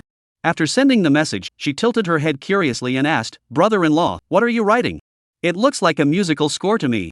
Jibu Fan raised the corners of his lips. Yes, I'm composing a piece of music. I'm preparing it for the scene where I make my entrance, and I want to pair it with a song. Wow, Uncle G, you're so talented. Lin Xiaoxue leaned closer, carefully examining the notes on the notepad. Soon, she began humming softly. Jibu Fan didn't expect her to recognize the melody and asked, Xiaoxue, can you read sheet music? Of course. I graduated from the Shanghai Theatre Academy. I'm a professional. I've studied acting, physical expression, and music theory. But how come you can write songs? And this melody is pretty nice. Ha, I told you I'm a genius. Do you believe me? I believe you. Of course I do. You're such a great actor, and you can write songs too. What else could you be but a genius? Lin Xiaoxue nodded. What about the lyrics? Hurry up and write them down so I can see if the song is good. Jibu Fan, upon hearing this, began to write the lyrics as Lin Xiaoxue had requested. This song was inspired by a popular online track from his previous life called Jingwei DJ, with a melody that was both magical and addictive. It was highly addictive. However, he planned to rewrite the lyrics entirely. The original lyrics were hollow and overly adorned with flowery language, which didn't fit his character as Yusan. He wanted to create something more in line with the character's personality and the plot. This wasn't difficult for him. After all, he has an advantage. The music mastery skill he received as a system reward isn't something to be taken lightly. It's the waiting engraved on the long street. All the love has grown into pine and cypress. May the mountains and rivers remain unharmed, and spring forever bloom. Let's watch together. Let the beacons of war become lanterns. Cold armor guards the city walls. Let us dance with our long spears. Laughing and talking about the food of the Xiangnu. Before long, Jibu Fan had finished writing the lyrics he had made up on the spot, using just a little bit of his brainpower. It must be said that even though it was made up on the spot, it still flowed smoothly and the rhymes all matched perfectly. Seeing he had finished, Lin Xiaoxue eagerly reached out to take the note, hummed the melody once, and began to sing. Her voice was clear and sweet, exceptionally pleasant to the ear. However, Jibu Fan felt something was missing. She didn't understand the essence of the song. This song needs a faster tempo. The DJ version sounds better, and it should have a touch of operatic flair. So, after she finished singing, Jibu Fan sang it himself. From the moment he opened his mouth, the theatrical flair emerged, his voice flowing like water in clouds, rising and swirling, captivating Lin Xiaoxue and Song Xiaoqiu. They saw his body swaying gently to the rhythm, one hand lightly tapping his leg, as if he had become one with the music. His voice was slightly hoarse yet clear, with precise enunciation, each syllable perfectly in time with the rhythm, fast yet not chaotic. Lin Xiaoxue widened her eyes in awe. Song Xiaoqiu was also completely engrossed in the music. Though she knew nothing about music theory, she found it utterly captivating. During the chorus, Jibu Fan raised his voice, seamlessly blending traditional opera vocals with pop singing techniques, his emotions overflowing with passion. When the final note faded away, Lin Xiaoxue clapped her hands excitedly. Oh my gosh! Uncle G, you sang so beautifully. You're so talented. You're simply amazing, Uncle G. She threw herself into Jibu Fan's arms, her eyes sparkling with longing. Brother-in-law, teach me how to sing. Ha, sure, I'll teach you another time. But it's too late now, we should go to bed. Jibu Fan laughed. But I can't sleep right now. Lin Xiaoxue pouted. A moment later, she said, Xiaoqiu, help me. The next day, filming proceeded as usual. The big scene was filmed smoothly today, and everything was wrapped up early in the afternoon. Director MOU was in a good mood and, in his joy, let everyone wrap up early and rest. That evening, the crew reserved a large private room at a seafood restaurant near the film studio to welcome Jibu Fan's arrival. By the time they finished, it was already past 9 o'clock at night. MOU had drunk quite a bit and was slightly tipsy. She planned to return to her hotel room first to take a shower and sober up. Then she would head over to the production team to check on progress, especially ensuring that Jibu Fan's scenes were prioritized for editing. The warm water washed away her fatigue. When Mou emerged wrapped in a bathrobe, droplets of water still clung to her hair. Suddenly, there was a knock on the door. "Who is it?" She tucked her wet hair behind her ear. "Director Mo, it's me." Ji Bufan's voice came through the door. "I need to see you about something." Mou hurriedly tied her bathrobe belt and opened the door, catching a whiff of fresh cedar scent. Ji Bufan had changed into a light gray knitted sweater, his hair still slightly damp, clearly having just finished his own shower. "It's so late, Mr. Ji, aren't you resting yet?" She stepped aside to let him pass, her tone softening involuntarily. "We can meet tomorrow on set." Ji Bufan's gaze remained politely fixed on Mou's face, not lowering once. "I like staying up late." "Did I disturb you, Mo director?" "Actually, I also like staying up late." Mou smiled lightly, poured a glass of water for Ji Bufan, and upon returning, noticed he had brought a guitar. "What's this?" "Oh, I wrote a song for the role. I'd like to play it for you and get your feedback." As the guitar strings vibrated, Mou felt a moment of disorientation. As the melody wrapped around her ears like the whispers of a sea siren, the voice, as beautiful as heavenly music, penetrated deep into her heart. Mou felt a rush of alcohol and fainted. Chapter 67, Gu Chanshan, Fanbao, My Mom Misses Us. When Mou woke up, she felt as though she were floating on a cloud of happiness. The shock and impact that Ji Bufan had caused her were too great. It was so overwhelming that she couldn't bear it for a moment. He had actually composed a song for the character in the play? And it was so beautiful and so fitting. As a director, Mou had a high level of artistic appreciation.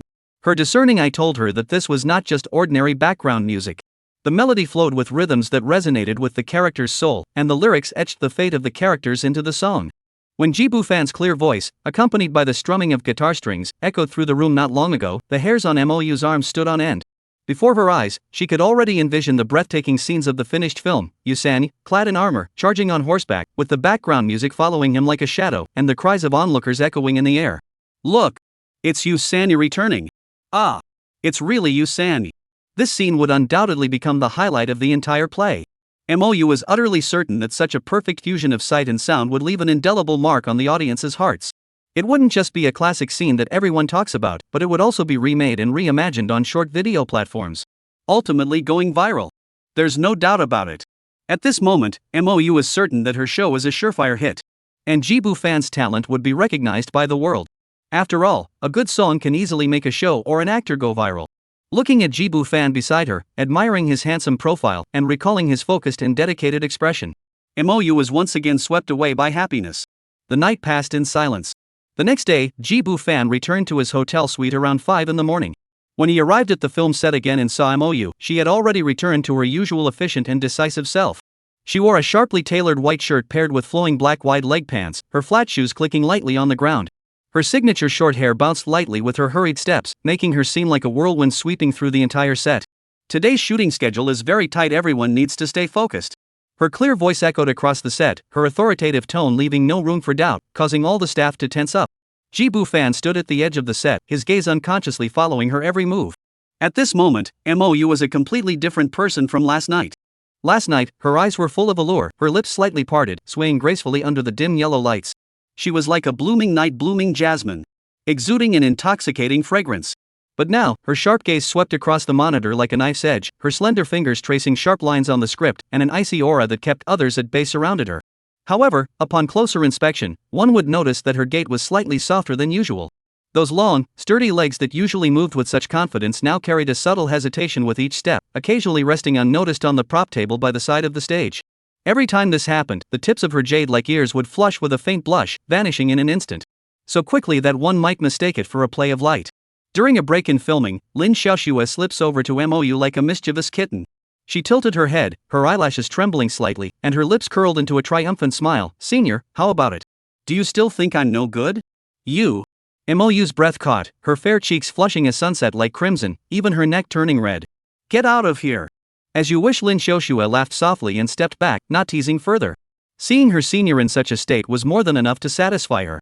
If she teased her any further, she feared the other might become angry and embarrassed. Watching Lin Xiaoxue's departing figure, Mou's expression grew complex. The morning light outlined the delicate contours of the young girl, and her vibrant figure stirred a faint, indescribable envy in her heart. On Ji Bufan's side, he was taking advantage of the break to rehearse with the female lead, Su Wen. After several days of working together, they were no longer strangers. Su Wen treated him with courtesy and consideration, maintaining a proper distance. After adding each other on social media, she hadn't made any overt advances. She only sent greetings every morning and evening, occasionally adding weather reminders, urging him to dress warmly and bring an umbrella, her tone gentle yet restrained. However, Jibu Fan could tell that she had feelings for him. It was mainly in Su Win's eyes. Her eyes, as clear as autumn water, always held a faint smile when she looked at him. When their gazes met, she would quickly look away. She wasn't very good at hiding it, her feelings were plain to see. Jibu Fan decided to give her the chance to take him in the next few days. After finishing the rehearsal, filming was about to begin. Gu Chanqian approached Jibu Fan and whispered, "Fanbao, how much longer do you think we'll be filming here?" Jibu Fan replied, "Probably around 10 days. Why?" "Mom just called." Gu Chanqian twisted her fingers, her voice softening. "She asked when we could go back, saying she misses us." "Oh, I see." Jibu Fan's expression softened. "I'll call her later and let her know. Speaking of which, I miss Auntie too." "Yeah, I miss Mom too. We've never been apart for this long since we were kids. Fanbao, let's go back soon. I want to eat Mom's cooking." "I want to eat too." Chapter 68. Gu's mother suddenly decides to go on a business trip. Jibu Fan said he would call Gu's mother, but he forgot about it once he got busy, and only remembered when he finished work in the afternoon. He hurriedly removed his makeup and changed into clean clothes. Taking advantage of the fact that the shuttle back to the hotel wouldn't leave for a while, he went to an empty corner and dialed Gu's mother's number. When the call connected, Gu's mother was driving home from work. When she heard Jibu Fan's voice through the car's Bluetooth, her fingers tightened slightly around the steering wheel. "Hello, Xiao Ji?" Her voice trembled slightly. "Yes, Auntie. It's me." A brief silence filled the line. Gu's mother looked ahead at the road stretching out before her and finally said softly, "Xiao Ji, Auntie misses you, and Shanshan." "Auntie, I miss you too. But I can't come back yet." Jibu Fan's voice was filled with apology. "Oh." Mrs. Gu replied softly. "I'm sorry, Auntie." Another prolonged silence followed. Suddenly, Mrs. Gu's eyes lit up. "Xiao Ji, Auntie just remembered that I have to go to Jinyang City today to discuss a project, and I'll be staying there tonight." Her voice was filled with anticipation. "Jinyang is pretty close to where you are. What do you think?" "No problem, Auntie. I'll find a way to get there." "That's great." After hanging up the phone, Jibu Fan began planning his arrangements for the evening. Jinyang is a city under the jurisdiction of Hengdian, approximately 40 kilometers away. By car, it would take about 40 to 50 minutes. As for Gu's mother traveling from Shanghai, it would take nearly 4 hours by car. She must have decided on a whim and needs some time to pack and prepare. This meant that Jibu Fan had to leave within 4 hours at the latest. He had other matters to attend to tonight. Director Mou had already arranged a meeting with a music producer to discuss the arrangement and recording of his song. The schedule is pretty tight, but it should be manageable. The bigger problem now is how to keep it a secret from Gu Chanqian and the others. After a moment's thought, he had a plan. Upon returning to the bus stop, he spotted Gu Chanqian and Lin Xiaoxue chatting by the bus from a distance. Jibu Fan composed himself and walked over nonchalantly. "Shanqian, Xiaoxue, Xiaoqiao, after we get back and have dinner, I won't be able to stay with you." He spoke casually. "You guys can make your own plans for the evening. I need to go to the music production company with Director Mo to discuss the recording." Lin Xiaoxue's eyes lit up upon hearing this. "Recording a song? I want to go too. Big brother, I'll go with you." Gu Chanqian stepped forward and wrapped her arm around his. "I'm coming too. I'm coming too. It's so late at night, you're the only guy, Fanbao, it's not safe. I have to protect you." Song Xiaoqiao, standing nearby, remained silent. She had a gentle and unassuming personality, but her large, watery eyes were filled with anticipation. Jibu Fan shook his head. "You two shouldn't tag along. You've all been tired all day. Go back to the hotel and rest properly." Seeing they were about to say more, he added, "With Mo director here, you don't need to protect me. By the way, I might not be coming back tonight." "What?" Lin Xiaoxue widened her eyes. "Where are you going tonight, uncle?" "Where else could I go? Of course, I'm going to Mo director's place." Brother-in-law, is that okay? If you do this, will Director Mo be able to film tomorrow? Do you think he's as amateur as you? You're so mean, uncle. I'm just joking with you. I'm going to talk business with her tonight, nothing else." On Gu's mother's side, after returning home, she said to the maid, Anwu, I have an urgent business trip to take. I won't be home for dinner tonight." Saying this, she hurried upstairs to change clothes and leave. "What? But the meal is already ready." Aunt Wu called out from behind. "At least eat a little before you go. You'll get hungry, and even an urgent business trip needs a proper meal." Gu's mother heard this and thought it made sense. Not eating wasn't an option. She had to sit on the bus for several hours, and the evening wouldn't be easy either. She needed to replenish her energy. She stopped in her tracks, thought for a moment, and then decided that even if she ate, she couldn't eat here, it would be too much of a waste of time. Better to eat on the way. Alright, Ms. Wu, could you pack some food in a lunchbox for me? I'll eat it on the bus. I'm really in a hurry, the bus picking me up is about to arrive. Earlier, she had booked a Mumum luxury private car. Out of caution, she didn't ask the company driver to take her. Back in the bedroom, Mrs. Gu stood in the walk-in closet for a moment, hesitating. Her fingertips glided over a row of formal dresses, eventually settling on a navy blue tailored suit, formal yet elegant. After changing, she checked herself in the mirror and nodded in satisfaction. She opened the jewelry box and picked out a simple pearl necklace. Just as she was about to close the lid, her gaze fell on the pair of ruby earrings in the corner, her favorite style from her youth. She bit her lip and took them out as well. Mrs. Gu, dinner is ready, came the voice of Aunt Wu from downstairs. Coming. Mrs. Gu replied, turning to pick out 2 silk nightgowns and, on a whim, a few pairs of stockings, which she stuffed into her bag.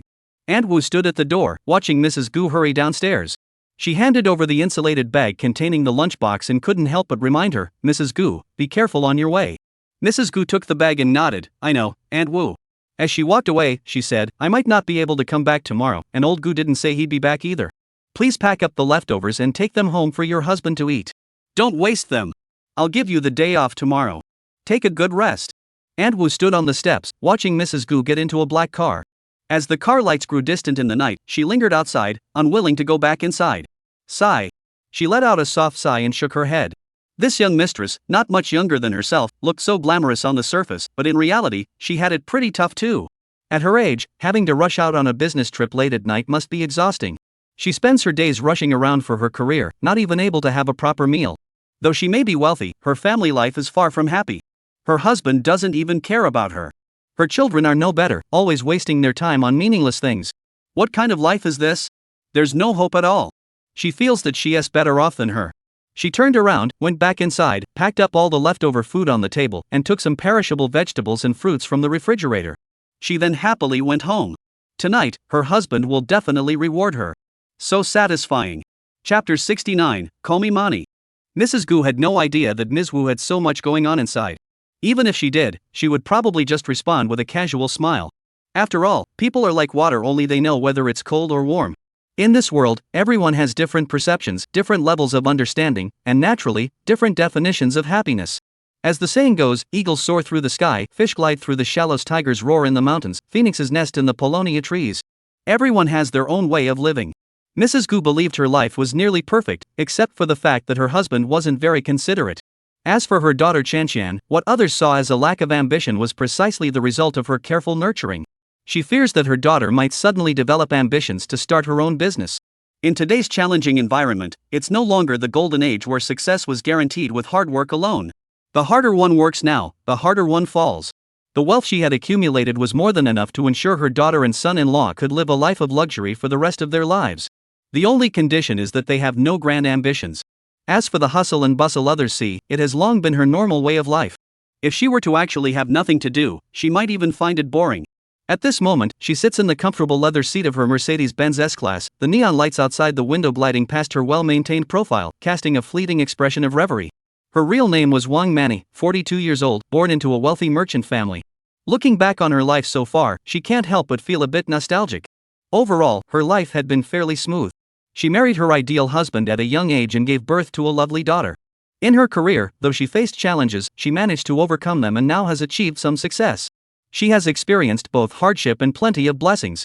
She had everything she could want: luxurious clothes, a mansion, a fancy car, and the envious glances of others. She believed her life would continue this way. A quiet, ordinary life, until she grew old and her beauty faded. But unexpectedly, that night, she collided unexpectedly with those smiling eyes. She knew it was wrong, but her body betrayed her completely. Like a traveler lost in the desert for years, suddenly encountering an oasis knowing it might be a mirage, yet unable to resist bending down to drink. Those long-buried emotions, those passions she thought had died long ago, were now boiling in her veins. As the car crossed the bridge spanning the river, the city lights grew faint in the rearview mirror. Just like the self she was leaving behind, the one who had always followed the rules. At 10 o'clock in the evening, Ji Bu-fan and director Mou stepped out of the music production company. Politely declining the offer to be driven back to his hotel room, the two parted ways. Ji Bu-fan also hailed a Mumum luxury car and headed to the Bulgari Hotel in Jinyang City. Along the way, he felt quite cheerful. He had a particularly enjoyable conversation with the elegant female driver. Worried about not being able to hail a car tomorrow morning, he even booked her car for the next day, asking her to drive him back. It was only a few $1,000s. Finally, after much anticipation, he arrived at his destination. The Bulgari Hotel was a 5-star hotel, luxurious, understated, and elegant. The dazzling crystal chandeliers illuminated the hotel lobby in a golden glow. Jibu Fan opened the door and stepped out of the car. The night breeze brushed against the hem of his clothes. He turned back and nodded to the driver in greeting, "See you tomorrow morning." Then he stepped through the revolving doors, his figure quickly blending into the dazzling play of light and shadow. The elevator took him straight to the 42nd floor, where the carpeted corridors absorbed every sound. Standing before room 4208, Jibu Fan suppressed his excitement, his fingertips gently knocking on the door. "Little G. Auntie. Call me man Ni." Chapter 70, Lin Xiaoxue acts as matchmaker. The next morning, Jibu Fan slept in until 6:30 a.m., which was highly unusual for him. This was quite unusual. Since obtaining the Endless Energy System reward, he would usually wake up naturally by 5 o'clock at the latest. However, such sleeping in was understandable. After all, he had gone to bed very late last night, nearly at 2 in the morning. Last night, he had a delightful conversation with Aunt Mani. In the ambience of red wine and candlelight, he lost track of time without even noticing. At this moment, the warmth from their farewell touch still lingered on his fingertips. Jibu Fan finished his morning routine, straightened his collar in the mirror, and cast one last glance at the sleeping figure on the bed. The morning light outlined her soft contours, her sleeping face serene, like a still life in a painting, too beautiful to disturb. "It's time to go." He sighed softly in his heart before gently closing the door. At the hotel entrance, the luxurious private car from last night had been waiting patiently for some time. Morning dew had condensed into sparkling beads on the car windows, refracting delicate halos in the morning sunlight. Jibu Fan opened the car door. The leather seats emitted a faint fragrance, reminiscent of the perfume she had worn in his memories. As the engine hummed softly, the wheels rolled over the damp asphalt, carrying him toward Hengdian, forever sealing this enchanting encounter in the faint light of dawn. "Brother-in-law, did you really not do anything with your senior last night?" On the set, Lin Xiaoxue saw director Mou walking with a confident stride and approached Jibu Fan, curiously asking. Jibu Fan was sitting in his private resting chair, flipping through the scenes they were going to shoot today. Hearing this, he didn't even look up. "I already told you, we're talking business. Do you think your brother-in-law is joking with you?" I really thought you were joking." Lin Xiaoxue leaned against his chair, and a faint scent of gardenia drifted over. She suddenly lowered her voice. "Brother-in-law, what do you think of that senior student? Do you like her?" Jibu Fan finally lifted his eyelids. "She's okay." "What's the matter? If she's okay, just marry her." Lin Xiaoxue leaned close to his ear, her warm breath brushing against his earlobe. "You're so capable you can handle her. Mou is so outstanding, she's the perfect match for you." Stop. Jibu Fan slammed the script shut, gently tapped her forehead with his finger, and said with a helpless smile, "There are plenty of outstanding women out there. I can't marry them all." He deliberately frowned. "Don't cause trouble for me. You're just itching for attention, aren't you?" Lin Xiaoxue covered her forehead, looking aggrieved. "But Senior Mo is really outstanding. She has a great figure, good character, and such elegance. Plus, she's a rising director. The only downside is her temper is a bit fiery, but that's just when she's filming. She's actually very gentle in real life. Other women may be outstanding, but you don't even know them. Mou is right here with us, and she has even slept with you. She has almost run out of chances to refuse marriage. If you don't marry her, she'll have to marry someone else." Lin Xiaoxue spoke with genuine emotion. She had known Mou for several years, and their relationship was both teacher and friend. She was deeply concerned about Mou's marriage. At the same time, she wanted to repay Mou for her kindness and support. Of course, she also had some personal motives. Having a director as a sister would mean she'd never have to worry about getting roles in the future. Jibu Fan heard this and instinctively wanted to object. He wasn't close to Mou, and their relationship was just a casual fling, nothing serious. He had never even considered marrying her. He genuinely believed that someone as well known as a director wouldn't have trouble finding a good husband. However, hearing Lin Xiaoxue say that, it seemed like that wasn't the case. "Does Director Mou need a husband?" he asked in confusion. "Brother-in-law, you're saying that?" Lin Xiaoxue gave him a playful glance. "Which woman doesn't need a husband? But she wouldn't go so far as to have the state arrange it, would she? If she can't find a good one, she could just settle for someone less desirable. But she doesn't want to settle. Mou is very picky. I've never seen her show interest in any guy except you, of course." "Oh?" Jibu Fan stroked his chin thoughtfully, his gaze unconsciously drifting toward the graceful figure in the distance. Lin Xiaoxue noticed this and leaned in closer, lowering her voice. "Senior Mo has dedicated all her energy to her career over the years. On the surface, she seems to have it all, but the more successful she becomes, the lonelier she is. You don't know how lonely she really is." Just as she was speaking, Mou happened to arrive nearby to direct the set design. Today, she was particularly radiant. Her black high-waisted pants, meticulously tailored, perfectly highlighted her long, straight legs. The sleeves of her snow-white shirt were casually rolled up, revealing a slender, graceful forearm that glowed like porcelain in the sunlight. The hem of her shirt was casually tied at her waist, giving her an air of nonchalance. When she spoke, her slightly raised jawline was sharp and defined, and her brows exuded confidence and composure. Ji Bu-fan couldn't help but be drawn to her. Mo was surrounded by a unique aura, like a sword forged by time, sharp yet reserved. Her face, though undeniably beautiful, lost some of its softness and gained a touch of cold elegance because of this aura. But to be honest, this version of her had a different kind of charm and allure. Ji Bu-fan suddenly recalled the night she had leaned against his shoulder, trembling. At that moment, she had shed all her armor, and droplets of water still clung to her hair. Ji Bu-fan lowered his voice. Xiao Shui, don't just try to talk me out of it. Have you asked Mo director what he meant? What's there to ask? She'd be over the moon to marry you. Brother-in-law, you've agreed, right? I'll go tell her the good news right away. Lin Xiaoshui's eyes sparkled with excitement. I have no objections. But you go talk to your older sister. Alright, no problem. As soon as he finished speaking, Lin Xiaoshua had already darted off like a joyful little deer. Ji Bu-fan turned to look at Gu Chanxian and Song Qiaqiao, who had remained silent the entire time, and asked, You two don't have any objections, do you? No. No. The two women shook their heads in unison. Soon, Ji Bu-fan felt a burning gaze upon him. Lifting his gaze, he saw Mo staring at him. Her usually cold eyes were now brimming with surprise and disbelief, shimmering in the sunlight. Chapter 71, Mo joins the family. Ji Bu-fan met Mo's gaze and smiled warmly, nodding slightly toward her. Then, he noticed that Mo's fair cheeks flushed instantly, and even the tips of her ears turned red. However, this woman truly had nerves of steel. She bit her lower lip lightly, and in just a moment, she regained her usual composure. She turned around, picked up the walkie-talkie, and spoke in her usual cool tone, All departments, get ready. The first scene of today's shoot is about to begin. Everyone, get moving. Ji Bu-fan couldn't help but chuckle. If this were Lin Xiaoshui or Gu Chanxian, they'd probably already be excitedly rushing over, shouting about wanting to get married. What kind of filming is this?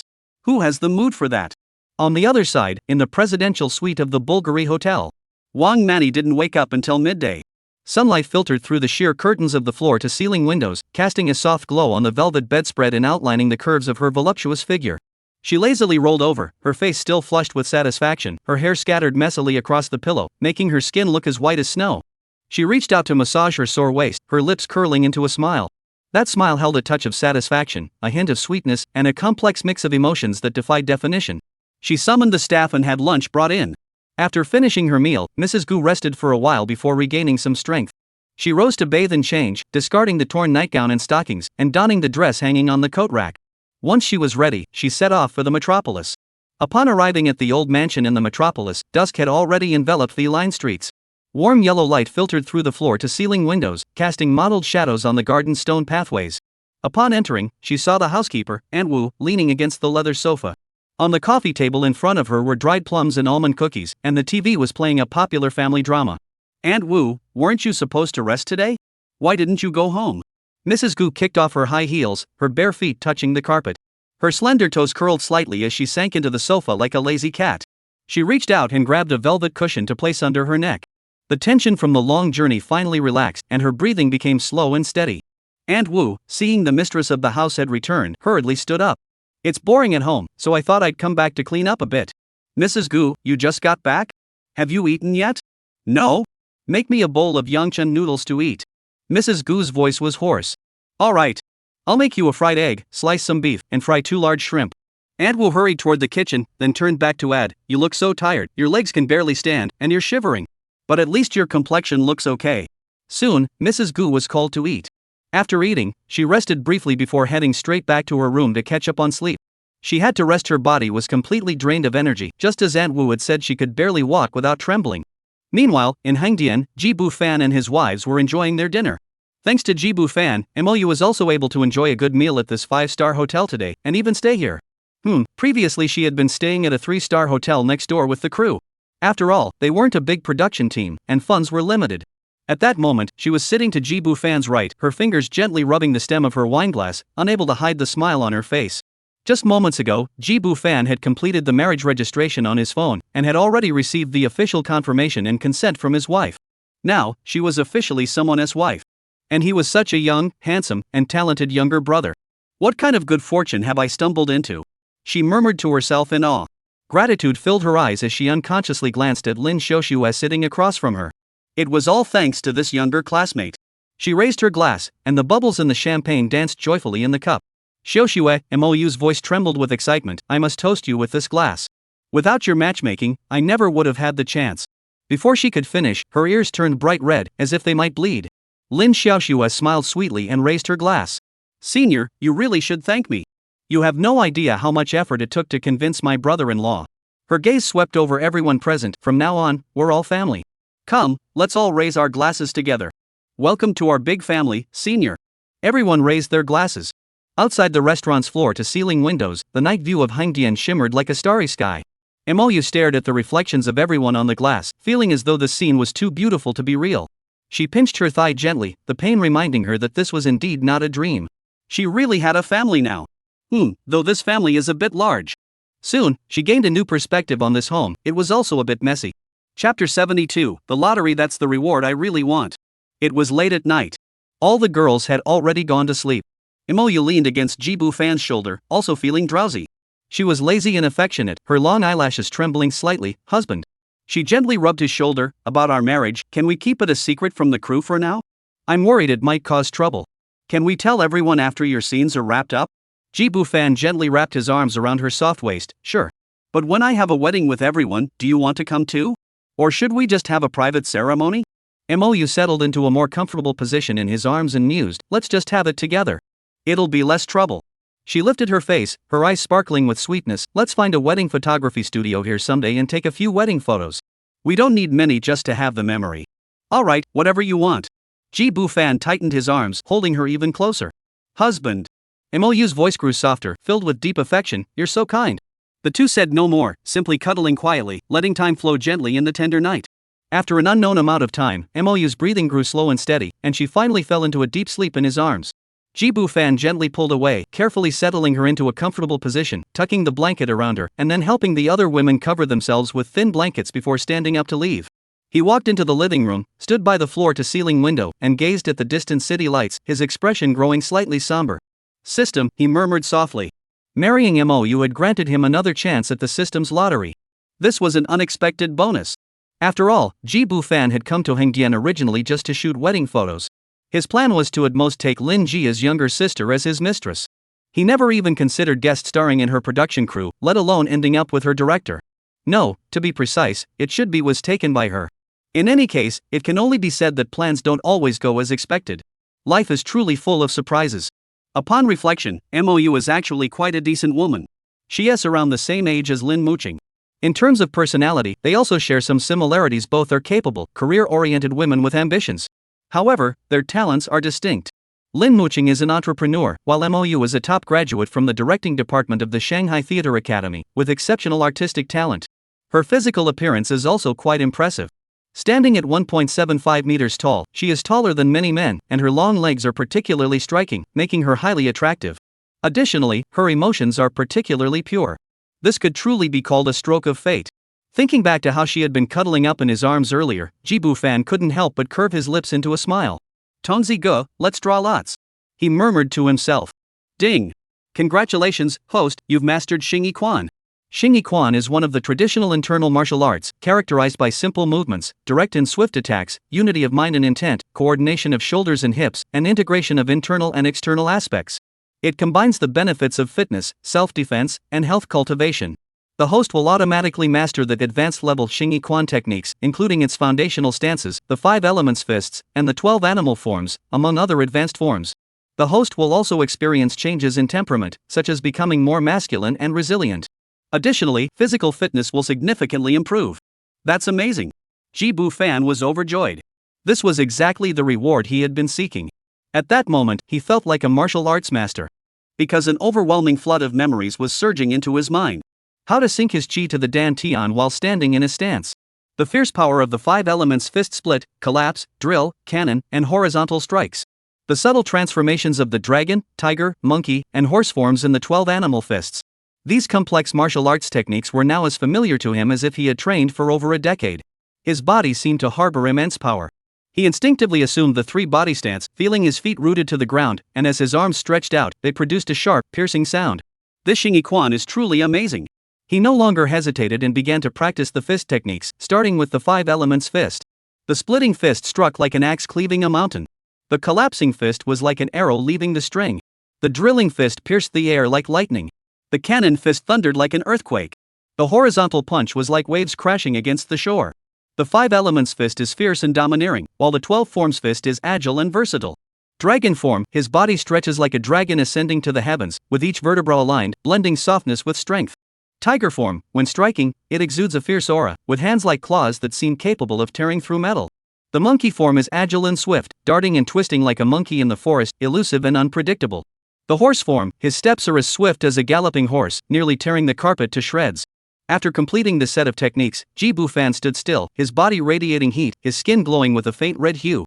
He slowly exhaled a breath of stale air, which, like a white silk ribbon shooting 3 feet away before slowly dissipating. That's incredible. He looked down at his hands.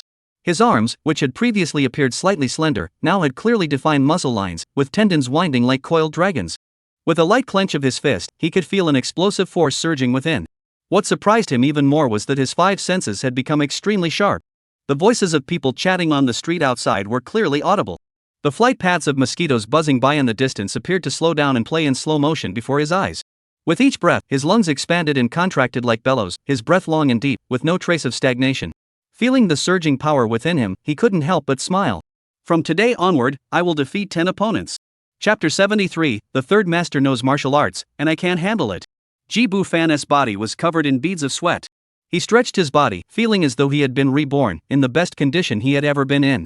Originally, after dealing with a few of his wives, he was still a bit exhausted. But now, he felt he could easily handle another few rounds of bedroom fun.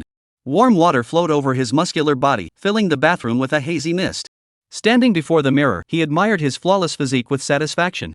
The corners of his lips curled upward, and a hint of self-satisfaction flashed in his eyes. With this physique, damn it, even men would envy him, wouldn't they? Let alone women. The next morning, at dawn, Jibu Fan got up early and practiced his Xingyi Quan. Then he went to the desk in the living room to start writing. He didn't know how much time had passed. Click. The bedroom door opened gently.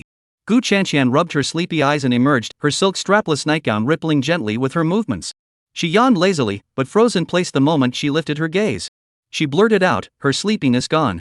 She saw her beloved Fan Bao sitting naked by the window, bathed in the morning light, which cast a golden halo around him. He seemed to be glowing. His side profile was sharp and determined, his Adam's apple moving as he thought. The contours of his chest rose and fell slightly with each breath, his muscles taut yet unassuming. Every line exuded a subtle yet powerful strength. His abdomen was flat and smooth, with faint muscle definition visible through the interplay of light and shadow, neither overly emphasized nor overly subtle, yet brimming with vibrant energy. The lines of his back muscles were even and relaxed, gently contracting with each keystroke, exuding a calm yet reserved vitality. Gu Chanqian couldn't help but swallow hard. But what truly made her heart race was the aura emanating from Jibu Fan. It was that irresistible masculine charm. Fan Bao. She murmured involuntarily, her voice 3 shades softer than usual. Jibu Fan heard her and turned his head. The sunlight danced on his eyelashes. Seeing Gu Chanqian's dazed expression, he curved his lips into a gentle smile. Chanqian, my treasure, are you awake? That smile left Gu Chanqian completely captivated. Today, Gu Chanqian couldn't go to the film set with him. Song Xiaoqia wasn't there either.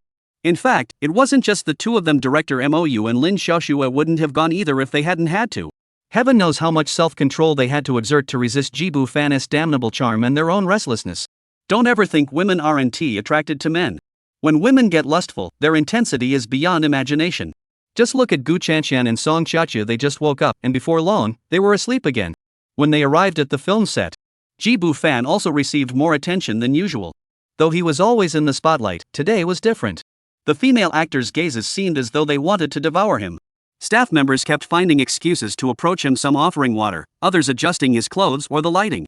Some even accidentally tripped and fell straight into his arms. Mr. G, your costume today is truly stunning. A makeup assistant approached him with a blush, her fingertips gently brushing against his arm. Mr. G, would you like some water? The script supervisor handed him a bottle of mineral water, her fingertips gently brushing his as he took it. Fortunately, the system was interfering with everyone's perception on a mental level, otherwise, they would have immediately noticed that Jibu Fan's demeanor, expression, and even the aura emanating from his every movement were completely different from before. But now, they only felt that he was more dazzling and more charming than ever before, making them unable to resist wanting to get closer to him, to possess him, to dominate him. Jibu Fan sighed and brushed away the hands that were groping him. Today, Gu Chanqian and Song Qiaoqiao, his two bodyguards, weren't here, which was quite troublesome. Many people wanted to take advantage of him. It wasn't just about ogling anymore. Lin Xiaoxue couldn't protect him alone and stomped her feet in frustration. Don't be too much. But no one listened to her. Until. Get out of here. A cold shout rang out, and Director Mou strode over, his gaze as sharp as a knife. Everyone fell silent instantly, backing away sheepishly. Mou snorted coldly, then, seeing no one else around, smiled and turned to Jibu Fan, whispering, "Honey, stay by my side today. Don't let these people take advantage of you." Jibu Fan sighed in relief. All right. What Jibu Fan didn't expect was that the martial arts he had just mastered last night would come in handy today. It turned out that today's scene was supposed to be Yusanyi practicing martial arts in the courtyard. Yusanyi was a general stationed at the border, and martial arts training had become a daily routine for him. Even after returning to the capital, he continued to practice martial arts every day.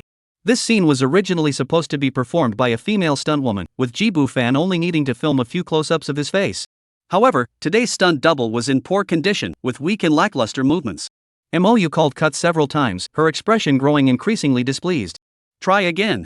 The stunt double gritted her teeth and tried again, but the result was still unsatisfactory. Mou, frustrated, rubbed his temples. Forget it, take a 10-minute break.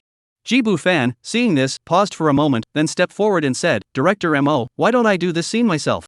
Mou was taken aback. You, Mr. G? This is a martial arts scene, are you sure you can handle it? Jibu Fan smiled faintly. Let us give it a try. To be honest, I know a little martial arts.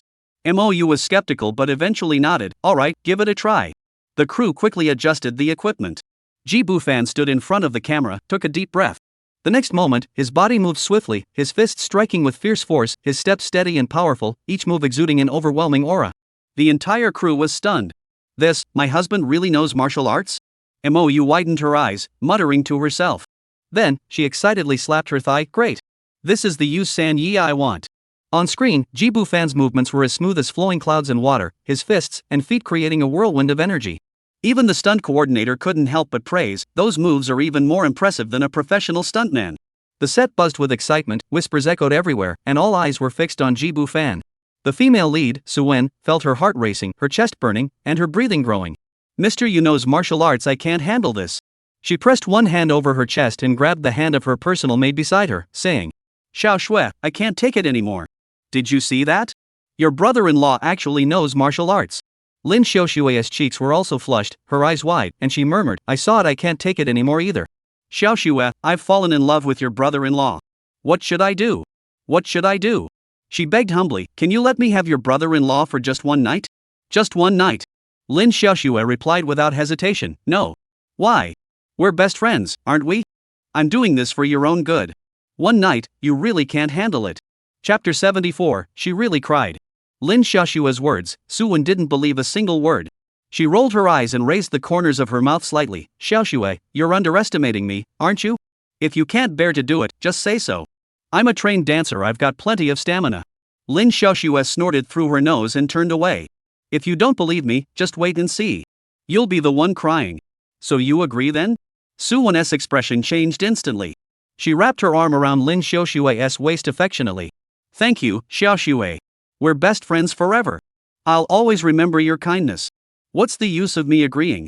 Lin Xiaoxue shook off her hand. Go ask my brother-in-law. The atmosphere on the set was so intense it felt like it was about to boil over.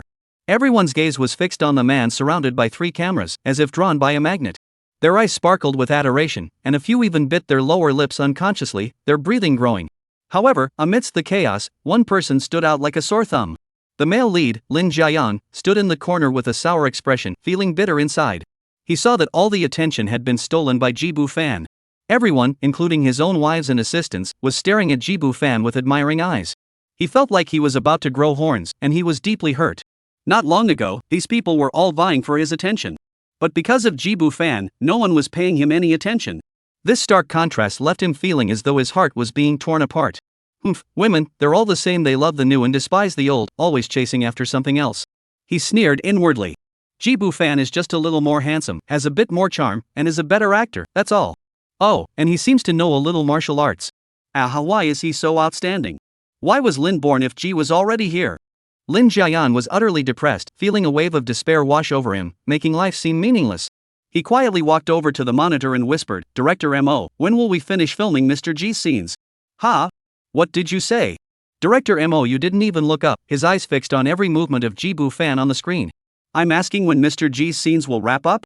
Lin Jiayang emphasized his words. "Oh, it's still a long way off." "A long way off." Director M.O. snapped out of his trance, waving his hand dismissively. "Don't worry about it. How can I not be in a hurry?" Lin Jiayan was pacing back and forth. "I'm the male lead. Now the entire crew is swarming around Mr. G, and I'm practically just a background prop." What? MOU finally turned her head, looking completely confused.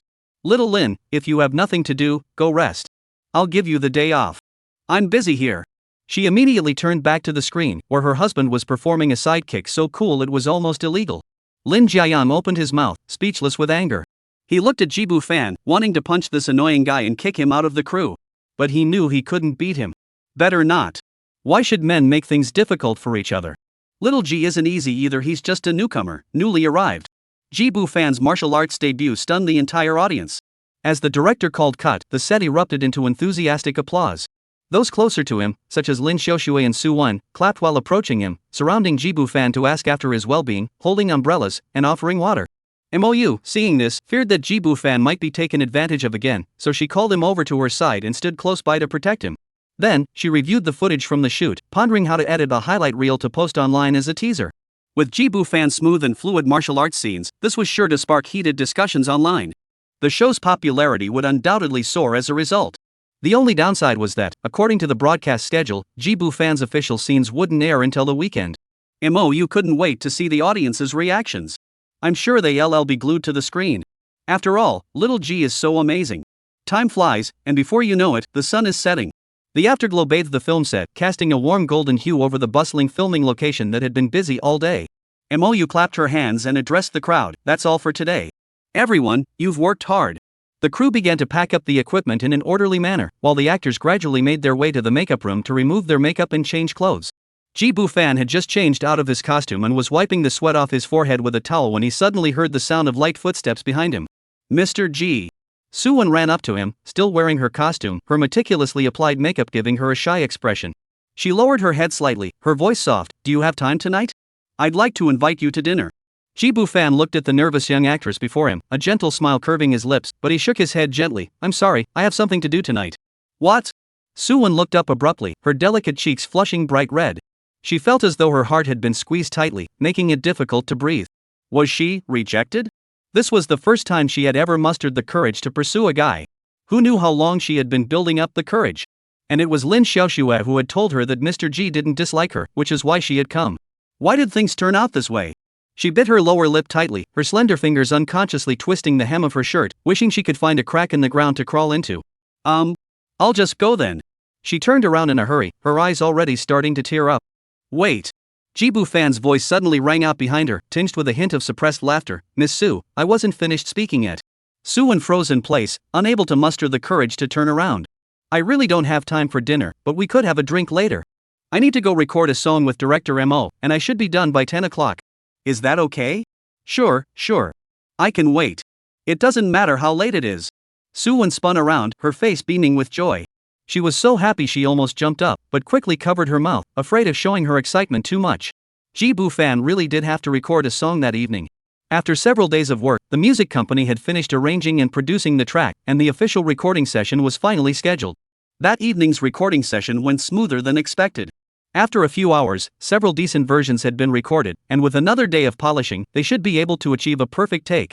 By the time they finished, it was already 10:30 p.m. He sent a message to Suwon, inviting her to meet him in his room at the 5-star hotel where he was staying. There were too many people around her, and it wouldn't look good if word got out. For that reason, he had specifically booked a room. That night, Suwon really did cry. She called Lin Xiaoxue for help. Chapter 75, Jibu Fan's screen debut. The next morning, Suwon wrapped herself in a silk blanket and lazily dialed MOU's phone, her voice tinged with a hint of petulance. "Director M.O., I'm in trouble. I just can't get out of bed today. Can I take the day off?" Lin Xiaoxue, standing nearby, leaned in and chimed in, "Me too. I need a day off too." MOU on the other end of the line exploded in anger. "Are the two of you trying to rebel? One is the female lead, and the other is her personal maid. Both of you want to take the day off? How are we supposed to film this? Tell me how." It's my fault, it's all your husband's fault. Suwon muttered under her breath, already aware of the relationship between Jibu Fan and MOU. MOU was so angry she couldn't speak. I'll go check what's going on right now.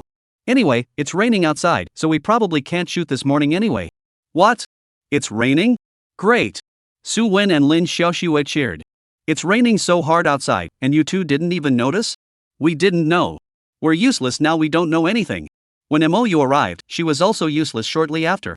They decided to give the crew the day off and let everyone rest. Ji Bu Fan had a relatively leisurely day today. After taking care of his wives, he had free time. He had been quite busy lately, so it was rare to have a completely leisurely time all to himself. He first called his wife Mooching and his teacher Lin separately, listening to their gentle voices and chatting with them.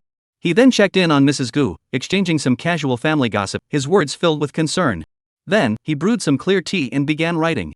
Speaking of which, his novel 7 Days to the End had recently gained a new wealthy big sister reader who was extremely generous. Every time he updated the story, she would send several large gifts. In just a few days, she had pushed Gu Qianxian off the second spot on the rankings. Moreover, the one rapidly closing in on the top spot, When I See You, Flowers Bloom, was also gaining momentum. Ji Bu Fan planned to write more today and update a few extra chapters for her. He should also tell Gu's mother not to let her compete with this person for the top spot. Such a meaningless title doesn't matter. A day of leisurely time slipped away quietly. In the following days, Ji Bu Fan's life was mostly spent shuttling between the film set and the hotel, a monotonous routine. Apart from taking some time to shoot a few wedding photos with MOU and completing the recording of that song, there wasn't much else to note. Worth mentioning is that Suwon has been staying at Ji Bu Fan's place almost non-stop lately, as if she's become a part of his family. She spent her days playing and having fun with everyone, getting along very well. However, this woman never once mentioned marriage to Ji Bu Fan. Ji Bu Fan was quite puzzled and asked Lin Xiaoxue about it, only to learn that Suwon had big ambitions and wanted to make a name for herself in the entertainment industry. Marriage might hinder her career. Plus, she's still young and not in a hurry. Ji Bu Fan understood. He felt a tiny bit of regret. To be fair, Suwon was indeed a rare beauty, with a graceful figure and an outstanding demeanor. As a rising star, she had already gained some fame within the industry and enjoyed the added spotlight of being a celebrity. Whenever everyone gathers together, they always tease her about her celebrity status, adding a lot of fun to their lives. Ji Bu Fan also particularly enjoyed spending time with her. It's said that her family has some connections, and her aunt is apparently the CEO of a film and television company. Marrying her wouldn't be a bad deal. Although she hasn't proposed yet, Ji Bu Fan estimates it's only a matter of time. After all, she is just like her name when they're together. Suwon cries every day. Time flies like an arrow, and before he knew it, it was Saturday. Today was a special day. Ji Bu Fan, who plays Yu San Yi, will make his debut tonight in the Deep Courtyard. The Lin sisters from Magic City, Lin Mooching and Lin Muyu, have also come to visit the set today. To ease their longing. As night falls and the lights begin to twinkle, the living room of the penthouse suite on the top floor of the hotel is brightly lit. Ji Bu Fan leans lazily against the leather sofa, with Lin Mooching and Lin Muyu snuggled up on either side of him, their faces radiating contentment. Other family members gathered in small groups around them, chatting and laughing, occasionally glancing at the television screen. They were all eagerly awaiting their husband's debut on the screen. At the same time, across the country, countless people were either glued to their TV screens or holding their phones, eagerly awaiting the debut of the new character in the show. Earlier, the production team had released numerous stills and behind-the-scenes footage of Ji Bu Fan online, sparking everyone's curiosity. No one expected that this ordinary period drama, which was already in its later stages of production, would suddenly cast such an unknown yet exceptionally talented male actor. After watching the smooth and fluid martial arts scenes featuring Ji Bu Fan, they were all captivated. Their hearts were stirred, and they couldn't wait any longer. Many people put down what they were doing and started following the show, pre-booking early access on streaming platforms to catch a glimpse of dear husband Yu San in the main series. Lu Tingting is a low-income worker. Her job is delivering takeout. Unlike usual, today she finished her deliveries before the evening rush hour and ended her shifts early. She bought the cheapest fried rice from a street vendor and a bottle of ice-cold beer from a convenience store, then hurried back to her rented room. When she pulled out her phone, her fingers were trembling slightly. A few days earlier, while scrolling through short videos during a break, she had come across Yu San. In that moment, it felt like something had struck her heart. It was a dizzying, breathless rush of excitement. For the first time, she felt the urge to idolize someone. She wanted to learn everything about this man who seemed perfect in every way. She wanted to know everything about him. Lu Tingting didn't usually watch TV dramas. After delivering meals all day, she was too tired to do anything else. She'd come home, collapse into bed, and maybe watch a short video or a movie to unwind. But today, for Yusan, she specifically downloaded Tangda Video, subscribed to the premium membership, and purchased the advanced viewing option. When the screen lit up and the opening theme song played, Lu Tingting swallowed nervously. When Yusan finally appeared on the screen, her breath almost stopped. He was clad in a general's armor, with a sword at his waist swaying gently with the rhythm of his warhorse, emitting faint metallic clinks. The camera slowly zoomed in, revealing his slightly lowered eyelashes casting delicate shadows on his eyelids. The faint smile at the corner of his lips seemed to hold 1,000 words, yet also carried the harshness of the battlefield. Suddenly, the rhythm of the music grew lively, followed by the heart-wrenching vocals of the opera. In the scene, the crowd of onlookers began to stir, with shouts of "It's Master Yu" and "Master Yu is back" echoing through the air. Lu Tingting felt a surge of heat rush to her head, her throat parched. She frantically grabbed an ice-cold beer and downed several gulps. The icy liquid slid down her throat, but it couldn't extinguish the mysterious heat rising from the depths of her heart. Chapter 76, Is it time to stir-fry the noodles? There are many people like Lu Tingting. Such scenes are unfolding in countless corners. After all, Jibu Fan's martial arts video had gone viral, and many people had come to see for themselves. When they saw this intense scene, some were so excited they screamed, while others stared in awe. Others hurriedly called their friends to share the video, urging them to follow Jibu Fan, this hidden gem of a guy. Of course, some quietly exit the interface and open a small website. Emotions were running high, and they couldn't control themselves. Anyway, reactions varied. Shanghai, the Lin family home. At that moment, the entire family was gathered together, watching the television. On the screen, Jibu Fan's stunning debut and outstanding acting skills left everyone speechless. Is that really our little Ji?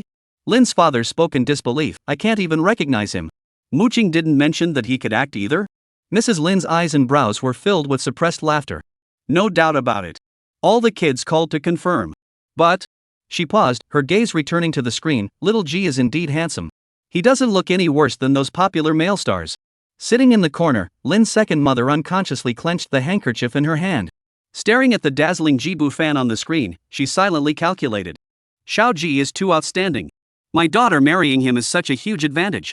Thinking of this, she quietly made a decision. She would take on more private jobs and keep the extra money to support Xiao Ji. Meanwhile, Lin Xioma, leaning against the sofa backrest, unconsciously ran her fingers through the strands of hair by her temple. Her eyes, as clear as autumn water, reflected the faint glow from the screen, her gaze drifting and lingering. The Gu family's old mansion. Gu's mother and Aunt Wu were also watching the TV. Aunt Wu couldn't help but praise aloud, Madam, I never expected Mr. Ji to look so good on TV. Xianxian is truly blessed. Mrs. Gu smiled slightly, but her eyes remained fixed on the screen. She whispered, yes, I never expected it either. In truth, her phone was already filled with countless photos her daughter had sent her. That girl almost takes a few photos of Jibu Fan's daily life every day and sends them to her eating, reading scripts, or even just lying on the sofa taking a nap. And the general's costume on the screen was very familiar to her. Otherwise, she wouldn't have suddenly gone on a business trip last week. Aunt Wu was still lost in awe, shaking her head and exclaiming, it's amazing. I've met Mr. Ji several times before. He is such a gentle and polite young man. How can he transform into such a majestic general on TV? It's all acting, Mrs. Gu chuckled, her fingertips unconsciously tracing the edge of the teacup. I know. But he acts so convincingly, it's amazing. Aunt Wu's eyes sparkled, and she suddenly lowered her voice, her tone tinged with the gossipy flair of the neighborhood. Madam, someone like Mr. Ji who can act like that must make a lot of money, right? Mrs. Gu lowered her eyes, took a sip of tea, and smiled even more deeply, who knows? Anyway, as long as little Ji likes it, Xianxian supports him too. Aunt Wu felt a pang of envy. She knew that actors could make a lot of money, especially male actors. This son-in-law of the Gu family was just an ordinary person not long ago, and now he's suddenly become a glamorous celebrity. That girl Xianxian, how did she get so lucky? To be honest, she had always looked down on Xianxian. She thought she was just a spoiled rich kid, doing nothing all day but shopping and drinking afternoon tea, with no ambition whatsoever. If she keeps this up, she'll eventually squander the family fortune. But who would have thought that she was born with good fortune, and her husband suddenly started making a fortune? Though it's not something to boast about, who wouldn't envy her? First her mother takes care of her, then her husband does, and she'll live a life of luxury for the rest of her days, never having to lift a finger. Then think about her own daughter, working overtime until midnight every day, toiling away like a slave for others. The money she earns isn't even enough to buy a handbag that Xianxian can carry casually. Aunt Wu felt a mix of bitterness and envy, unable to help but sigh to herself, people's lives are truly different. Comparing oneself to others is enough to drive one mad. Mrs. Gu, of course, had no idea that Mrs. Wu was adding her own drama to the story. She stared at the tall figure on the screen, lost in thought. After a long while, she picked up her phone, tapped the screen with her fingertips, and sent a message, Xiao Ji, please give Auntie a call when you have time. On Gu Jifan's side, there was laughter and joy, the atmosphere lively and bustling. Everyone watched the pop-up comments on the screen, laughing so hard they couldn't stop. Some said they wanted to marry Jibu Fan, others wanted to have his children, and there were even those who wanted to kiss him to death, lick him to death, or crowdfund to support him. It was a mix of all sorts of outrageous comments. It was hard to suppress a laugh. Jibu Fan looked at it and shook his head with a smile. These were mostly keyboard warriors just joking around, none of it was serious. The truly wealthy are being dragged around by their hair, sweating profusely. Those without money can only pause their phones and zoom in to look. The online world is virtual and beautiful. But reality is cruel. Those women shouting about wanting to have his children might not even be able to afford next month's rent. Wow, Fan Bao, your followers have increased again, almost reaching 300,000. Gu Chanqian held up her phone, her voice brimming with uncontrollable excitement. Lately, Gu Chanqian has been helping manage Jibu Fan's social media accounts. She carefully posted behind-the-scenes footage, backstage photos, and official promotional videos for the character Yu Sanyi released by the production team. Originally, Jibu Fan's account only had a few thousand followers from his university days, but after this period of management, it had grown to over 10,000. But just moments ago, before even an episode of the TV show had finished airing, the number of followers had doubled. This growth rate is simply rocket-like. At this rate, it might break the million mark in just a couple of days. Jibu Fan heard this and was overjoyed, even feeling a bit overwhelmed. With so many followers, most of them are probably girls. Among them, there must be plenty of high-quality ones. Even if you pick one out of 10,000, there would still be dozens of them. Can I start selling fan merchandise now? Just as he was daydreaming, his phone rang. Jibu Fan thought it was probably another classmate, teacher, or friend asking him for confirmation. He had already received several such calls and messages earlier. However, when he saw that it was Aunt Mani on the screen, he quickly checked the message. After reading it, he was puzzled. Could Aunt Man and I be coming here on a business trip again? Chapter 77, The Taste of Fame. Jibu Fan held his phone and entered an empty room. After confirming no one was around, he called Aunt Man and I. The call connected quickly, and after exchanging a few polite greetings, they got straight to the point. Soon, they finished their conversation and hung up. As Jibu Fan had anticipated, the other party indeed intended to come here on a business trip. The timing was uncertain. It would depend on when he was available. Jibu Fan hadn't finalized the schedule either. His screen debut had gone viral today, and he didn't know what the production team had planned for him. He'd have to wait and see. However, the other party seems so eager, it looks like they've gotten a taste of something good. He ran his fingers over the phone screen, a faint smile curling at the corners of his mouth, then pushed open the door and stepped out. Coincidentally, the door across the hall opened at the same time. Emilio walked out holding her phone, her face showing signs of fatigue but unable to hide her excitement. Her phone hadn't stopped ringing all night. Since Jibu Fan's Yu Sanyi made his debut, offers and inquiries from directors and investors have been pouring in, all wanting to know where she had found this gem. MOU, who wants me to make a cameo appearance this time?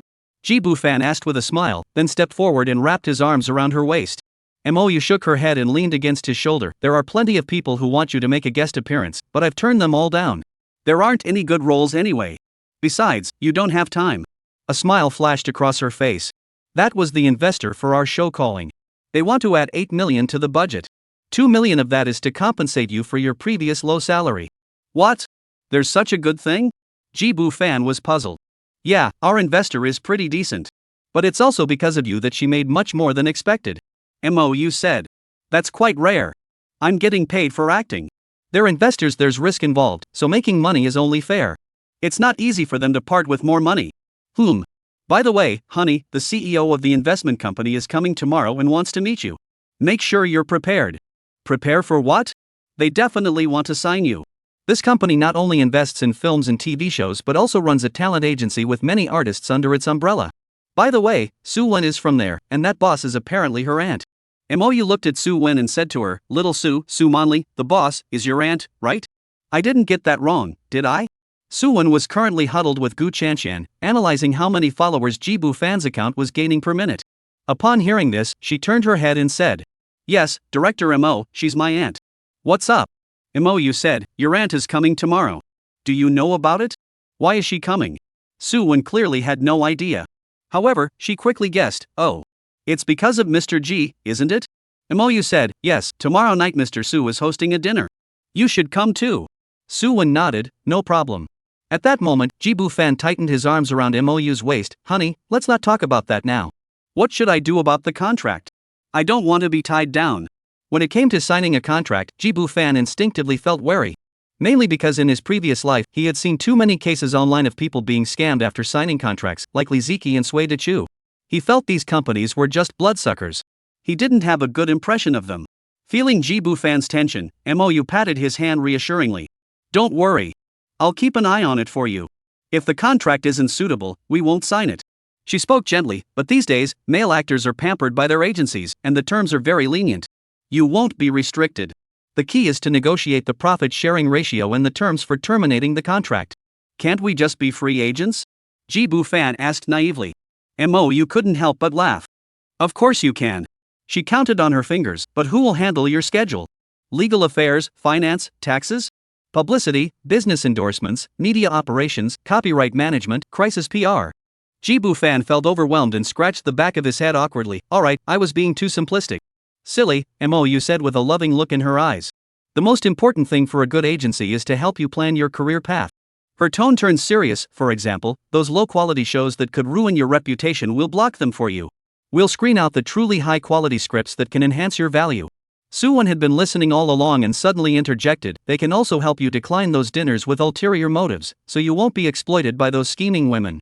That's unnecessary, Jibu Fan thought to himself. However, Mou nodded repeatedly. Exactly, that's also very important. A good agency will protect you. Su Zong is a good person. I've never heard of any male artists under her agency being mistreated. Of course, Suwon proudly straightened her back. My aunt is a very upright person. She can't stand those who abuse their power and money to bully men. She sets an example herself and never allows such disgusting things to happen in the company. Mou Yusheng nodded in agreement, his eyes filled with admiration. Jibu Fan listened to their conversation and couldn't help but feel curious about this Su Zong he had yet to meet. I wonder what she looks like, how old she is, how wealthy she is, and whether she is currently married. That night, everyone was in high spirits. Even as the night grew late, laughter could still be heard echoing through the room. However, for some reason, there were also faint sobs mixed in. The next morning, when Jibu Fan opened the door, he sensed a subtle change in the atmosphere around him. In the hallway, hotel staff stopped in their tracks and turned to look at him with eager expressions. Good morning, Mr. G, the greetings echoed, accompanied by well-timed smiles. Several guests also glanced over, their eyes sparkling with the excitement of recognizing a celebrity. Jibu Fan nodded slightly, his lips curving into a polite smile. Inside, he felt a tinge of curiosity. Was this what fame felt like? However, when he stepped out of the hotel entrance, the scene before him made him pause. Over a dozen young girls held up meticulously crafted signs, with phrases like Yusanyi is the best, and Fan Fan, I love you, standing out vividly in the morning light. Upon seeing Jibu Fan emerge, these resourceful female fans' eyes sparkled with excitement, and they immediately surrounded him. This startled Jibu Fan, fearing they might kidnap him and play train. Chapter 77. Too obsessed with Su Xiaogu. Seeing this group of fanatical fans, Jibu Fan instinctively took 2 steps back. The 6 wives by his side and Su Wen immediately stepped forward to shield him, nervously protecting him. Fortunately, the fans remained relatively rational and stopped about 2 or 3 meters away. They all spoke at once, throwing out various strange questions. Master San, did you sleep well last night? Fan Fan, you're so handsome. Have you married enough wives yet? Do you have any children yet? Do you like twins? And they all asked Jibu Fan to sign autographs for them. Watching this group of enthusiastic yet restrained young women, Jibu Fan's tense nerves gradually relaxed. The morning breeze blew gently, carrying a hint of coolness, but it couldn't dispel the warmth brought by their concern and admiration. He took the pen handed to him and smiled sincerely in the morning light. Thank you all for your love. Stay safe. My orientation is perfectly normal. Thank you. After boarding the production cruise bus, Jibu Fan waved goodbye to them through the window. The fans screamed excitedly, some even tearing up, reluctantly chasing after the car for a few steps. Mou smiled and said, honey, you're really good to them. I bet these people will become your loyal fans in the future. They've had it tough too. Jibu Fan looked out the window at the crowd growing smaller in the distance and sighed softly. I wonder how long they've been waiting here. And to find out where I'm staying so quickly, they must have put in a lot of effort. He didn't understand the fans' behavior, but he respected it. Mou nodded, you handled it well just now.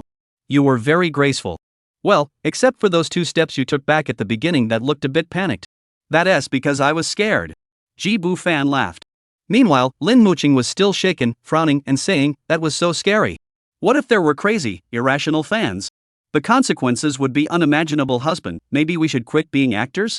Jibu Fan ruffled her hair and laughed. Don't worry, there are so many of us protecting me. We're safe. Besides, they all know how to behave. They're just being polite fans. In truth, Jibu Fan had only panicked briefly at first before quickly regaining his composure. The laws of this world provide special protection for men. In cases of severe harassment against men, the penalties were extremely harsh, often resulting in imprisonment for several years. So most people wouldn't dare to cause trouble. Even in the situation earlier, if Jibu Fan had reported it, accusing them of sexual harassment, the police would have arrested them without hesitation. Explanations wouldn't help. Directly sentenced. After all, no man would risk his reputation over such a matter. But Jibu Fan wouldn't do that. It's too unethical. Lin Muqing furrowed her brows slightly, still feeling uneasy. She had originally planned to accompany Jibu Fan on set in the morning and then take her younger sister back to Shanghai in the afternoon. Song Xiaoqia would also be going back with them. The girl couldn't sit still. She'd been following Jibu Fan around all day, playing and having fun, and now she felt restless. No need to wash clothes, cook meals, or even clean. Everyone else does it for her. If this continues, she feels like she'll become useless. Song Xiaoqia was eager to go back and clean the new house. She heard that Muqing and the others were almost finished moving. Lin Muqing calculated that if that were the case, there would be too few people left by Jibu Fan's side. Her gaze shifted to Lin Muyu, and she decided to keep her there. Muyu, don't come back with me this afternoon. Stay here and follow your husband. You're big and strong, you can protect him. Lin Muyu looked at her with a troubled expression. What? Sister, can't I stay? No, you must stay. Lin Muqing glared at her. School hasn't started yet. Where else can you write your novel? Your husband needs someone to protect him. But Lin Muyu's ears turned slightly red as she fidgeted. Protecting Xiao Ji is no problem, it's just that I'm worried I can't handle it. Lin Muyu felt that seeing Ji Bufan once a week was just right. Being together every day was too much pressure. Lin Muqing, frustrated, tapped her forehead. Can't you try harder? Xiao Xiao is so delicate, and she's been here for so long. Can't you learn from her? That's final. All right. Lin Muyu resigned herself to her fate. Lin Muyu turned to Gu Chanshan and Lin Xiuxue. Chanshan, Xiuxue, remember to buy a few bottles of a tiger repellent spray to carry with you, just in case. Got it, Muqing's sister. Gu Chanshan nodded obediently. Got it, big sister. Lin Xiuxue made an okay gesture. With everything arranged, Lin Muyu finally felt a bit more at ease. Upon arriving at the film set, everything was as usual. The set was guarded by security, preventing outsiders from entering. However, Jibu Fan could feel the gaze of those around him, more intense than ever before. Everyone began to congratulate him and stare at him. Filming began. Speaking of which, Jibu Fan's scenes were progressing quickly, and most of them had already been filmed. In the drama, the character he portrays, Yusani, has returned to the capital to report on his duties and will stay in the capital for about a month before returning to the frontier.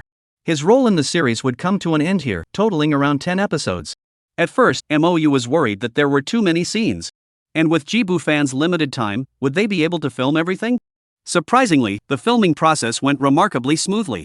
Jibu Fan's acting is outstanding, and the filming went so smoothly that the daily shooting schedule kept getting ahead of schedule. As a result, they now need to find a way to add more scenes for him. MOU has already assigned the task to the screenwriter. They want Jibu Fan's character, Yusan Yi, to find a way to stay in the capital for another month. Jibu Fan has no objections. He has plenty of time and isn't in a hurry to return to Shanghai. Wherever he goes, it's still a vacation. Besides, he just received 2 million from the investor, so he can't wrap up production the next day. At his previous rates, that would be 200 times. Time quickly passed to the afternoon. Today, MOU took Jibu Fan and Su Wen and left the film set early. Mr. Su has already arrived in Hengdian. They needed to rush over to meet him. Soon after, in the hotel's VIP tea room, Jibu Fan met the generous woman who had been on his mind, Su Xiaogu. Amid the aroma of tea, a woman with a distinctly Eastern charm sat there quietly. She wore a black sleeveless cheongsam, with a sleek cut that perfectly accentuated her elegant figure. Her jet black hair was elegantly pinned up, revealing a gracefully curved neck. A pair of jade earrings swayed gently with the movement of her head. The translucent jade bracelet on her wrist further accentuated her skin, as smooth as jade. When she raised her eyes and smiled faintly, her brows and eyes radiated the gentle grace of a mature woman. The faint smile at the corners of her lips seems to hold countless untold stories. Auntie, we're here. Suwon waved hello and then introduced her to Jibu Fan. Mr. Ji, this is my aunt. Nonsense, she's clearly your sister. Chapter 78, Treating my younger sister to a good meal. Jibu Fan never expected Su Wen's aunt to be so charming and alluring. She exuded a unique elegance and grace, a mature charm meticulously crafted by time and wealth. Time had not dimmed her radiance. Instead, it had imparted a smooth, jade-like quality to her. She was truly captivating. As soon as he spoke, the three women present all laughed. Su Wen, with a smile in her eyes, stepped forward and linked her arm through her aunt's. Right? I told you auntie looks like my sister, so young.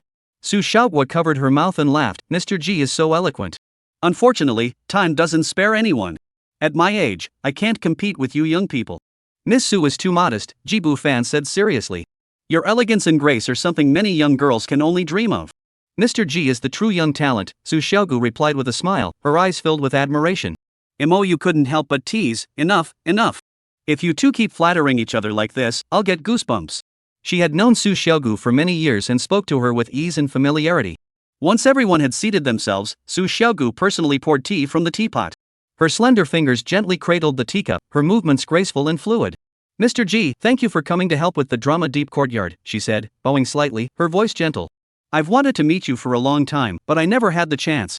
Please forgive me. Turning to MOU, her eyes sparkled with gratitude. Little MO, thank you for recognizing Mr. G's talent and bringing him on board. I never expected this drama to be profitable, it's a pleasant surprise. Jibu Fan humbly waved his hand, a polite smile on his lips. He knew these were just polite words and didn't take them seriously. MOU, however, playfully winked. How much did Su Zong make? Tell us so we can share in the joy. Well, Su Xiaogu laughed lightly. I won't tell you. Anyway, you'll get a big red envelope later. Then she changed the subject, her eyes sparkling with curiosity. You haven't told us yet, where did you find Mr. G? His acting is amazing, and he's so handsome. Is he from your magic theater? No, it's not. Actually, meeting my husband was all fate. MOU said, wrapping her arm around Jibu Fan's arm. Seeing this, Su Xiaogu's teacup trembled slightly, and the tea nearly spilled out. She widened her eyes. Xiao Mo, what's going on between the two of you? That's right, we're already married. MOU looked radiant with happiness. Miss Su, jealous? Her tone was brimming with sweet pride. Su Xiaogu paused for a moment before breaking into a smile. Envious? So envious. Her voice carried sincere blessings. Xiao Mo, congratulations. You finally made it. Yes, Miss Su, don't lose hope, MOU said softly. You'll definitely find your prince charming. The other person shook her head gently. I'll just give up. She lowered her head and gently stroked the jade bracelet on her wrist, her voice growing softer. I just don't have the heart for it anymore. Jibu Fan was curious. He looked at Su Wen and asked with his eyes, what's going on? Su Wen understood and motioned for him to come closer. She leaned close to Jibu Fan's ear and whispered, my uncle was killed in a car accident 10 years ago. Over the years, my aunt hasn't found anyone suitable. She's been quite lonely. Upon hearing this, Jibu Fan's eyes flickered with a mix of surprise and regret. How could that happen? After a moment of silence, he couldn't help but ask in a low voice, your aunt is so well qualified. How could she not find someone suitable? Su Wen shook her head. It's not that simple. She glanced at her aunt, who was talking to MOU, and spoke even more softly, many men are only after her money. Jibu Fan followed her gaze and saw Su Xiaogu elegantly lifting her teacup, her face adorned with a warm smile. But beneath the makeup, he seemed to catch a glimpse of a well-hidden sense of loneliness. The setting sun streamed through the floor-to-ceiling windows, casting a soft glow on her profile, yet making that hint of loneliness all the more evident. I really want to comfort her. Jibu Fan suddenly had this thought. If you have an idea, you must act on it. If there's no opportunity, create one. After a moment of contemplation, he turned to Su Wen, so your aunt has had it pretty tough. She's been so kind to me, giving me 2 million. I was thinking. I should show my gratitude.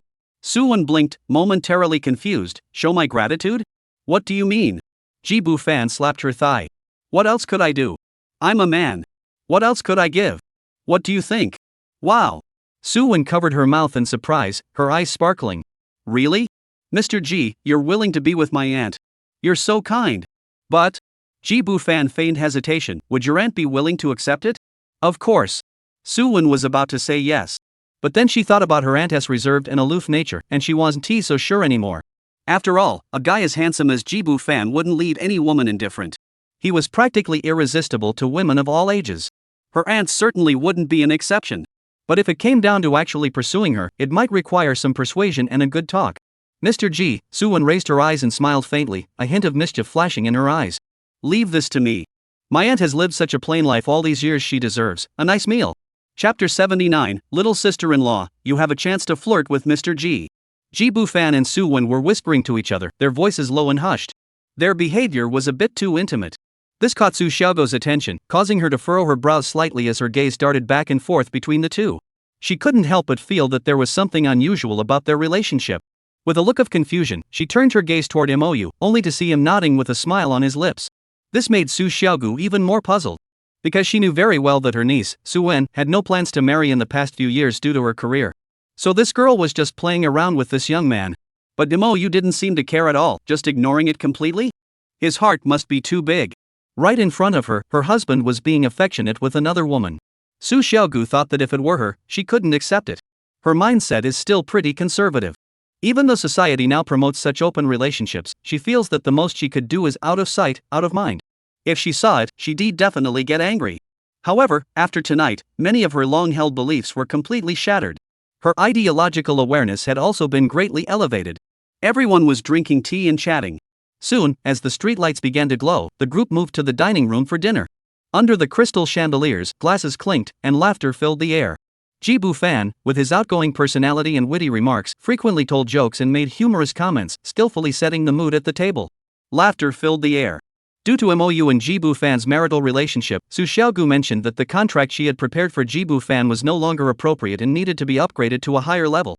MOU, upon hearing this, flashed a playful glance. Miss Su, you'll have to show us some sincerity. You don't know how many talent agencies are lining up to sign my husband. Su Xiaogu smiled knowingly, her tone firm. Little Mo, you can rest assured. You know me best.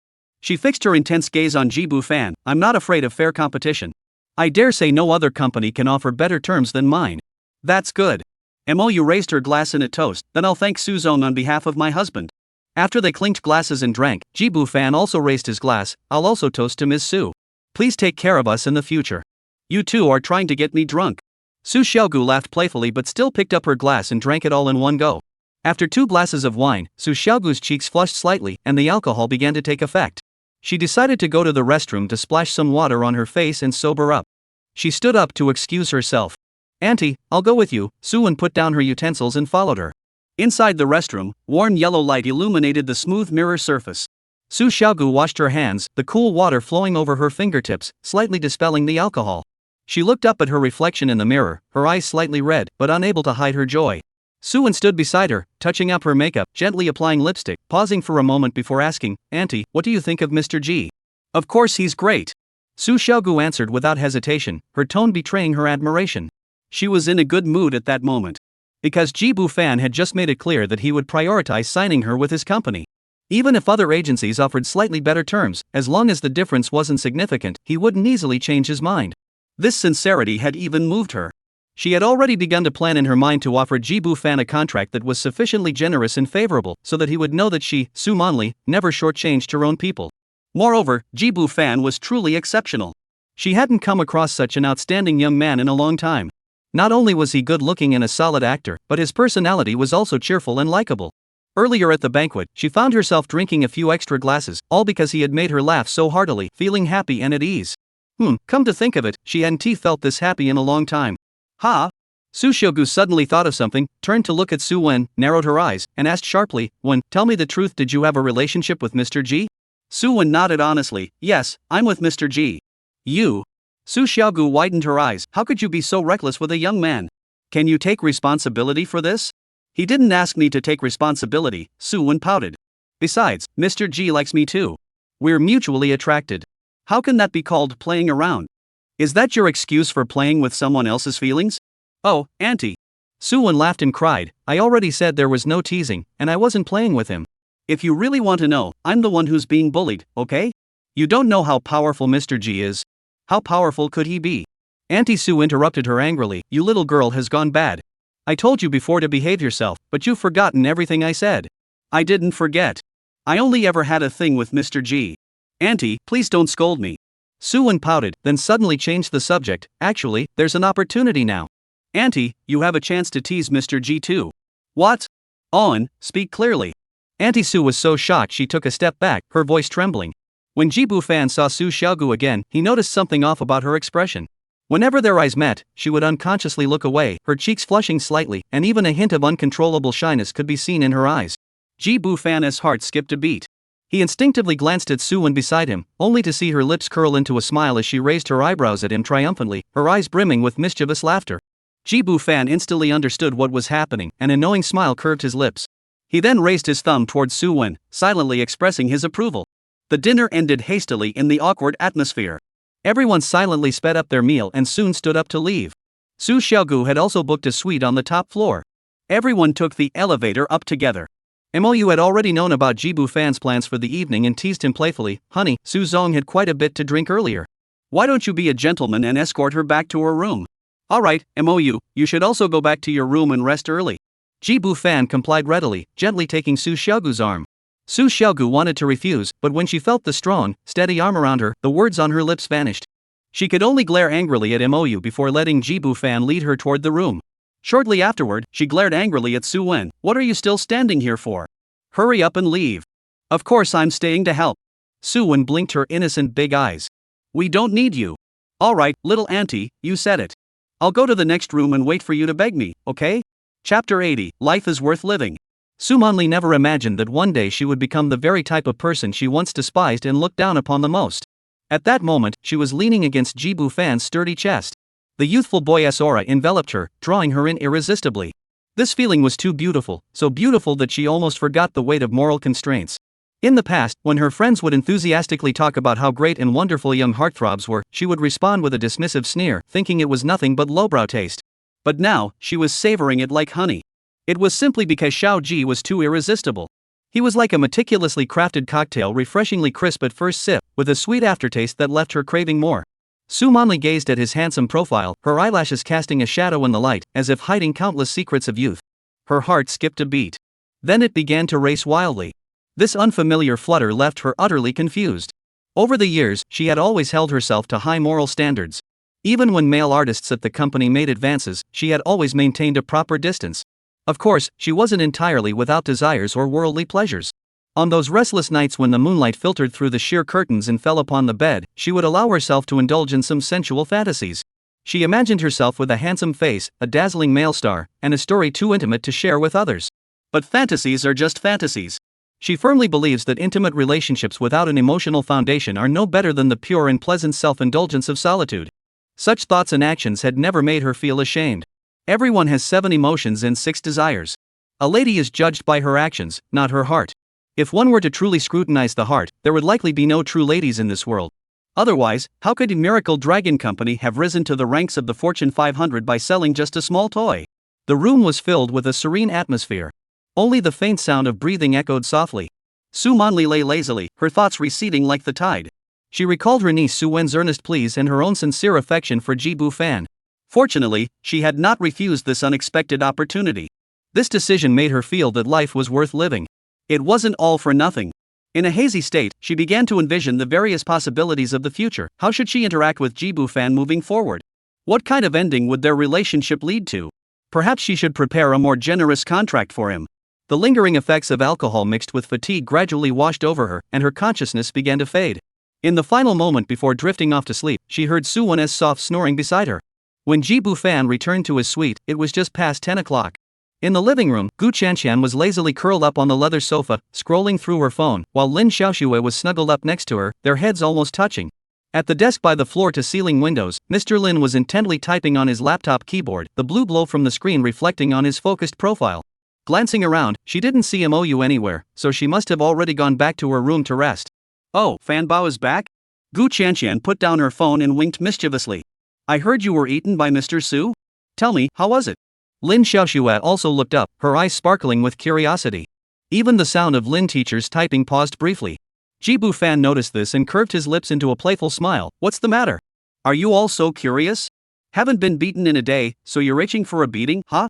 The sound of keyboard clicks suddenly became urgent, and Ms. Lin's ears turned slightly red. However, Gu Chanqian and Lin Xiaoxue weren't the least bit afraid. Instead, they lifted their chins defiantly. So Jibu Fan used the most direct method to make them admit their mistake. Finally, the innocent Lin teacher was also pulled over. Lin teacher, how's your novel's performance been lately? Jibu Fan asked. Lin Muyu's eyes were dreamy. It's going well, much better than before. I cut out some of the redundant parts and applied for the new title you suggested.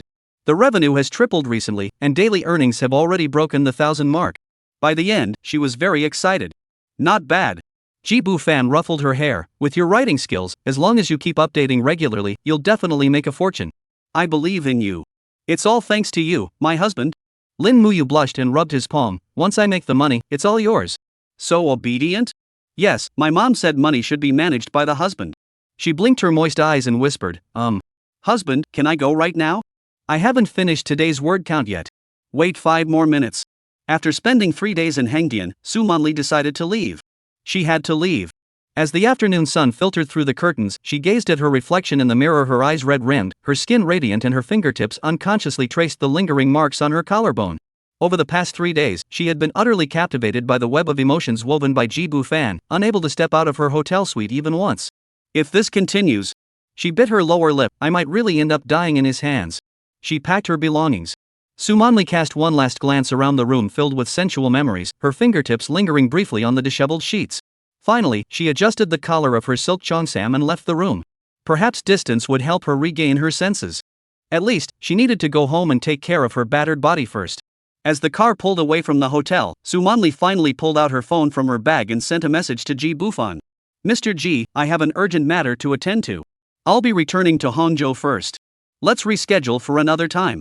After sending the message, she leaned back into the leather seat as if she had shed a heavy burden, pressing her burning cheeks against the cool car window. Through the rearview mirror, she watched the hotel's outline fade into the morning mist, while the lingering red marks on her collarbone still throbbed faintly. At the same time, Ji-bu Fan, who was waiting on set, saw the message and raised an eyebrow. She's already leaving, he murmured to himself, a hint of unsatisfied smile curling his lips. I wasn't done yet. Chapter 81, Su Wen's voice was hoarse. Su Xiaogu's sudden departure left Ji-bu Fan feeling a bit reluctant to let her go. In recent days, this woman, who appeared aloof and elegant on the surface but was fiery and passionate at heart, had completely captivated him. In public, she was dignified and composed, gentle and proper, but when they were alone, the blush in her eyes and her uncontrolled demeanor created such a stark contrast that it was addictive. Ji-bu Fan narrowed his eyes, his Adam's apple bobbed, and he decided to tease her properly the next time they met. This Su Xiaogu, though already in her 30s, acted like a naive rookie in his presence, utterly charming. This game wasn't over yet. Speaking of which, Ji-bu Fan had been quite busy lately, earning him the title of time management master, with his schedule packed to the brim. On one hand, he had just gotten entangled with Su Xiaogu, and on the other, he had managed to squeeze in a meeting with Man and Ianti, who was on a business trip. The night before last, he first settled things with Gu Chanxian, Lin Xiuxua, and the others, then told them he was going to spend the night at Su Xiaogu's place. After handling matters at Su Xiaogu's place, he hurriedly took a taxi to Jinyang City to meet with Ant-Man and I. He didn't return until the next morning. Gu Chanxian thought he had stayed overnight at Su Xiaogu's place, while Su Wen assumed he had returned to his own apartment to rest. Not a single person knew that he had secretly made a round trip to Jinyang City. That's why Ji-bu Fan has a special connection, otherwise, doing something like this would have worn him out completely. 3 more days passed quickly. Ji-bu Fan's filming wrapped up, and his fruitful trip to Hengdian was about to come to an end. That evening, the production team specially arranged a wrap-up banquet for Ji-bu Fan at the renowned Hai Tiangu seafood restaurant in Hengdian. Over 100 people from the entire crew attended, creating a grand and impressive scene. Had it not been for the production team's current financial stability, they would never have been able to afford such a lavish affair. At the banquet, everyone bid farewell to Ji-bu Fan with great reluctance. In just over 10 days, this sunny and outgoing young man had already won the hearts of everyone. He had a laid-back personality, was sincere to everyone, never nitpicked, and often mingled with the staff, even allowing them to get physical with him. Such an approachable male actor is indeed rare in the industry. Everyone came to toast him, filled with sadness at parting, hoping for another chance to work together in the future. Among the crowd, the happiest person was none other than the male lead, Lin Jiayang. Ji-bu Fan, the darling of the crew, has finally left. He could once again enjoy exclusive favor. Holding his glass, Lin Jiayang wore a carefully rehearsed expression of regret. Brother, I have to film tomorrow, so I won't be able to see you off. Have a safe trip, and I hope we'll have the chance to work together again in the future. Ji-bu Fan smiled upon hearing this. Really? I'm looking forward to acting with Lin Gu too. I heard that director Mo already has plans for his next project. Why don't we team up? Ah. Lin Jiayang was stunned, his fingers tightening around the wineglass. He was just being polite. Little cutie. I was just thinking about working with you. Damn it, I'm the lead actor, but ever since you showed up, no one in the crew even notices me. If I hadn't been watching closely, my few wives would have climbed into your bed. No way, I'm staying far away from you. Thinking of this, Lin Jiayang hurriedly tried to make amends. Director Mo is shooting a new film? I had no idea. But it's a shame. After this film wraps, I plan to take a long break and not take any roles in the second half of the year. He shook his head regretfully. What a pity, we won't get to work with Brother Ji. Ji-bu Fan heard this and smiled even more broadly. That's indeed a pity. Then let's do it next year. Wherever Lin Go goes for his next show, I'll go there to make a guest appearance. There'll always be opportunities to work together. There's no need to go to such trouble. It's not a hassle at all. It's simple. I want a guest star, and I doubt any production team would refuse. Ji-bu Fan wore a confident smile on his face. In recent times, his fan base had already surpassed 2 million. He had become a rising star in the entertainment industry. There were also many hot topics about him online. Especially after that smooth and fluid martial arts scene aired, he gained countless loyal fans. Now, whenever he goes out, he has to wear sunglasses and a mask. Offers from major production companies are pouring in like snowflakes, and he certainly has the confidence to say so. Lin Jiayang heard this and his lips twitched imperceptibly. He downed the rest of his drink and thought, maybe I should quit the industry? After several rounds of drinks and courses, as the atmosphere reached its peak, Mou suddenly stood up and gently tapped his wineglass. The crisp sound brought the noisy room to a sudden hush. Everyone, Mou said with a smile that couldn't be contained, I have some good news to share. I've gotten married to Mr. G and we're now husband and wife. Before he could finish speaking, the room erupted into chaos. Everyone looked at each other in disbelief, followed by a chorus of gasps and exclamations. Wow! Mo director, this is so sudden. When did you manage to win over Mr. G? Share your secrets. Exactly. We want to get Mr. G too. Mo director did an amazing job keeping this a secret. Congratulations, Mo director. When are you inviting us to the wedding banquet? Congratulations and teasing echoed through the room, with some even slapping the table in excitement. I envy director Mo, he gets to sleep with teacher G every night. Envy director Mo+1. Mou was teased until her cheeks turned crimson. She made a gesture with her hand to signal everyone to quiet down. On the 18th of this month, I'll be getting married in Shanghai with Mr. G and Lin Xiuxue. Anyone who wants to attend is welcome to come. The production team will have the day off, and the assistant director will arrange buses to pick everyone up and drop them off. She paused, her smile growing wider. Tomorrow, I'll be heading back to Shanghai with Mr. G to prepare for the wedding. The work here will be handled by the assistant director and everyone else. Thank you all. As soon as she finished speaking, the private room erupted in a chorus of lamentations. Director Mo, you're abandoning us to enjoy yourself. Exactly. What about us single people? Amidst the laughter and cheer, only Lin Jiayang silently took a sip of wine. As the male lead, he suddenly felt that he was completely unimportant in the director's eyes. In the reflection of his wineglass, his smile looked forced. He shouldn't have joined this production team in the first place. It was all a mistake. That evening, the one who was most reluctant to leave was Lin Xiuxue. Su Wen's disappointment was no less intense. Lin Xiuxue still had 3 more days of filming to complete on set before she could return to Shanghai. As the female lead, Su Wen, who was neither the bride nor had any special reason to stay, naturally had to accompany the production crew to the wedding venue. Moreover, the groom on the wedding day, Ji Bu-fan, had no time to fool around with her. So tonight became her last moment of tenderness with Ji Bu-fan. She cherishes it deeply. That night, she cried until her voice was hoarse. Chapter 82, Ji Bu-fan meets his future in-laws. The next day, when Ji Bu-fan left, Lin Xiuxue and Su Wen were still sound asleep. These two girls? Ji Bu-fan stood at the door, shaking his head helplessly. On the very first day Mou had left, they dared to sleep until the sun was high in the sky. The assistant director must be furious. He had originally planned to wake them up. But upon second thought, even if they woke up, it wouldn't matter. They'd probably be so stiff and tired, yawning nonstop, how could they possibly film? It was better to let them sleep in a bit longer. After all, they did stay up way too late last night. On the highway heading toward Shanghai, Mou's red SUV was driving smoothly. Ji Bu-fan sat in the passenger seat, with Lin Laoshi and Gu Chanqian in the back seat. The car stereo played light music, and the four chatted casually about trivial matters.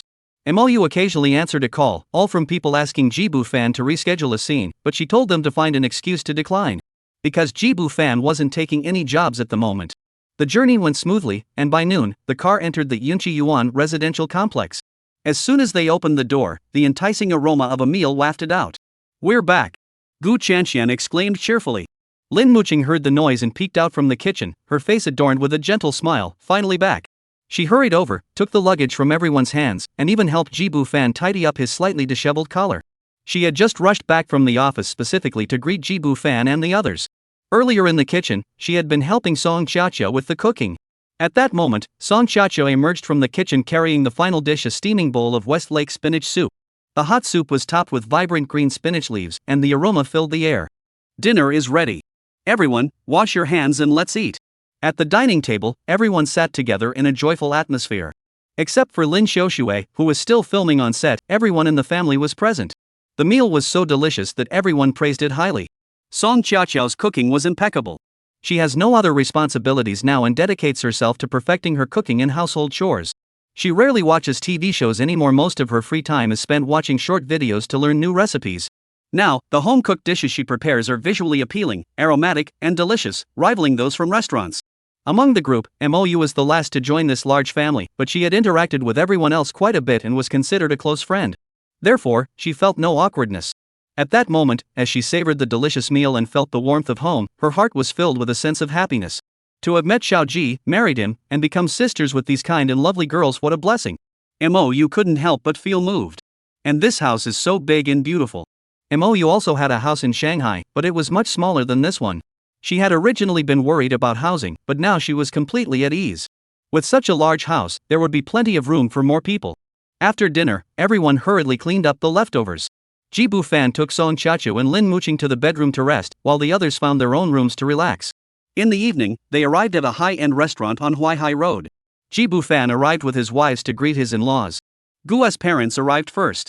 Guo's father remained as elegant as ever, while Guo's mother had grown even more graceful, greeting the younger generation warmly. Next came Lin's parents. Lin's father patted Ji Bufan on the shoulder in approval and admiration.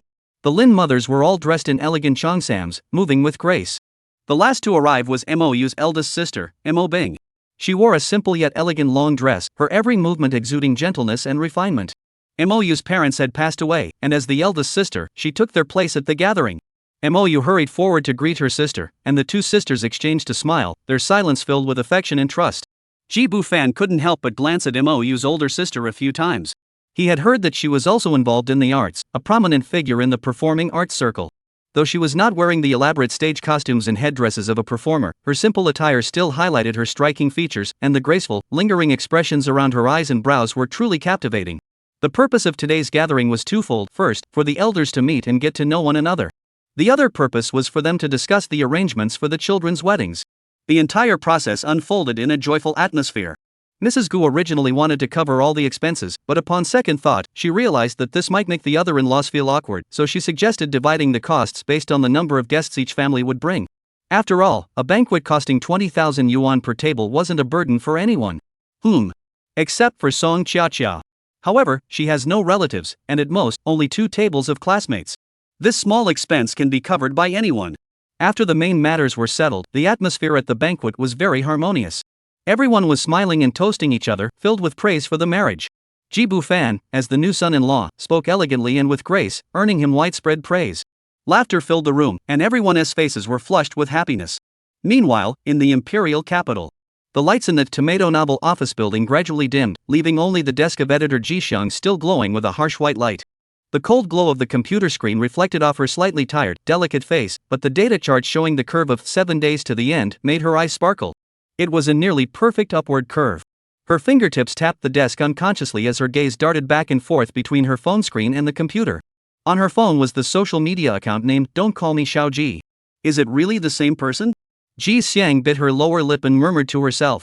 The identical usernames and profile pictures of the two accounts made it highly likely they belonged to the same person. She really wanted to send a message to ask. But then she remembered how aloof the other person had been last time, and she hesitated. The debut data is so good, but I still feel like it could be even better. If we could give it another push. Ji Xiang rested her chin on her hand, staring at the photo of the newly risen male idol on her phone. If he really was the Xiao Ji big shot, having him host a live stream to drive traffic would send 7 days to the end straight to the top. After all, this big shot has over 2 million followers. She hesitated for a long time. Ji Xiang finally couldn't resist and sent a message on her phone. Big shot, are you busy? May I ask if you're Sen? Time ticked by, but the chat box remained silent. Ji Xiang's heart sank deeper and deeper. Just as she was about to leave, her phone suddenly vibrated. The screen displayed a simple yes, but it made her jump up in excitement. Yay! The anticipation she had been holding back for so long finally erupted into excitement and joy. Chapter 83, Mrs. Gu, I have no emotions. Ji Bufan didn't see the message from his editor Ji Xiang until he was on his way home after the banquet. He didn't hide anything and simply replied, yes. To his surprise, a string of messages with exclamation marks popped up on his screen moments later. Wow! Big shot, it's really you. Your portrayal of the third master was amazing, I loved it so much. And the song you sang was also amazing. I've been playing it on repeat every day. Big shot, with so many fans now, could you do a live stream to promote 7 days to the end? Help boost the book's popularity. I think your book has a lot of potential. His slender fingers tapped lightly on his knees as Ji Bufan carefully considered the suggestion. After a moment, he replied. Let me see if I can find some time recently. I'm getting married in the next few days and am a bit busy. If not, I'll wait until I'm done with this busy period. Streaming to boost 7 days to the end wasn't something Jibu fan was opposed to. With so many fans, it would indeed be a waste not to make use of them. Originally, he had planned to host a live stream when he had time to chat with his fans, strengthen their bond, receive some gifts, and give back to their support. He just hadn't considered using it to promote his novel. After sending the message, he casually put his phone back in his pocket. Just as he passed 2 traffic lights, his phone vibrated again. The screen displayed a prominent red envelope with a note reading, "Congratulations on your wedding, big shot." A small red envelope as a token of my respect. Opening the red envelope, the auspicious number 888 made him raise an eyebrow. Jibu fan smiled and clicked to accept the payment, replying, "Thank you." Turning to Lin Mooching beside him, he said, "Mooching, my wife, prepare an extra invitation. There's a friend named Jixiang." Jibu fan pondered that the young editor worked in the capital city and probably didn't have much money. He decided to help her book round-trip flights and a hotel in advance. Since she had sent him a red envelope, she must be quite particular about such things. He couldn't be any less considerate. On the other side, Jixiang stared at her phone screen, reading Jibu fan's brief reply of thank you, feeling a bit complicated inside. She bit her lower lip, her fingers unconsciously rubbing the edge of her phone. Of course 888 is nothing to a big shot like him, right? She muttered under her breath, sighing. That was several days' worth of her meal money. But to him, it was probably just a small token of appreciation. Never mind, never mind. Just think of it as a contribution. She tried to comfort herself, but a pang of regret still lingered in her heart. After all, she had only been working for a year, and her salary barely covered rent and food in the capital city. She couldn't even afford to order expensive takeout on a whim. This time, she sent the red envelope purely out of admiration for little G Big Shot, plus a moment of impulse. I hope the Big Shot remembers me and talks to me more in the future. Come to think of it, he doesn't seem that aloof after all. Jixiang daydreamed as she closed the chat interface. At that moment, she had no idea that her little G Big Shot was about to send her an invitation to his wedding. And it included accommodation, meals, and airfare. When she received the invitation the next day, she was completely speechless. By the end of dinner that day, everyone went their separate ways. At the time, Mrs. Gu had originally planned to have her daughter and Jibu fan stay at her place tonight, but after some consideration, she changed her mind and invited them to come tomorrow instead. Upon returning to the old mansion, Mrs. Gu kicked off her high heels, massaged her sore ankles, and hung her handbag on the gilded coat hook by the entrance. After drinking a few extra glasses of red wine at the banquet, the slight buzz made her want to take a shower and go to bed as soon as possible. Gu's father followed behind, his gaze unconsciously following his wife's figure. The dark green cheongsam swayed gently with her steps, outlining her alluring curves. Strangely enough, he hadn't felt much interest in Wang Mani in recent years. But lately, the subtle allure in her eyes and the pearl-like glow of her skin had reminded him of the feelings he had felt in his youth. "Man and I, let me help you up?" Gu's father hurried forward, his hand gently resting on her full waist. The warm sensation through the silk fabric made him think, why don't we take a shower together? Gu's mother stiffened at the words, a hint of unease flitting across her face. "Old Gu, I'm not in the mood today." "What? How could that be?" Mr. Gu was surprised. "We haven't been together in ages." "I don't know either." Mrs. Gu gently pulled away from his arm and massaged her temples. "Maybe it's just menopause. If you really want to, go find the second or third son." "I really don't want to." Mr. Gu sheepishly withdrew his hand. "All right. Well, whenever you feel like it, just call me." Chapter 84, MOU, Big Sister, why don't you marry Xiaoji too? Gu's father felt a bit down. The taste of rejection was truly unpleasant. He went to the second and third wives' quarters in a low mood, hoping to find some comfort there. However, as he recalled Wang Mani's alluring charm, her graceful figure, and her eyes filled with emotion, he couldn't help but feel a lingering attachment. "This is strange," Gu's father muttered to himself. Usually, coming back here felt like completing a task, and over the past few years, he had avoided it whenever possible. This time, since Wang Mani hadn't called, he had delayed his return for over 10 days. Yet today, for some reason, he suddenly realized that this woman who had shared his bed for 20 years was more alluring than ever. This left him utterly baffled. How had Wang Mani suddenly become so radiant? Could it be because Qianqian found a good match? Is she happy for her beloved daughter? Come to think of it, that could very well be the case after all. Good news makes one feel refreshed. After all, Xiao Ji is so outstanding. The moment that thought crossed his mind, he felt restless and uneasy. Mr. Gu tapped his lips, hoping that Wang Mani's menopause would pass quickly. But then he grew worried again, having heard that some women experience such symptoms for years. If Wang Mani doesn't let him touch her for years, what's he supposed to do? Sigh. He heaved a heavy sigh. Women really are so troublesome. In this world, such matters are all at their mercy. When will men ever truly stand on their own 2 feet? Meanwhile, Mou and his older sister Mo Bing had also returned home. They returned to the house registered under Mou's name. As soon as she entered the door, Mou furrowed her brows. The house was filled with the warmth of daily life, clearly inhabited by someone regularly. She couldn't help but ask, "Eldest sister, have you been staying here lately?" Mo Bing replied indifferently, going about changing her shoes and clothes. "Sister, what's going on? Are you still planning to stay with him?" she asked hesitantly. "I haven't decided yet. Let's just keep it going for now." Mo Bing spoke calmly, but her hands didn't stop moving. She took off her dress and even her underwear, beginning to change into her house clothes. Mou watched her older sister's curvaceous body and felt a pang of sadness. Her older sister was so beautiful, with skin as white as snow and a graceful figure, excelling in every way, yet her marriage was so unfortunate. She had married a good-for-nothing husband who couldn't even give her a child. What was even more infuriating was that the good-for-nothing had followed others' example and taken 5 or 6 wives. He married them but couldn't fulfill his duties. Isn't that just causing trouble for others? Mou knew that her older sister appeared as cold as ice, just like her name. But inside, she is a fiery woman, passionate about life and demanding high standards in marriage. In such a situation, one can only imagine how bitter she must feel inside. "What are you spacing out for? It's so late. Hurry up and get ready for bed," Mo Bing urged Mou, who was lost in thought. She knew her younger sister was worried about her. Sighing softly, she said, "Don't worry about me, little sister. I've gotten used to it over the years. If it comes to it, I'll just divorce him and live on my own. But you..." She trailed off. "Why are you following in my footsteps? What old path?" Mou looked completely confused. "You, with your young age, marrying so many wives, how can you be happy in the future?" Mo Bing couldn't help but tap her younger sister's forehead. "Why not? You still ask why?" Mo Bing raised her voice slightly. "Can he take care of them all? You know very well what kind of life I've been living these years." She shook her head. "If I had known you were going to choose such a partner, I would never have agreed." "Ah, it's too late to say anything now," Mou hurriedly explained. "Big sister, you've misunderstood. My little G is different from your husband. He's really talented." "Oh?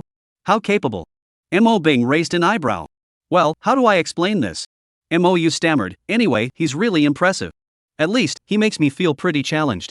Yeah, he can handle several people at the same time." "Are you serious?" Mo Bing looked skeptical. "Of course it's true. I don't believe you. I'll film it for you next time." Mou promised firmly. "Really? Is he that good?"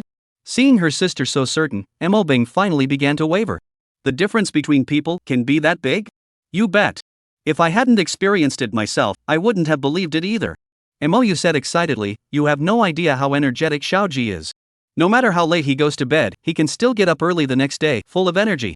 He even knows martial arts. Have you seen the videos of him practicing martial arts online?" I've seen them. I thought they were fake." "Of course it's real. It's all real footage. I don't know anything about the entertainment industry."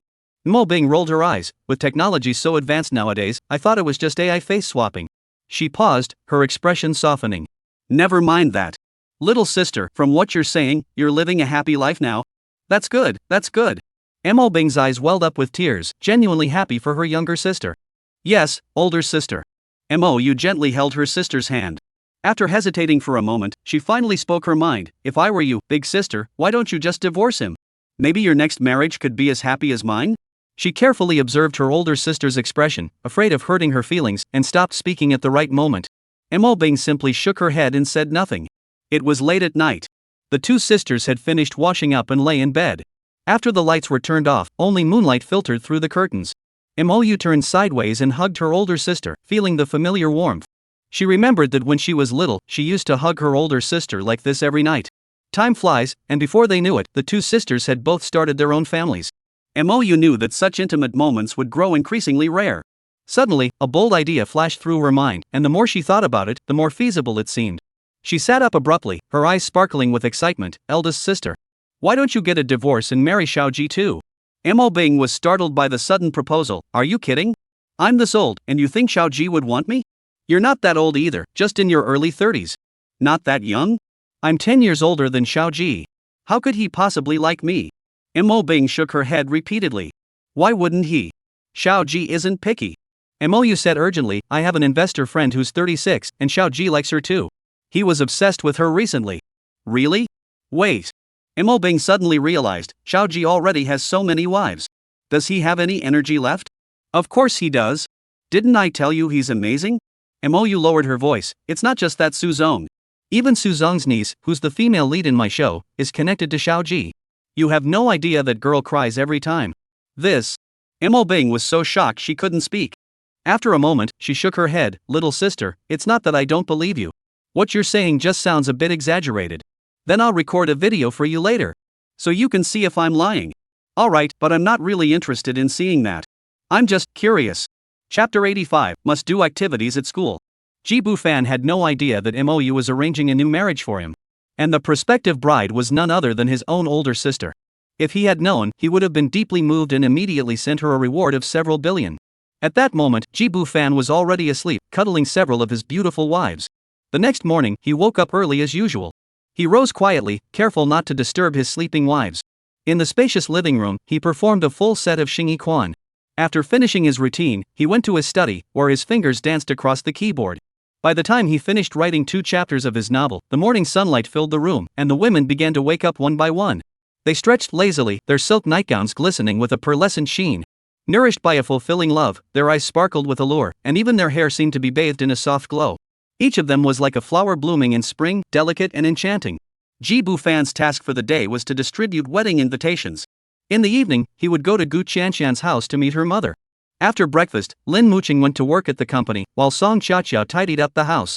Mr. Lin and Gu Qianxian gathered around Ji Bufan to help him fill out the invitations.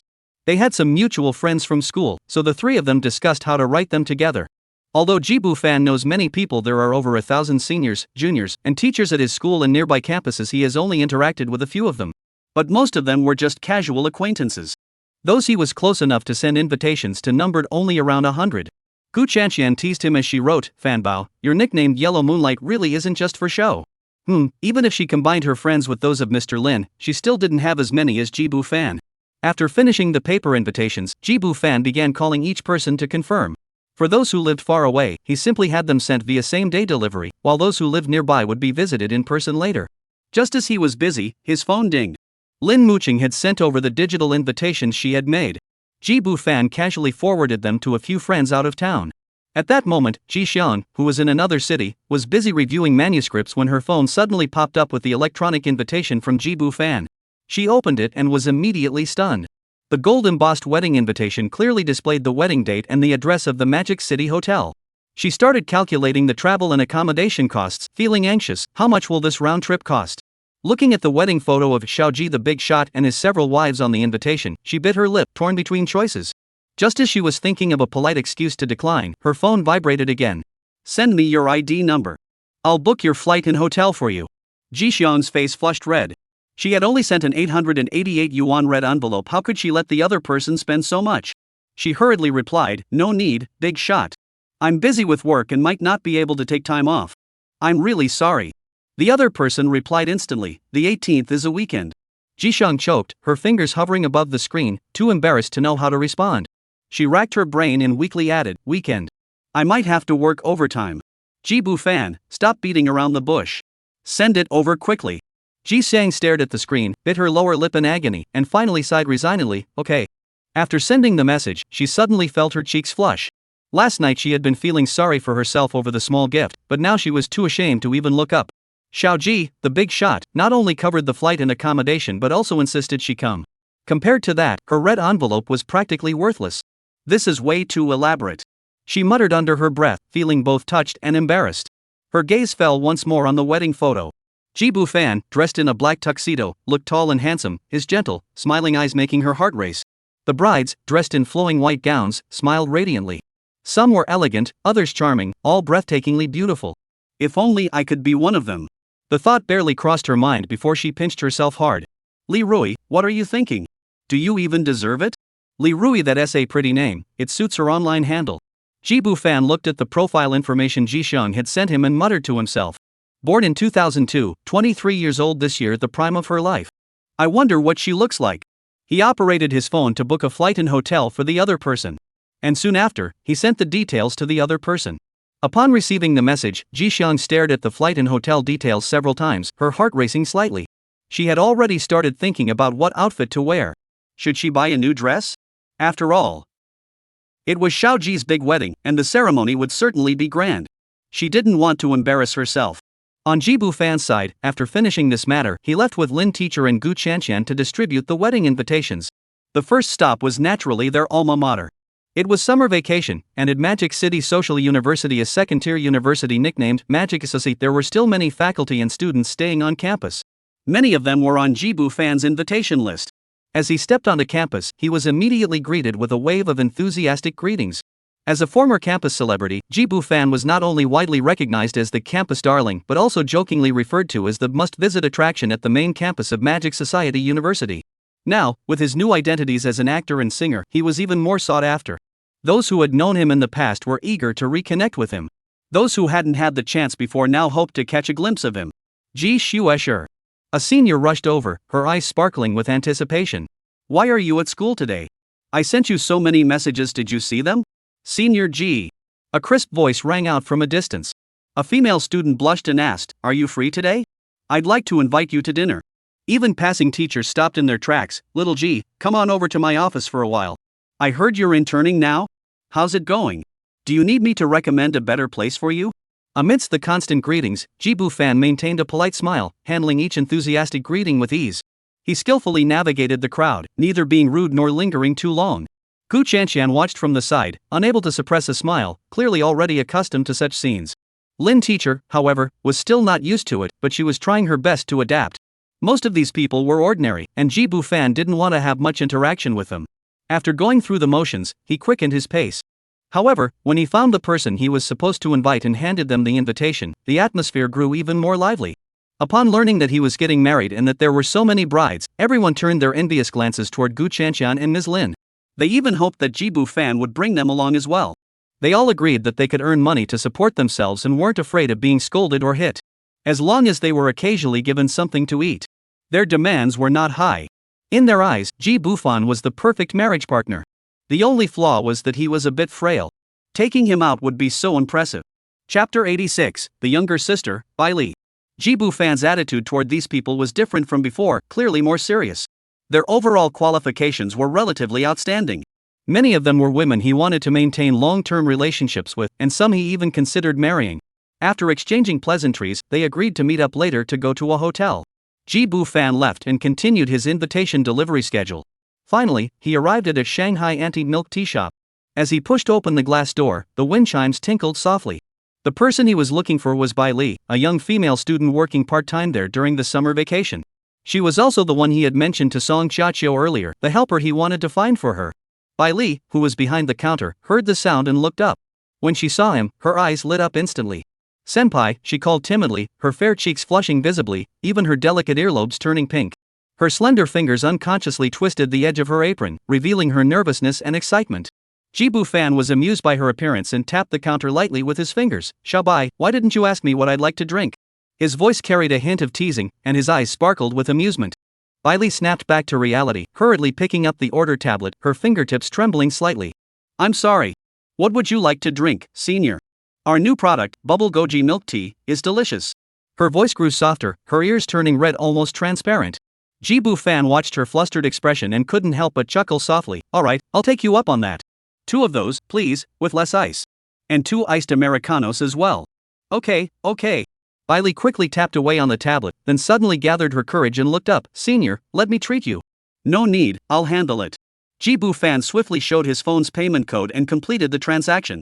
While preparing the drinks, Bai Li's heart was racing wildly. Ever since she was noticed by Senior G at the beginning of the year and had a few intimate encounters with him, she had been secretly admiring him. At that moment, various thoughts flooded her mind. Senior asked me where I work the other day. He was actually coming to find me. Does he want to ask me out again? But I have to work late tonight. Forget it, I'll just take a day off.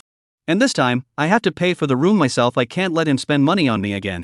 Her thoughts drifted further and further away, but her hands moved skillfully. Only the flush on her ears betrayed the turmoil within her. Jibu Fan leaned against the counter, his gaze inadvertently sweeping over the name tag on her chest. Bai Li with a crooked heart drawn beside it, looking like a doodle made out of boredom. He asked casually, why aren't you going home for summer break? I want to earn some pocket money, Bai Li said, keeping her head down. How much do you make here? 15 yuan an hour. She answered softly. Jibu Fan raised an eyebrow at her words but said nothing more. Soon, 4 drinks were ready. Jibu Fan pushed one of them, a bubble goji milk tea, toward Bai Li. This is for you. Come out for a moment, I want to talk to you. After speaking, he picked up the other 3 drinks and turned toward the door.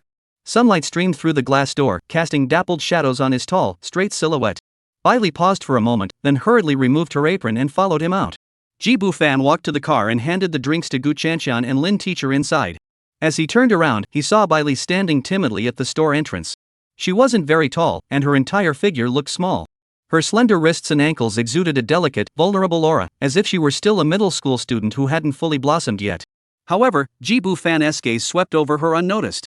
He knew better than anyone else that beneath that slightly loose-fitting garment lay the contours of a well-developed figure. Xiaobai, I found you a job. It pays 6,000 a month, with room and board included. Are you interested? Ji Bu-fan knew Bai Li's family wasn't well off, so he didn't mention his own marriage, to avoid putting her in an awkward position over wedding gifts. Instead, he found an excuse to help her out, and in the process, integrate her into his own large family. What? Bai Li was taken aback. She had thought Ji Bu-fan was inviting her to a hotel, but instead he was offering her a job. What kind of job is it, senior? I don't have much experience. Can I handle it? A monthly salary of 6,000 yuan plus full board and lodging was too tempting for Bai Li to resist. Ji Bu-fan smiled and said, it's simple, just cleaning and doing household chores. Anyone with hands can do it. I'll take it. Bai Li almost didn't hesitate. This income was much higher than her part-time job at the milk tea shop. However, she quickly frowned. Senior, I have to go back to school after summer vacation. You can switch to part-time work then. Work during your free time and it won't interfere with your studies. Alright, no problem. After receiving the confirmation, Bai Li nodded happily. Ji Bu-fan gave her Song Qiaqiao's phone number and told her to contact her when she went over. I'll quit my current job today and go over there first thing tomorrow morning. Bai Li paused, clutching the hem of her shirt, and asked cautiously, Senior, is this job still hiring? I was thinking, maybe I could bring my mom along to work with me. Ji Bu-fan was a bit surprised. Your mom? What does she do? How old is she? She's a nanny, helping people take care of children. She's skilled at housework and cooking, and she's not even 40 yet. So young? Did your mother marry young? Ji Bu-fan asked. Yes, she came to the city to work when she was young, met my father, and they got married and had me. Upon hearing this, Ji Bu-fan paused for a moment before making a decision. Bai Li was so adorable, her mother must be just as wonderful. At under 40, she was still in her prime, they could work together. She's also a nanny. In the future, when Lin Muqing and the others have children, she can help take care of them. Alright, have your mother come along too. Monthly salary, let us give her 8,000. Oh, and one more thing, can she live in? Also, is she currently not working? Bai Li's eyes lit up. 8,000 is more than enough, and she can live in. She's currently working, but the family she's with is particularly difficult to please, so my mom doesn't want to continue. Oh, I see. I understand. The family I'm introducing you to is very easy to work for. Ji Bu-fan's car gradually disappeared around the corner. Bai Li remained standing in place, staring blankly at the direction the vehicle had gone. The warm July breeze brushed against her hair, carrying the unique heat and tenderness of summer. She took a sip of the milk tea in her hand, the icy sweetness spreading across her tongue. A moment later, she took out her phone and dialed her mother's number. Mom, I found a job. It pays 6,000 a month, with room and board included. I also helped you secure the same job, and your salary is even higher, 8,000. Is that true? My dear daughter, you didn't get scammed, did you? No way. It was Senior Ji who introduced me. He's a big star now, why would he scam me? Mom, our good life is finally here. Chapter 87, Repay Him Well. Gu's mother was in a good mood today, and her work performance was unusually good, with efficiency significantly higher than usual. By the end of the morning, she had already finished all of today's tasks. After lunch, she forced herself to take a nap. She didn't usually take naps. But today was an exception. Her daughter and son-in-law were coming over for dinner tonight, and she needed to be in the best possible condition, so she could properly entertain them. She specifically instructed her secretary not to let anyone disturb her, even turning her phone to silent mode. The nap was exceptionally restful, and when she woke up, it was already 3 in the afternoon. She felt refreshed and invigorated, even the fine lines at the corners of her eyes seemed to have smoothed out. Mrs. Gu left the company directly and went to the hotel where her daughter's wedding was being held to check on the preparations before leaving satisfied. Upon returning home, she first enjoyed a relaxing rose bath, then sat at her vanity table and carefully applied a delicate, elegant makeup. In the walk-in closet, she tried on several outfits before finally choosing a purple silk dress that was both elegant and fashionable. As evening fell, the doorbell rang. As soon as Gu Chanshan entered the door, she widened her eyes in surprise and exclaimed, "Wow! Mom, you look absolutely stunning today." She ran up to her mother, examining her closely. "Is this dress new?" Purple really suits you, it's so elegant and complements your skin tone perfectly. Your makeup is also so. Gu's mother blushed at her daughter's praise but couldn't hide the smile in her eyes. You're such a sweet talker. Come inside quickly. Little G, come in too. Auntie prepared lots of your favorite dishes for you. As she spoke, she gently took her daughter's hand, her gaze flickering between Jibu Fan and Gu Qianqian, her face radiating with happiness.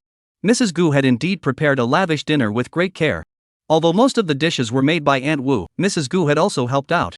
Moreover, she had instructed Aunt Wu early in the morning to buy the freshest and best ingredients, a gesture that was truly thoughtful. As usual, Aunt Wu was given the day off. As she was leaving, she glanced longingly at the living room and muttered to herself, "Why does the mistress always rush me out whenever the new son-in-law comes over?" She wanted to stay and chat with Jibu Fan for a while longer. This was her closest opportunity to interact with a celebrity. Madam, what about the dishes? Aunt Wu tried to find an excuse to stay longer. Leave them there. We'll take care of it. Mrs. Gu smiled as she escorted her to the door. Just come a bit later tomorrow. As the door closed softly, there was no one else left in the house. Mrs. Gu took some wine from the wine cabinet and poured it for the two children herself. Qianqian, Mrs. Gu said gently, it's rare for us to gather like this. You can have a little more, is that okay? Of course. Gu Qianqian's eyes lit up, pushing her glass forward. Mom, pour me some more. Gu Qianqian had also planned to drink more to build up her courage. Every time she brought Jibu Fan to her mother's place, although she was happy, she always felt a bit overwhelmed when facing Fan Bao alone. A slight buzz made her feel more relaxed, and she could sleep soundly afterward. The next morning, she always woke up feeling refreshed. The wine swirled in the glass, reflecting the joyful smiles of the three. The dining room was filled with the aroma of delicious food, and a warm family dinner was slowly unfolding. Mrs. Gu kept serving food to Jibu Fan, and the more she looked at him, the more she liked this son-in-law. She never expected that young Ji not only had exceptional abilities but was also so talented, even capable of singing and acting, truly rare. She even felt a touch of envy toward her daughter's good marriage, her heart filled with satisfaction. After Gu Qianqian had her fill, she began to attend to Ji Bufan, serving him food and pouring him wine. The two of them attended to him on either side, while Ji Bufan simply enjoyed his meal, occasionally raising his cup to clink with theirs and taking a sip. He could see the overflowing happiness in their eyes. Jibu Fan had an excellent appetite, and almost all the delicious dishes on the table ended up in his stomach. After eating and drinking to his heart's content, he took the tissue handed to him by Gu's mother and wiped his lips. After dinner, the three of them quickly cleared the table and went out for a walk to aid digestion. The summer heat gradually dissipated, and a gentle breeze caressed their faces, making the evening particularly pleasant. However, after walking for less than half an hour, Gu Qianqian began to complain that she had drunk too much wine and felt dizzy, wanting to go home. So the group returned home. Ji Bufan helped Gu Qianqian up to the second-floor bedroom to rest. About an hour later, he quietly returned to the first floor. The first floor was quiet and cozy. Most of the lights were off, with only a few wall lamps casting a soft glow. The television screen was lit, playing an art film with the volume turned down low. Gu's mother lay lazily on the leather sofa, quietly enjoying the movie. The floor-to-ceiling windows were wide open, and the night breeze carried the faint scent of flowers from the garden, gently brushing against the room and bringing a touch of coolness. Ji Bufan walked over and sat down beside the sofa. Hearing the sound, Mrs. Gu sat up slightly and asked with concern, "Is Qianqian asleep?" "Yes, she's sleeping soundly," Ji Bufan replied softly. As night deepened, the flickering light from the television cast shadows on their faces, creating a subtle and peaceful atmosphere. Magic City was a city that never slept. Under the night sky, neon lights flickered, and the streets were bustling with traffic. However, in this bustling metropolis, the gap between the rich and the poor was as vast as an abyss. Some live in luxury, like Gu Mu's mother. They reside in spacious, comfortable old mansions, enjoying a life of luxury that most people can only dream of. Redwood floors, crystal chandeliers, gardens fragrant year-round, and servants at their beck and call. Others struggle to survive, like Bai Li and her mother. They cram into a small, dilapidated rental apartment, with peeling walls covered in mold, and the only window facing a dark alley. Even sunlight is a luxury. At that moment, Bai Li was sharing a single bed with her mother. Fortunately, both mother and daughter were petite, allowing them to lie down with some difficulty. On this sweltering summer night, the old fan spins feebly, unable to dispel the oppressive heat inside the room. Bai Li stared blankly at her phone screen, which was playing a scene featuring Ji Bufan as Yusan Yi. She was so engrossed that she didn't even hear her mother speaking. "Xiaoli, Mom is talking to you." Bai's mother gently tapped her daughter's arm, her voice weary. "Ha?" Bai Li snapped back to reality. "Mom, what did you say?" Bai's mother sighed, her voice filled with worry. "I was saying, is this Ji Senior really reliable? You're contributing 6,000, and I'm contributing 8,000. Together, that's 14,000. Is there really such a good job?" Bai Li placed her phone in front of her chest, her eyes shining brightly in the dim light. "Of course there is. Mom, don't worry. We'll go check it out tomorrow. Senior G is a big star and now he wouldn't deceive us. She paused, lowering her voice, and I suspect he's the one hiring us. What? Bai's mother widened her eyes in surprise. Why is he so nice to us? I don't know either. Bailey bit her lower lip, her face flushing slightly. Senior G is a nice person. Maybe he likes me and cares about me? Then we have to work hard and repay him properly. In the cramped room, the mother and daughter's conversation grew quieter, leaving only the hum of the fan and the occasional honking of cars outside the window. The night in the metropolis remained brightly lit. Chapter 88, The Passionate Song Xiao Xiao. The next morning, Ji Bufan awoke from his slumber. A soft, comfortable sensation brushed against his side, and the faint scent of roses lingered at his nostrils, like the most alluring invitation of spring. Glancing sideways, he saw the woman sleeping soundly with her head resting on his arm. Her eyelashes cast butterfly-like shadows in the dim light, trembling gently with each breath. Ji Bufan carefully withdrew his arm, but as he stood up, she unconsciously tugged at the hem of his clothes, her red lips parting slightly to utter a muffled murmur. Her lazy demeanor softened his heart. He couldn't help but smile, leaning down to place a kiss as light as morning dew on her forehead before finally freeing himself. The steam from the bathroom blurred the mirror. When he returned to Gu Chanqian's bedroom, she was still sound asleep, the silk blanket slipping down to her waist, revealing the delicate curves of her body outlined by the silk strapless nightgown, shimmering like pearls in the morning light. He couldn't resist lying back down, gently pulling her into his arms, savoring this rare moment of tenderness. After lingering in bed for a while, Ji Bufan reluctantly got up and went downstairs to write. At that moment, the eastern sky was just beginning to take on a faint crab shell blue hue. Dewdrops glistened on the rose petals in the courtyard, trembling as if they might roll off at any moment. Meanwhile, on the other side of the city, Bailey and her mother had also woken up. In the cramped rental apartment, the mother and daughter quickly got everything in order. There was no time to eat breakfast at home, so they hurried out the door. Yesterday, Bailey had added Song Xiaoqiao as a friend, and the location she had sent required 2 bus transfers from where they were staying. The distance was quite far, taking 1 or 2 hours. On the way, the mother and daughter stopped at a small shop by the street to buy a few buns to stave off hunger. Bailey took small bites of the bun, gazing out the window at the rapidly receding street scenery, feeling a bit nervous. After rushing all the way, they arrived at the Yinchi Yuan residential complex by a little past 8 o'clock. At the grand European-style entrance, security guards in uniform stopped them. After explaining their purpose in detail and confirming by phone, the security guards finally let them through. As they walked through the meticulously manicured greenery, the mother and daughter spotted a sweet-looking girl in a dress standing downstairs at the building, waving at them. "Are you Xiao Bai and Auntie?" Song Xiaoqiao walked up with a light step. "We've been waiting for you." She affectionately linked her arm through Bailee's, a gesture that startled both the mother and daughter. They hadn't expected the well-dressed homeowner to come down personally to greet them. Moreover, she didn't have the slightest air of wealth, but instead seemed as warm and approachable as a neighbor's younger sister. However, what surprised them even more was yet to come. Once inside the house, Song Xiaoqiao insisted they have breakfast. The table was laden with golden brown fried eggs, crispy oil cakes, 5 or 6 delicate side dishes, steaming white porridge, and freshly ground soy milk. "We've already eaten." Bai Ma fidgeted nervously. Before she could finish, Song Xiaoqiao interrupted her. "Auntie, please don't be so polite. Have some more. I made this specially for you. If you don't eat, it'll go to waste." She pushed the 2 of them to the table without waiting for a response, her enthusiastic smile making it impossible to refuse. Bailey sipped the fragrant soy milk, glancing around the restaurant's decor. Sunlight streamed through the floor-to-ceiling windows, casting a warm glow on the marble countertop and making the bone china tableware shimmer. Bai Ma remained reserved. After working as a housekeeper for so many years, this was the first time she had encountered such kind employers. They had even prepared breakfast for her and her daughter. This made her feel a bit unreal. After clearing the table, Song Xiaoqiao took them on a tour of the luxurious 3-bedroom apartment. Every time they opened a door, both of them were amazed. The master bedroom's walk-in closet was larger than the entire apartment they rented, a massage bathtub was adorned with scented candles, and the study featured floor-to-ceiling bookshelves that reached all the way to the ceiling. "This is the guest room. Bai and Auntie can stay here in the future." Song Xiaoqiao opened a beige door, and Bai's mother gasped. This guest room was too good, spacious, bright, fully furnished, and even the bedding on the bed was brand new, clearly of high value. "This isn't just a guest room. Even a hotel room wouldn't be this nice."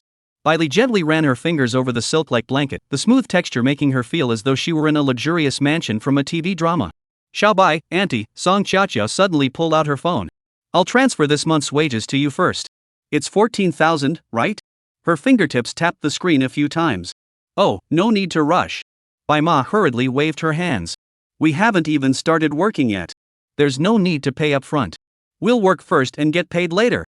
It's already been transferred. Don't worry, Auntie. Early or late, it's the same." Song Xiaoqiu smiled. Before, I was the only one cleaning this house. To be honest, it was pretty tiring. Now that you're here, I can finally relax a bit. Thank you so much, Miss Song.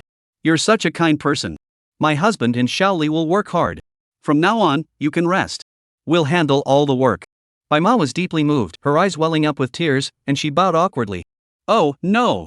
Song Xiaoqiu hurriedly held her up. Auntie, there's no need to be so formal. Just call me Xiaoqiu. Please don't call me Miss Song, it feels a bit odd to me. Song Xiaoqiu's warmth stemmed from her kind-hearted nature, but it was also because Ji Bufan had specifically instructed her, from now on, we're all family. Moreover, this mother and daughter had come to help her, so she naturally wanted to treat them with genuine kindness. Bai Ma's fingers clutched the hem of her dress tightly, her knuckles turning white. In all her years as a housekeeper, she had served arrogant wealthy women and dealt with perfectionist couples, but she had never encountered such a kind-hearted employer. Not only did she personally prepare breakfast for them, but she also transferred the entire month's wages before even starting work. She had originally taken the day off to come visit, as her previous employer still owed her half a month's wages. But at that moment, she had already decided not to go back. That employer had been exploiting her relentlessly. Though she was hired as a nanny, she was made to do every menial task, despite the agreement that she would only take care of the children. She had to get up at 5 in the morning to make soup and brew tea for the male employer in the middle of the night. They didn't treat her like a human being there, but here, they were even kinder than family. Xiaoqiu, you're so kind. Bai Li's clear voice broke the silence. The young girl wrapped her trembling arms around her mother's waist, her eyes sparkling. Mom, I told you Senior Ji was reliable, didn't I? She looked up at the Huangpu River shimmering outside the floor-to-ceiling windows, the sunlight dancing on her eyelashes, as if the goddess of fate were peering through the golden glow filling the room, about to open a new chapter in their lives. Chapter 89, Car Enthusiasts. The Bai family mother and daughter threw themselves into their new work with enthusiasm, tying on aprons and getting to work. Their faces were radiant with smiles, and their hearts were filled with beautiful aspirations for the future.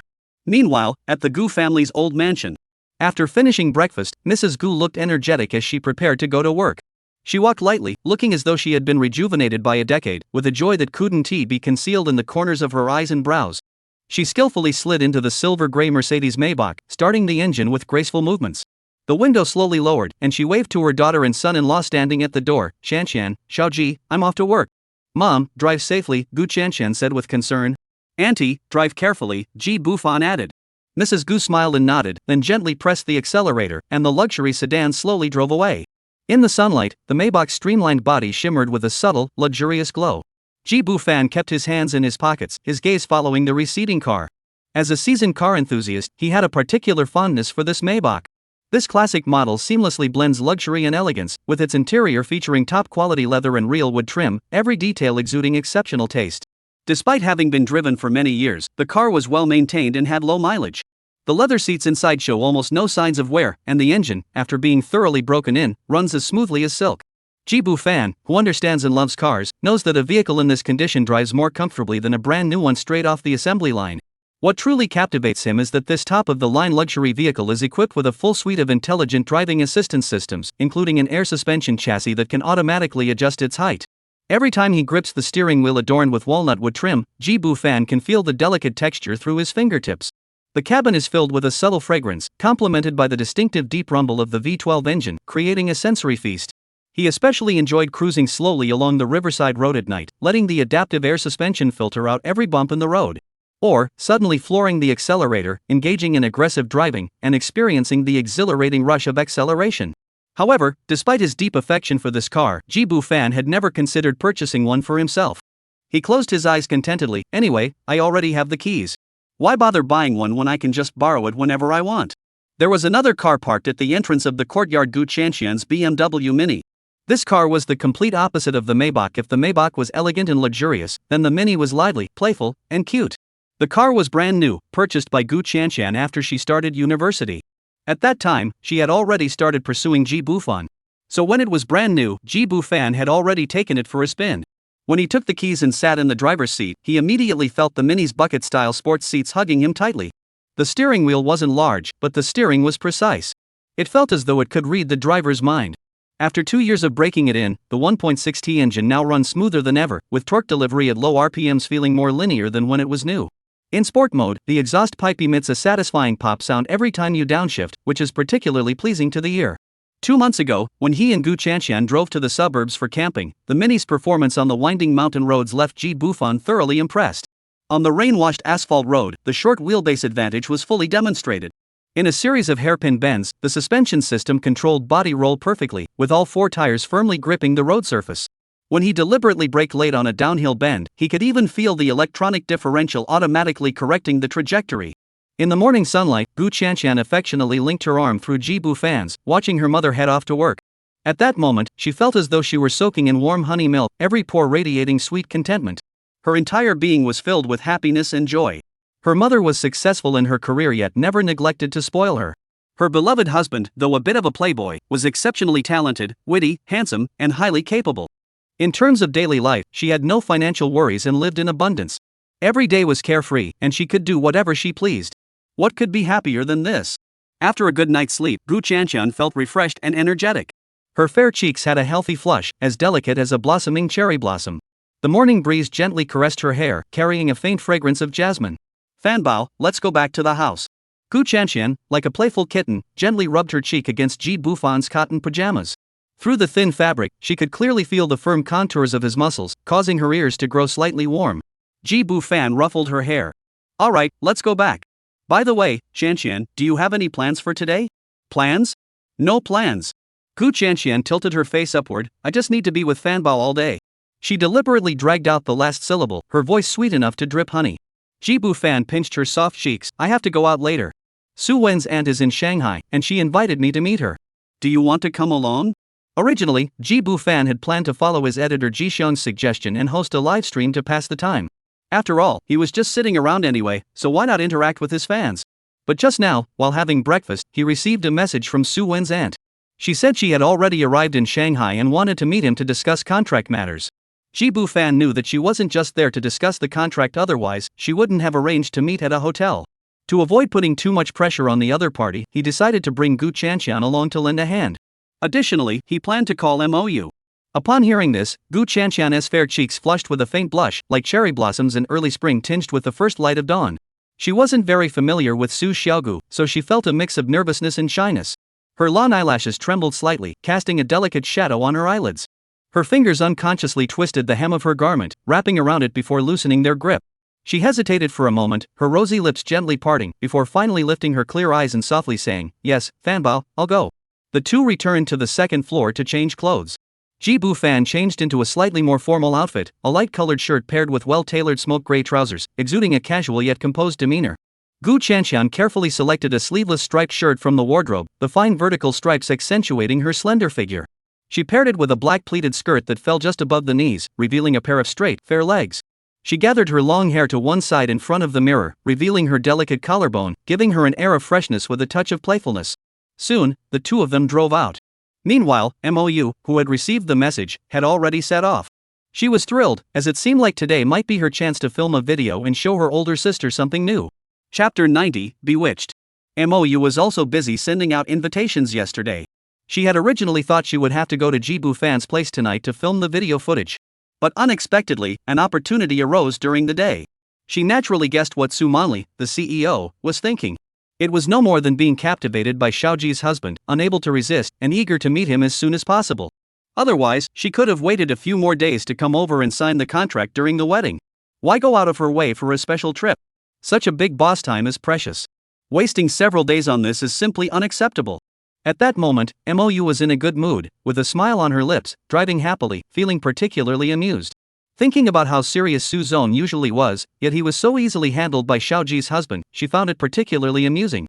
However, she couldn't help but sigh. It wasn't entirely Mr. Su's fault, she was no different either. Ever since the first time, she couldn't bring herself to leave Xiaoji. The Ritz-Carlton Hotel in Pudong is located on the banks of the Huangpu River along the Bund. In the luxurious suite, where the daily rate exceeds $10,000, Su Manli was pacing nervously in the room. She had already received a response, the other party was on their way. But how much longer will it take? She couldn't sit still, eager to meet the person as soon as possible. To calm her nerves, she stepped out onto the spacious terrace. The breathtaking views of both sides of the Huangpu River were all within sight, with the Bund's international architecture shining brightly. A gentle breeze brushed against her cheeks, finally calming her restless heart. Since leaving Hengdian just a couple of days ago, Su Manli couldn't suppress her urge to see Ji Bufan again. Reason told her this was inappropriate, and she forced herself to suppress the thought. But by yesterday, this longing had finally broken through the shackles of reason. This feeling was like someone who had tasted the fullness of a meal could no longer endure hunger. If one had never experienced the happiness of being satisfied, perhaps they could content themselves with the present. But once one had tasted that fulfillment, they could never go back. Even though she could wait 3 more days to be with her niece Suwen, she couldn't bear to wait another day. This woman, who others saw as wealthy and elegant, once believed her life was set, with a calm heart that would never be stirred again. But whether it was fate's arrangement or life's cruel joke, she crossed paths with Jibu Fan. In those 2 days and 3 nights in Hangdian, she experienced a feeling she had never known before. That brief time together opened a door to a new world for her. Jibu Fan did not bring her the superficial pleasures of the world, but a profound, soul-stirring experience. Those moments together were like magic crystals, reflecting dazzling brilliance in her memories. She experienced for the first time that life could be so rich and fulfilling, with every moment containing a thrilling palpitation. In recent days, she has noticed subtle changes in her life. In the dead of night, Jibu Fan's figure would unbidden appear before her eyes, and at the first light of dawn, the first thing that came to mind was still a fragment of his presence. This state of being utterly captivated by him left her both enchanted and filled with anxiety. She began to re-examine herself. The days she had once defined as perfect now seemed like a carefully crafted self-deception. Jibu Fan's appearance was like a bolt of lightning, illuminating a desire deep within her heart that she had never noticed before. This realization filled her with both exhilaration and anxiety. She felt as though she had been bewitched. Mou arrived at the Ritz-Carlton Hotel and called Jibu Fan, learning that he was also on his way. She waited at the entrance for a moment. Soon, a cream-colored BMW Mini pulled up slowly and came to a smooth stop in front of the hotel. The door opened, and Gu Qianqian and Jibu Fan stepped out together. Gu Qianqian casually tossed the car keys to the valet who approached them. She then turned her gaze toward Mou, her eyes sparkling as she called out, "Mou sister." Mou's lips curved upward slightly as she stepped forward to take her hand, speaking in a gentle and familiar tone, "Qianqian is here too? That's perfect. I was worried I'd be too overwhelmed helping out alone." After speaking, she naturally linked her arm through Jibu Fan's, her eyes sparkling with laughter. "Husband, you really thought of everything." Jibu Fan wrapped his arm around her waist and whispered, "Mou, did you miss me?" "Yes, I did." Mou shed all traces of her director's sharp demeanor on set, instead revealing a touch of girlish innocence. Jibu Fan greatly admired Mou's personality. Perhaps after years of being immersed in the progressive entertainment industry, her views were never outdated, but instead carried a clear-eyed openness. Regarding her husband using his spare time to warm others' hearts, she not only understood but also supported it, occasionally teasing him playfully with a genuine look of admiration in her eyes. Moreover, her figure was something Jibu Fan truly admired, tall and slender, with a well-proportioned figure and exceptionally long legs. She's so much fun to be around, never boring. Today, she rarely changed out of her usual sharp and efficient attire, exuding a light and vibrant energy. A white lace blouse added a touch of casual romance, subtly revealing the texture of her skin without being overly revealing. The denim shorts accentuated her smooth waist and hips, and her legs glowed like jade in the sunlight, moving with grace and confidence. This version of her exuded a vibrant energy that made Jibu Fan unable to resist glancing at her twice. The three of them walked side by side into the hotel lobby, where the warm glow from the crystal chandeliers cast a soft, gentle outline around them. Mou's high heels tapped out crisp sounds on the marble floor, while Gu Qianqian fluttered like a butterfly, occasionally leaning close to Jibu Fan's ear to whisper something, causing him to chuckle softly. "This hotel looks nice." Gu Qianqian's warm breath brushed against Jibu Fan's ear. "We should stay here someday." Jibu Fan chuckled in response, "Then you'd better bring a few more sisters. Your fan bao isn't the same as he used to be." The elevator ascended smoothly to the 51st floor. Under the guidance of the staff, the three arrived at Su Manli's door. The doorbell rang, and soon, Su Manli's beautiful, delicate face appeared through the door crack, her willow-shaped eyebrows framing a pair of eyes brimming with anticipation. It seemed as though she had been waiting for this moment for a long time. However, upon seeing three people, including an unfamiliar young woman, her expectant expression was replaced by a hint of confusion. Simultaneously, an indescribable sense of disappointment welled up in her heart. Mou coming along didn't surprise her after all, she was there to help review the contract. She had already made up her mind if they were together, she could accept it. After all, they had known each other for years and were very familiar with one another, they could be comfortable around each other. But there was also an unfamiliar girl. What was Xiao Ji thinking? Does she not understand her intentions? Chapter 91, Posing for Big Sister. Su Manli cast a slightly resentful glance at Jibu Fan, only to see him flash her a smile as bright as the sun. In that instant, all her doubts vanished. Who cares? Even if there were others present, so what? At that moment, she only wanted to let go of all her concerns and fully enjoy this rare reunion. Status and reserve no longer mattered. She quickly composed herself and gracefully stepped aside to welcome everyone into the house. Once inside the room, Ji Bu-fan smiled and introduced, Mr. Su, this is also my wife, her name is Gu Chanshan. I brought her along to have some fun. Oh. I see. Su Monli's brows relaxed, and she felt more at ease. It was good that she wasn't an outsider. She discreetly appraised Gu Chanshan. The young girl was full of youthful vitality, with a delicate and beautiful appearance, almond-shaped eyes, and cherry lips. When she smiled, 2 dimples appeared on her cheeks. She was a charming young woman. Xiao Ji had good taste. She reached out her hand with a gentle smile. Chanshan, hello.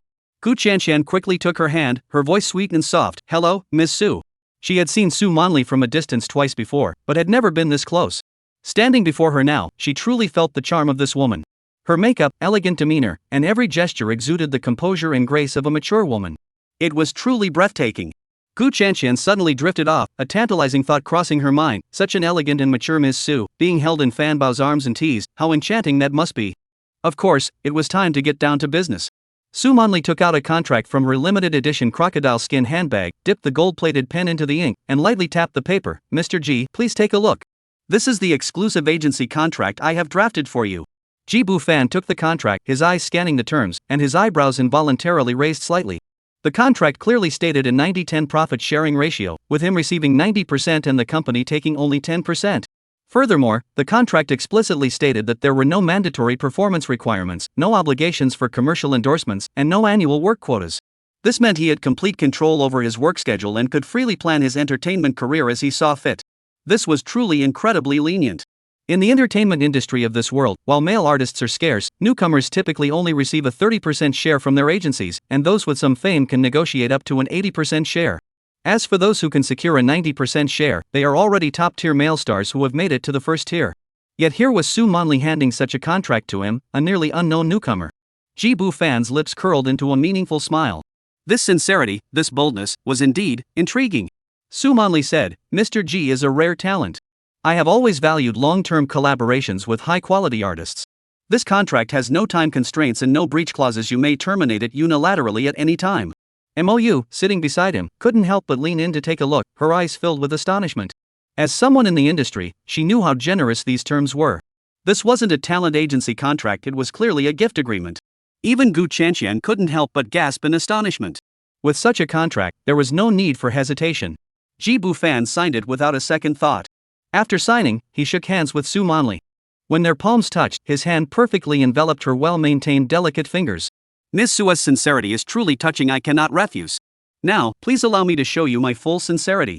His voice was clear and crisp, with the last syllable rising slightly, carrying a hint of deeper meaning. Su Monli heard this and felt a tingling sensation run up her spine. The carefully applied makeup couldn't hide the sudden flush on her cheeks. She instinctively crossed her legs, the silk skirt rustling softly, and the tips of her high heels unconsciously traced a half circle on the carpet. Ji Bu-fan took it all in, a playful smile flickering in his eyes. He tightened his grip on her hand without a word, his thumb gently tracing the delicate skin on her wrist before letting go. Su Monli felt her heart skip a beat, biting her lower lip to hide her inner turmoil. Moments later, to ease the tension and facilitate what came next, Su Monli retrieved the red wine she had prepared in advance. The crisp clinking of crystal glasses echoed as the amber liquid swayed and shimmered. Before long, Su Monli, who had been sitting upright on the sofa, had unnoticed leaned into Ji Bu-fan's embrace. The exquisite silk buttons on her expensive silk cheongsam were being undone one by one. Ji Bu-fan was focused on his work when he suddenly felt a pair of eyes on him. Looking up, he saw Mou holding her phone, filming him, the lens slightly shaking. Mou, what are you doing? He asked, his voice filled with confusion. Mou adjusted the camera angle, her eyes never leaving the screen, just taking some everyday footage. You keep working, don't mind me. Don't post it randomly. I don't mind, but Suzong has a special status. I know. Mou interrupted him with a light laugh, this is specifically for my older sister to see. I'll delete it after she watches it. Your older sister? Ji Bu-fan's movements halted, and his eyes suddenly lit up.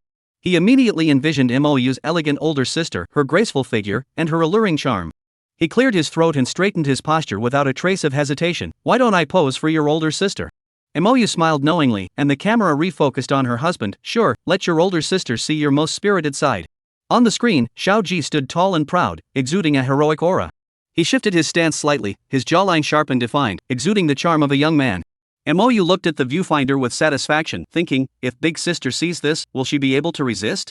Ji Bu-fan and the others left the hotel in the evening.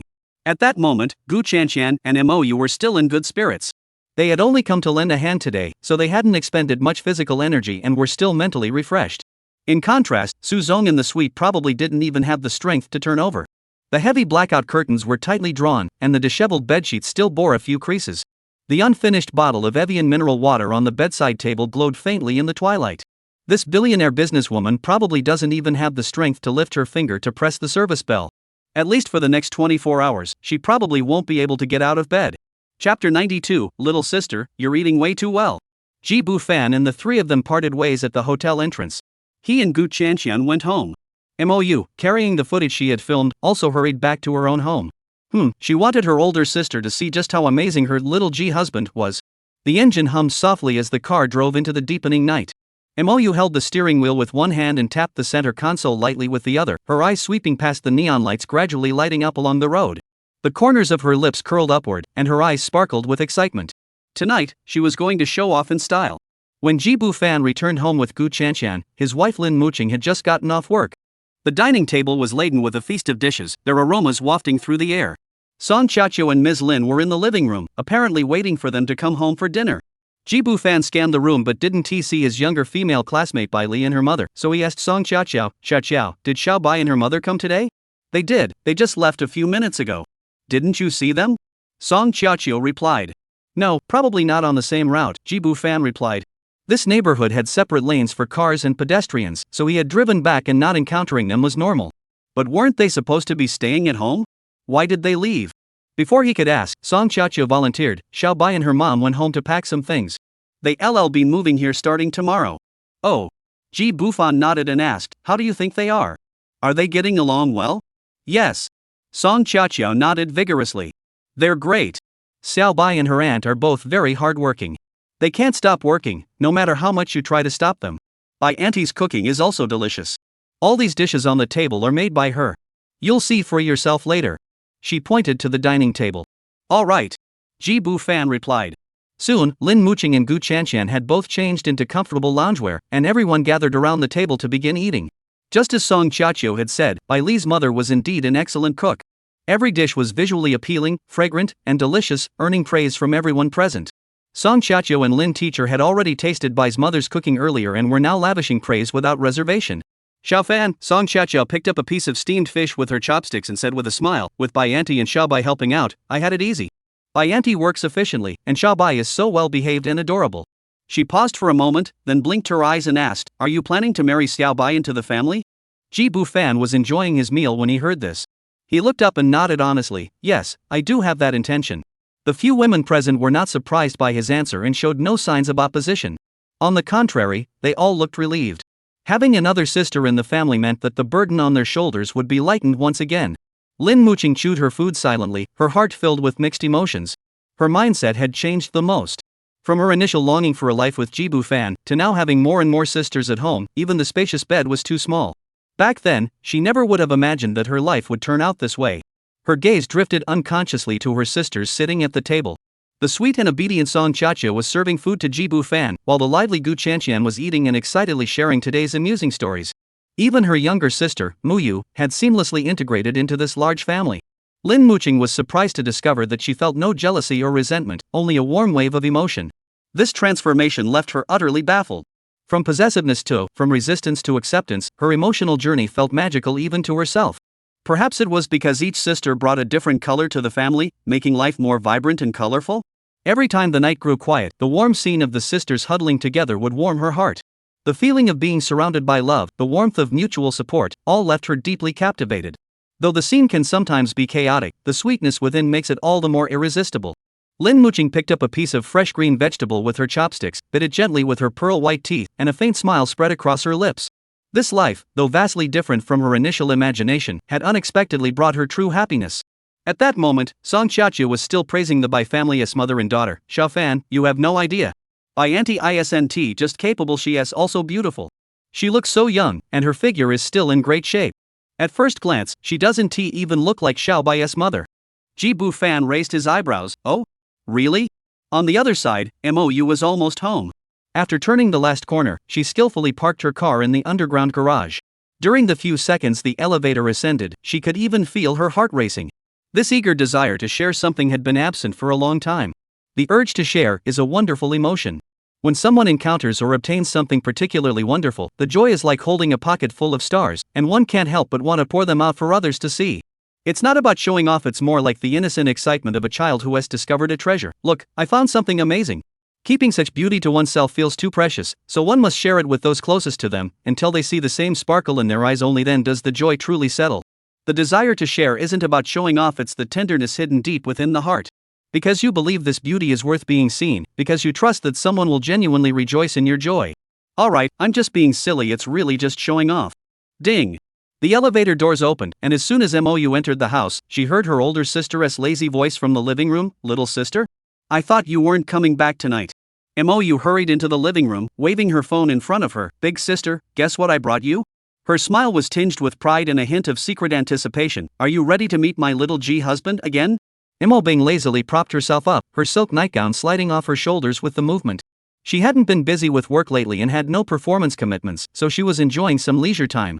She casually took the phone, but when the screen lit up, she suddenly sat up straight. This. Her fingertips tightened unconsciously, her heart racing, and her breathing grew. Oh my god. She murmured without thinking, but before she could finish watching, she felt her throat tighten. When the video ended, the living room fell into a brief silence. Mo Bing slowly put down her phone. When she turned to look at MOU, the usually lazy eyes were ablaze with an unusual glow. Little sister. Her voice was hoarse. Do you usually eat this? You eat so well. MOU tilted her head, smiling like a mischievous little fox. So? Big sister, do you want to? She deliberately dragged out the last syllable. Try some Michelin-starred cuisine too? Mo Bing heard this and swallowed hard. Without giving it much thought, she nodded gently, her voice trembling. Yes. Chapter 93, The Bi-Family Mother and Daughter. MOU saw her eldest sister's longing gaze and smiled broadly. It was such a rare sight, her usually reserved and elegant eldest sister displaying such an expression. She picked up her phone, her fingertips darting across the screen as she sent a message. Husband, my eldest sister has agreed to try your cooking. She added a smug little fox emoji at the end. After sending the message, she looked up at Mo Bing and batted her eyelashes playfully. Eldest sister, don't you dare back out, Chef G's cooking is addictive, you know. Mo Bing cleared his throat, turned away, but his ears turned slightly red. Stop teasing. At that moment, she was already seriously considering her younger sister's earlier suggestion, divorce quickly and be with Xiao Ji. Although in this society, women who initiate divorce are at a significant disadvantage. Not only do they receive no share of the family assets, but they also cannot retrieve their dowry. But she was willing to pay that price. Having witnessed Chef G's graceful movements in the kitchen and the exquisite dishes he created, and seeing the enchanted expressions on her younger sister's face, she could no longer bear to be trapped in this stagnant marriage. Even if it meant leaving with nothing and bearing the weight of gossip. Beneath Mo Bing's seemingly fragile exterior, a daring resolve had already taken root. She only hopes that Xiao Ji won't reject her. Though the likelihood of that was slim. According to her younger sister's description, that man was charming and carefree, seemingly unconcerned about his partner's background. And she considers herself to be of average appearance and build. Though she has been married before, it was practically the same as never having been married at all. Thinking of this, Mo Bing felt the dawn of a new life was just around the corner, and a long-lost sense of anticipation welled up inside her. Little sister, has your husband replied yet? When are you going to make plans? When Jibu Fan received MOU's message, he had just finished eating. The moment the phone screen lit up, his pupils contracted slightly, followed by an overwhelming surge of joy. MOU was so amazing, what a great wife she was. Had she really convinced her older sister? The scene of their last meeting flashed before his eyes. Mo Bing's stunning figure in her moon-white cheongsam with subtle patterns grew clearer in his mind. The snow-white skin peeking through the slit of the cheongsam, the gentle sway of the tassels at her waist as she moved, the delicate orchid fingers she used to pour tea, and the tear tattoo beneath her almond-shaped eyes all flashed through his mind. What was most captivating was the occasional theatrical inflection in her voice, with a lingering, hook-like tone at the end of her sentences. It was particularly charming. Jibu Fan grew more and more captivated. His Adam's apple bobbed heavily. Mo Bing was the lead performer in a traditional opera troupe, specializing in classical performing arts. She exuded a classical literary aura, reserved and understated, quiet and serene, yet elusive and distant. But it was precisely this feeling that made him yearn for her. Jibu Fan took a deep breath to calm his restless heart, then thought about tomorrow's schedule and replied, MOU, you're amazing. I'll come over tomorrow night. Have your older sister get everything ready. After sending it, he felt it wasn't enough and added a kissing emoji. He actually wanted to go there right away. But reason told him not to rush things. The other wives at home needed to be comforted as well. Lin Xiaoxue was coming back tomorrow and should arrive home in the afternoon. Once he dealt with her, he could head over to the Mo household. The night was deep outside the window. Ji Bufan leaned against the sofa backrest, a smile on his lips. At this time tomorrow, he could already see Mo Bing's almond-shaped eyes, adorned with makeup, gazing at him with a hint of unspoken desire. The night passed in silence. The next morning, golden sunlight streamed through the floor-to-ceiling windows, bathing the living room in warmth and casting a soft glow over the beige fabric sofa. The aroma of breakfast lingered on the table, and a few rays of sunlight refracted through the empty glass cups, casting delicate patterns of light. Song Xiaoqiu had just finished clearing the breakfast dishes, with a few droplets of water still clinging to her apron, when the crisp sound of the doorbell broke the morning's tranquility. Coming! She wiped her hands and hurried to the door. Through the peephole, she saw Bai Jia and her daughter standing outside the door. She hurriedly opened the door, her face lit up with a warm smile. "Xiao Bai, auntie, please come in." She stepped aside to make way, then turned toward the study and called softly, "Xiao Fan, Xiao Bai and auntie are here." The sound of a chair being moved came from the study. Ji Bufan pushed the door open. He was wearing a simple white robe, revealing his well-defined arms. His face bore a gentle, jade-like smile. "Xiao Bai, auntie, good morning." Bai Li stood frozen in place, her eyes wide with shock, the canvas bag in her hands dropping to the ground with a thud. The sunlight fell perfectly on her slightly trembling eyelashes, casting delicate shadows. "Son. Senior? Is it really you?" The young girl's voice was filled with excitement. Seeing Ji Bufan nod with a smile, she bowed deeply, her black hair cascading down her shoulders. "I knew it.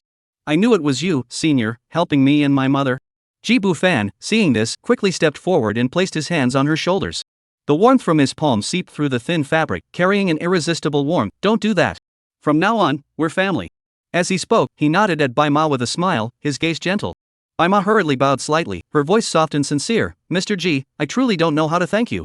She was slightly tense, her fingers unconsciously twisting together, her knuckles turning slightly white. "I've told you there's no need to be so formal. Auntie, please don't do this." Ji Bufan released Bai Li and went to support Bai Ma.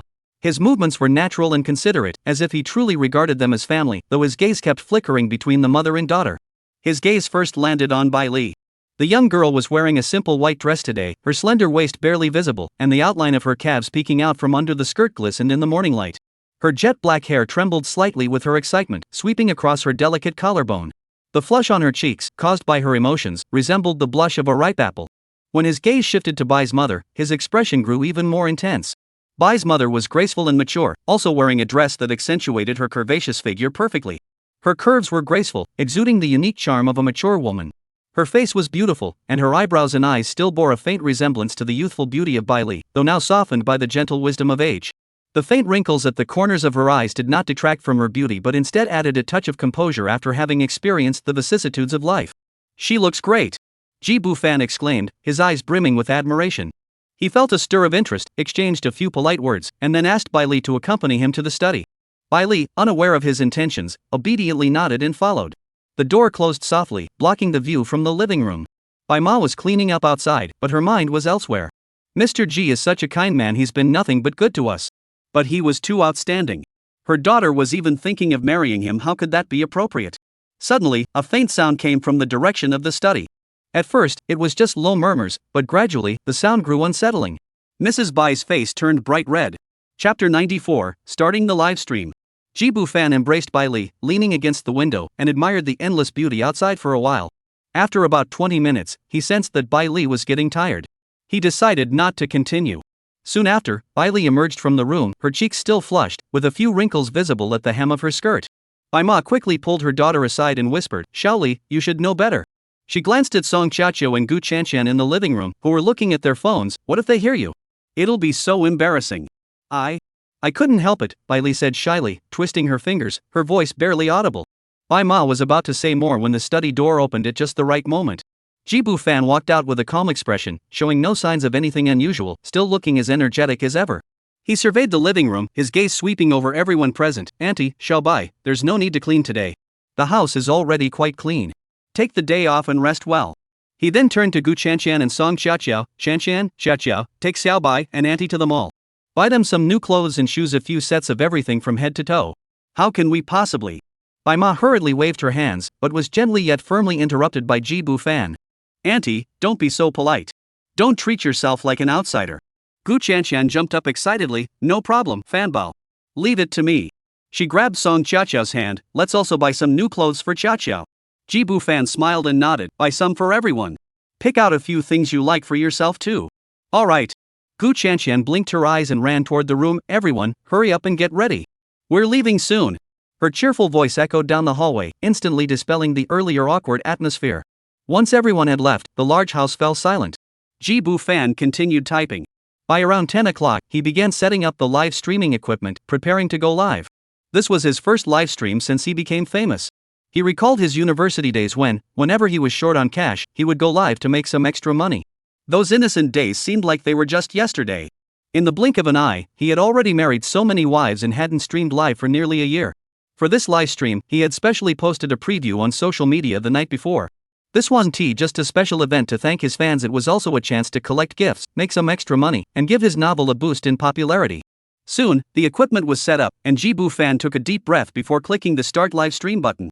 At that moment, there were only a few minutes left until 10 o'clock, but the live stream was already flooded with viewers.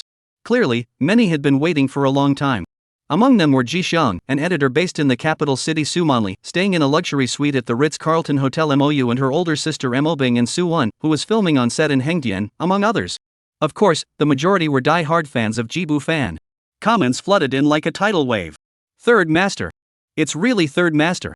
Oh my god, he's even more handsome than in the show. Third Master finally went live.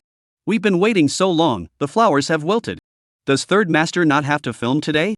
How did he find time to go live? Wow, you look so young. Are you at home? Third Master, I love you. Seeing the screen filled with Third Master references, Jibu fan couldn't help but smile. This nickname, which made him famous overnight in the web series Deep Courtyard, had now become the affectionate term fans used to address him. He cleared his throat and smiled. Thank you all for your concern. All my scenes in Deep Courtyard have been wrapped up. I'm currently resting at home, so I took some time to chat with everyone. The comments exploded instantly. What? All the scenes are wrapped? Darn it, why aren't they releasing it faster? Exactly. I can't wait to watch it. May I ask? Can you take off your shirt? I want to see your abs. Jibu fan watched the rapidly scrolling comments and couldn't help but smile. He leaned forward slightly and patiently explained, although my scenes have been filmed, post-production also takes time, and there are already scheduled broadcast dates. Please be patient and wait a little longer. At that moment, the screen wasn't just filled with comments, there were also numerous gifs of various sizes. Jibu fan looked at the screen filled with gifs and smiled. Everyone, there's no need to send me gifs. Let's just chat like friends. After a pause, he playfully winked. Of course, if you really want to express your feelings, just do it. Don't stop. This final line sparked another wave of excitement in the chat, with haha and Master San is so cute flooding the screen. Jibu fan leaned back in his chair, watching the fans' enthusiastic reactions, his smile never fading. Of course, the online world is always a mix of good and bad. Amidst the harmony, there were also some who spoke harshly, asking him if he had used his looks to climb the ranks, or if he had slept with the director. Whether the action scenes were done by a stunt double, or if he had been sleepwalked into anything. Jibu fan simply ignored these comments. The more attention he gave them, the more they would come after him. The best way to deal with them was to ignore them and let them make fools of themselves. However, a repeatedly appearing comment caught his attention. What gift can the streamer take off their shirt for? I want to see their abs. This comment not only appeared frequently but also incited other viewers to join in the chaos. Jibu fan sighed helplessly. Sis, this is a proper livestream, not a place to show off. No matter how many gifts you give, I won't take off my shirt. Thanks. But the person seemed to ignore him and kept asking. Others joined in the chaos. A rocket car probably won't cut it. Is a carnival enough? Jibu fan was so annoyed he laughed. If you want to see abs, go to another livestream. Goodbye. I want to see yours, the woman insisted. Jibu fan raised an eyebrow. Excuse me, but may I ask how much you earn? You're so generous. 2008. The other person actually answered. This answer made Jibu fan burst into laughter. 2080? Sister, I suggest you focus on improving your own life first. Don't try to copy others by sending gifts. He dropped the joking tone and said seriously, the gifts in the livestream are everyone's goodwill, but what's more important is to live your own life well. Can you live well on 2800? Stop wasting my time. What gifts can I get? Jibu fan was momentarily speechless. After a moment, he said, don't bother sending gifts. I'll take it off. Right now. Chapter 95, only 1 minute left. Those taking screenshots or recording videos, hurry up. Jibu fan did this mainly out of excessive sympathy. Someone earning 2,800 yuan a month is actually being asked to send gifts to make him take off his clothes? At first glance, it sounds funny and abstract. But upon further reflection, it's actually quite heartbreaking. Yes, 2,800 yuan is indeed insufficient to live comfortably. This woman would rather exchange her hard-earned money for virtual comfort. It's just the most clumsy way to cope with life's pressures. Poverty hasn't crushed her dreams, it's made her aspirations all the more real. Her dreams are truly enormous. In fact, 90% of the people in this world are poor, earning meager wages just to get by. It's not that they don't try hard, it's just that their efforts don't make much of a difference. Resources are limited, and social classes are already entrenched. The struggles of an ordinary person throughout their entire life may not even match what some people are born with. From a certain perspective, this woman's actions actually reveal a tragic spirit of resistance. She uses the only money she has control over to seek momentary comfort and a sense of control in the virtual world. Isn't this an alternative form of resistance against the harsh realities of life? The comments section also saw many voices of praise. Even someone earning $28,000 can't speak like someone earning $2,800. Earning $50,000 a year and feeling so insecure, I envy her courage and determination. Can you live well on $2,800? She sees things so clearly. I'm laughing, but why am I crying? How can you live well on $2,800 a month? Ha, I'm also making $2,800. Holy crap, the third master has really let his guard down. Holy crap, oh my god. At that moment, Jibu Fan had already taken off his t-shirt and sat back in front of the live stream camera. The sunlight streaming in through the window slanted in, like a natural spotlight, casting a soft glow over his flawless physique. His shoulders were broad and straight, his collarbones deep and sharp like carved stone, extending downward into well-defined pectoral muscles. The muscle lines were not exaggeratedly bulging but rather elegant and flowing like ancient Greek sculptures, gently rising and falling with each breath. The V-line at his waist was faintly visible, with well-defined abdominal muscles that were neither overly prominent nor excessive, resembling meticulously polished jade stones arranged in a pattern, shimmering with a healthy glow under the sunlight. No one expected that Jibu Fan looked so slim in clothes, but once he took them off, he was so muscular and powerful. Slurp, my mom asked me why I was licking the screen, and I told her I saw a living Buddha. Now she's fighting with me to lick it. Holy crap, I'm getting a reaction. Where's that sister from earlier? I'll call you the eternal goddess. Lick. I'm going to lick the screen to pieces. Jibu Fan glanced at the comments and smiled. Just 1 minute. I'll put my clothes back on soon. If you want to take screenshots or record the screen, hurry up and don't miss it. After saying that, he picked up the glass water cup beside him and drank it in one gulp. Crystal clear droplets slid down the glass, refracting into tiny sparks of light in the sunlight. As he swallowed, his sexy Adam's apple bobbed up and down, stretching the contours of his neck into a perfect curve. A playful droplet slid down his jawline, pausing briefly at his collarbone before continuing downward into his muscular chest. He paid no heed to the admiring glances of those around him, moving with effortless grace and confidence. The sunlight danced on his fair, smooth skin, outlining the perfect contours of every muscle. At that moment, he had no idea that soon, this shirtless live stream clip would spread like wildfire across the internet. It would become a visual feast that countless people would watch repeatedly during their late-night solitude, carefully saved and cherished as a special program for countless sleepless nights. Third Master is so generous. Thank you for reminding me. I've already recorded it and opened the chat. I've never seen anyone so generous and open-hearted. Suddenly, a familiar ID popped up. Host, I won't watch for free. I'll send you a sports car. It was that fan who earns 2,800 yuan a month but insists on making Jibu Fan take off his clothes. A sports car gift effect immediately lit up next to her avatar. This action seemed to open the floodgates, and the previously silent onlookers began to shower gifts. I'm not watching for free either. Even though I only make 5,000 a month, I have to send a rocket to show my appreciation. As the rocket launch animation filled the screen, the entire display turned bright red. I'm a student, but I'll still send some fireworks as a token of my appreciation. I'm a sanitation worker, sending a hot air balloon. I'm the boss. 10 carnival gifts to show my appreciation. 10 dazzling carnival effects in a row pushed the live stream's atmosphere to a fever pitch, with golden ribbons and fireworks instantly flooding the entire screen. The boss is so generous. Mr. San, you'd better take off your pants and thank the boss lady. This scene is too spectacular today. As the chat messages rolled in non-stop, various gift effects flashed across the screen, casting a flickering light on Jibu Fan's muscular physique. The live stream's popularity soared at a visible pace, quickly climbing to the top of the platform's real-time rankings. At the same time, in the presidential suite of the Ritz-Carlton Hotel, Sumanli was lying lazily on the soft, comfortable bed. She wasn't alone. A local friend from Shanghai, Lu Qing, had come to visit her and was sitting beside her. At that moment, the woman's fingers were swiftly swiping across the screen, occasionally letting out excited whispers. Manli. Lu Qing suddenly grabbed Sumanli's wrist, her eyes still fixed on the screen. This little G. Can you arrange something? I want to invite him to dinner. She stared at the six-pack abs of Jibu Fan on the screen, her throat moving. Sumanli took a sip of champagne, her red lips curling into a playful smile. Just dinner? She deliberately dragged out the last syllable. Lu Qing playfully tapped her shoulder. You're so mean. She tucked her slightly curly hair behind her ear. Of course I don't just want to eat dinner, but… She suddenly grew serious. We should also consider mutual consent, right?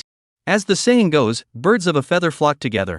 Someone like Su Manli, at her level, only associates with the wealthy and powerful, and her character is beyond reproach. Take Lu Qing, for example, the owner of a chain restaurant whom she's known for years. Su Manli knows her inside out.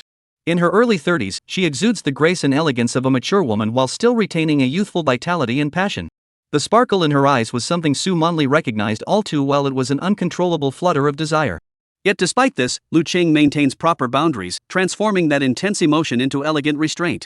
Let me ask for you. Su Manli gently swirled her wine glass, the ice cubes clinking against the glass with a crisp, pleasant sound.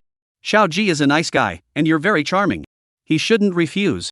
She raised her eyes to her friend, her lips curving into a teasing smile, but you should still send him some gifts to show your sincerity. When you meet him, try to be more reserved. Don't stare at him like that, you might scare him away. You're the best, Manli. Lu Qing couldn't help but smile, her red lips curling into a seductive grin. I'll do it right now, send them all. Her slender fingers danced swiftly across the phone screen, sending 50 carnival gifts in quick succession. The dazzling special effects danced across her delicate profile, reflecting the unbridled passion in her eyes, making them even more captivating. Chapter 96, A Fruitful Livestream, Lin Xiaoxue returns. Wow! 50 carnival tickets, 3,000 each, that's 15,000. We VE hit the jackpot with this real deal wealthy lady. Ji Bu Fan couldn't help but smile broadly. Back in the day, he would have taken off his pants to show his gratitude to the lady. But now he was someone with some status. Though he had the heart to do so, he couldn't act on it. At the very least, he couldn't do it in front of tens of thousands of viewers. He decided to add this sister as a friend and ask her to send a few photos. If they're decent, he'll arrange to meet her in person. Even if it's far away, it's okay, he'd fly across the country. Thank you, sunny sister, for the 50 carnival tickets. You've gone out of your way, sister. Please don't stop. Ji Bu Fan joked. To his surprise, she took him seriously, and the screen exploded with another series of carnival effects. This generous sister immediately sent another 50. Another 150,000. She really doesn't think money is money. Ji Bu Fan felt embarrassed himself. He wasn't a greedy person and kept asking the other person to stop, insisting it wasn't necessary to spend so much. The other party listened and really didn't send any more. But the big gifts kept coming on the screen after all, there were so many people in the livestream. The atmosphere was completely ignited, and everyone followed the wealthy woman's lead, spending wildly. Take MOU's older sister, Mo Bing, for example. She hadn't planned on sending any gifts, she was just killing time by watching Ji Bu Fan's livestream. After all, they'd be meeting in person later that night, with no distance between them. She had already seen the other person's body, not just shirtless, but even bare-bottomed, which she had studied in detail. But at that moment, seeing the gift effects flying all over the screen, her fingers couldn't help but click. Dozens of rockets, and thousands of dollars flew out in an instant. Ugh, I'm so impulsive. She muttered, biting her lip, but she couldn't resist adding a few more supercars. At the same time, in a luxurious office in a high-end office building, Mrs. Gu quietly locked the door from the inside. Xiao Zhang, no one is to disturb me. She ordered into the internal phone, her voice carrying an air of unwavering authority. After confirming the door was locked, she sat back in the leather chair, her eyes fixated on the phone screen. Her slender fingers tapped lightly on the keyboard, and another set of luxury cruise ship effects exploded in the livestream. This child. She murmured softly, her fingertips unconsciously tracing the young, handsome face on the screen, her eyes growing distant. Among the viewers was Ji Sheng, an editor from the capital city. Despite being poor, she felt a sense of privilege watching the six-pack abs of Xiao Ji Dalo in the livestream and decided to spend a few hundred yuan as a gesture of support. There was also Su Wen from the Hangdian film set. The assistant director had already urged her several times to start filming, but she lingered and refused to move. She was busy sending gifts. Having already experienced Xiao Ji's extraordinary charm, she had been longing for him for days. Seeing his breathtaking figure now, she could barely control herself. The stream flows gently, the water flows calmly. Meanwhile, in a high-end apartment in Guangzhou, a woman is staring blankly at the screen. She had once been a top-tier singer in the country, but due to a special incident, she had retired from the public eye for years. In her spare time, she tended to her flowers and plants, cultivating her mind and body. When bored, she would read some online novels to pass the time. Last month, she stumbled upon a novel titled 7 Days to the End, which she found fascinating. She devoured it, updating regularly, and even sent some gifts to support the author. Though she had long since retired from the music industry, her royalties remained substantial, more than she could ever spend, truly endless. Yesterday, while reading the latest chapter, she sent 2 gold rush gifts as usual. To her surprise, she saw in the author's comments that the author was planning to go live. So today, she made sure to tune in to the live stream to see the author's true appearance. After all, authors are such mysterious creatures. It really piqued the curiosity of the book fans. But she never expected that this author was actually an actor and singer, and even somewhat famous. And so young, so handsome, and in such great shape. In a moment of excitement, she couldn't resist sending over 10,000 gifts. Jibu fan also noticed some familiar IDs among the gift givers. For example, "When I see you" flowers bloom was Gu Chanshan's mother, his Aunt Mani. Since she supported him so much, he definitely had to repay her 100-fold. Lately, he noticed that Aunt Mani always invited him to sit in the backseat of her Maybach, as if she'd grown fond of that spot. Jibu fan was quite surprised. At first, he had only taken a polite test ride, but he didn't expect Aunt Mani to seem unusually excited. Every time he leaned back lazily on the leather seat in the back, her gaze would grow unusually bright, and her breathing would even become slightly hurried. "It seems Aunt Man and I has some unique preferences," Jibu fan thought with a hint of amusement. Since she was willing, he didn't mind playing along a bit more. There was also someone named Haitang Ijio, whom he was particularly familiar with. She was the top fan of his novel. He never expected her to follow him into his live stream and send him so many gifts. He decided to add her back and cultivate this patron. A minute passed quickly. Jibu fan got dressed and started chatting with everyone in a proper manner. As time went on, the live stream's popularity grew steadily. After he sang his own song "You San Ye Came," the number of online viewers surged to over 200,000. At this point, he took advantage of the large crowd to inform everyone that he also had an author identity and began promoting the novel he had written. This naturally sparked another round of exclamations from the crowd. "What can or not do, Master San? You're just too talented. Let's go support him." The live stream lasted a total of 1 hour. Jibu fan reaped a bountiful harvest, receiving nearly 2 million in gifts alone. After deducting the platform's cut, the net income was still nearly 100,000. It's no exaggeration to say it was extremely profitable. Moreover, both fan loyalty and personal influence saw a significant boost. Jibu fan closed the equipment with satisfaction and secretly decided to host such live streams regularly in the future. He stretched lazily and took a short break. As noon approached, Lin Xiaoxue returned. As soon as she saw him, she threw herself into Jibu fan's arms. "Uncle Ji, I missed you so much. Hold me, hold me." Chapter 97, Lin Xiaoxue eats too much and heads to Mou's house. Lin Xiaoxue rushed back all the way, and as soon as she saw him, she threw herself into Jibu fan's arms, rubbing against him. Her luggage was still outside the door, too late to bring inside, standing alone in the entranceway. Jibu fan held her soft, delicate body, clearly feeling her rapid breathing and the thudding of her heart. He looked down and saw her cheeks flushed, with tiny beads of sweat on her nose. She had clearly rushed back in a hurry. In such a hurry, he smiled, reaching out to brush away the strands of hair stuck to her forehead. "Your brother-in-law isn't going anywhere." Lin Xiaoxue tilted her face upward, her eyes sparkling with a hint of petulance. "But I wanted to see my brother-in-law sooner." Her voice was soft, with a slight upward inflection at the end, as sweet as honey. "The food on set is terrible, I'm starving, and my brother-in-law has to make it up to me." "All right, your brother-in-law will let you eat your fill," Jibu fan replied, his tone brimming with indulgence. With that, he bent down and picked Lin Xiaoxue up horizontally, carrying her toward the bedroom as she let out a soft gasp. Lin Xiaoxue felt the world spin, her entire body securely cradled in his arms. She instinctively wrapped her arms around his neck, pressing her cheek against his sturdy chest, clearly hearing his steady, powerful heartbeat. "Brother-in-law," she murmured softly, her voice tinged with shyness and a hint of anticipation. Jibu fan looked down at her, his gaze gentle yet intense. "What's wrong?" Lin Xiaoxue bit her lower lip. I want to take a shower first. I'm all sweaty." Jibu fan chuckled softly, deliberately leaning closer to her neck and sniffing. It is a bit, but I don't mind." "Oh, you're so mean." Lin Xiaoxue playfully hit him, but ended up hugging him even tighter. Jibu fan showed off his cooking skills and prepared a super lavish feast for Lin Xiaoxue. "Wow, you're so amazing, uncle." Lin Xiaoxue's eyes widened in amazement as she eagerly picked up a piece of sausage. The meat was tender and flavorful, and she closed her eyes in satisfaction, her cheeks puffed out like a little hamster. "Eat slowly, no one's rushing you." Jibu fan smiled and served her a bowl of yam and pork rib soup. But Lin Xiaoxue was too hungry to stop, her chopsticks never resting. Finally, she was so full she rubbed her stomach. "I can't eat anymore, really." Jibu fan looked at the half-empty table and turned to call Lin teacher, who was busy typing, out of the room. The two sisters worked together and managed to finish the entire meal without wasting a single bite. After eating their fill, the summer afternoon sun was just right, and everyone found a comfortable spot to rest, enjoying this rare moment of leisure. As evening approached, the sound of a key turning in the lock came from outside the door. Gu Chanxian and Song Xiaqiu entered first, carrying large bags, followed by the Bai family mother and daughter, their hands also filled with shopping bags, clearly having shopped all day. "We're back," Gu Chanxian called out in a clear, pleasant voice. Then, she spotted Lin Xiaoxue in the living room and her eyes lit up. "Wow, Xiaoxue, you're back. "That's great." They were around the same age and had similar personalities, and during their time in Hengdian, they had become close friends who could talk about anything. Gu Chanxian excitedly spread her arms and rushed toward Lin Xiaoxue. "No, Chanxian, don't jump on me." Lin Xiaoxue hurriedly waved her hands, her voice trembling slightly. "My legs are weak." But before she could finish, Gu Chanxian had already collided into her arms with a thud.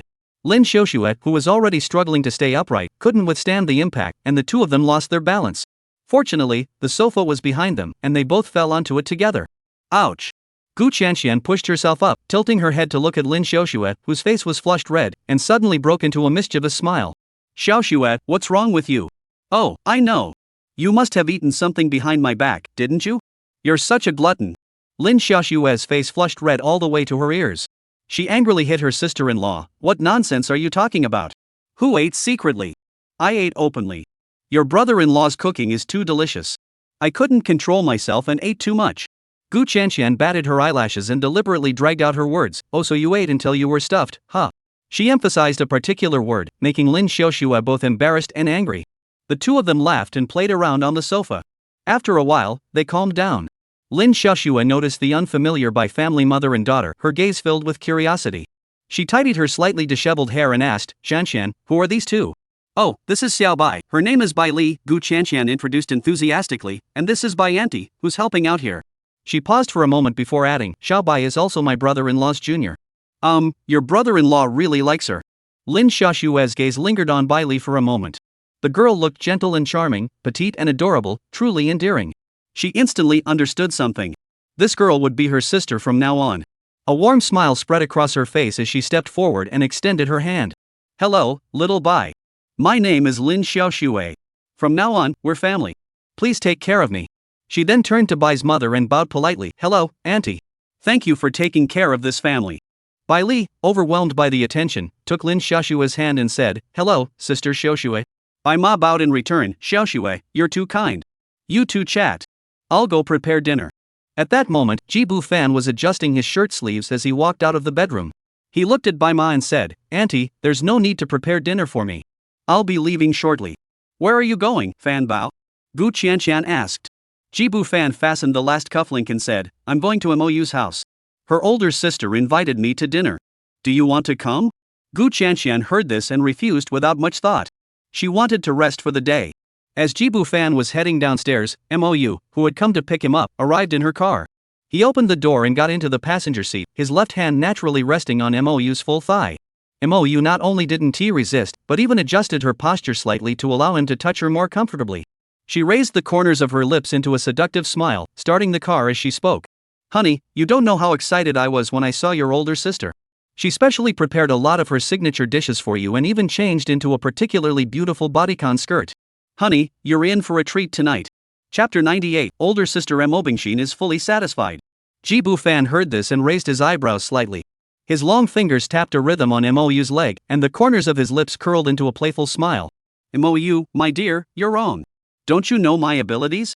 I'm not tired at all." He paused, a mischievous glint flashing in his eyes. "But speaking of which, your older sister always seems so proper and dignified, yet she's so passionate." Mou smiled slightly, lowering her voice. "My older sister may seem proper on the surface, but in reality, she has quite the appetite. Her husband isn't very good, so..." "Oh?" Jibu Fan's eyes sparkled with interest, leaning in slightly. "Tell me more? What are you talking about?" Mou's cheeks flushed red. "It's just that kind of thing." Her voice grew softer, tinged with a hint of pity. "My sister has had it pretty tough these past few years." The scenery outside the car window rushed by. Jibu Fan gazed at Mou's delicate profile, a playful smile curving his lips. "There's no need to thank me. There's no one else around. I'll make sure to make up for everything my older sister has been lacking over the years and make her completely satisfied." Mou's cheeks flushed at his words, her fingers tightening around the steering wheel, yet she couldn't hide the anticipation in her eyes. The car was filled with a faint, ambiguous atmosphere. The car stereo played a lazy jazz tune, adding a touch of sensuality to the approaching night. Mou's home was an ordinary 3-bedroom apartment of 130 square meters, but the layout and decor were both excellent. The open-plan living and dining area, framed by floor-to-ceiling windows, felt exceptionally bright and airy.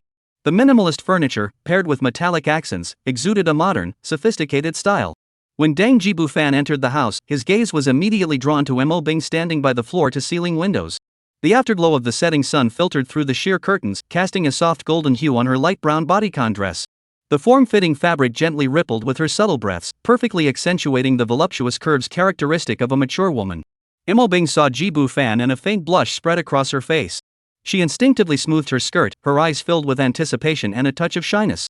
After all, the events of the evening had even caused this usually dignified and composed woman's heart to race. "You look stunning tonight, Miss Mo." Jibufan stepped forward, his gaze openly admiring Mo Bing's attire. His gaze drifted from her delicate collarbone, down her full chest, along her slender waist, and finally rested on her perfectly curved hips, which were accentuated by her form-fitting skirt. Mo Bing felt even more embarrassed under his intense gaze and whispered, "Little G, let's eat first. The food will get cold." But the slight curve of her lips and the sparkle in her eyes betrayed her inner anticipation. Mou chuckled beside her and teased, "Big sister started preparing early this afternoon, even making her signature braised lion's head." Jibufan naturally wrapped his arm around Mo Bing's waist, feeling the softness against his palm. "Then I'll have to savor every single dish." He emphasized the last few words deliberately, causing Mo Bing's ears to turn red. The three began to eat. When Mo Bing poured wine for Jibufan, her fingers trembled slightly, causing ripples to form in the glass, mirroring the turmoil in her heart. When Jibufan took the cup, his fingertips deliberately brushed against her wrist, causing the usually composed older woman to pause in her breathing. As the candlelight flickered, the last rays of the setting sun quietly disappeared beyond the city skyline. That night, the weather forecast had promised a clear summer night, but July's sky was as changeable as a child's face. Suddenly, the sound of distant thunder rumbled, and the night sky twisted violently. A pitch-black crack silently tore open the heavens. At first, it was just a thin line, but in an instant, it expanded rapidly. Amidst the thunder, the weather changed abruptly. The newly transplanted cherry blossom trees in the neighborhood swayed violently, their tender green branches emitting a strained creaking sound. The carefully cultivated pink and white petals scattered in patches, resembling torn chiffon curtains, drifting helplessly through the air. A newly planted mature crepe myrtle clung desperately to the ground, its delicate roots struggling to hold on in the storm. A torrential downpour followed, with large raindrops pounding the ground, splashing up muddy water droplets that quickly pooled into small puddles in low-lying areas. Amid the storm, the flowers and grass seemed unwilling to surrender so easily. The delicate branches of the cherry blossom tree stubbornly stood tall in the gale, each leaf trembling violently as it clung desperately to the branches. The roots of the purple wisteria spread futilely in the soil, seeking the last shred of support. But this is the will of heaven. Even the most stubborn life cannot withstand the power of heaven and earth. The storm grows more ferocious, as if mocking the futile struggles of these tiny lives. The cherry blossom branches finally snapped with a loud crack, crashing to the ground with a shower of fallen petals. The roots of the purple wisteria are pulled out by the roots, and the exposed white roots quickly swell from the rain. By dawn, the storm had finally ceased. In the faint light of dawn, the courtyards of the entire neighborhood lay in ruins. Broken petals clung to the damp soil, resembling torn silk. Broken branches lay scattered in every direction, with fresh sap still seeping from the broken ends. The once proud flowers now lay scattered in the puddles, unable to regain their former glory. Only a few droplets of dew clung to the remaining petals, shimmering in the morning light with their last faint glow, as if bearing witness to this futile struggle. Jibufan left Mou's house at 8 o'clock in the morning. When he left, Mou and her older sister Mo Bing were still sound asleep in the bedroom. They had only gone to sleep in the early hours of the morning and were now too tired even to turn over.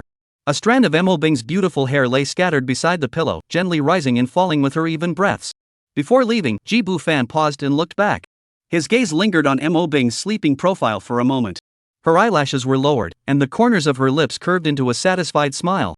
This caused a satisfied smile to curve his lips.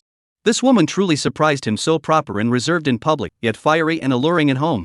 This contrast was truly delightful. The door lock clicked softly, and Jibufan straightened his collar before stepping into the elevator.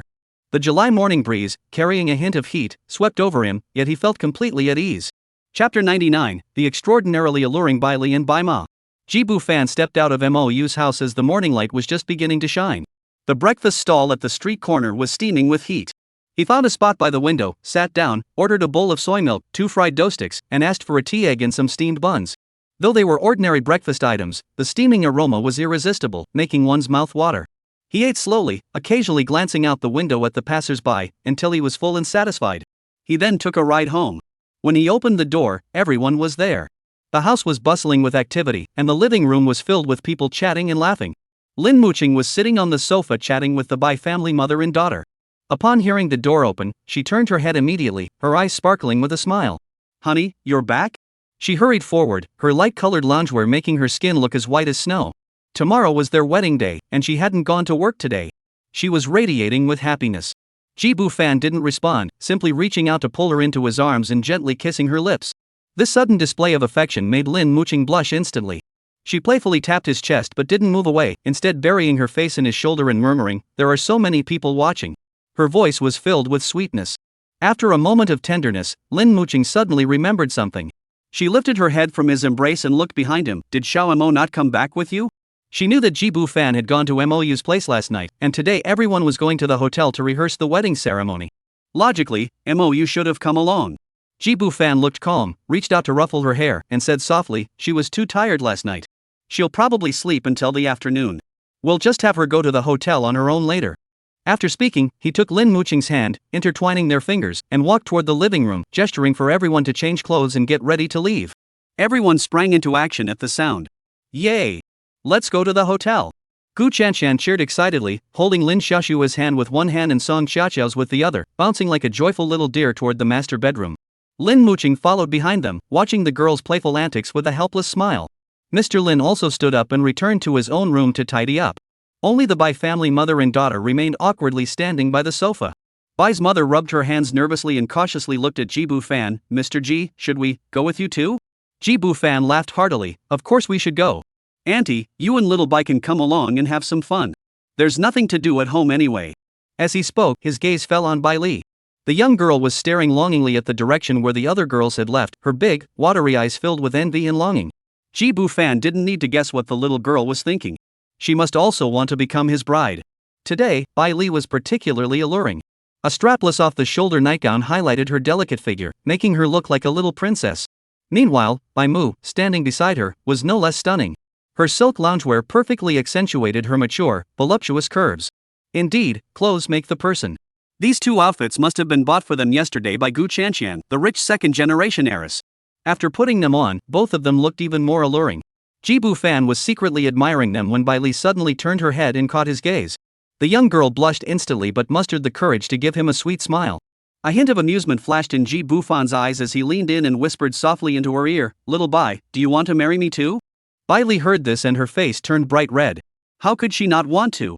Over the past 2 days, after learning that Ji Bufan was going to marry several of the older sisters here, she had been thinking about it day and night, hoping that Ji Bufan would take her along as well. She was willing to do anything for it. At that moment, she lowered her head, her slender fingers nervously twisting the hem of her skirt, her voice barely audible, "Senior. I do, but she stopped mid-sentence. Bai Li thought of her humble background, her divorced mother, and their meager savings. She was still in school and had no financial means. Under such circumstances, how could she possibly be worthy of a man as outstanding as Ji Bufan? But Bai Li bit her lip, her eyes reddening. "Our family is poor, we can't afford a dowry." Her mother, standing nearby, fidgeted nervously, her face filled with guilt. As a single mother, she knew better than anyone else how cruel reality could be. Her daughter had been blessed to meet such a good man as Ji Bufan, but as a mother, she couldn't even provide her daughter with the basic dignity she deserved. Ji Bufan looked at the mother and daughter before him, his heart softening. He gently lifted Bai Li's chin with his hand, making her look him in the eyes. "Silly girl, I want you, not your dowry. Just tell me if you're willing." Bai Li heard this and tears welled up in her eyes. She threw herself into Ji Bufan's arms, rubbing her head against his chest. "Senior, I'm willing. I'm willing. You're so kind." Bai's mother was also moved to tears, her voice choked with emotion. "Mr. Ji. You're so kind to Bai Li, I really." Looking at her daughter's happy expression, she couldn't help but think of her own failed marriage, her heart filled with mixed emotions. Her daughter had finally found a good man. As for Ji Bufan, Bai Ma had nothing to criticize. He was a rare gem, hard to find even with a lantern. Moreover, after spending a few days with him, she could tell that all of Ji Bufan's wives were decent people with good character. Especially the main wife, who was extremely tolerant and gracious, a model of virtue and kindness. Unlike her, whose life had been so full of hardships. She married an incompetent husband, whose first wife was narrow-minded and jealous, driving her and her daughter out of the house. Her daughter is so lucky. Ji Bufan gently stroked Bai Li's back, but his gaze couldn't help but drift toward Bai Ma beside him. It must be said that Gu Chanshan had excellent taste. The silk loungewear perfectly accentuated Bai Ma's mature, curvaceous figure, and every movement exuded the grace of a mature woman. Especially now, with her emotions running high, her chest rising and falling with each breath, she looked even more captivating. Auntie, Jibu Fan cleared his throat and asked in a serious tone, should we consult Bai Li's father about this matter? Also, I forgot to ask earlier, you and Xiao Bai have been living here all along, right? Is that okay? No need. Bai Ma hurriedly waved her hands, a fleeting shadow of sadness crossing her face. I've already divorced. Xiao Li is with me now. Her father, we're no longer related. What? You're divorced? That's such a pity. Jibu Fan's eyes lit up, his tone betraying a mix of surprise and unhidden delight. Bai's mother shook her head with a bitter smile, a hint of bitterness in the corners of her eyes. There's nothing to be sorry about. Maybe this is just fate. Mr. Ji, I should thank you. Living here is much better than the place we were renting. Jibu Fan waved his hand generously, his tone sincere. It's nothing. Once Bai Xiao and I get married, we'll truly be family. You can stay here forever, and you can even help us take care of the kids in the future. He paused for a moment before continuing. However, Bai Xiao Bai won't be able to attend my wedding this time. We'll have to postpone it for next time. Is that okay? No problem, no problem. Bai Ma nodded repeatedly, her face filled with gratitude. She dared not voice any objections. Her daughter had found such a good home, which was already a great blessing. Jibu Fan smiled satisfactorily. That's settled then. I'll go ahead and register our marriage with Xiao Bai first, so you can rest assured. As for you, you can stay here with peace of mind. Of course, the wages we agreed to pay you will still be paid as usual. As he spoke, his gaze couldn't help but linger on Bai Ma. Bai Ma felt uneasy under his intense gaze, yet she also felt an inexplicable wave of heat. She instinctively pulled her collar closer, unaware that this action only made her curves more prominent. Mom, Senior is so considerate. Let's listen to him. Bai Li lifted her head from Jibu Fan's embrace, her tear-filled eyes gazing at her mother, her little face brimming with anticipation. Bai Ma met her daughter's innocent gaze, then glanced at Jibu Fan's meaningful smile, her heart skipping a beat. She stammered. This is too much. I don't need any payment. Her cheeks flushed, and even her earlobes turned a faint pink. Jibu Fan smiled even more brightly, his eyes sparkling with tenderness. We're all family. What's there to be shy about? As he spoke, he wrapped one arm around Bai Li's slender waist and placed the other hand naturally on Bai Ma's shoulder. He embraced both of them in his arms. Chapter 100, Bai Ma has suffered too much, Jibu Fan wants to compensate her. Jibu Fan's movements were natural and fluid, as if he were simply showing affectionate concern for an elder. His arms gently wrapped around Bai Ma's shoulders, and the warmth from his palms seeped through the thin silk fabric, causing Bai Ma's heart to race slightly. Although Bai Ma vaguely felt that this posture was a bit too intimate, she quickly dismissed the thought, telling herself she was probably overthinking it. Mr. G, couldn't he possibly have any ulterior motives? This was probably just his way of expressing closeness. She lowered her head slightly, not moving away, but her body tensed unconsciously. Auntie, don't be nervous, Mr. G's voice was gentle and steady, this will be your home from now on. Bai Ma quietly raised her eyes and met Jibu Fan's sharp, angular profile. The sunlight fell on his contours, outlining a warm halo. She was momentarily transported back to her youth, when she had once dreamed of love, and then she thought of the hardships of raising her daughter alone over the years, and her eyes began to well up. Thank you, Mr. G. Bai Ma said softly, her voice trembling with emotion. In that moment, she truly felt the kindness of fate. Perhaps, in this home, she and her daughter could truly begin a new life. Jibu Fan sensed the emotional fluctuations of the person in his arms, tightening his arms slightly and giving her a comforting pat. This simple gesture brought a long-lost sense of security to Bai Ma's heart, and her tense body relaxed unconsciously. Bai Li watched the scene unfold, her face lighting up with a happy smile. That's wonderful, Mom. We'll be able to stay together forever. She happily embraced her mother. Bai Ma looked at her daughter's radiant smile and felt the warmth of Jibu Fan's embrace, and the last remnants of her doubts vanished. She nodded gently, tears of happiness welling up in the corners of her eyes. Yes, our family will always be together. Soon, everyone had packed their belongings and set off for the hotel. Since there were too many people to fit in one car, they took two vehicles. Jibu Fan deliberately separated Bai's mother and daughter, letting Bai Li ride with him. In the car, he asked Bai Li about her family situation. Bai Li fell silent for a moment before speaking. My mother came to the city from the countryside when she was young to work as a waitress in a restaurant, where she met my father. Her voice was soft, yet trembled slightly. Back then, my mother was very beautiful, and my father fell for her at first sight. At the time, he already had several wives. Bai Li's gaze drifted out the window at the passing scenery. His first wife was particularly formidable. My mother said she suffered a lot back then. The more my father loved her, the worse the first wife became. She paused, as if choosing her words carefully. My father was very cowardly. He never dared to stand up for my mother. When I was little, I often got beaten alongside my mother. I remember it clearly. Bai Li's fingertips gently traced a barely visible scar on her left arm, a remnant of her childhood. The car fell into silence, broken only by the faint hum of the engine. Jibu Fan reached out and gently placed his hand over Bai Li's wrist, feeling the coldness of her fingertips. When I was 8, Bai Li took a deep breath. After another brutal beating, my mother took me and left with nothing.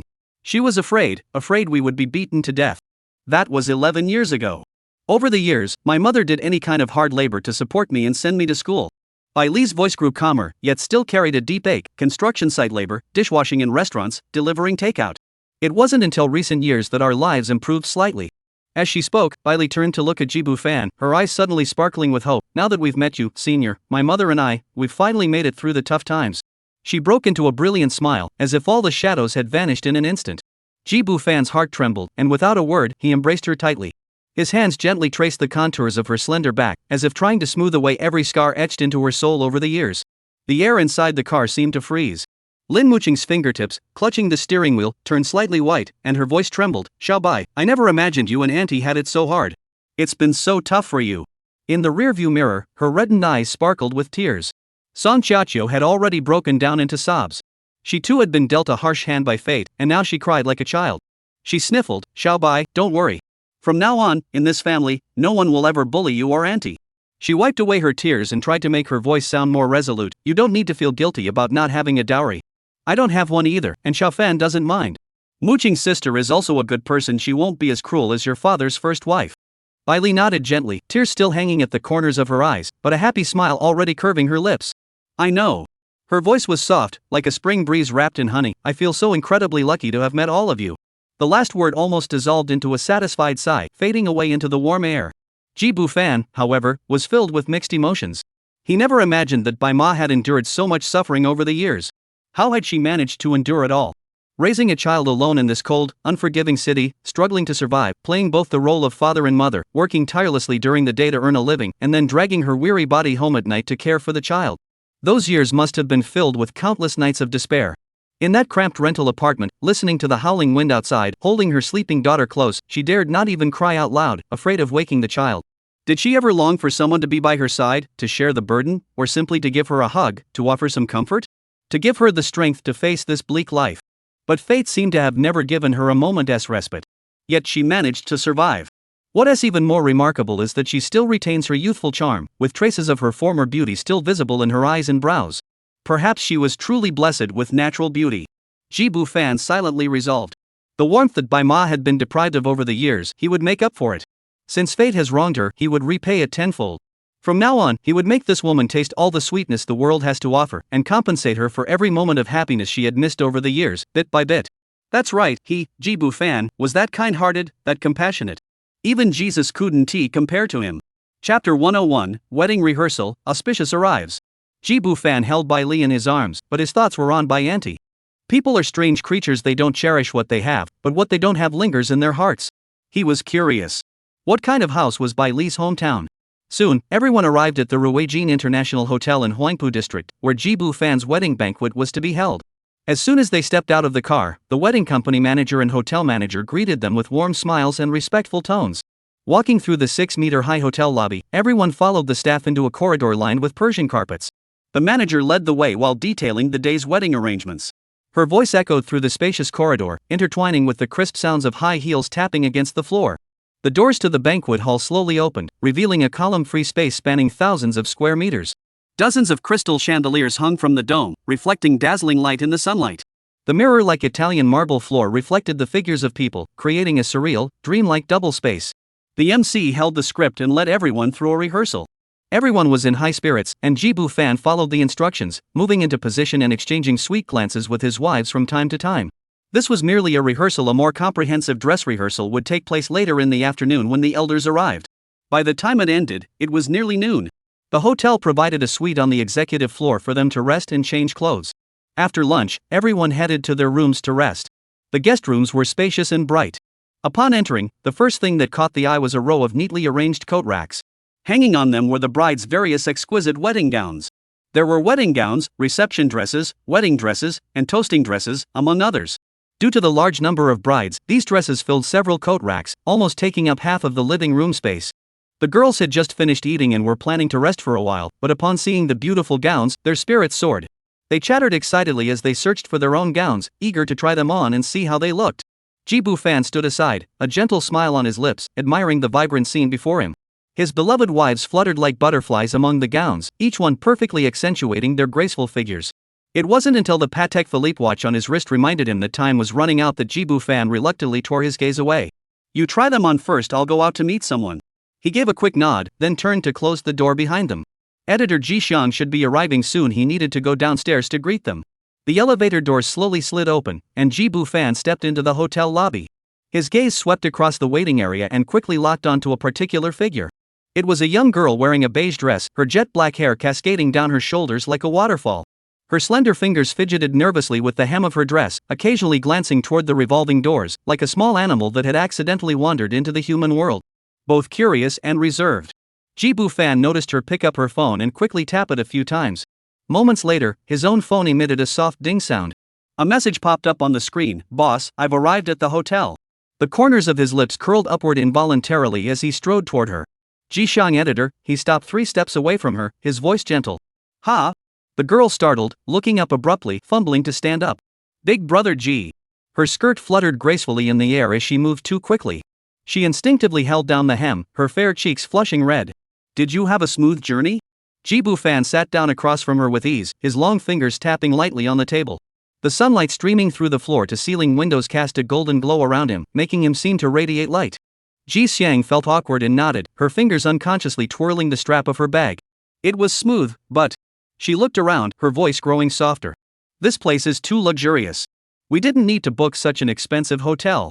Ji Bu-fan smiled. My wedding is being held here, so I booked this hotel for you. You can just go downstairs when the time comes, it's very convenient. He paused, and, of course, my editor deserves the best. Thank you, thank you. Ji Xiang's ears turned bright red, like 2 ripe cherries. She never expected that Mr. Ji would be so kind to her. And he was even more sunny and handsome than he was on screen or during live streams. How could he be so charming? Ji Xiang felt her heart racing wildly. They chatted about novels for a while, gradually easing the awkwardness of their first meeting. Ji Bu-fan noticed that this editor was a cute and shy young woman. She would blink her eyes unconsciously when speaking and giggle with her lips pursed when hearing something amusing, like an innocent college student. As he walked her upstairs, Ji Bu-fan deliberately slowed his pace. Through the elevator mirror, he saw Ji Xiang secretly glancing at him. When their eyes met, she quickly looked down, her ears turning a shade of red. Her flustered expression made him smile. You could go for a walk along the bund tonight. The night view there is pretty nice and worth seeing. Upon entering the guest room and learning that Ji Xiang was visiting Shanghai for the first time, Ji Bu-fan casually suggested. Sure, I definitely want to check it out. Otherwise, this trip would be a waste. Ji Xiang placed her shoulder bag on the sofa, her tone light and cheerful. Do you need me to find someone to accompany you? Unfortunately, I'm really tied up today, otherwise I'd have taken you out myself. Ji Bu-fan said. No need, no need. Mr. Ji, you go ahead and take care of your work. Tomorrow is the wedding, so there must be a lot to prepare. Ji Xiang waved her hands repeatedly, her hair swaying gently with her movements. It's not that busy. Ji Bu-fan glanced at his watch. I have an hour free right now. Why don't you? He paused, his gaze lingering on her. Go take a shower first? Ji Xiang froze in place, her wide almond-shaped eyes filled with confusion. At first, she didn't react at all, standing there dumbfounded for a moment. Once she grasped the deeper meaning of his words, a blush spread from her cheeks to her neck, and her eyes sparkled with disbelief and joy. Xiao Ji, are you serious? You really mean it? Her voice trembled slightly with excitement. To her, the dazzling man before her was completely out of her league. This invitation felt like a dream come true. Seeing Ji Bu-fan nod with a smile, Ji Xiang felt the world spinning. Why? She blurted out the silly question without thinking. Why? Ji Bu-fan chuckled, his fingertips brushing her burning cheek. I can't let you come all this way for nothing, can I? He glanced at the time deliberately. If you linger any longer. I'll go right away. Before he could finish, Ji Xiang had already rushed into the bathroom in a panic. Every second was precious, making her heart ache with longing. How could she waste a single moment? Chapter 102, Ji Xiang didn't come in vain. The bathroom door was hurriedly shut, and the sound of water soon followed. Steaming water vapor blurred the glass, and warm water flowed down Ji Xiang's smooth shoulders, gathering into small pools at her delicate collarbone. She buried her flushed cheeks deeply in her palms, her long lashes adorned with tiny droplets of water, whether from the shower steam or the tears welling up from her surging emotions, she couldn't tell. Ji Xiang never imagined that coming to Shanghai to attend a wedding would bring such an unexpected delight. She pinched her arm hard, the sharp pain reminding her this wasn't a dream. She must have stumbled upon some great fortune. Ji Bu-fan's excellence goes without saying. Those eager to climb into his bed could probably form a line all the way to the imperial capital. She was just a lowly editor, what did she possibly have to offer? At that moment, her heart was pounding wildly, as if a restless little deer were trapped inside her chest. She bit her lower lip, lost in thought. How should she behave later? She was a complete novice when it came to romance. Should she be more proactive and show her charm, or play hard to get? Should she go first, or? At that moment, Jibu Fan was lazily leaning against the floor-to-ceiling window, his long fingers gently swirling a crystal glass, the amber-colored liquid swirling inside. A faint, playful smile played at the corners of his lips. After taking a sip of wine, he slowly undid the buttons of his shirt, then carefully hung it up, patiently waiting for the girl in the bathroom. The decision he had made earlier was indeed impulsive. However, he was indeed bored at the moment, and the young editor named Ji Xiang, with her vibrant energy and sparkling eyes when talking about novels, was truly charming. In his previous life, such a pure and charming girl would have been the object of desire for countless young men. That was a dish he couldn't afford. Now that he had the chance, he wouldn't let it slip away. A soft click sounded, and the water stopped flowing. The bathroom door slowly opened a crack, and steam billowed out first. Ji Xiang wrapped herself in a snow-white bathrobe, her hair still dripping wet, peeking out like a startled little rabbit. Her moist eyes dropped instantly when they met Jibu Fan's gaze, and two blushes rose on her cheeks, even her earlobes tinged with a cute pink hue. An hour later, Jibu Fan fastened the last button of his shirt, his fingertips still lingering with the soft warmth of her touch. He glanced sideways at the figure on the bed, his lips curving into a smile, feeling quite content. Rest well, he said in a low, satisfied tone, then left the guest room. The door closed gently, and only then did Ji Xiang collapse completely, sinking into the soft bedding. She breathed heavily, her long hair scattered across the pillow. She blinked, gazing at the ceiling, her mind still a bit dizzy. A moment passed. She couldn't help but cover her face with the blanket, her heart racing again, but her lips curled into a smile despite herself. Tonight's trip to the Bund was definitely out of the question. She didn't even have the strength to get up, and she'd probably have to have dinner delivered by the hotel staff. But she turned her head and buried her face in the pillow, smiling silently. This trip to Shanghai had truly been worth it. She hadn't come here for nothing. This experience was something she could brag about for the rest of her life. When Jibu Fan returned to his suite, he found Mou and her older sister Mo Bing had already arrived. The two were standing in front of the pile of evening gowns, trying them on. Upon hearing the door open, the sisters turned their heads simultaneously, their eyes lighting up. Honey, Mou hurried over, wrapping her arm around his. You didn't answer my calls earlier. Where did you go? She tilted her face upward, her red lips slightly pouting.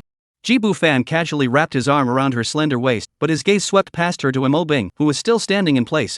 Mo Bing was wearing a champagne-colored satin evening gown, which shimmered like pearls under the lights, making her skin look as white as snow. Noticing his gaze, Mo Bing unconsciously lowered her head, her long eyelashes trembling slightly. I just went to do some charity work, Jibu Fan chuckled softly, his hand gently caressing Moyu's waist. I thought I'd be back soon, so I didn't answer the phone. He paused deliberately. How about you? Feeling better? Moyu playfully hit him. You're so annoying. Mo Bing's face had turned red all the way to her ears, her fingers unconsciously twisting the fringe of her evening gown. She felt a bit embarrassed and dared not meet Jibu Fan's gaze. Jibu Fan smiled and stepped forward, wrapping her in his arms and kissing her forehead. Mo Bing held her breath, her fingers tightening around the tassels. This scene left the others stunned. However, they soon realized what had happened last night. Jibu Fan had gone to the Mo family, not only meeting Mou, but also taking advantage of Mo Bing. They exchanged knowing glances and quickly returned to their usual selves, as Jibu Fan's generosity was no secret to anyone. They even rushed forward to congratulate Mo Bing. Mo Bing's ears burned, but a faint, secret joy welled up in her heart. She thought to herself, I must divorce him as soon as possible and marry little Ji to integrate into this large family. Around 3 o'clock in the afternoon, the elders began to arrive one after another. As usual, Mr. and Mrs. Gu were the first to arrive. Mrs. Gu was particularly proactive. Today, Mrs. Gu looked particularly radiant. She wore a vibrant red suzhou embroidered cheongsam that highlighted her curvaceous figure. The delicate button collar at the neckline complemented her snow-white skin, and jade pendants dangled from her earlobes, swaying gently with each step. Her makeup was vibrant, and the corners of her eyes and brows betrayed her unbridled joy. Her radiant expression made her outshine the bride herself. After exchanging pleasantries, Jibu Fan found an excuse, claiming he needed to discuss something important, and asked her to step aside for a private conversation. The two of them entered the adjacent empty room, one in front and one behind. They locked the door behind them, ensuring no one could enter. About a quarter of an hour later, the door opened slightly. Gumu's cheeks were flushed, and her eyes sparkled with unhidden joy. Jibu Fan also looked radiant, with a meaningful smile on his lips. Gu's father, seeing this, teased, Oh, what big happy news are you discussing? Look how happy you both are. Gu's mother glanced at Jibu Fan and teased, It's our secret, I won't tell you. The tone carried a hint of youthful shyness, causing everyone to smile knowingly. Chapter 103, The Last Night of Being Single. That's right, Ji Bu-fan had just gone to Gu Chanshan's hometown again. Due to the urgency of the situation, he only stayed for a brief moment before having to leave. After all, the timing was wrong. He sighed inwardly, forcing that flutter of emotion back down into his heart. However, even though he hadn't gotten what he wanted, at least this brief visit had slightly soothed the restlessness in his heart. It was all his own fault for having so much energy. Earlier at Xiao Jixiang, he hadn't fully satisfied himself. At that moment, he looked at Mo Bing and Bai Li inside the room, planning to have them accompany him for a game later that night. If he could bring along Bai Auntie, the four of them could play a few rounds of mahjong that would be perfect. Soon, Mr. and Mrs. Lin also arrived. Today, the Lin mothers were all radiant. They were either wearing elegant cheongsam dresses or exquisite evening gowns, with their faces adorned with tasteful makeup, and even their hair was meticulously styled. Every movement exuded the grace and charm of mature women. It's worth noting that in this world, due to the severely imbalanced gender ratio, women's attire is no longer merely a matter of personal taste but has become a silent competition. To attract men, enhance their own charm, and compete for the right to marry, women are taught from a young age how to adorn themselves. Makeup is a mandatory skill, and clothing coordination is of utmost importance. As a result, beautiful dresses have become their most common attire. Regardless of the season, streets and alleys are always filled with various skirt outfits. In the scorching summer, women's attire becomes even more daring and avant-garde, with simple designs and lightweight fabrics that subtly highlight curves, and some even boldly reveal their full busts and long legs. Fashion designers around the world are well versed in this art, creating pieces that are sexy yet elegant, highlighting women's beauty without crossing the line into vulgarity. After all, in this era, beauty itself is a survival strategy. And because of this habit cultivated from a young age, even middle-aged or older women pay great attention to their attire and dress quite lightly. This was the case with Mrs. Gu in the past, and it is the same with the current Mrs. Lin. Take Mrs. Lin, for example, dressed in a dark blue embroidered cheongsam, looking elegant and graceful. However, the high slit on the side reveals her snow-white, smooth thighs as she moves. Lin Irma, on the other hand, wears a light-colored silk dress with a simple design, which accentuates her voluptuous figure, making her even more alluring. Lin Xiaoma, needless to say, is a professional dancer with an outstanding figure. She stays ahead of the fashion trends, dresses boldly, and her attire accentuates her graceful curves to perfection. Ji Bu-fan couldn't help but be captivated by the sight, staring at the three women for a while, marveling to himself and feeling a bit worried for his father-in-law, Lin's father. If it were him, without the system by his side, he would probably find it hard to handle three such ladies. When one is in a joyful mood, one feels refreshed. Everyone present was in high spirits, chatting and laughing for a while before heading off to rehearse the wedding ceremony. The entire afternoon's rehearsal was filled with a joyful atmosphere. Everyone practiced the wedding procedures repeatedly, and before they knew it, it was already evening.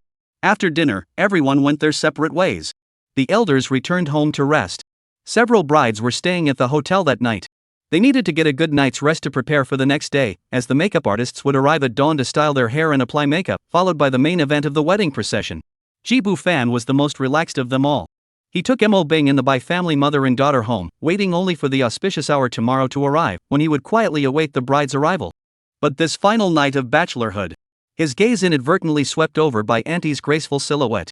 The night breeze was cool, and Bai Auntie seemed to sense it, pulling her shawl closer. The ripe, peach-like allure of her figure was faintly visible in the moonlight. On the way back, Mo Bing drove, and Ji Bu-fan sat in the passenger seat, watching the bustling traffic outside, thinking about what to eat tonight. The best plan was for everyone to have a few drinks, get a little tipsy, and if anything happened, they could blame it on the alcohol. He wouldn't hold it against himself for being bullied. That's decided. Once back, he would organize a card game and drinking session for everyone. Before they knew it, they'd probably end up drinking too much.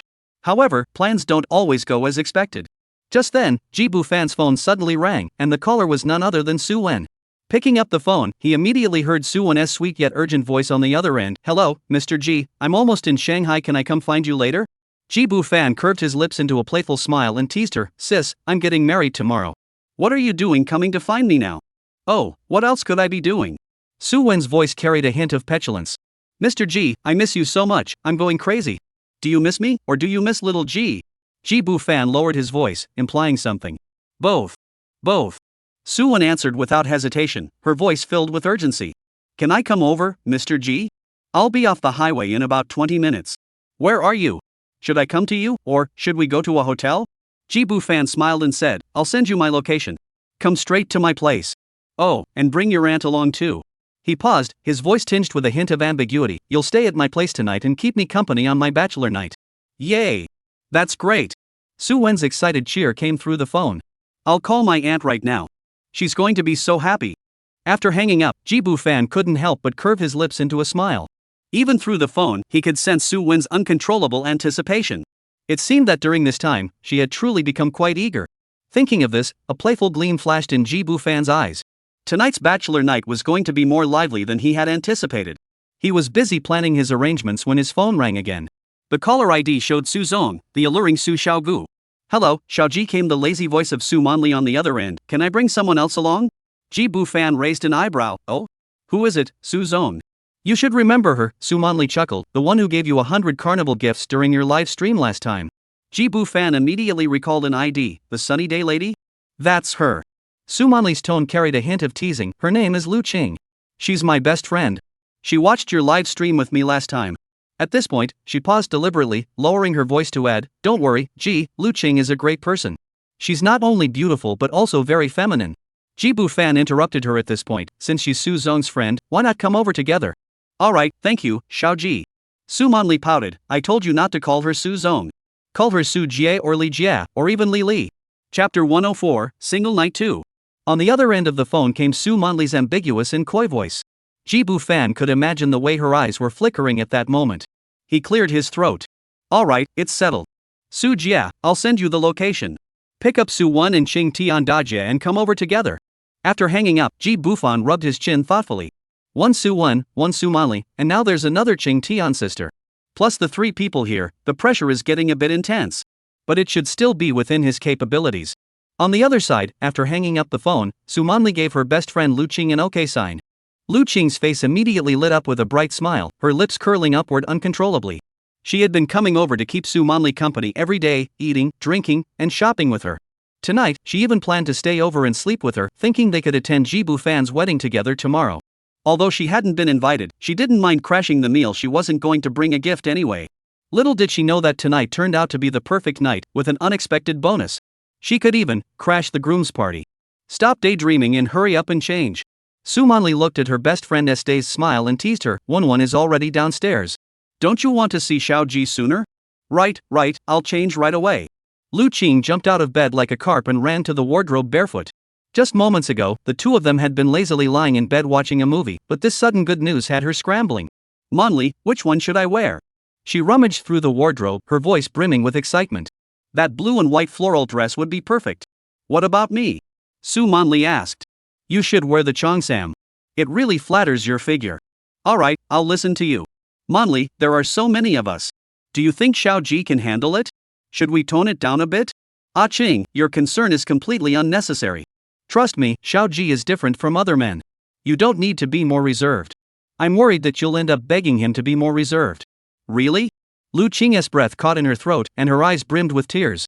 She unconsciously clenched the silk nightgown in her hands, her earlobes turning red as if they were about to bleed, and the snow-white skin on her neck was tinged with a seductive crimson hue.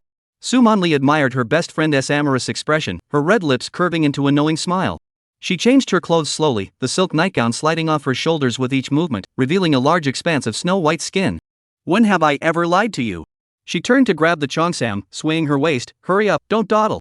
Lu Qing hurriedly slipped into her clothes, gazing at her reflection in the mirror. Her eyes were filled with desire, her cheeks flushed, and even the smile on her lips carried an irresistible allure. She gently pressed her racing heart, where a fiery flame burned, burning her with a mix of heat and itchiness. The two hurriedly changed into their clothes and quickly touched up their makeup in front of the mirror.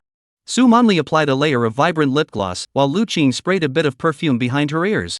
The two exchanged a smile and hurried downstairs in their high heels, their heels clicking tap tap tap on the floor.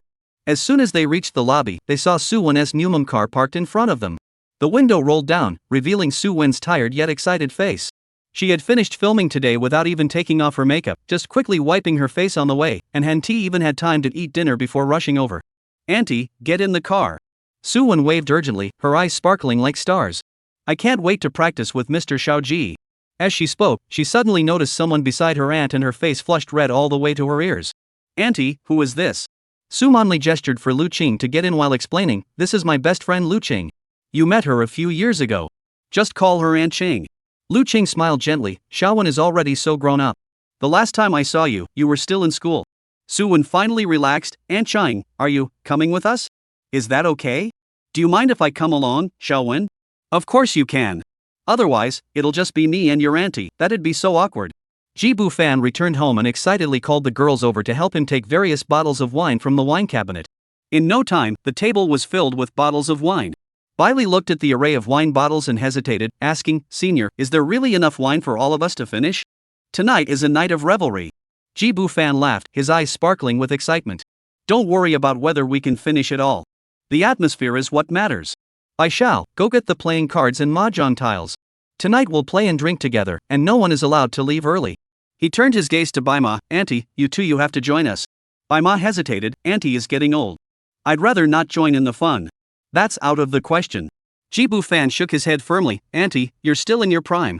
You have to join us." He clapped his hands. "Everyone go wash up and change into comfortable pajamas. Su Wen and the others should be here soon. The party is about to start." Jibu Fan led Imo Bing to the master bathroom to shower, thoughtfully handing her a nightgown belonging to Lin Muching to change into. By the time he had changed into loose-fitting pajama bottoms and emerged, the doorbell rang at just the right moment. As soon as the door opened, Suwon rushed into Jibu Fan's arms like a whirlwind. The long-suppressed longing made her abandon all restraint, tiptoe up, and kiss his lips. Jibu Fan smiled knowingly, picked her up in his arms, and walked toward the sofa in the living room. "On, there are so many people watching. Don't you mind?" he teased. Suwon looked around, her cheeks flushing slightly, but she quickly replied, "Mr. G, I don't care about that anymore." The atmosphere was even more lively than she had imagined, quickly reaching its peak. Loud music filled the living room. Bottles of wine were opened one after another, crystal glasses clinked together, and amber-colored liquid swirled in the cups. Everyone drank freely, enjoying this wonderful night to the fullest. Alcohol seemed like the most magical potion, dissolving all barriers and reservations. The worries accumulated over the days, the pressures from work, and the emotional entanglements were all cast aside. The air was filled with a sense of reckless abandon, and everyone was immersed in the moment, letting their instincts guide their bodies and minds. This night feels like a dream on fast forward, and everyone is willing to sink into this chaotic joy. Chapter 105, The Wedding Day. The next morning, at 7 o'clock sharp, Jibu Fan rose from bed feeling refreshed and energetic. The house was quiet, everyone else was still asleep. The living room and bedrooms were in disarray, with traces of last night's wild celebration scattered everywhere. He woke everyone up one by one, telling them to get up and tidy the rooms, and to prepare some breakfast while they were at it. The brides were due to arrive at 8 o'clock to fetch the groom. There was no time to waste. Everyone struggled to get up, though the hangover left them dizzy and disoriented. But everyone knew this was an important day, they couldn't afford to linger in bed. Last night's party had started at 9 and lasted until dawn, with laughter, music, and the clinking of glasses still echoing in their ears. Though sleep-deprived, a cold shower brought back the joyful memories of the night before, making it impossible not to smile. Seeing Baima tidying herself up and heading into the kitchen, Jibu Fan followed her. "Auntie, just cook some noodles quickly. We're running out of time." Aunt Bai nodded quietly with her head down, her face flushing slightly. Recalling her behavior from last night, fueled by alcohol, she felt a bit embarrassed to face Jibu Fan. Noticing her awkwardness, Jibu Fan gently walked up and patted her shoulder. "Auntie, don't take it to heart. That's just my personality, I like to have fun, I like the hustle and bustle, and I think life is short, so we should enjoy it while we can." Baima's spatula paused in her hand, her fingertips growing slightly warm. She turned her face away, her loose strands of hair falling over half her eye, and whispered, "It's me. I was the one who acted so improperly." Jibu Fan's lips curved into a smile. "It's my honor to help someone like you relax." With that, he turned and left the kitchen. Watching his departing figure, Baima gripped the spatula tightly, her heart filled with mixed emotions. Hurrying and rushing, everyone finally managed to get everything ready before the wedding procession arrived. At exactly 8 o'clock, the sound of festive firecrackers and joyful Swona music echoed from downstairs. The wedding procession had arrived. Jibu Fan stood in the center of the living room, dressed in a well-tailored suit, his figure tall and straight, exuding an air of elegance. A faint smile played at the corners of his lips as he gazed tenderly toward the door. Soon, the sound of hurried footsteps and the laughter of young women echoed outside the door. "Is the groom ready inside?" A crisp, teasing voice rang out from outside. Jibu Fan chuckled softly, stepped forward, and opened the door himself. In an instant, the scene was dazzling. 6 brides, dressed in white wedding gowns and holding bouquets of flowers, stood gracefully. Their makeup was flawless, their eyes and brows like brushstrokes, some dignified and elegant, others delicate and charming, and still others alluring and captivating, each with her own unique beauty, yet all breathtakingly beautiful. Lin Muching stood at the front, her fishtail wedding dress accentuating her graceful figure, her veil gently draping over her snow-white skin. She raised her eyes slightly, and when they met Jibu Fan's gentle gaze, her eyes sparkled with a bright light. Beside her, the other brides also smiled brightly. Lin Muyu wore a vintage lace wedding dress, exuding a gentle and graceful aura. Gu Chanqian, on the other hand, wore a puffy skirt wedding dress, looking playful and lively. Mou's wedding dress was simple yet elegant, exuding an intellectual beauty. Lin Xiaoxue and Song Xiaoqiao stood on either side, each in their own sweet and adorable styles. Behind them, over a dozen bridesmaids in pale pink and champagne-colored dresses held bouquets, smiling at Jibu Fan with eyes filled with blessings and a touch of teasing. The groom is speechless, one of the bridesmaids teased playfully. Li Muqing and the other brides bowed in unison. Husband, being able to marry you is our greatest fortune. Su Wen and the others behind Jibu Fan immediately joined in the teasing. Then you have to show some appreciation. Do you think you can just take the groom away so easily? The brides calmly took out the prepared red envelopes and handed them over with a smile. Go easy on us, sisters. Amidst the swirling ribbons and echoing blessings, Jibu Fan gazed deeply at the brides before him and slowly extended his hands. The brides silently placed their hands in his palms. Happiness bloomed like roses in spring, filling everyone's hearts with the most enchanting fragrance. Amidst the joyful sounds of wedding fireworks, Jibu Fan and the 6 brides boarded the luxurious wedding car and slowly drove toward the hotel. Wherever the convoy passed, it drew crowds of onlookers who stopped to watch, casting envious glances. At the hotel entrance, the red carpet was neatly laid out. When the wedding cars came to a stop, Jibu Fan stepped out first, assisting each bride down with the utmost gentlemanly grace. At that moment, the elders, dressed in their finest attire, also arrived. The matron of the orphanage, representing the elders of Jibu Fan and Song Xiaoqiao, attended the wedding. She had only just found out that Jibu Fan had married 6 brides at once. To be honest, she was very worried about Jibu Fan. Worried that this young man might not outlive her. How could his body endure the demands of 6 beautiful, demanding wives? The old woman shook her head in regret. If only she had known, she should have paid more attention to this child's life. These young people nowadays are so reckless, they don't know right from wrong. Alas, it's too late to say anything now. She can only pray silently in her heart. Soon, the brides changed into their formal attire to greet the guests, and everyone gathered at the hotel entrance to welcome the arriving relatives and friends. Jibu Fan wore a warm smile on his face as he followed the crowd to greet the guests from various families, exchanging friendly greetings. He also met Gu Chanqian's 2 stepmothers for the first time. To be honest, they were quite nice, not bad considering her father was never around. Moreover, Gu Chanqian's 2 younger sisters were also quite cute and very endearing. Among the guests from the Gu family, many were business partners of Gu's mother, and their gifts were quite generous. Jibu Fan caught a glimpse of the gift list, which was filled with 5-digit amounts, and the smile on his lips grew even wider. The guests on MOU's side were also quite generous, mostly actors, directors, and investment partners. Many of them were people Jibu Fan had seen on TV before. Among them, many had come specifically to meet him. The Lin family had many relatives, including the maternal relatives of the 3 Mrs. Lins and their colleagues and friends, numbering quite a large group. Song Xiaoqiao needn't be mentioned, she was practically invisible. Jibu Fan mechanically repeated the handshaking motions, feeling like his face was about to freeze from smiling so much. Fortunately, among the guests were many women with graceful figures and striking features, their colorful attire making them stand out like flowers in full bloom. As his gaze swept over this vibrant sea of color, it did manage to ease his mood somewhat. Another woman with a sweet face and a curvaceous figure just walked by, and Jibu Fan found her quite appealing. She was a relative of the Gu family. Jibu Fan quietly tugged at Gu Chanqian's hand and whispered, "Chen, who was that just now?" Gu Chanqian smiled upon hearing this and said, "That's my aunt's cousin." "What's the matter, Fan Bao? Are you interested?" Chapter 106, Wedding Day 2. Jibu Fan nodded. "Later, help me set something up. I'd like to get to know her." As he spoke, he shifted his gaze back to the graceful figure, his eyes filled with admiration. Gu Chanqian's cousin was wearing a light yellow long dress. A simple strapless design highlighted her elegant neckline, while the form-fitting cut perfectly accentuated her curves. Her full bust, slender yet supple waist, and rounded, pert hips were all beautifully showcased. The fishtail skirt swayed gently with her movements, adding a touch of femininity to the sleek design. The overall look was simple yet incredibly eye-catching. One couldn't help but admit that she was a true beauty. Gu Chanqian smiled slightly. "That's great. My cousin is single, and I'm sure she'd be thrilled." "That's perfect." Jibu Fan was delighted and couldn't help but glance in that direction a few more times. Don't blame Jibu Fan for being fickle, he just wants to do his best to bring warmth to more people. Besides, you're only young once, right? Otherwise, wouldn't that be a waste of life? Among the guests, Su Wen, Su Manli, and Lu Qing, after completing their greetings, found a quiet spot to chat softly, occasionally glancing around to greet familiar faces. But their eyes were mostly fixed on Jibu Fan. Su Wen looked at the luxurious and harmonious wedding scene, her eyes sparkling with envy. Watching Jibu Fan and several beautiful women chatting and laughing, a pang of bitterness welled up in her heart. She longed to be one of his wives at that moment. Though she hadn't married Jibu Fan, she could occasionally receive his warmth, but this wasn't a long-term solution, she would always remain an outsider. In that moment, she suddenly felt that her ambition to make it in the entertainment industry had lost all its meaning. If she could become Jibu Fan's legally wedded wife, that would truly be the pinnacle of success. Sumanli's gaze was also fixed firmly on Jibu Fan. Through their recent deeper interactions, she had grown increasingly captivated by this sunny, handsome young man. Every move he made her feel that her past life had been wasted. Only when she was by his side did she feel that life had finally gained warmth and meaning. However, she had many reservations. Lu Qing seemed to sense her best friend's thoughts and leaned close to Su Manli's ear, whispering, "Manli, are you really falling for Xiaoji? Do you want to marry him?" Su Manli froze upon hearing this, her fair cheeks flushing red.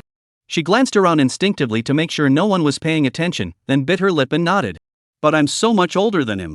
Lu Qing understood and patted her hand. "Age doesn't matter. Look at the brides today, most of them are older than him. Clearly, Xiaoji doesn't care about age." She then glanced meaningfully at a few elegantly dressed women in the distance. "The key is charm. You're so charming." Su Manli's gaze returned to Jibu Fan, her heart racing uncontrollably. Perhaps she really could? But there was one more thing. What about her business? If she really married Xiaoji, would he interfere? Never mind, I should discuss it with him first.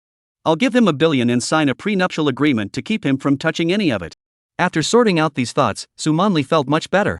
She now felt she couldn't live without Jibu Fan. If she could marry him, that would be wonderful. Just thinking about it made her heart race, and her legs felt weak. She smiled and wrapped her arm around her friend Lu Qing's shoulder. "Qing, you know what? Why don't you marry Xiaoji too? Then we could be real sisters." "Really? Is that possible?" Lu Qing had never dared to hope for such a thing. "You just said it yourself. Xiaoji is looking for a charming woman, and you're certainly charming." Su Manli laughed. "Wow, then I'd be flying high every day. I could give Xiaoji's family a restaurant as a dowry, no, too." "You're really willing to give that up?" Su Manli teased. She had some knowledge of Lu Qing's businesses. The restaurants she owned were all quite large, with each one generating at least several million yuan in annual profit, and some even reaching tens of millions. Such a generous gesture was indeed impressive. It was clear that she had truly been won over by Xiaoji. Lu Qing smiled and replied, "This is nothing. I feel like I'm the one who has gained the most. Being with Xiaoji, I've realized how happy a woman can be." Su Manli agreed wholeheartedly. "Indeed, I never even considered it before, but it turns out to be so interesting. I plan to use 100 million as my dowry." "You're quite generous." Listening to the conversation between the two elders beside her, Su Wen suddenly felt very anxious. They're being so competitive. She didn't have anything worthwhile to offer as a dowry. What should she do? She was waiting online, and she was in a hurry. Jibu Fan had no idea that he had already caught the attention of two wealthy women. Not only did they want to marry him, but they were also willing to offer a dowry so generous that he couldn't refuse.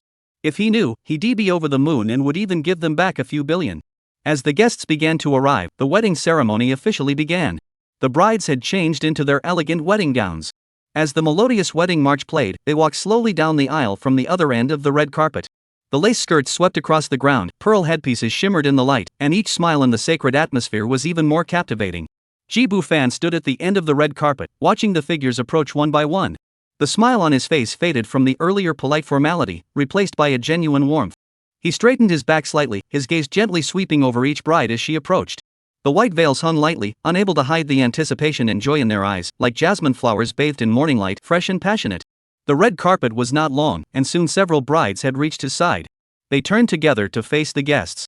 The MC held the microphone, his voice loud and cheerful. "Ladies and gentlemen, we have now reached the most sacred moment." Under his guidance, Jibu Fan and the brides completed the vows and tea ceremony.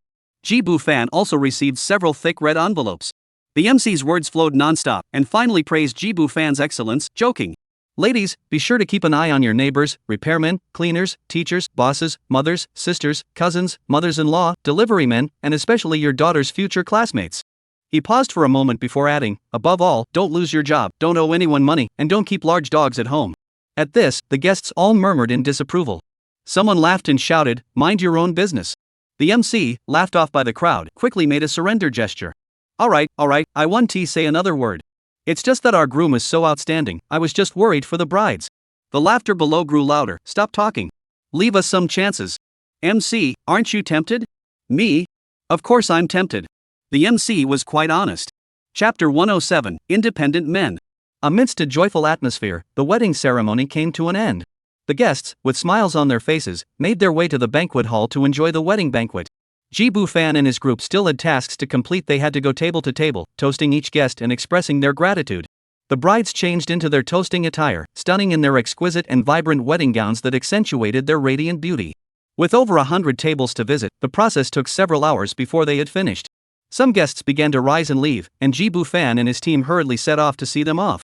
To be honest, getting married was such a hassle and exhausting. By now, they hadn't even had a chance to eat a hot meal. Jibu Fan felt so hungry his stomach was sticking to his back. If someone offered him a 6-layer burger, he could eat it in one bite. And add 2 more servings of rice. At 3 o'clock in the afternoon, the last group of guests had finally been sent off, and the once bustling banquet hall gradually grew quiet, leaving only close family members gathered together. Jibu Fan exhaled deeply, his nerves finally relaxing after a day of tension. He exchanged smiles with the brides, their eyes brimming with exhaustion yet also a hint of relief at having completed such a major task. The hotel had specially reserved a lavish banquet table. Jibu Fan and the brides hurriedly sat down to eat. Everyone was starving. Among the elders, aside from the matriarch, who had been persuaded to eat something earlier, the rest hadn't had much to eat. Now, sitting together, they chatted about the amusing incidents from the wedding while eating, creating a lively atmosphere. During the meal, the elders from several families brought out all the wedding gifts they had received and handed them to Jibu Fan, urging him to accept them. Jibu Fan repeatedly declined. He had no intention of keeping the gifts. These were tokens of goodwill accumulated over the years from people's daily interactions, and they needed to be repaid. What would it mean for him to accept them? Moreover, he wasn't short of money now. A few million wasn't a big deal. But after refusing several times, the elders were too insistent, and he couldn't refuse, so he reluctantly accepted them. However, he had already made up his mind, at least the Lin family's share must be returned. The Lin family had practically emptied their savings for this wedding. Returning the dowry would at least help them recover a little. With these thoughts in mind, he picked up a piece of braised pork and stuffed it into his mouth. The hot, savory aroma of the meat mixed with the sauce spread across his tongue, finally filling the emptiness he had felt since morning. The bridesmaids beside him were also eating heartily, and the elders chatted among themselves. This belated banquet, though late, felt more grounded and warm than the earlier wedding feast. As the meal drew to a close, Jibu Fan was holding a glass of beer, taking a big sip of the icy cold beverage, when he suddenly heard someone call out softly behind him, "Little G, big shot." He turned around to see it was editor Ji Xiang. She was standing a short distance away, carrying a backpack, with a shy smile on her face. Jibu Fan quickly put down his glass and stood up. "Are you leaving already?" "Yes, I need to catch a flight." Ji Xiang replied, her cheeks flushing slightly, her voice softening. "Big brother Ji, thank you for your hospitality." "No need to be so formal," Jibu Fan smiled. "It's a pity you can't stay another day, otherwise, I could have spent more time with you." "No need. I've already had a wonderful time." Ji Xiang lowered her head, twisting the strap of her backpack with her fingertips. After a few seconds, she looked up again, then, "Mr. Ji, I'll be going now. Do you need the hotel to send a car to take you to the airport?" Jibu Fan asked. "No need to trouble you. I've already called a ride-hailing service." Ji Xiang hurriedly waved her hands, then raised them again, waving reluctantly. As she turned to leave, her steps seemed to falter slightly, and she walked away slowly. Jibu Fan watched her disappear at the door, feeling a pang of reluctance in his heart.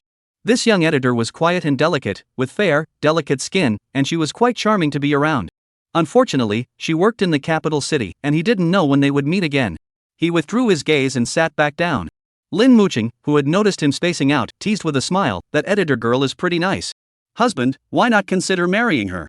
Jibu Fan scratched his head and picked up his glass again. "She works in the imperial capital. I'm powerless to reach her." After finishing their meal, Jibu Fan and his group wrapped up the remaining matters at the hotel and set off for home. Mo Bing followed them back as well. Her eyebrows and eyes carried a natural air of intimacy, as if she had already considered herself Jibu Fan's unmarried wife. As if she had completely forgotten that she hadn't divorced yet. Jibu Fan had seen Mo Bing's husband today. He had also come to attend the wedding. The man was as thin as a stick, yet he was surrounded by several beautiful young women. His sunken eyes gave off an air of weakness and despair. Jibu Fan even suspected that even if Mo Bing didn't divorce him, she'd probably be single again soon. That guy looked like he was going to die young. Thinking back to Mo Bing's fiery passion in the bedroom, he couldn't help but mutter to himself, did Mo Bing wear him out? The car entered the familiar neighborhood and came to a smooth stop downstairs. As he pushed open the door, the warm, familiar home instantly dispelled all his fatigue. As soon as he changed his shoes, the wives exchanged a knowing glance, each taking out their paycheck and bank cards, placing them on the coffee table, and gently pushing them toward Jibu Fan. "Husband, you should handle the household finances," Lin Muching spoke first, her voice gentle. The others nodded in agreement, their eyes filled with trust. Jibu Fan clearly paused for a moment before smiling and pushing the cards back one by one. "That's not acceptable. I'm an independent man, I don't need you to hand over your paycheck cards." He picked up Lin Muqing's card and slipped it back into her hand. Keep your own money. Buy whatever you want without asking me. As he spoke, he sat down on the sofa and continued, also, from now on, I'll cover all the household expenses. Things like utilities, groceries, and cooking, you don't need to worry about any of that. Ji Bufan currently had several million in cash, plus the shop his mother had given him to collect rent from. His novel was making money, and he didn't even mention the even more lucrative ventures of acting and live streaming. Therefore, he spoke with confidence, daring to say that he would take care of the family.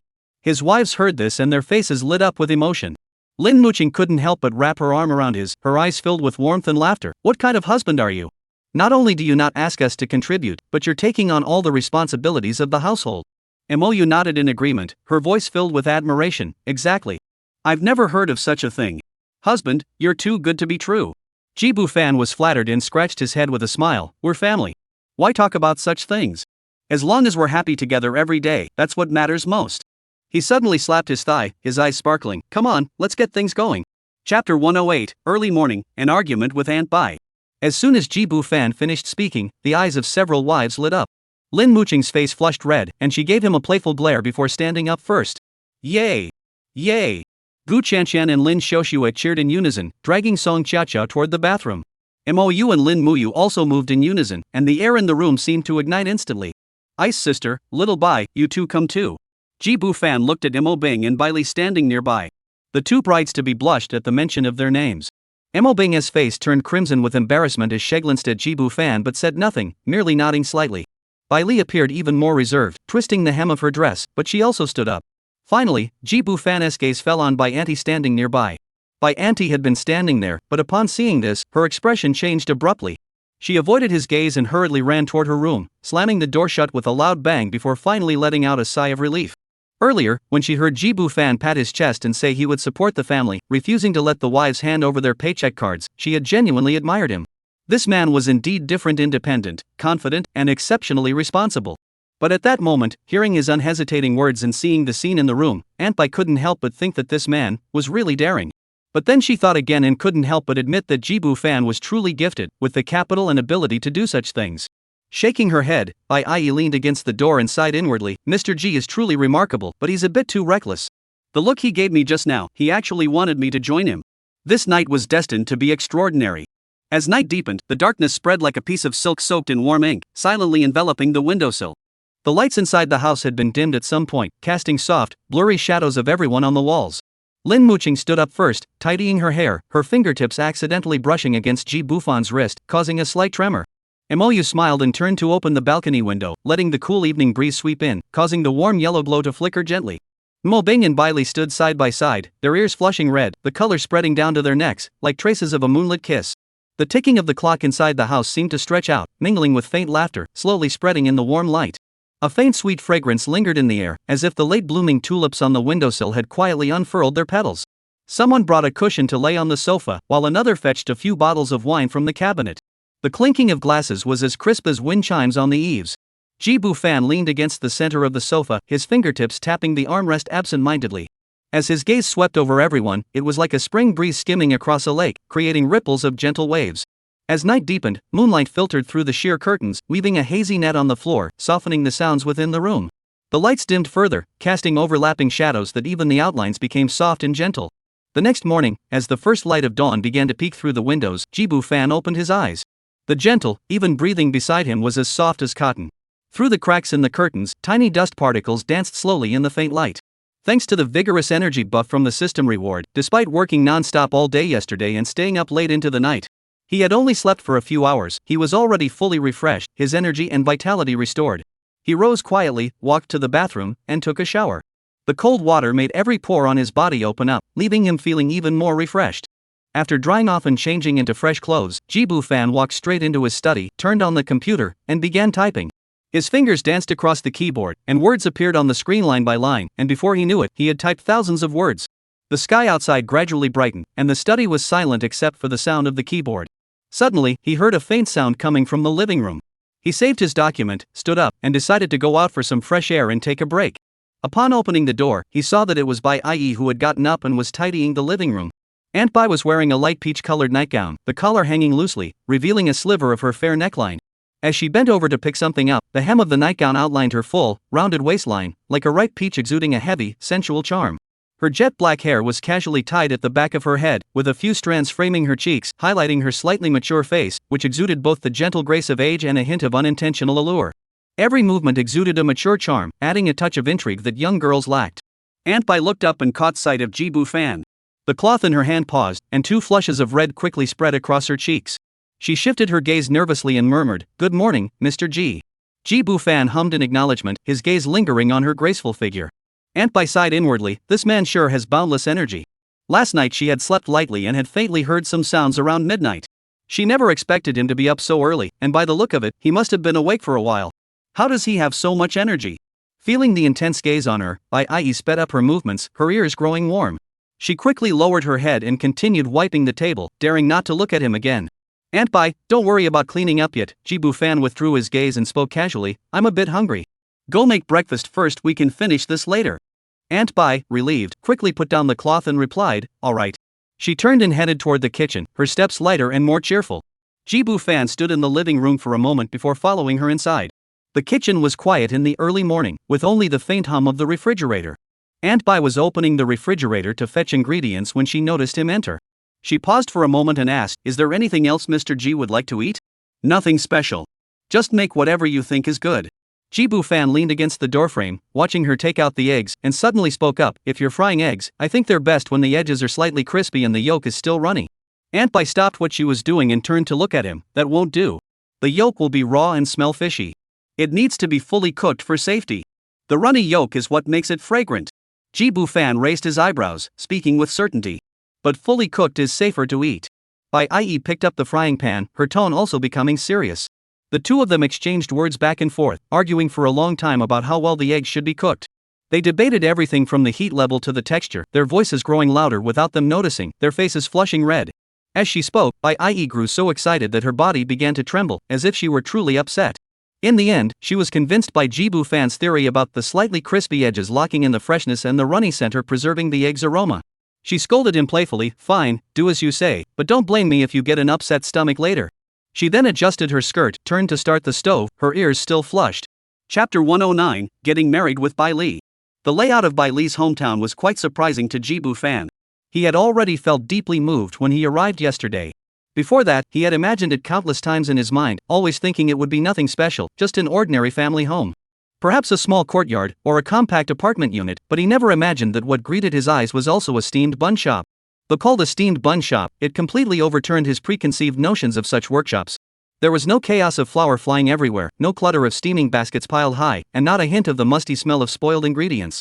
The entire room was spotless, shining with cleanliness. The walls were as white as snow, with not a single stain or scratch, as if they had just been freshly painted. There was not a single piece of clutter in sight. A pleasant, clean scent filled the air. As soon as you step over the threshold, an indescribable sense of comfort washes over you. The air was filled with a faint scent of wheat, neither too strong nor too weak, like the gentle warmth of steam rising from a freshly steamed bun when the lid is lifted, mingling with the moisture in the air and gently caressing the skin, dispelling the dryness from outside. Looking down, the floor still bears faint traces of moisture, with water stains winding into shallow patterns. Clearly, the floor had been recently cleaned, leaving a refreshingly cool sensation perfectly pleasant. Ji Bu-fan couldn't resist tiptoeing up on his toes, peering cautiously inside. He studied it for a long time. This place is more comfortable than many newly renovated apartments. He praised sincerely, his fingertips unconsciously tracing the smooth tabletop. Bai Li's mother smiled at his words, her teapot pouring out a golden arc. If you find it comfortable, come often. Amidst the aroma of tea, Ji Bu-fan held the warm cup, suddenly feeling a warmth seeping through his fingertips. Even as he bid farewell, he kept turning back, reluctant to leave. He waved his hand, turned, and walked slowly away, but in his heart, he had already made up his mind. This place he must come here often. Not only because it was Bai Li's hometown, but also because it truly made him feel at ease. Bai Ma rubbed her slightly aching waist, propped herself up with her weary body, and prepared breakfast, bringing it to Ji Bu-fan. Finally, she brought a bowl of milk oatmeal porridge. The rising steam blurred her face, but couldn't hide the tenderness in her eyes. Eat slowly, don't choke, she said softly, watching Ji Bu-fan wolf down his food, her lips curving upward involuntarily. Holding a cup of water in her hand, she unconsciously rubbed it, her gaze drifting far away. Such a morning, such a scene, made her feel as though she were in a dream. As if the two of them were husband and wife. Her heart felt at ease, like freshly kneaded dough that had risen perfectly, heavy yet soft. The feeling of being needed by someone, of being busy for someone else, made her feel useful and not yet old. Life felt more fulfilling. But she dared not think too deeply about it. She dared not think about how long such days could last, or what the future might hold. Let it be. Each additional morning like this is a day of joy earned. Auntie, you should eat too. Ji Fan looked up, met her gaze, and smiled. Bai Ma snapped back to reality and nodded hurriedly, eat, I'll eat. She picked up a boiled egg but didn't put it in her mouth, her gaze unconsciously following him again. After an unknown amount of time, there was movement from the bedroom, followed by the sound of a door opening, then a woman's voice, still sleepy from waking up, is breakfast ready? It smells so good. It was Lin Muqing getting up. Soon, everyone else got up one after another, rubbing their eyes and greeting each other with crisp voices. Good morning, bye auntie. Husband, you were eating behind our backs again. The once quiet room was like a lake with a stone thrown into it, ripples spreading out in layers. Aunt Bai immediately stood up, her face breaking into a familiar smile. You're awake? Hurry up and wash up, breakfast is ready. The porridge is still hot. I'll go make something else. Ji Fan also smiled and greeted them. Don't blame me for eating secretly. It's your fault for sleeping in. The noise gradually filled every corner of the room, and the sunlight outside grew brighter and brighter. Aunt Bai moved back and forth between the stove and the dining table, listening to everyone chatter and laugh, watching Ji Fan being teased by the others, with a smile that never left her lips. But the momentary daze from earlier was gently overshadowed by the lively atmosphere, tucked away in the softest part of her heart. Soon, everyone gathered around the dining table to enjoy breakfast. In the warm atmosphere, the conversation naturally turned to where to go for their honeymoon. After a while of discussing back and forth, they finally decided to take a trip to the Qinghai Tibet Plateau in Xinjiang. Most of us haven't been to these places before, so it's a great opportunity to see the scenic landscapes of our country's borders. Ji Fan made the final decision, and everyone agreed. The departure date was set for 2 days later, giving everyone a chance to rest. Everyone had indeed been exhausted from preparing for the wedding in the past few days. After finalizing the plans, Ji Fan turned to Bai Li, his gaze resting on her, his smile gentle. Xiao Bai, I promised to marry you earlier. Let us go get our marriage certificate first, what do you think? Bai Li suddenly looked up, her eyes filling with surprise. She nodded eagerly, her excitement palpable, then instinctively looked toward her mother for approval. She saw her mother also looking at her, her eyes brimming with joy and a hint of tears. It was as if she were watching her own flower bud finally bloom happily. Amidst everyone's blessings, Ji Fan took out his phone, opened the Marriage Management 123 app, and submitted his marriage application with Bai Li. Lin Muqing smiled and confirmed her agreement. At that moment, Bai Li officially became Ji Fan's 7th wife. She was lucky, and she was happy. Tears of emotion welled up in her eyes. She first bowed deeply to Ji Fan and Lin Muqing to express her gratitude. She then turned to each family member present and bowed deeply once more, thanking everyone for their understanding and acceptance. Don't be so formal, Lin Muqing hurried forward to help her up, speaking softly. From now on, Xiao Bai, we are family. We are sisters, we are kin. That's right, we're sisters now. The others chimed in with smiles, and a warm atmosphere filled the room. In the corner, Mo Bing watched the scene unfold, her heart filled with endless longing. Such a harmonious and happy scene had never existed in her former home, and it was simply impossible there. In that so-called home, everyone harbored their own ulterior motives, spoke in roundabout ways, and hid their calculations in their eyes. Here, however, everything was so pure and open, so sincere and warm, so harmonious and beautiful. Her gaze lingered on the sincere smiles of everyone present, and for the first time, she truly understood the deepest meaning of the word home. Chapter 110, A New Reward, Very Practical. Ji Fan noticed Mo Bing's state and saw the unmistakable envy and longing in her eyes. He curved his lips into a gentle smile. Ice sister, he whispered, once your divorce is finalized, I'll marry you immediately. At those words, Mo Bing's cheeks flushed red, but her eyes lit up instantly. Xiao Ji, I've already submitted the divorce application. Her voice trembled slightly, but she couldn't hide her excitement. The approval process should take about 1 or 2 months. As she spoke, she couldn't help but nod vigorously, as if confirming this beautiful future. Then, I'll be able to marry you. Her voice grew softer, and the last few words were barely audible, but the joy was clearly written on her face. Mou, standing beside her, sensed her sister's emotional turmoil and quietly took her hand. The sisters exchanged a smile, their hearts in perfect harmony without needing words. They both recalled the scene from yesterday when they had fought side by side. In that moment of crisis, how they had supported each other and faced the challenges together. Big sister, from now on, we can be together forever. Mou whispered softly, her fingertips tightening slightly. Mo Bing gripped her sister's hand tightly, tears welling up in her eyes. Yes, she had not only found the person she could entrust her life to, but she could also be with her younger sister forever. Such happiness was something she had never dared to imagine before. The dining table was filled with warmth. After congratulating Bai Li, everyone turned to Mo Bing, their words brimming with sincere affection. Imo Bing looked at the joyful scene before her and, for the first time, truly felt that fate had finally begun to smile upon her. After breakfast, Ji Bu-fan went to the study alone and gently closed the door. He took a deep breath and called out in his mind, "Tonzi-gu, come out, my little treasure. I want to claim my reward." The familiar mechanical voice immediately responded, "Beep. Host has one chance to draw reward. Proceed immediately? Draw." A hint of anticipation flashed in Ji Bu-fan's eyes. Since obtaining Xingyi Quan in Hengdian last time, he felt it had been a long time since his last draw. At this moment, he was quite eager to see what he would get. "Alright, host. Drawing your reward. Drawing complete. Congratulations, host, you have obtained the full virus immunity ability." The system's voice remained calm and emotionless. This ability will grant the host absolute immunity to all viruses, including but not limited to HPV, HIV, influenza viruses, coronaviruses, and all known and unknown viral strains. Ji Bu-fan was overjoyed and blurted out, "Does this mean I don't need to carry an umbrella when I go out anymore?" "That's correct," the system replied. The host can now engage in any intimate contact without protection, without worrying about sexually transmitted infections. You can come into direct contact with any infectious disease patient without being infected. Not even the common cold virus can penetrate your body. That's amazing. Ji Bu-fan felt a strange warm current surge through his body, as if every cell had been quietly strengthened by a mysterious force. This is amazing. Before, carrying an umbrella was a must whenever he went out. Though it was inconvenient and ruined the experience, his life was more important. What if he caught some strange disease, like genital warts or something? His whole life would be ruined. In this so-called perfect T0 version of the world, he couldn't afford to take any risks. Now, finally, he could let loose and enjoy himself to the fullest. Tonzi-gu is so generous. Unfortunately, the system has no physical form, otherwise Ji Bu-fan would have really wanted to thank him properly. Ji Bu-fan grew more and more excited. From this moment on, he was truly immune to all toxins. Thinking of this, a meaningful smile curled the corners of his mouth. With this ability, he could practically take off. Cars he dared not drive before, he could now drive freely. Seats he dared not sit in, he could now sit in freely. In this life, the word bitter, what could be happier than this? After a while, Ji Bu-fan finally managed to suppress the wild excitement in his heart.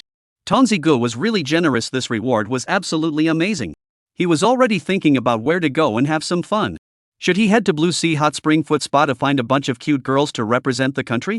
Or should he head to the Marriott International Hotel and have a wild time with the receptionists, front desk staff, and cleaning ladies he knew there? Just as he was daydreaming, his phone suddenly rang. It was Su Manli calling. When he answered, Su Manli's voice carried a hint of hesitation. "Mr. Ji, are you free right now?" Ji Bu-fan raised an eyebrow. "Ms. Su, is there something you need?" "There is something." Su Manli's voice grew vague. "I'd like to meet with you in person to discuss it.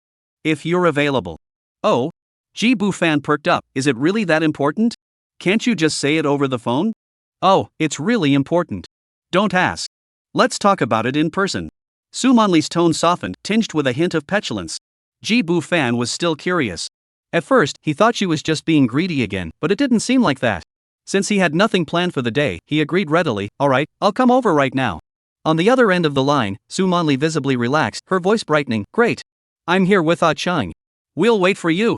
After hanging up, Ji Bu-fan quickly changed into a neat shirt, gave a quick call to his family, and drove to the hotel. It was the same familiar luxurious suite. As soon as he opened the door, he saw Su Manli standing at the entrance, wearing a wine-red silk strapless nightgown that hugged her curvaceous figure, her long black hair loosely draped over her shoulders, and her eyes sparkled with a lazy, seductive glow.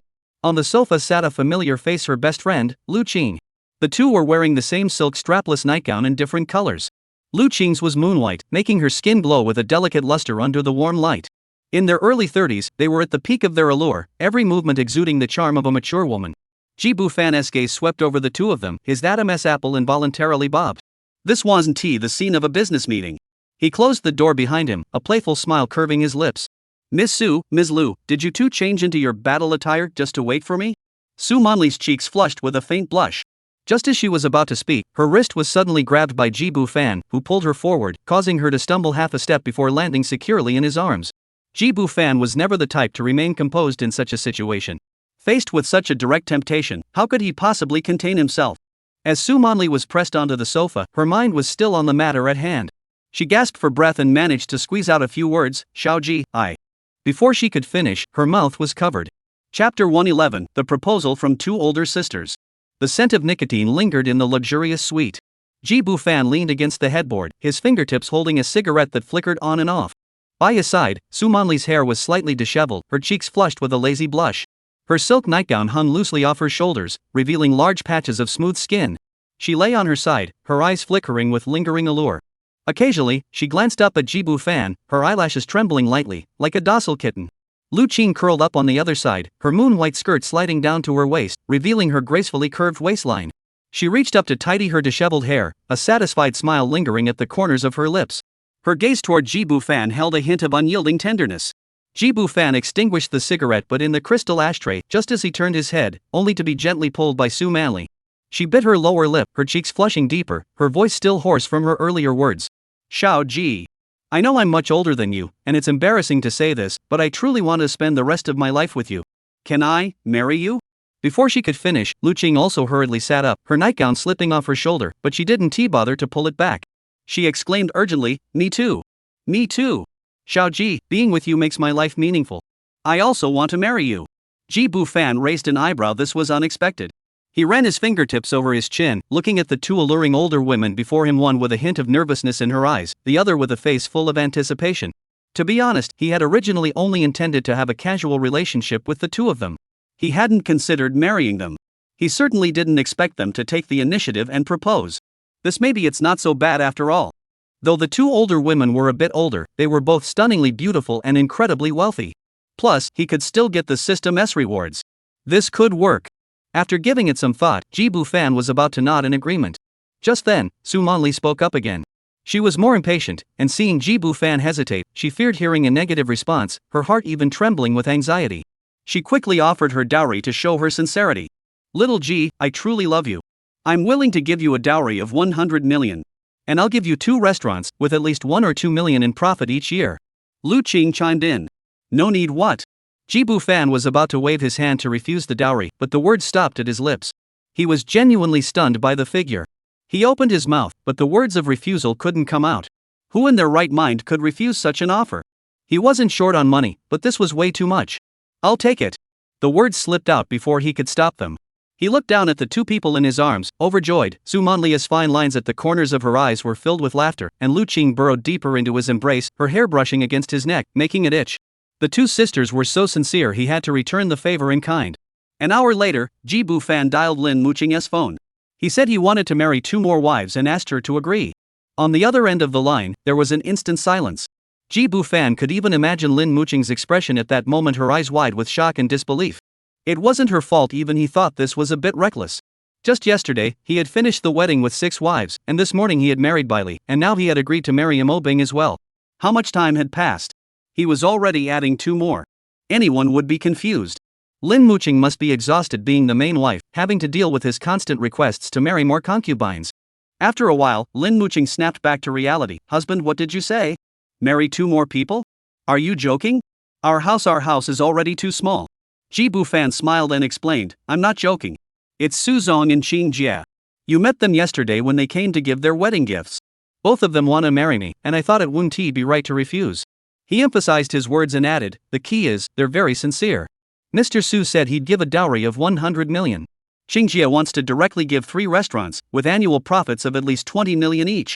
This time, the silence was even longer, and Jibu Fan could almost hear the sound of someone gasping on the other end of the phone. Lin Muqing wasn't someone who valued money much. But when numbers like 100 million and 1 or 2 million annually were thrown at her, anyone would be shaken to the core. She couldn't help but think about her family's expenses and future plans. This amount of money would be enough to ensure a worry-free future for the entire family. It seemed like she would never have to worry about money again. After a moment, her voice softened, tinged with hesitation, then dissolved into resignation. Since my 2 older sisters are being sincere, and so earnest, I'm definitely willing. Jibu Fan raised an eyebrow, smiling to himself. Sure enough, even the most composed person would find it hard to resist such temptation.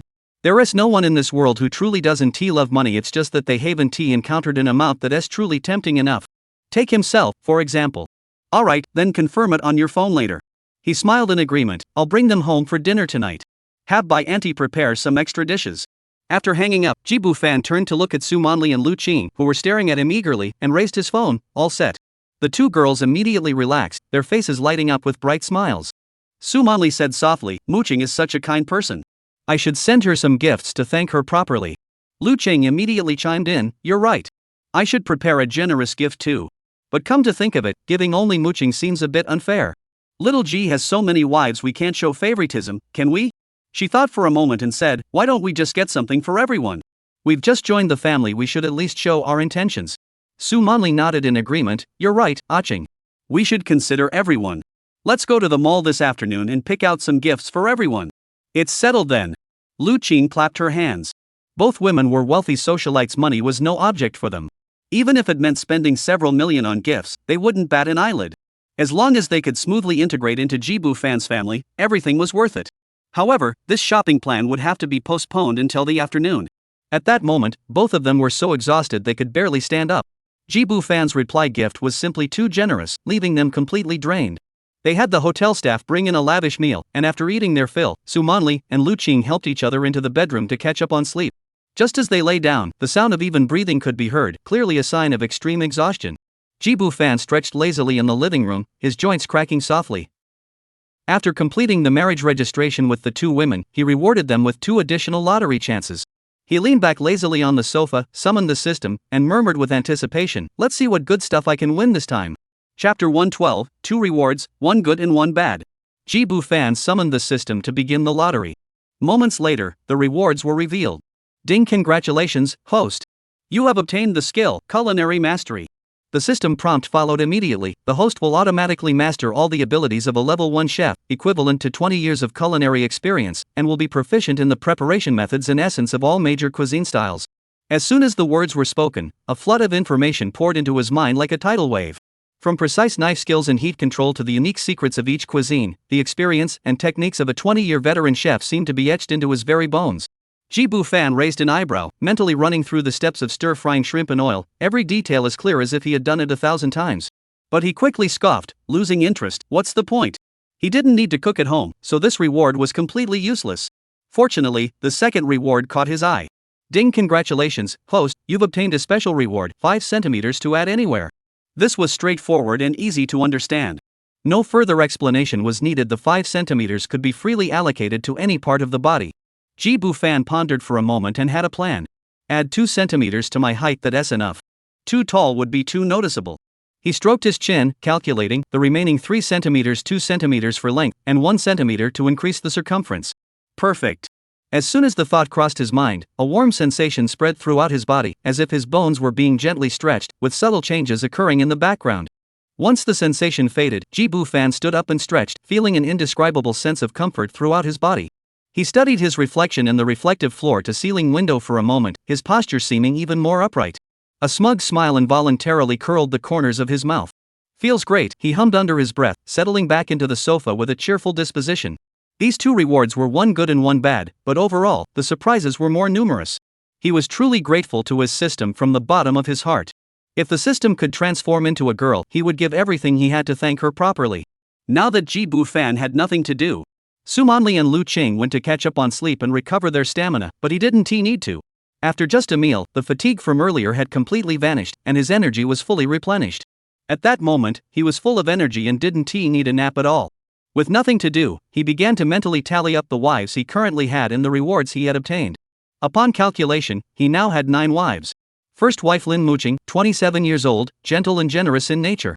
Gu Chanxian, 20 years old, a charming and adorable heiress.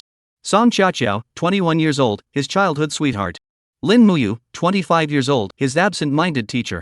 Lin Xiaoxue, 22 years old, an actress with a sweet and pure demeanor. Mou, 26 years old, a director, poised and confident, with striking long legs. Bai Li, 19 years old, a cute and innocent younger sister. Su Manli, 36 years old, a billionaire heiress. Lu Qing, 34 years old, with a fortune of around 10 billion. Additionally, there is Mo Bing, a 31-year-old master of traditional Chinese performing arts, who is cold on the outside but passionate on the inside, with an irresistible charm. These wives span different age groups, have distinct personalities, and are all stunningly beautiful. Each possesses her own unique charm, and Jibu Fan genuinely adores them all. Some might think that a few of them are second-hand and not worth marrying. But Jibu Fan doesn't think so. On the contrary, he believes that the more experienced, the more stories they have, and the older they are, the more charming they become, and the more they attract him. Women are like flowers, each blooms with a different fragrance at its peak. A budding flower has the beauty of youth, while a fully blooming flower has its own alluring charm. Take Su Manli and Lu Qing, for example. In their mid-30s, they have shed the innocence of youth, and every gesture exudes the poise and allure that comes with age. They know their limits and when to advance or retreat. Even if they are deeply dependent on someone, they won't cling like a little girl. The occasional tenderness they reveal is infused with the richness of time, like a glass of red wine that lingers on the palate, leaving a lingering aftertaste that stays with you for a while. Having weathered life's storms, they know what to cherish and love. They will offer you a cup of hot tea when you furrow your brows. A single glance or gesture from you, and they know exactly what to do. That thoughtfulness isn't about trying to please you, it's about understanding you on a deep level, knowing what you want and how to make you feel comfortable. Being with them is effortless and harmonious. They are like smooth jade, soft to the touch and warm against the skin. Occasionally, they act a little spoiled, with the unique allure of a mature woman more seductive than a young girl's innocence, with a hint of something that makes your heart flutter. That feeling is truly unmatched anywhere else. Ji-bu Fan thought of this and couldn't help but curve his lips into a smile. Who says only the young and fresh are good? The beauty refined by time is far more satisfying. The 9 rewards Ji-bu Fan received from the system were as follows. Double stamina, mastery of writing. Endless energy, mastery of performance. Music mastery, Xingyi Quan. Full virus immunity, culinary mastery, and 5 centimeters. Among these, the one that most satisfied Ji-bu Fan was undoubtedly abundant energy. This ability allows him to maintain peak performance almost anytime, anywhere, without ever worrying about running out of physical or mental energy. Even after significant exertion, a brief rest is all it takes to fully recharge. It is precisely thanks to this ability that he has the confidence to marry so many wives and still have enough energy to juggle writing novels and acting. Otherwise, just dealing with his spoiled wives at home would likely drain him of half his life force, leaving no time for anything else. As for other rewards, they are merely icing on the cake. That said, without skills like performance mastery and Xingyi Quan, he might never have caught Mo's eye or crossed paths with Su Manli. He wouldn't have become a rising star and met Lu Qing. So, it's not that the rewards are bad, they just have their own uses. But compared to the others, that endless energy ability is indeed more powerful. Ji-bu Fan even felt that this ability was a bit beyond the scope of what was expected. Of course, he hopes that such beyond-the-scope rewards will come more often in the future. After going through all that, Ji-bu Fan had nothing else to do, so he went to the hotel's luxury spa area and had a full-body essential oil spa treatment. The aromatic scents lingered around his nose, while the warm essential oils, combined with the therapist's skilled techniques, massaged his entire body. The tension in his muscles and joints gradually dissipated, leaving him feeling completely relaxed and rejuvenated. The last remnants of fatigue vanished completely. When he returned to his room feeling refreshed, Su Manli and Lu Qing had just woken up. The two of them touched up their makeup in front of the vanity mirror and changed into elegant attire. After a good night's sleep, their brows were relaxed and their eyes sparkled with a lazy charm, making them even more alluring. The three then headed to a nearby upscale shopping mall and began shopping for gifts in earnest. Chapter 113, Xiao Ji really knows how to use his strength. As soon as they entered the mall, Su Manli and Lu Qing seemed to have been pressed into shopping mode. The two of them carefully selected items in the jewelry section and cosmetics counters, then darted back and forth between the women's clothing section on the 3rd floor. Finally, they bought several outfits for Ji-bu Fan, from head to toe and inside out. Ji-bu Fan followed behind, helplessly rubbing his nose. "Ladies, I really don't need any more clothes. How can they be the same?" Su Manli didn't even look up as she directed the sales clerk. "Those weren't bought for you before." Lu Qing was even more generous, instructing the sales clerk to pack everything she had her eye on. From shiny leather shoes to elegant wristwatches, even socks were bought in batches of over a dozen. "You've been so good to us, we have to show our appreciation, we can't refuse." The two of them now loved Ji-bu Fan to the core. This good younger brother and husband, he really puts all his effort into making them happy. Ji-bu Fan's refusals were completely ignored, and the two women only became more enthusiastic in their shopping. In the end, the items they bought for him alone filled 3 oversized shopping bags, ranging from formal wear to casual attire, and even pajamas and shorts for lounging at home. Everything was included. At checkout, Ji-bu Fan looked at the dizzying numbers on the POS machine and couldn't help but gasp. Su Manli and Lu Qing, however, handed over their black cards without batting an eyelid, paying with ease, seemingly unconcerned. As the sun set, the three of them walked out of the mall carrying over a dozen heavy shopping bags. Ji-bu Fan looked at the two women beside him, their smiles as bright as flowers, and felt like he was being kept by a wealthy woman. "Let's go home," he said softly. This feeling was pretty nice. Su Manli and Lu Qing exchanged glances, both seeing anticipation mixed with a touch of nervousness. They tightened their grip on the gift bags in their hands, silently praying, "I hope everyone will like and accept us." When they arrived at Ji-bu Fan's house, their initial nervousness quickly dissipated. Although Su Manli was somewhat familiar with the people here, Lu Qing only knew the Bai family after all. They had fought side by side the night before. However, the warm welcome from Ji-bu Fan's wives, especially their unabashed joy upon receiving the luxurious gifts, completely relaxed them. This pure, warm family atmosphere made Su Manli and Lu Qing genuinely love it. They loved this straightforward, uncomplicated feeling. Bai Ma had been busy all afternoon preparing dinner for tonight, and the results were impressive. The dining table was already laden with a variety of delicious end dishes. When she emerged from the kitchen carrying the final dish, a seafood soup, Su Manli and Lu Qing promptly handed her the gifts they had prepared for her. Bai Ma was taken aback, not expecting to receive a gift herself.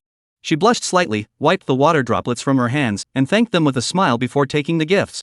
Upon opening the gift box, she found a delicate white gold necklace, a beautifully designed watch, and a super thin lace nightgown that made her cheeks flush.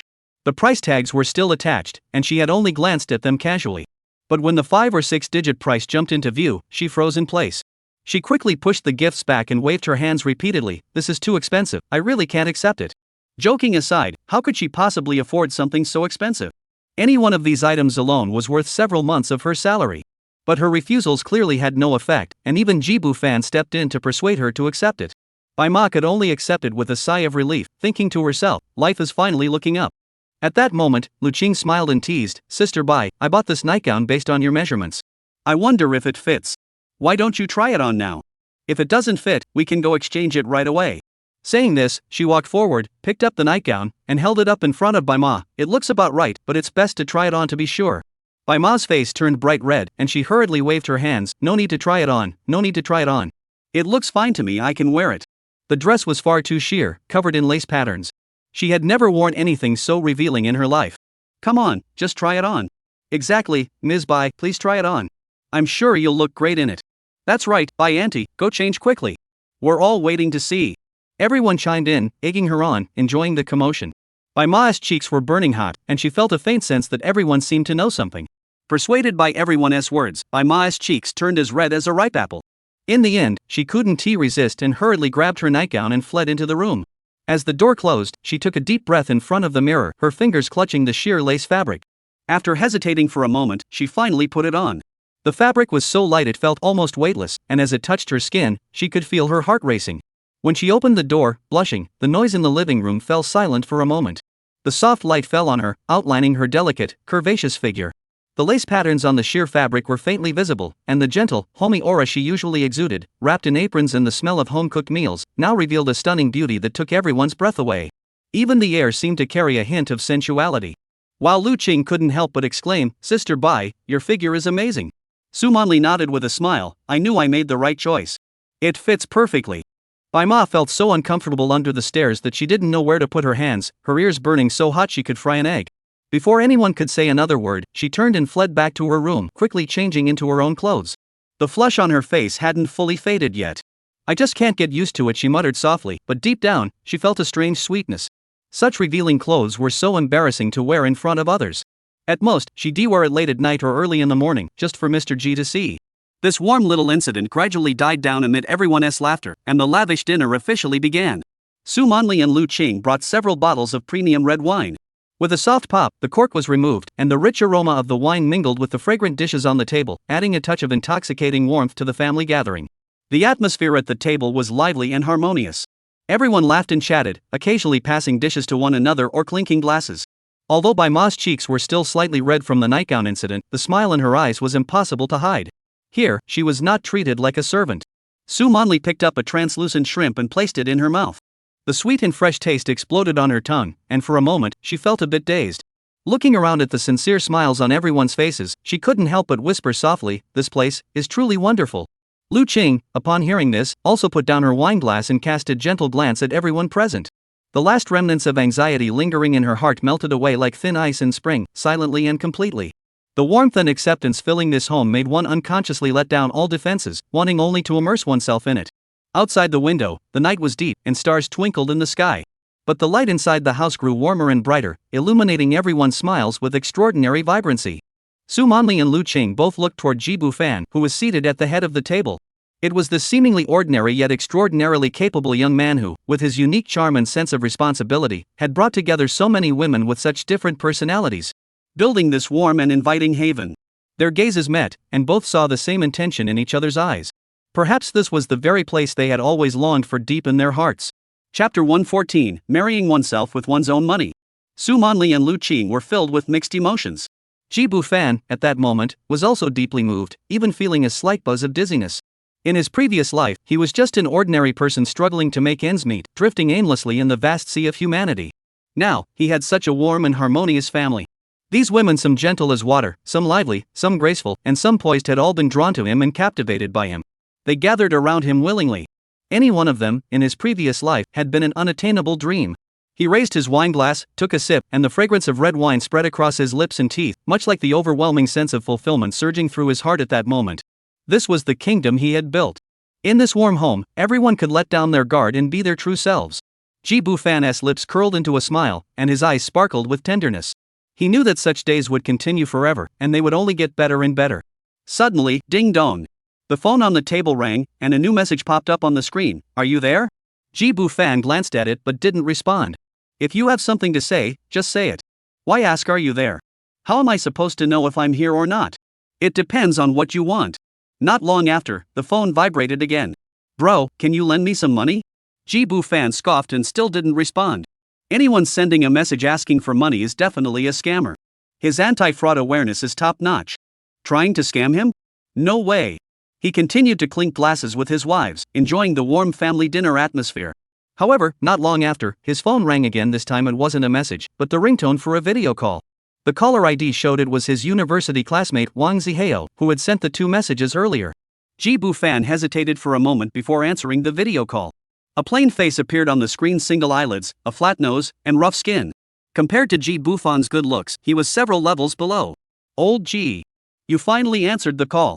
Wang Zihao started off loudly. I sent you messages earlier, why didn't you reply? Ji Bu-fan rolled his eyes. I doubt you're the real person. You're a scammer, get lost. What the hell? I even video called you, and you still don't believe I'm the real one? You just don't want to lend me the money, do you? Wang Zihao was filled with sorrow and anger. Ji Bu-fan said, with AI technology so advanced nowadays, a video can't prove you're who you say you are. I just gave you a gift yesterday. 2,000 yuan. That should prove it, right? Plus, there are only 2 guys in our class, and 48 girls.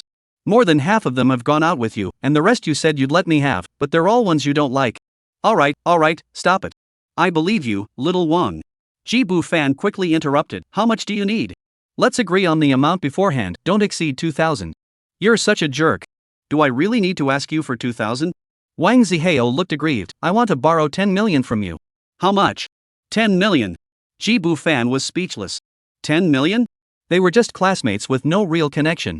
How could he possibly ask for that? No way, I'm not lending it. Ji Bu-fan refused without a second thought. Please, I beg you, brother.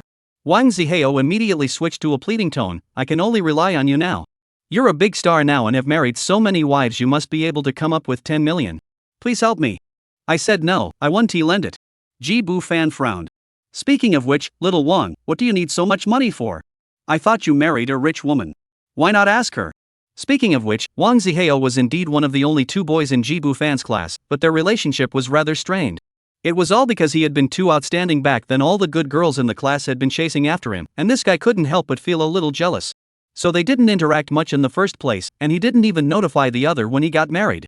Who knows where he heard the news, but he actually showed up to give a gift. At the time, Ji Bu-fan was puzzled, thinking Wang Zihao had finally grown up, but it turned out he was waiting here for him. Borrowing money, and so much of it? Are you kidding me? Upon hearing this, Wang Zihao on the video call flew into a rage. Don't mention that rich woman. She is a fraud. She was just trying to seduce me. She is actually a deadbeat debtor with a mountain of debt, and I'm currently in the process of divorcing her. If you're getting divorced, why do you need so much money? Ji Bu-fan was even more puzzled. Wang Zihao's face was filled with frustration and regret, his voice trembling with tears. She owes 20 million, and she wants half of it in the divorce settlement. I'm losing everything. She spent my money to marry me, played me for all these years, and now I have to help her pay off her debts. Brother, I'm so done. This. Ji Bu-fan almost burst out laughing. This is truly unbelievable. What kind of situation is this? Looking at Wang Zihao's pleading expression on the screen, he was genuinely at a loss. As former classmates, it didn't seem right to refuse him completely, but 1 million was absolutely out of the question.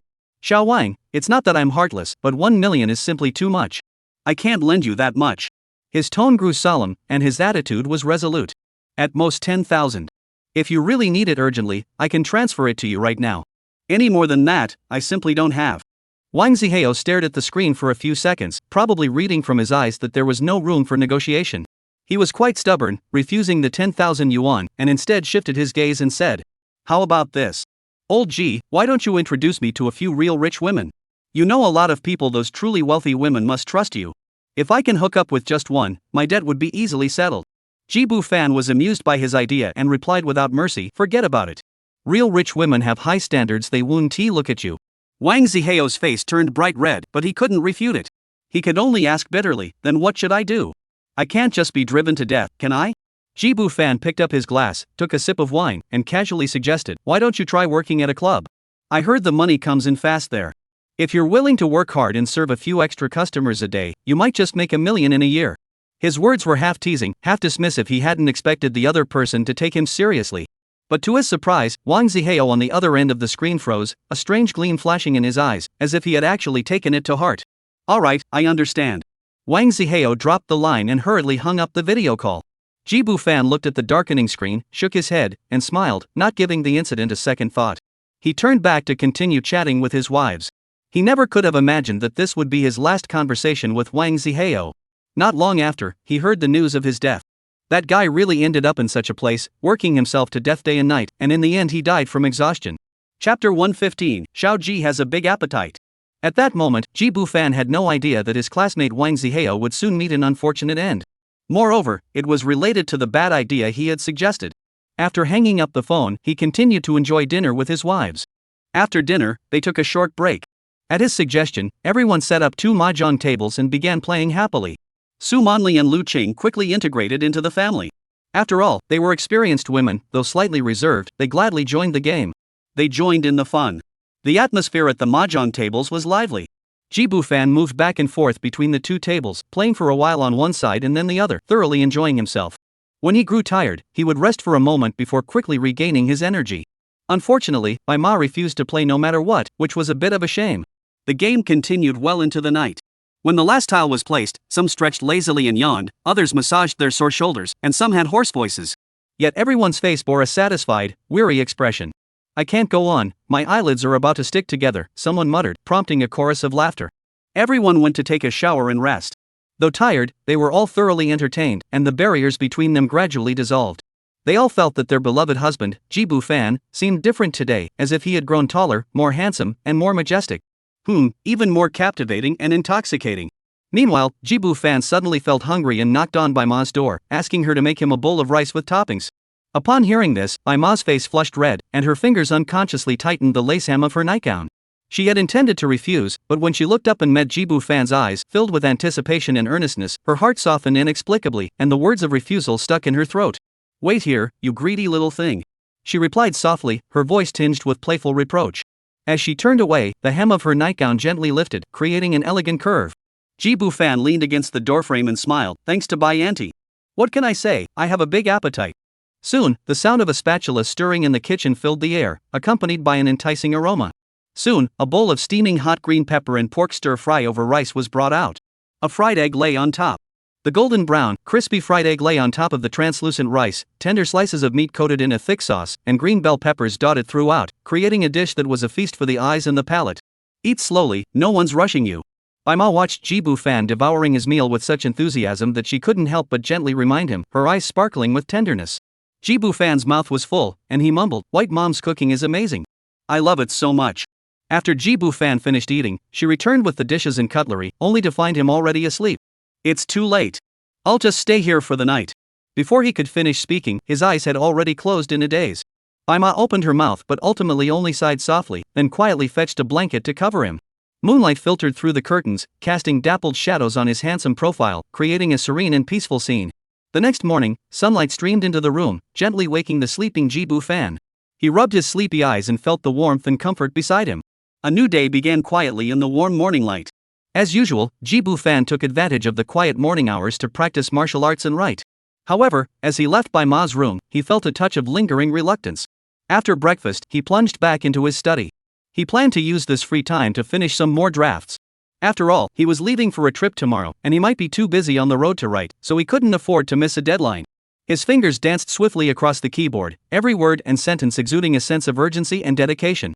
The clatter of keys echoed clearly in the quiet room. Around 10 o'clock, someone from the Civil Affairs Bureau arrived to deliver the marriage certificate. It was still the familiar face of Liang Jun, accompanied by one of his female colleagues. Liang Jun had been invited by Jibu Fan to attend his wedding just 2 days ago, so they had only met briefly. However, at this moment, Liangjun looked at Jibu Fan with a strange expression, as if he didn't recognize him. He scrutinized him for a long time, his eyes filled with confusion. "What's wrong, brother? Why are you looking at me like that?" Jibu Fan smiled and ushered him inside, asking casually. "Ji brother, I just wanted to ask you, how did you manage to do that?" Liangjun rubbed his hands together and whispered. "What did I do?" Jibu Fan raised an eyebrow. "Well." Liangjun quickly glanced at the group of women in the living room, their figures varied and all dressed in revealing attire, and lowered his voice.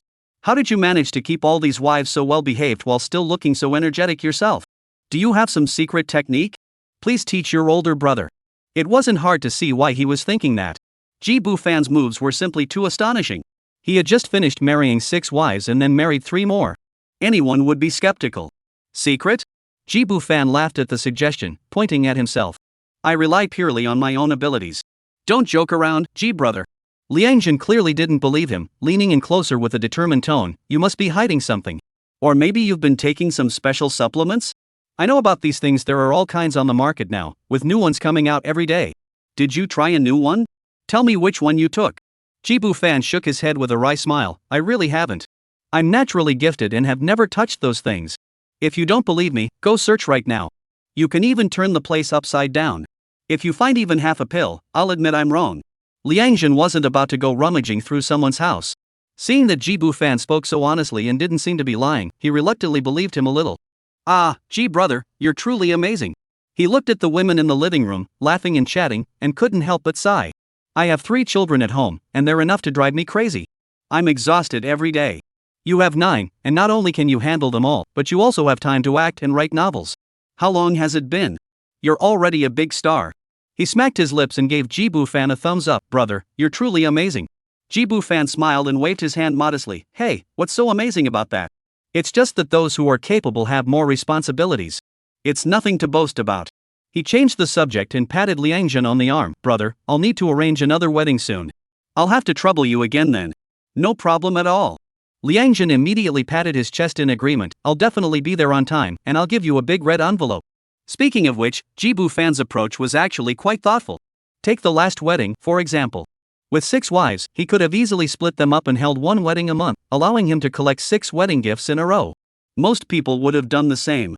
Others might grumble under their breath, but they'd have to pay the gift money anyway, with no grounds to complain.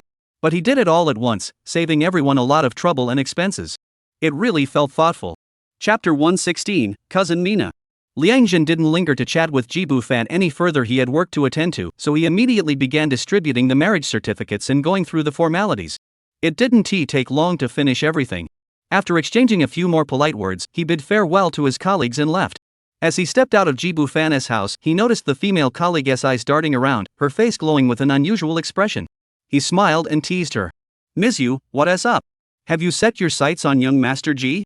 The woman called Yu Jia gave him a playful scolding glance. "Little Liang, don't tease me. I just think Mr. Ji is so capable. Besides, how could he possibly notice someone like me? Look at all his wives, they're all so beautiful." "You're not bad either, Yu Jia," Liangjun said casually. "Really? Do you think I'm still okay?" Yu Jia's eyes lit up and she leaned closer, her voice softening. "Xiao Liang, let's not rush back to the office. This place isn't far from my home. I have a cat that can do backflips. Would you like to come over for a visit and see?" Her eyes were filled with anticipation. "No way." Liangjun didn't even hesitate before firmly refusing. Meanwhile, in the living room, Bai Li, Su Manli, and Lu Qing each held their marriage certificates, their smiles impossible to hide, brimming with joy. Jibu Fan watched them and didn't think much of it. After all, he had already saved up a thick stack of those red certificates, and his drawer was almost overflowing. Once he received the marriage certificates, Jibu Fan prepared to leave. He waved at Gu Chanxian, who immediately understood and quickly got up to pack her things, ready to leave with him. The two were heading to meet Gu Chanxian's cousin. On the day of the wedding, Jibu Fan had immediately taken a liking to the cousin. Yesterday, Gu Chanxian had helped arrange a meeting, and the cousin had indeed shown interest, saying they could meet any time. Before long, the two were dressed and ready, waving goodbye to everyone inside the house. Gu Chanxian had specially put on a new white off-the-shoulder dress, the hem of which swayed gently with her movements, resembling a blooming lily. She playfully linked her arm through Ji Bufan's, looking exceptionally happy. "I didn't play much mahjong last night," she whispered into Ji Bufan's ear, her breath fragrant. "I was just saving my energy to properly entertain you today with my cousin." As she spoke, her thick eyelashes fluttered like small fans, and her eyes sparkled with a mischievous gleam. Jibu Fan's Adam's apple bobbed as he wrapped his arms around her slender waist. You little minx. Gu Chanxian laughed like a cat caught stealing milk, gently kissing his cheek with her red lips. The faint scent of jasmine perfume lingered between them, mingling with the sweet aroma. Fanbao, let's go to the hotel first. My cousin gets off work at 11:30. We'll book lunch, and we can eat and play. Gu Chanxian wrapped one arm around Ji Bufan's arm while holding her phone to send a message. After arranging everything, she looked up and said. Ji Bufan nodded in agreement. Sure. What's your cousin's name? How old is she? Where does she work? Her name is Mina. She is 2 years older than us and works at a foreign company. Gu Chanxian replied. That's a pretty good job. Yeah, it's okay. She's always been very ambitious since she was a child, and her grades have always been good. Unlike me, who's always so playful. As Gu Chanxian spoke, she suddenly changed the subject, a hint of pride flashing across her face. But she's not as lucky as me. She got to meet someone like you, Fanbao. Before she finished speaking, she had already leaned in close. The neckline of her dress was slightly open, revealing a hint of alluring skin. Ji Bufan's throat tightened, and his breathing momentarily halted. These days of newlywed bliss had clearly nourished her, making her even more alluring. Her skin glowed with a peach-like pink radiance, and even her hair tips shimmered with a healthy luster, making her entire being seem as though she were immersed in honey. Ji Bufan tightened his arms around her, pulling her closer into his embrace. His palm pressed against her slender waist, unconsciously tracing gentle strokes. Whether it was her personality or her appearance and figure, he was thoroughly satisfied with her. She held a top 3 spot in his heart. He looked down at the person in his arms, his eyes filled with anticipation. Today, he would definitely spend the day playing and having fun with her. Gu Chanxian clearly enjoyed his affection, burrowing deeper into his embrace, her nose brushing against his neck. Oh, right, she seemed to remember something, lifting her face to ask, Fanbao, my mom asked when we're going back home. We're leaving tomorrow to go out and play, so we probably won't have time, right? Do we have to wait until after the trip? Ji Bufan pondered for a moment before nodding. We'll have to wait until we get back. We don't have time today. That's what he said. But in his heart, he was already planning to see if he could find some time in the afternoon to meet with Aunt Money and share his feelings. Soon after, the two arrived at a luxury hotel near their cousin Mina's company and booked a suite with a view of the city's beautiful scenery. They also ordered a lavish dinner.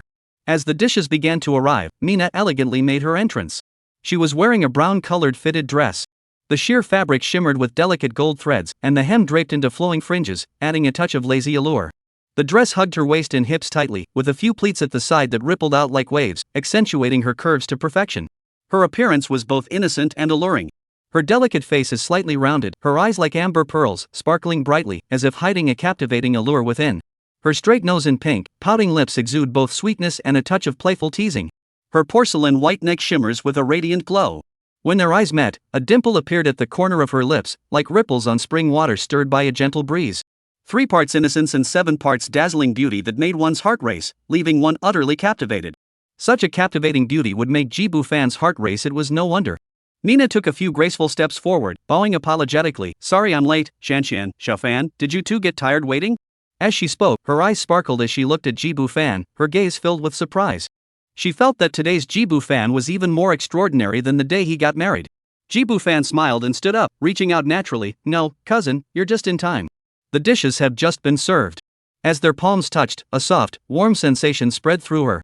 Mina was curvy, and her small hands were soft and plump, with a faint warmth at the tips of her fingers, gently brushing against his palm. Fanbao, don't rush.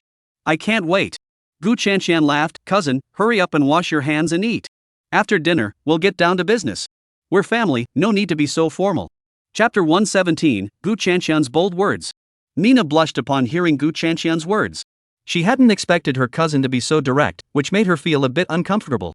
After all, she had never been in a relationship before and was still a virgin. Chanxian, isn't this a bit too fast? Xiaofan and I, we don't even know each other yet, she said shyly. Oh, you'll get to know each other thoroughly soon enough. Gu Chanxian grabbed her cousin's hand, her tone teasing. Stop stalling. You're dressed so provocatively, you're here for this, aren't you? Mina playfully slapped Gu Chanxian's hand. Stop teasing me. I'm just wearing a plain dress.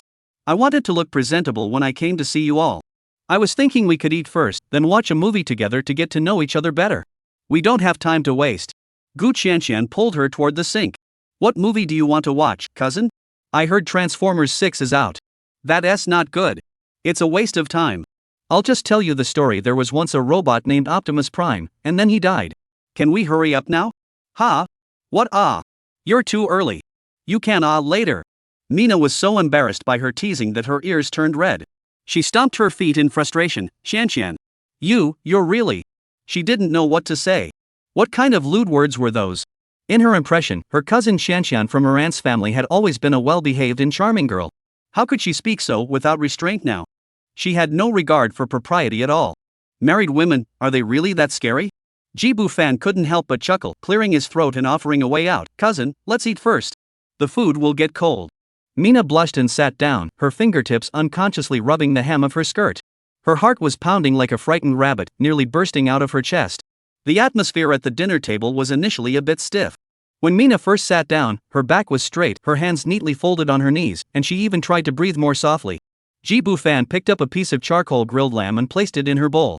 She hurriedly whispered her thanks, lowering her eyelids as she took small bites of rice. Her long eyelashes cast two small shadows beneath her eyes, perfectly concealing the panic in her gaze. Fortunately, Jibu Fan was skilled at livening up the atmosphere, and Gu Chanshan was the life of the party.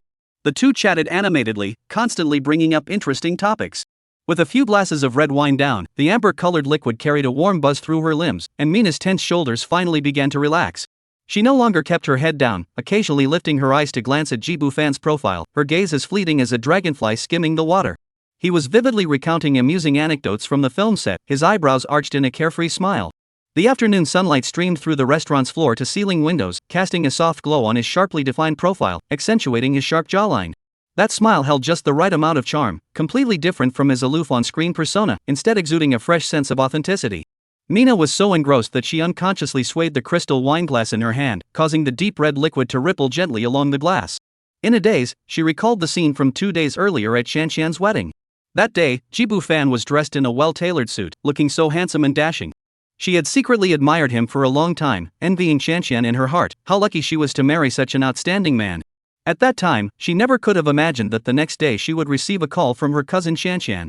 Cui Cui's voice on the phone was filled with suppressed laughter. Cousin, Fan Bao said you really suit his taste. On the other end of the line, her fingers trembled slightly as she held the receiver. After the initial surprise, she couldn't suppress her overwhelming joy. It felt like a dream, too good to be true. For today's meeting, she had rummaged through her entire wardrobe and finally chosen this form-fitting dress that complemented her skin tone perfectly. As soon as work ended, she hurriedly changed clothes and touched up her makeup. Now, as she watched Jibu Fan speak eloquently across from her, Mina's heart began to race uncontrollably. As her fingertips touched the icy wine glass, she could clearly feel her body temperature rising, causing her breath to grow hot and ragged. Flashbacks of Gu Chanshan's explicit jokes flashed through her mind, causing her to unconsciously grip the hem of her dress, her fingertips trembling slightly. Thinking about what might happen next, a mix of shyness and anticipation began to climb up her body like vines. The meal was nearly finished, and Jibu Fan noticed that Mina was no longer as reserved. She dared to look him in the eyes when she spoke. He put down his chopsticks. Cousin, he said with a smile, his voice low and gentle, come sit here. Let's get closer. Mina froze at his words, instinctively glancing at the empty seat beside him. The faint blush that had faded from her cheeks reappeared. Her fingertips tightened around the napkin, twisting the fabric with a subtle pattern into a knot. All right, she replied softly, her voice as light as a feather. As she stood up, the hem of her skirt flowed like water over the chair, creating a soft rustling sound, revealing her slender calves. Just as she sat down beside Jibu Fan, before she could settle comfortably, a warm hand rested on her waist. Jibu Fan's arm gently wrapped around her, perfectly cradling the softest part of her waist. Mina was the kind of girl with a rounded, delicate figure, not skinny, but soft and supple like a cloud, and even through the thin fabric of her dress, one could feel the warmth and softness of her skin. Mina's body stiffened instantly, her breath caught, and even her fingertips curled tightly in tension. But that awkwardness was quickly replaced by an odd warmth. The arms around her waist held her just right, with a tenderness that couldn't be refused. Her heart felt as though it had been sprinkled with honey, a sweet sensation spreading through her veins, even warming the tips of her ears. She subtly leaned closer to him, her hair gently brushing against his shoulder, silently consenting to the intimate gesture. Gu Chanshan, sitting on the other side of Jibu Fan, watched the two of them and smiled mischievously. Hey, why don't we skip dinner and just play cards instead? Mina was already flustered by the occasional touch of Jibu Fan's fingertips on her waist. Hearing this, she suddenly looked up at her eyes wide, her heart racing. Is this really okay? Is that okay, cousin? Jibu Fan raised an eyebrow, his gaze fixed on Mina. Mina blinked, her voice barely audible. Yay. Great. Gu Chanshan immediately stood up to clear the table, moving swiftly and efficiently. In no time, she cleared a spot, brought out a deck of cards, and smiled at Mina. Cousin, you probably don't know how to play, do you? Fan Bao and I will show you how first. Chapter 118, Nina's cousin is quite the card player. Soon, Gu Chanchan and Jibu Fan set up a card game on the table and began demonstrating for Mina. Mina placed her hands folded on her knees, leaning forward slightly, her almond-shaped eyes fixed intently on the two players' every move. She occasionally bit her lower lip or nodded thoughtfully, memorizing every rule and key point. With 3 people playing cards, they naturally chose the classic game of landlord. This variant is likely familiar to everyone. One player acts as the landlord, while the other 2 form an alliance to oppose them. Despite its seemingly simple rules, the game hides countless subtle calculations and coordination, testing both strategic thinking and physical endurance. After all, a thrilling game of cards often leaves one exhausted. Mina had barely touched a card before. Raised in a strict household, she dedicated herself to her studies as a child and entered the workforce directly after graduation.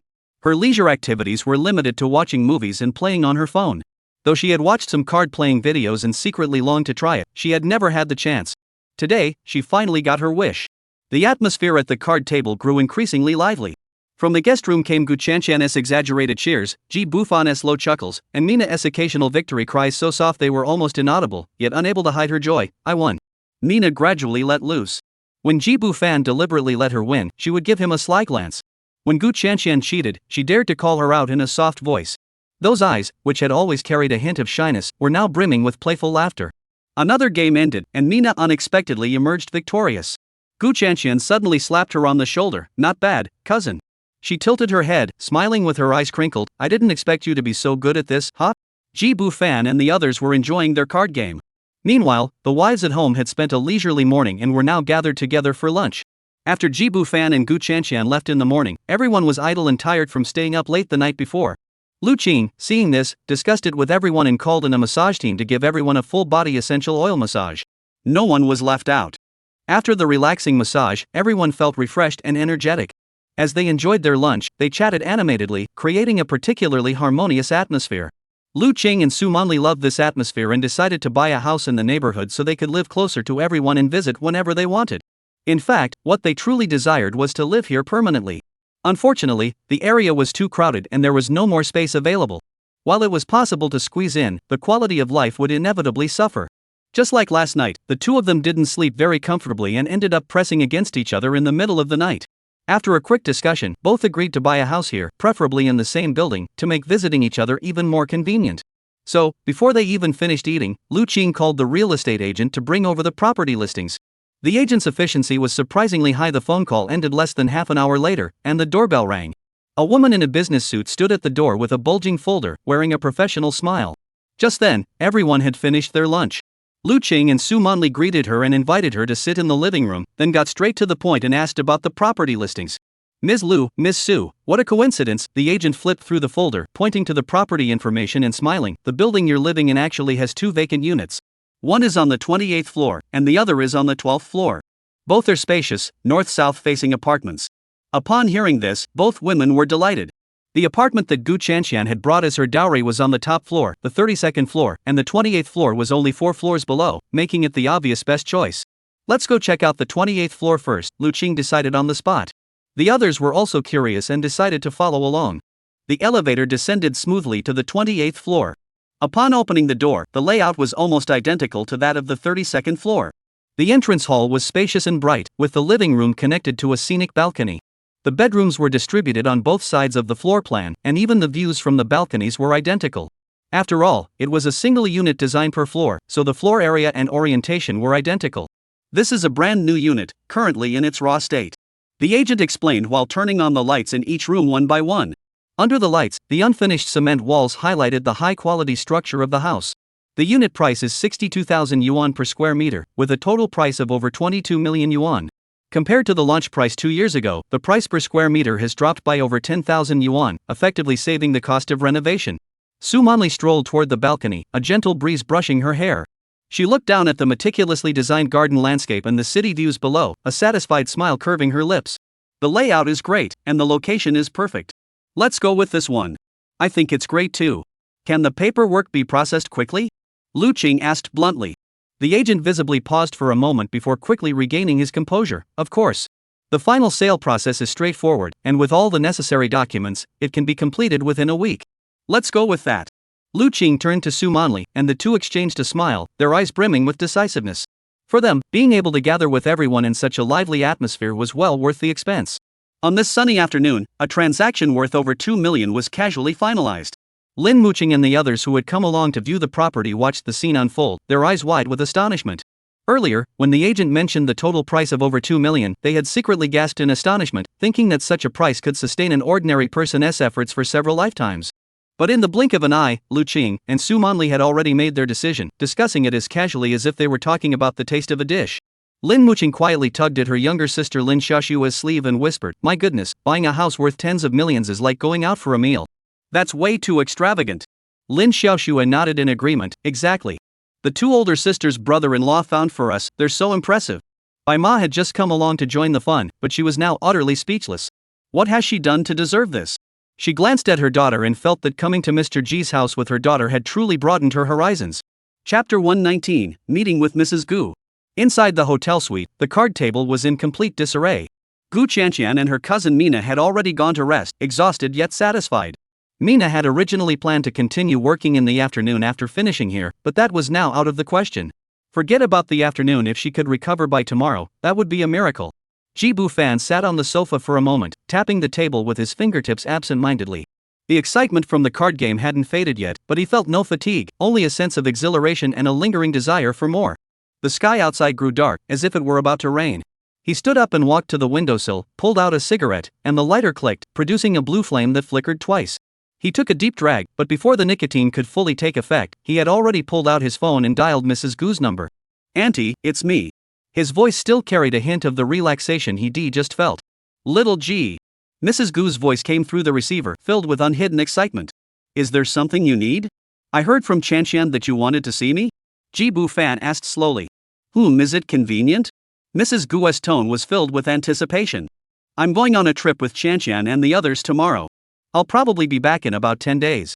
Ji Bufan paused deliberately, and sure enough, he heard the disappointment in her voice. He didn't tease her anymore and changed the subject, "But I do have some free time right now." "That's wonderful." Mrs. Gu's voice brightened immediately, filled with obvious eagerness. "Where are you, little G? I'll come over right away." "Haha, I'll come see you instead.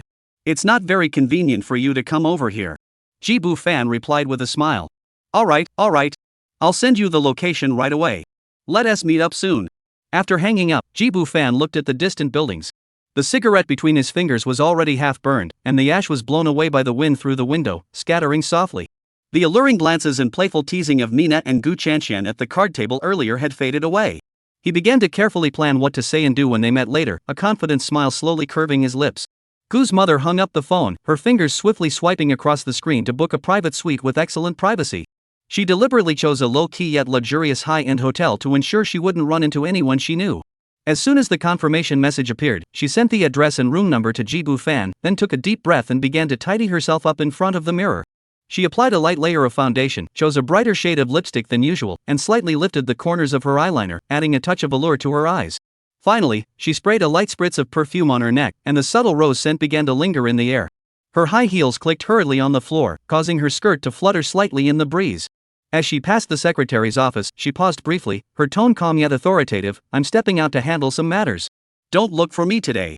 If it's urgent, wait until tomorrow." The secretary nodded quickly in response, but before she could ask if a driver was needed, she looked up to see the boss already walking away swiftly. The figure in the distance seemed to carry a rare sense of urgency. Such a hurried demeanor seemed as though she were rushing to meet someone of the utmost importance. As the elevator doors slowly closed, Mrs. Gu's fingers, resting by her side, curled unconsciously, and her heartbeat skipped a beat. Upon receiving the message, Ji Bufan immediately went to take a shower and change clothes. Before leaving, he glanced into the bedroom and saw that Gu Qianqian and the others were sleeping soundly, so he didn't disturb them and left directly.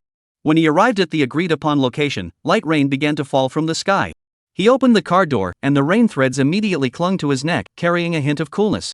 Before long, the rain grew heavier.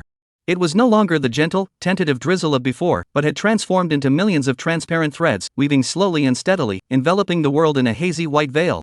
The raindrops were exceptionally distinct, like countless tiny pearls floating in the air. They landed on the glass roof of the hotel entrance, emitting a soft sha-sha sound, as if someone were whispering in his ear. Ji Bufan carefully savored this scene. After about 10 minutes, the rain suddenly changed its nature. As if someone had abruptly snapped the threads, large raindrops fell suddenly, first with sparse plop sounds, then quickly merging into a torrential downpour. The wind whipped the raindrops against the glass walls, producing a sharp crackling sound, intense and almost brutal, as if it were trying to tear a hole in the sky. But this intensity didn't last long. The rain suddenly grew lighter. Fine, delicate rain threads began to fall again, carrying a gentle, almost breathless rhythm, landing on his shoulders with barely a weight. Before long, another sudden downpour swept in, soaking his sleeves. The rain continued to alternate between heavy and light, fast and slow, repeating endlessly. When it grew fierce, it sounded like 1,000 horses galloping, as if it wanted to wash away the entire world. When it slowed, it was like a lover's whisper, lingering and caressing the puddles on the ground, creating ripples that spread out in concentric circles. Finally, he glanced at the hotel entrance shrouded in mist and rain, then straightened his collar, which had been ruffled by the wind. As the revolving door closed, blocking out the sound of the rain, warm yellow light flowed over his shoulders like water. Inside the hotel suite, warm light bathed the elegant teacups. Gumu and Jibu Fan sat across from each other, beginning with a serious discussion, their words carrying a subtle undercurrent of tension. As the core matters were settled, the tense atmosphere finally relaxed slightly. The aroma of tea wafted through the air, and the pastries were exquisitely crafted. After tasting the tea, Jibu Fan departed first. Gu's mother, looking slightly tired, stayed behind to rest for a moment. By the time he returned to Gu Chanshan's side, it was already evening. Jibu Fan approached the bed in the bedroom, his fingertips gently brushing her hair, and whispered, "Chanshan, it's time to wake up." She opened her eyes dazedly, her eyelashes trembling slightly, as if struggling to awaken from a dream. Her voice still carried a hint of laziness. What time is it? It's evening. It's time to go home for dinner. He reached out to tidy her disheveled hair, his voice gentle. Mina was still sound asleep, breathing evenly, showing no signs of waking up. The two exchanged a smile, silently agreeing not to disturb her, and left quietly. On the way home, the sky grew darker, and streetlights began to glow, casting their silhouettes. A light rain was still falling, but it was only a fine drizzle, gentle and pleasant on the skin. Gu Chanshan wrapped her arm around Ji Bufan's, yawned softly, and said in a soft voice, "Bao, today was so much fun. I wish every day could be like this." Ji Bufan chuckled, "Little glutton, could you handle this every day? Then every other day. Fanbao, I love you so much." Chapter 120, The Night of Parting, Departure for Padala Palace. When Ji Bufan and Gu Chanshan returned home, they arrived just in time for dinner. The dining room was already filled with the enticing aroma of food. Under the crystal chandelier, a sumptuous dinner was steaming on the table. Golden yellow abalone soup simmered gently in a clay pot, while steamed barramundi was garnished with fresh green scallion threads. Crab roe tofu glowed with an enticing orange-yellow hue, while stir-fried leeks with raw oysters emitted a rich, fresh aroma. In the yam and goji berry kidney soup, translucent goji berries floated on the surface. "You're just in time." White Mom emerged from the kitchen wearing a floral apron, carrying a plate of freshly steamed garlic and glass noodle-topped scallops. "I simmered the chicken soup all afternoon, adding angelica and cistanche. It's very nourishing. Try some." Ji Bufan looked at the table laden with nourishing dishes, his lips twitching slightly. He didn't need any tonics right now. But seeing Bai Ma's expectant gaze, he couldn't bear to disappoint her kind intentions, so he obediently took the soup bowl. The porcelain spoon clinked against the bowl's rim, producing a crisp sound. Ji Bufan couldn't help but smile wryly to himself. It seemed as though the world had etched nourishing men into women's genes, even though he was already strong enough not to need any tonics. At the dinner table, everyone kept serving him this dish. As if they had completely forgotten how utterly defeated and helpless they had been when he had completely dominated them. During casual conversation at the table, Ji Bufan also learned that Lu Qing and Su Manli had bought an apartment downstairs. He wasn't surprised, as he was well aware of the financial resources of the two wealthy women. A few million was just pocket change to them. Buying adjacent houses was a good idea. This side was already full, and if they added new people in the future, they could easily move them over there. They could gather together for gatherings, and with such a short distance between them, it was very convenient. The light rain outside hadn't stopped yet, tapping gently against the glass, blending with the crisp clinking of dishes and utensils inside. The laughter and chatter of the crowd were like a bowl of warm, sweet soup on a winter day, filling the entire space with a cozy, intoxicating warmth. Such a night, such an atmosphere truly refreshing to the soul. Tonight's Ji Bufan belonged solely to Su Manli and Lin Xiuxue. Because the two of them wouldn't be joining everyone else on the trip. Lin Xiuxue still had filming duties to complete and would return to Hengdian tomorrow to continue shooting. This time, the production team granted her 5 days off for her wedding, which was already quite generous. The production team is different from regular companies or organizations. There's no such thing as wedding leave. If the filming isn't finished, there's no way you can go out to play. On the other hand, director Mou dared to abandon the project, but that's because she had lost interest in the remaining plot and it wasn't very important, so she simply handed it over to the assistant director to handle. As for Su Manli, she didn't go because she doesn't like the hustle and bustle. She plans to use this time to move her company from Hangzhou to Shanghai. This way, she can be with Jibu Fan more often.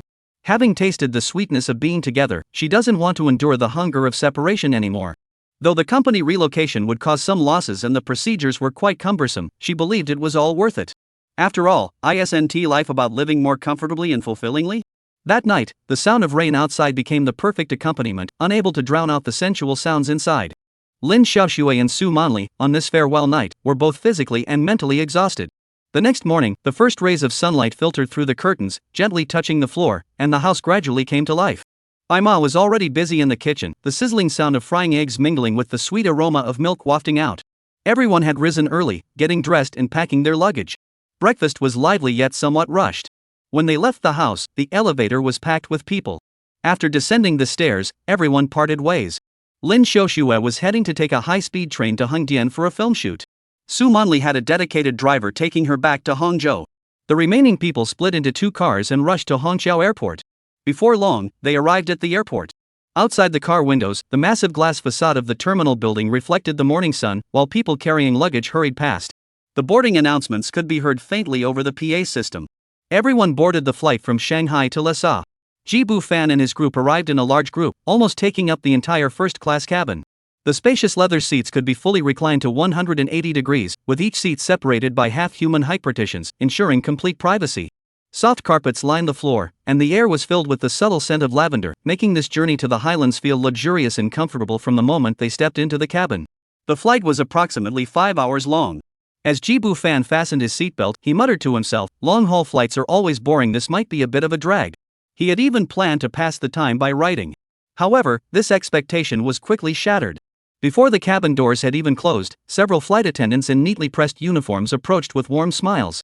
The lead attendant, with a subtle curve at the corners of her eyes, spoke in a voice as soft as warm water, "Mr. G, welcome aboard. I am the flight attendant in charge of this flight. Would you like something to drink? We have freshly made lemonade or chilled sparkling water." Jibu Fan paused for a moment before smiling and placing his order. As he took the cup, another younger flight attendant knelt beside his seat, her posture humble yet not fawning, maintaining the perfect distance for service. She asked softly, "Mr. G, would you like your seat angle adjusted? The current angle may not be comfortable for resting. I can adjust it to 120 degrees for you." He only then noticed that the flight attendants' gazes seemed to linger on him for a few extra seconds, their smiles carrying an unmistakable hint of admiration. Even when one flight attendant handed him a hot towel, her fingertips accidentally brushed his wrist, causing her to blush and whisper, "I'm sorry." That embarrassed yet excited expression was just like that of a young girl chasing after her idol. The flight attendants were being overly friendly toward him. Perhaps it was because of his celebrity status, or maybe he was just too outstanding. In any case, from the moment he boarded the plane, he felt a special kind of attention. Their service was meticulous, kneeling down to ask if he needed a blanket, promptly replacing his drink, and even noticing his preferred lighting brightness while he was reading. Every detail was handled perfectly, neither intrusive nor neglectful, ensuring he felt truly cared for. Their eyes were filled with admiration, and their words were brimming with thoughtfulness. Jibu Fan couldn't help but praise the service in his heart. No wonder it's first-class service. It's truly meticulous. His compassionate heart began to overflow. At 30,000 feet above the ground, he suddenly felt that he shouldn't just be enjoying the service, he should also give back some warmth. Chapter 121, Busy on the Plane. The plane passed through the troposphere, and the fuselage gradually stabilized. Jibu Fan unfastened his seatbelt and casually glanced at the flight attendant in front of him, who was organizing the meal cart. She wore a modified Cheongsam-style uniform. As she leaned forward slightly, the blue and yellow cloud patterns on her uniform rippled like flowing water, and her elegant curves were accentuated by the sharp cuts of the fabric. "Mr. G, is there anything I can assist you with?" As she turned, her silver-white high heels traced an elegant arc on the carpet. Jibu Fan stood up, his gaze lingering for a moment on the name tag on her chest, Su Jin. A name that perfectly complemented her demeanor. "I need to use the restroom," he said, his lips curving into a faint smile. "I'll show you the way." Su Jin bowed slightly, revealing a sliver of her fair neck beneath the Chinese-style collar. She led the way, her half-sleeved design revealing smooth, elegant arm lines. A strand of hair escaped from her bun, swaying gently with each step. The high-gloss flesh-colored stockings on her legs shimmered with a soft luster, as if the glow of the clouds had been woven into the threads, making her calves appear even longer and more graceful. Where the stockings met the silver-white high heels, the sheen blended seamlessly, making each step seem like ripples of light dancing in the clouds. The elegance of the Cheongsam blends seamlessly with the unique sophistication and sensuality of the high-altitude setting, effortlessly merging Eastern charm with modern sophistication. At the door to the first-class restroom, Su Jin pressed the door handle with a professional smile. "Mr. G, please come in." Ji Bu-fan did not enter immediately. He stood at the doorway, his gaze lingering on her flawless makeup, her brows like distant mountains, her eyes like autumn water, and the faint freckle at the corner of her right eye adding a touch of vitality. "Could you please come in as well?" His voice was slightly lower than before. Soo Jin's eyelashes trembled slightly, and her professional smile cracked ever so slightly. She instinctively looked around to make sure no other passengers were paying attention. Ji Bu-fan had already gently taken her wrist and pulled her into the restroom. The door closed silently behind them, the lock clicking softly. In the enclosed space, the faint scent of jasmine and cedar mingled between them, blending with the distinctive freshness of the airplane's air freshener. Soo Jin was 26 years old, a graduate of an aviation cabin crew program. 5 years of flying had polished her into a composed and poised professional, every movement exuding elegance and efficiency. From her days as a clumsy rookie to her current role as a seasoned flight attendant, the sky had become her most familiar stage. She has grown accustomed to maintaining a smile during turbulence, remaining composed when faced with difficult passengers, and even handled 2 emergency landings with calmness and poise, guiding passengers to safety. With nearly 1,000,000 kilometers of flight mileage under her belt, she has encountered countless passengers of all kinds. Suited and booted business executives, celebrities in sunglasses, and VIPs surrounded by an entourage. But no one had ever made her feel the way Mr. G did at that moment. A single glance was enough to make her fingertips tingle and her heart race. At that moment, in the first-class restroom, Mr. G's fingers gently brushed against the neatly ironed sleeve of her uniform, and in the soft rustle of the high-quality fabric, his deep, magnetic voice spoke. "Ms. Soo, could you help me?" Soo Jin's perfect professional smile cracked for the first time. In 5 years, she had handled countless emergencies, but none had ever left her as flustered as this. In the confined space, the air seemed to have solidified into a gel, trapping the two of them in this ambiguous cube. She could clearly feel his hot breath, smell the pleasant scent on his body, and couldn't ignore the meaningful smile in his eyes. Soo Jin's fingertips trembled slightly, and her knees tightened unconsciously beneath her uniform skirt. She swore that this was the most unforgettable, longest, and yet most fulfilling and beautiful flight of her career. Time seemed to stretch endlessly, each second feeling like an eternity, yet every moment was filled to the brim with their rapid breaths, leaving no room for anything else. Years later, when Soo Jin had become the training manager at the airline, she could still recall every detail of that moment with crystal clarity. As if it were yesterday, unforgettable. The tenderness and brutality of that man were fully revealed in that confined space. At 30,000 feet above the ground, that chance encounter was so beautiful. Half an hour later, the bathroom door opened gently. Soo Jin emerged with slightly unsteady steps, her cheeks flushed with an unnatural blush, and the corners of her eyes still glistening with tears. She instinctively tried to tidy her slightly disheveled hair, but found that a few strands refused to stay in place. The collar of her uniform had somehow come undone, revealing a small patch of flushed skin. She turned around and looked at Ji Bu-fan inside, who seemed to have no intention of coming out. This made her furrow her brows in confusion.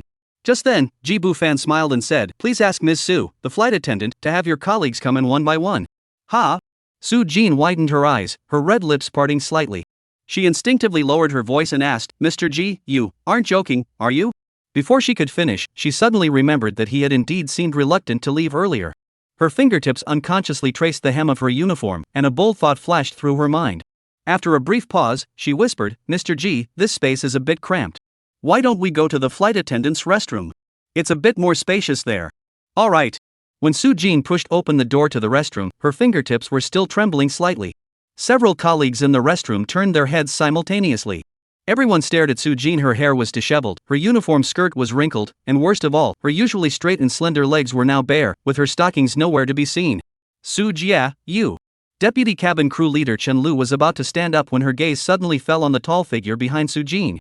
Ji Bu-fan stood by the door with one hand in his pocket, exuding a casual yet carefree demeanor. The collar of his shirt still bore a half-faded red lipstick mark. Soo Jin leaned against the storage cabinet, catching her breath, then suddenly curved her lips into a seductive smile they had never seen before.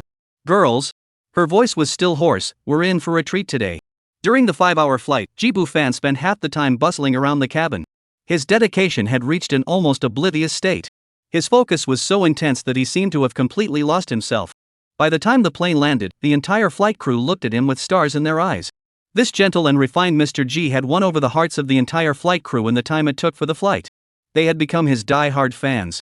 Chapter 122, The Land Closest to the Sky. Lhasa Gongar International Airport. Lin Muqing and the other wives of Ji Bu-fan watched as the flight attendants bid farewell to Ji Bu-fan with reluctance, their faces glowing with warm smiles. Their ideological awareness was high, and they didn't mind their husband's heartwarming gestures. Instead, they felt a quiet pride in the charm he possessed, which could so easily move others. After all, if so many outstanding flight attendants were captivated by him, didn't that prove his extraordinary charm and the soundness of their judgment? They felt a sense of pride that couldn't be hidden in their eyes. Let's go. Jibu Fan finally broke free from the enthusiastic crowd and walked toward them with long strides. He held a white silk scarf given to him by the flight crew in one hand and various small gifts in the other. There were chocolates, handwritten letters, and even a delicate Tibetan amulet. What are you laughing at? You're so happy. He swept his gaze over the crowd, his lips curving into a smile. We're laughing because our little Bao is so charming. Gu Chanshan teased, winking mischievously and lowering her voice. Look at that beautiful flight attendant, her legs are still shaking. Yes, honey, you're so amazing. You're so popular. Lin Muqing took the scarf, gently running her fingertips over the soft silk, her smile radiant. Jibu Fan laughed aloud, reaching out to ruffle her hair. Just a whim, come on, let us go to the hotel. Lin Muqing naturally linked her arm through his, and the others followed suit, gathering around him like a warm barrier.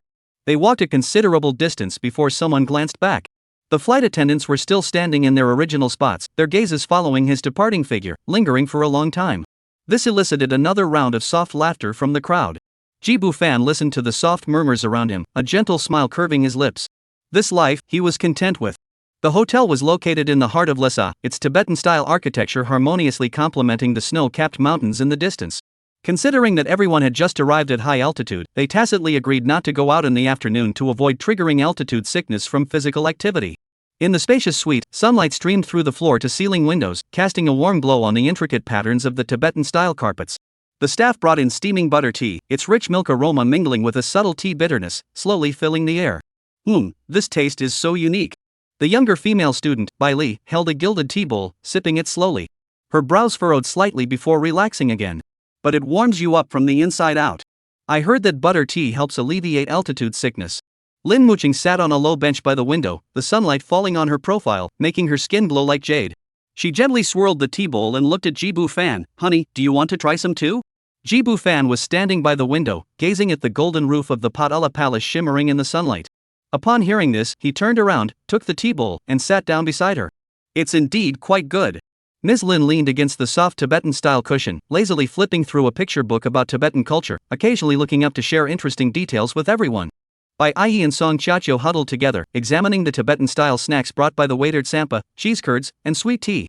Each item was new to them, and they marveled at how they were made. Time flowed slowly in this leisurely atmosphere. Occasionally, a gentle breeze would blow, causing the prayer flags outside the window to sway lightly, emitting a soft rustling sound, as if an ancient whisper were echoing through the air. As evening fell, the setting sun dyed the snow-capped mountains a golden red hue, bathing the entire city in a sacred glow. Jibu Fan stood by the window, gazing at the magnificent scene, when suddenly he felt a tightness around his waist. Lin Muqing embraced him from behind, her cheek pressed against his back. Husband, this life is truly wonderful, she whispered. He chuckled, placing his hand over hers. Yes, being able to be with you all like this is truly wonderful.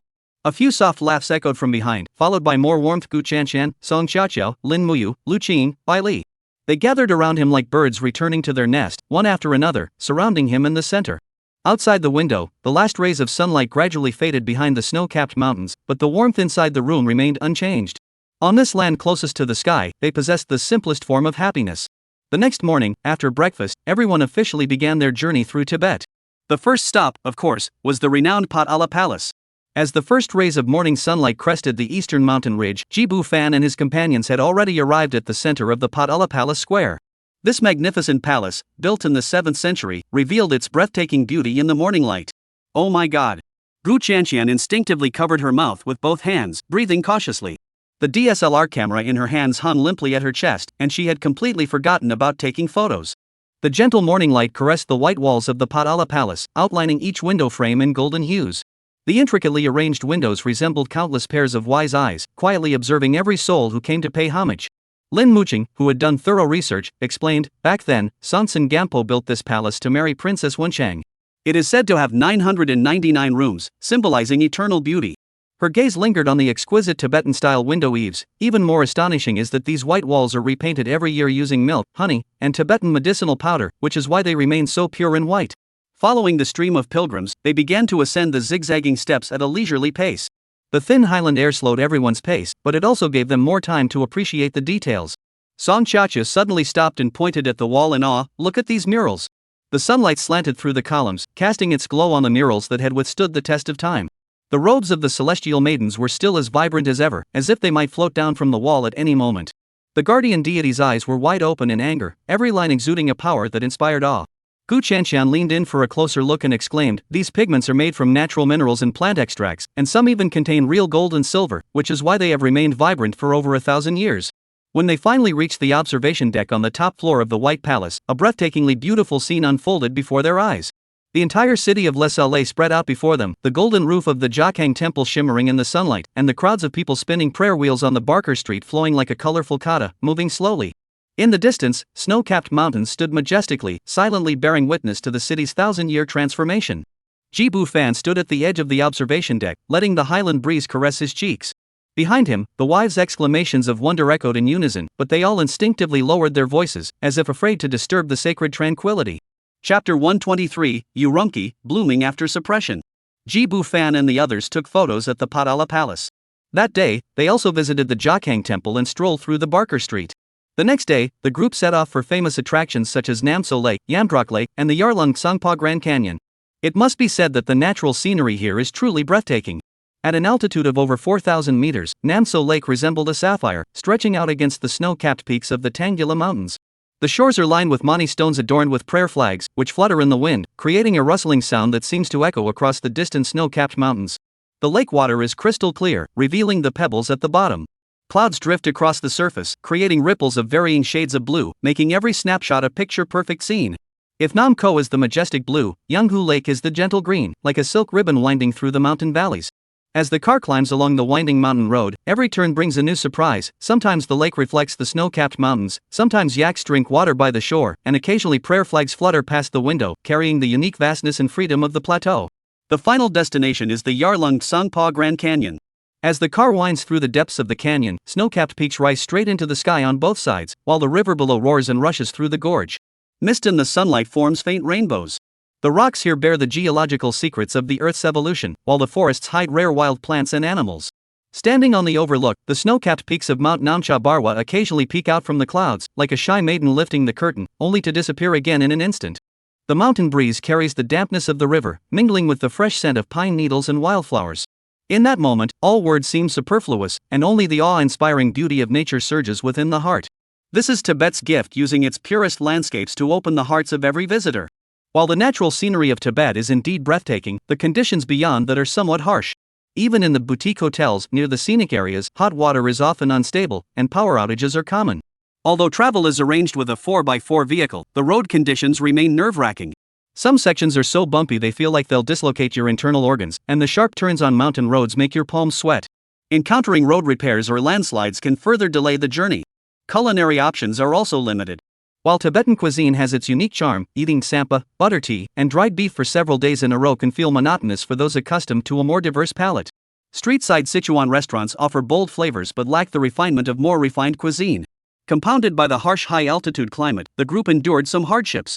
However, despite this, when Dang Jubian and his companions spent a week in Tibet and packed their bags to head to the airport, each of them felt a deep sense of longing in their hearts. As the plane took off, the snow-capped mountains outside the window gradually turned into silhouettes. The bumpy roads and simple meals became footnotes to the breathtaking scenery, making the journey all the more real and unforgettable. 2 hours later, the plane landed at Urumqi Daiwapu Airport.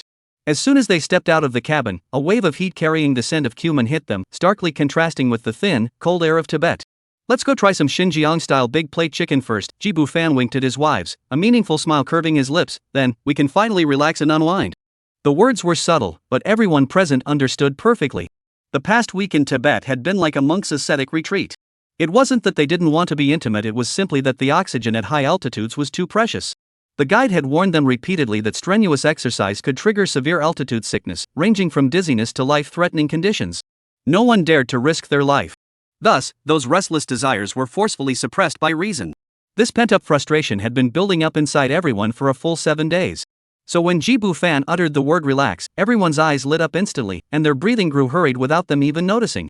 As soon as she got into the taxi heading toward the city, Gu Qianqian couldn't wait to start counting on her fingers. "I want to eat hand-pulled meat, red willow skewers, noodle strips, and baked buns." She paused, her cheeks flushing slightly, and whispered, "After we eat, we'll go back to the hotel. Tonight, no one is getting any sleep." Everyone heard her and couldn't help but smile, their eyes sparkling with anticipation. Even the usually reserved Bai Auntie was no exception. Ji Bufan smiled broadly and said, "Alright, I'll make sure you all get what you want." Ji Bufan and his group stayed at the top-tier luxury Sheraton Hotel in Urumqi. The hotel restaurant offered a variety of Eastern and Western cuisines, including local Xinjiang specialties. After checking in, everyone took a shower and changed into comfortable, dry clothes. The warm water washed away the dust and fatigue of the journey, and even their footsteps felt lighter. They then gathered at the hotel's top-floor panoramic restaurant for dinner. Inside the restaurant, massive crystal chandeliers cast delicate patterns of light, making the long tables covered in snow-white tablecloths appear even more elegant. Outside the floor-to-ceiling windows, the city of Urumqi was ablaze with lights, while inside, the tables were laden with mouth-watering dishes. The golden-brown crust of the baked buns was still dotted with sesame seeds. When gently torn apart, the tender lamb filling emerged, accompanied by the sweet aroma of onions. A large plate of chicken is served in a blue and white porcelain bowl, with red broth coating the tender chicken meat. Green peppers and potatoes have absorbed the broth, and both the skin and meat are infused with a rich sauce aroma. There is also translucent pilaf, where every grain of rice is infused with the aroma of lamb, dotted with raisins and carrot chunks, adding a touch of sweetness to the glossy grains. The specially made pomegranate juice shimmers with a ruby red glow, while the handmade yogurt is drizzled with honey and topped with a sprinkle of crispy roasted almond flakes. Surprisingly, the ladies who usually place great emphasis on dining etiquette were now eating quickly, breaking their usual composure. Lin Muqing's silver cutlery clinks against the bone china plate in a hurried rhythm, as she quickly lifts a steaming baked bun and stuffs it into her mouth. Gu Chanxian simply put down her knife and fork, grabbed a piece of roasted lamb rib with her hands, and didn't bother to wipe the dripping juice from between her fingers. The usually reserved Song Qiaqia was also eating hurriedly. The scene did not resemble a leisurely dinner but rather a rush to keep an urgent appointment. Ji Bufan sat at the head of the table, elegantly swirling his wine glass. His gaze swept over the others' wolfish eating habits, a knowing smile flickering in his eyes. Then, he too began to eat heartily. When the elevator doors made a soft ding sound on the guest room floor and slowly closed, the pent-up passion burst forth like a flood breaking through a dam. The rustling of hair against fabric and low laughter mingled together, making the air feel scorching hot. The night outside was deep, and the neon lights of Urumqi shone through the sheer curtains, casting mottled shadows on the floor. The 7 nights of restraint and longing on the Tibetan plateau, the words that had been left unsaid under the starry sky, the hands that had been hesitant to touch all of it now melted into the embrace of this western city, becoming the most intense breaths and entanglements. When their skin touched, it seemed as though they could hear the sound of their hearts colliding, more turbulent than the waves of Namko Lake, more scorching than the rapids of the Yarlung Tsangpa River. This is the unrestrained blossoming after suppression. Chapter 124, 3 Local Female Guides. The next day, everyone woke up late. Except for Ji Bufan, the others didn't wake up lazily until midday. Upon waking, they stretched their graceful bodies, their eyes lingering with the lingering traces of last night's passion. Their snow-white skin glowed with a peach blossom flush, their cherry lips parted slightly, exhaling a fragrance like orchids, and their hair cascaded across the pillow like brushstrokes of ink and wash. Exchanging a smile, their eyes sparkled with sweetness, and their fingers traced the red marks on their collarbones before shyly turning away. "You're so amazing." Imoyu bit her lip and sighed softly, her voice filled with undying tenderness. The others, hearing this, blushed slightly, but couldn't help but nod in agreement, their eyes sparkling with admiration. At lunchtime, the 3 Uyghur guides arrived as promised. The 3 young girls were beautiful. They had distinct ethnic features, with deep-set features and smooth, delicate skin. Their jet-black, thick hair was either tied into cute braids or left loose over their shoulders, with ethnic-style hair ornaments dangling between the strands, swaying gently with their light steps, adding a touch of liveliness. One pair were sisters. The older sister was named Ainur, and the younger sister was named Gulaner. Ainur is tall and slender, with striking features and amber-colored eyes that are clear and luminous. When she smiles, the corners of her eyes lift slightly, exuding a touch of alluring charm. Her younger sister, Gulaner, is more delicate and charming, with a round face adorned with sweet dimples. Her voice is as clear and crisp as a mountain stream, pleasant to the ear. The third girl is named Riala, with a gentle and graceful demeanor. Her high, straight nose is framed by lips as red and plump as cherries.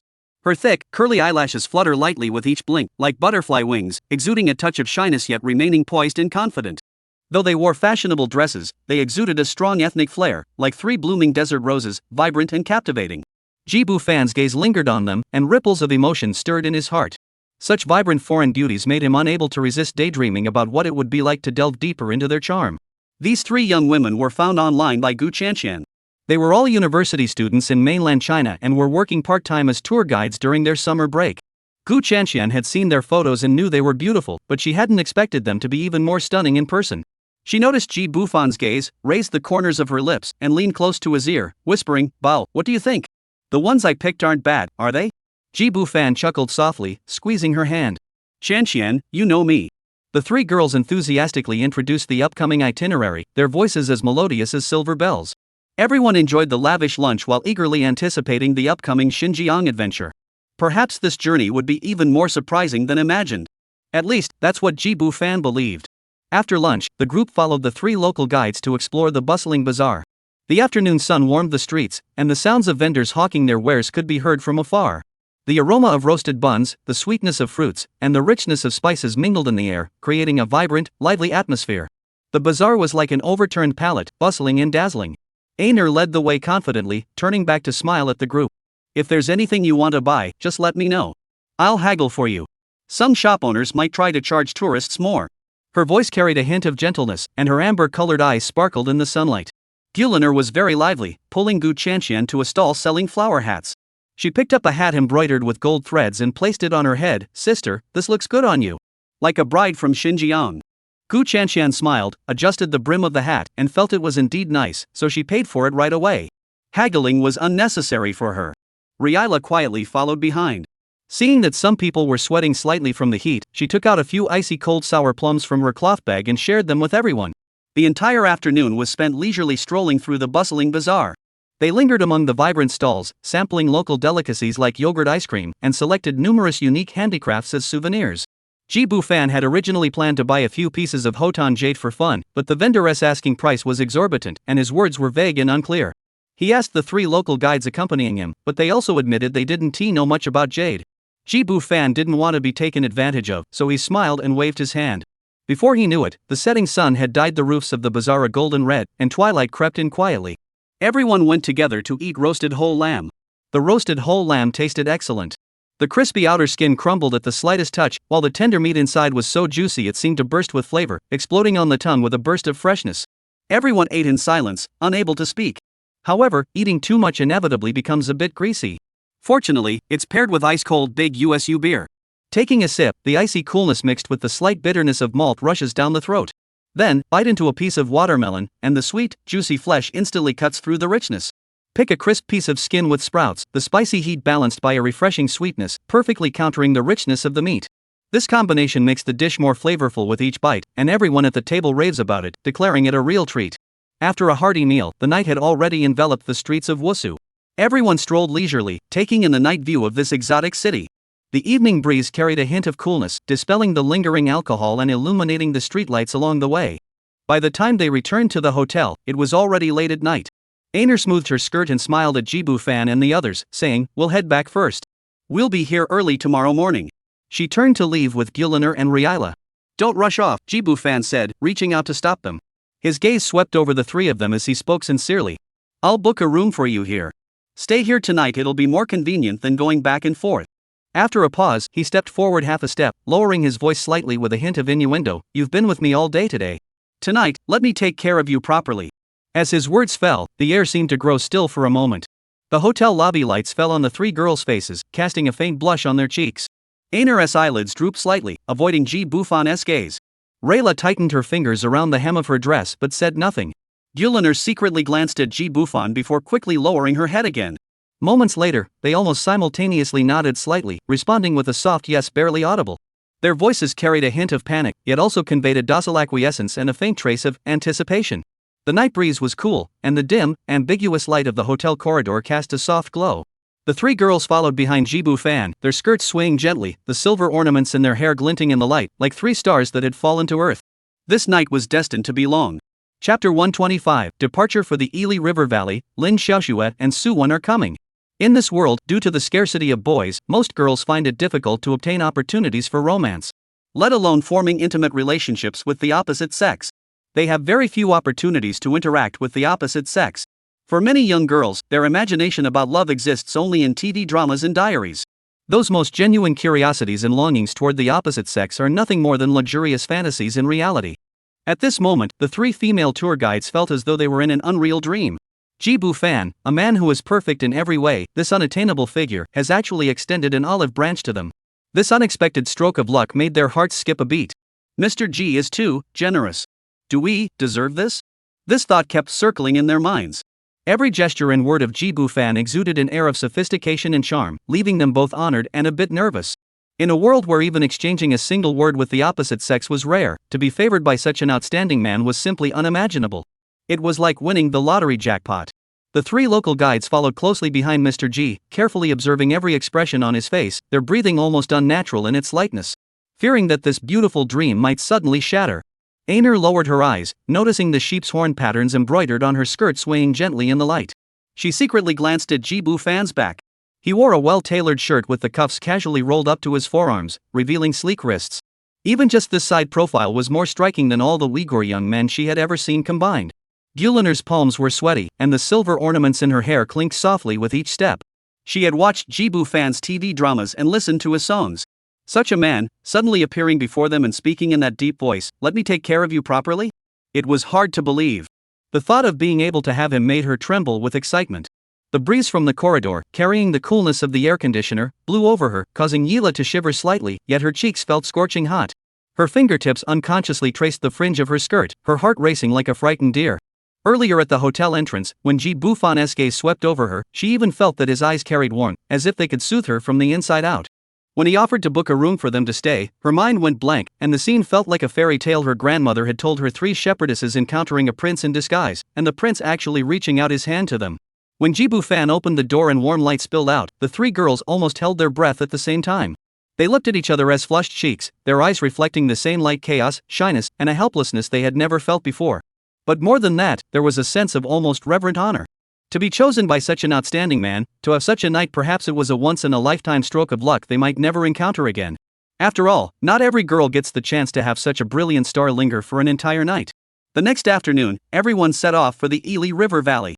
Urumqi, after all, is just a modern metropolis cloaked in a foreign-inspired facade. What one truly comes to Xinjiang to experience is the vast natural landscapes. And the Ili River Valley, this hidden paradise dubbed the Jade Garden of the Frontier, is undoubtedly the most beautiful place in Xinjiang.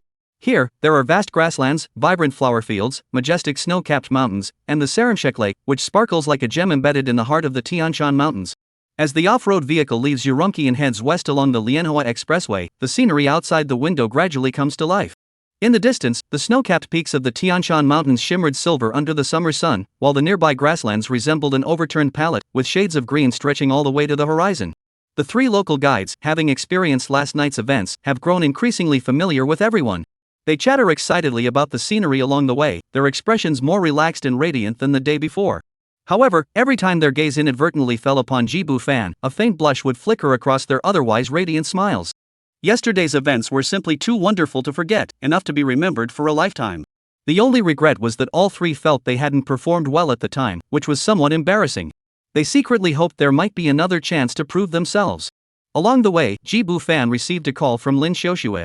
He was quite surprised, as they chatted on WeChat every day and didn't usually call unless it was important. "Hello, Xiaoxue?" Jibu Fan answered the call. "Brother-in-law." Lin Xiaoxue's excited voice came through the phone. "My filming is finally wrapped up. I'm coming to see you. And On is coming too." Jibu Fan felt a bit troubled and tried to persuade her gently. "Xiaoxue, we'll be leaving in a few days. Why don't you just stay there? It's such a long journey." "No way." Lin Xiaoxue pouted. "I miss you so much. I can't wait. Tell me where you are now, and I'll book tickets right away." Faced with Lin Xiaoxue's stubbornness, Jibu Fan could only sigh and give in. All right. Just come straight to Ili." "Okay. We should be there tomorrow. Brother-in-law, wait for me." Lin Xiaoxue's cheerful voice was filled with anticipation. After hanging up the phone, Jibu Fan smiled and shook his head. With Lin Xiaoxue and her friend arriving, there were now even more people. He roughly counted them. There were at least 10 people. It was already crowded enough, and now it was even more lively. He felt a slight bit of pressure. Maybe he should take some attack speed rewards. By the time they arrived in Ili, it was already evening, and the twilight hung like a gentle veil. Everyone stayed overnight in the capital city of Ening. After checking into the hotel, everyone rushed to the famed Six-Star Street. At that moment, Six-Star Street seemed like a blend of tranquility and bustling activity, as if caressed by the evening breeze. The winding cobblestone paths stretched out, and the residential buildings on either side exuded a strong foreign flair. The lake blue walls glowed with a warm, gentle light in the fading sunlight. It had a unique charm. Small groups of tourists strolled along the cobblestone paths, occasionally stopping at unique shops or sitting in open-air tea houses to chat.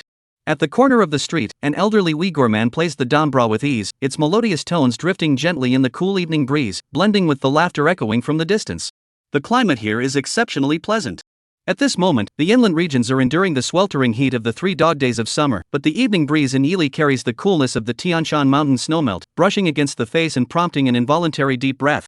Along with it, one's mood lightens.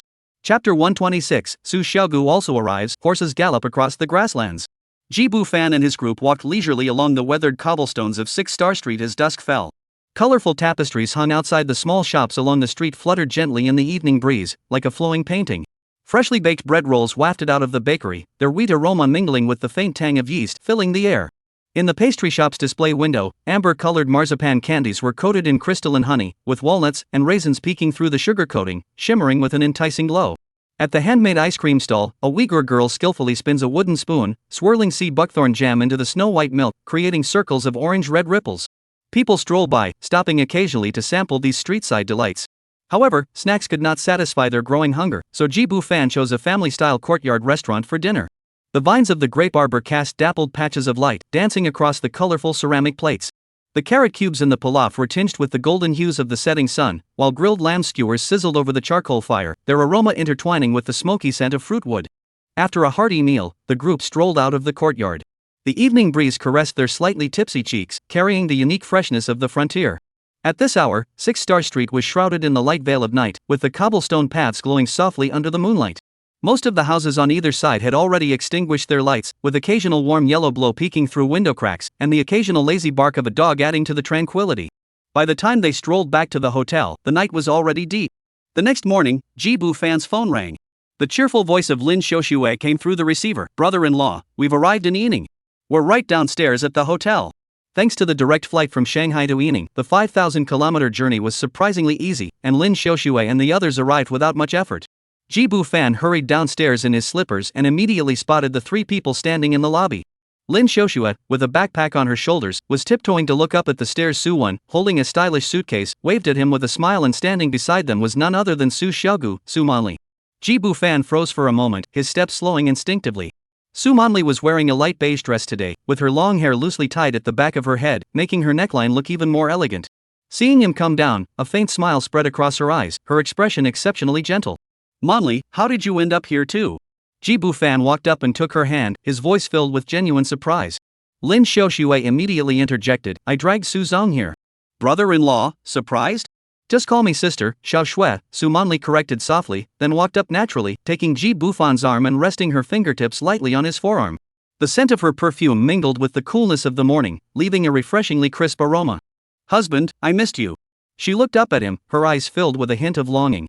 The sunlight streaming through the hotel windows cast a warm glow on her eyebrows and eyes, causing a sudden surge of unexplained restlessness to flicker through Jibu Fan's heart. His Adam's apple moved slightly as he tightened his grip on Su Manli's hand, then turned to the hotel staff and said, "Please book another suite on the same floor as ours." The attendant left, and he lowered his gaze to Su Manli, his emotions churning beneath the surface, but he only managed to whisper, "Let's go up first." Behind them, Lin Xiaoxue and Su Wan exchanged a glance and followed closely behind. What followed was a long and tedious process of relieving their longing for each other. Afterward, Su Manli leaned against Jibu Fan's chest, her fingertips gently tracing his chest, biting her lip in frustration. She regretted it. She should have just followed Jibu Fan on the trip. She had wasted so much precious time. Heaven only knows how much she had to endure these past few days.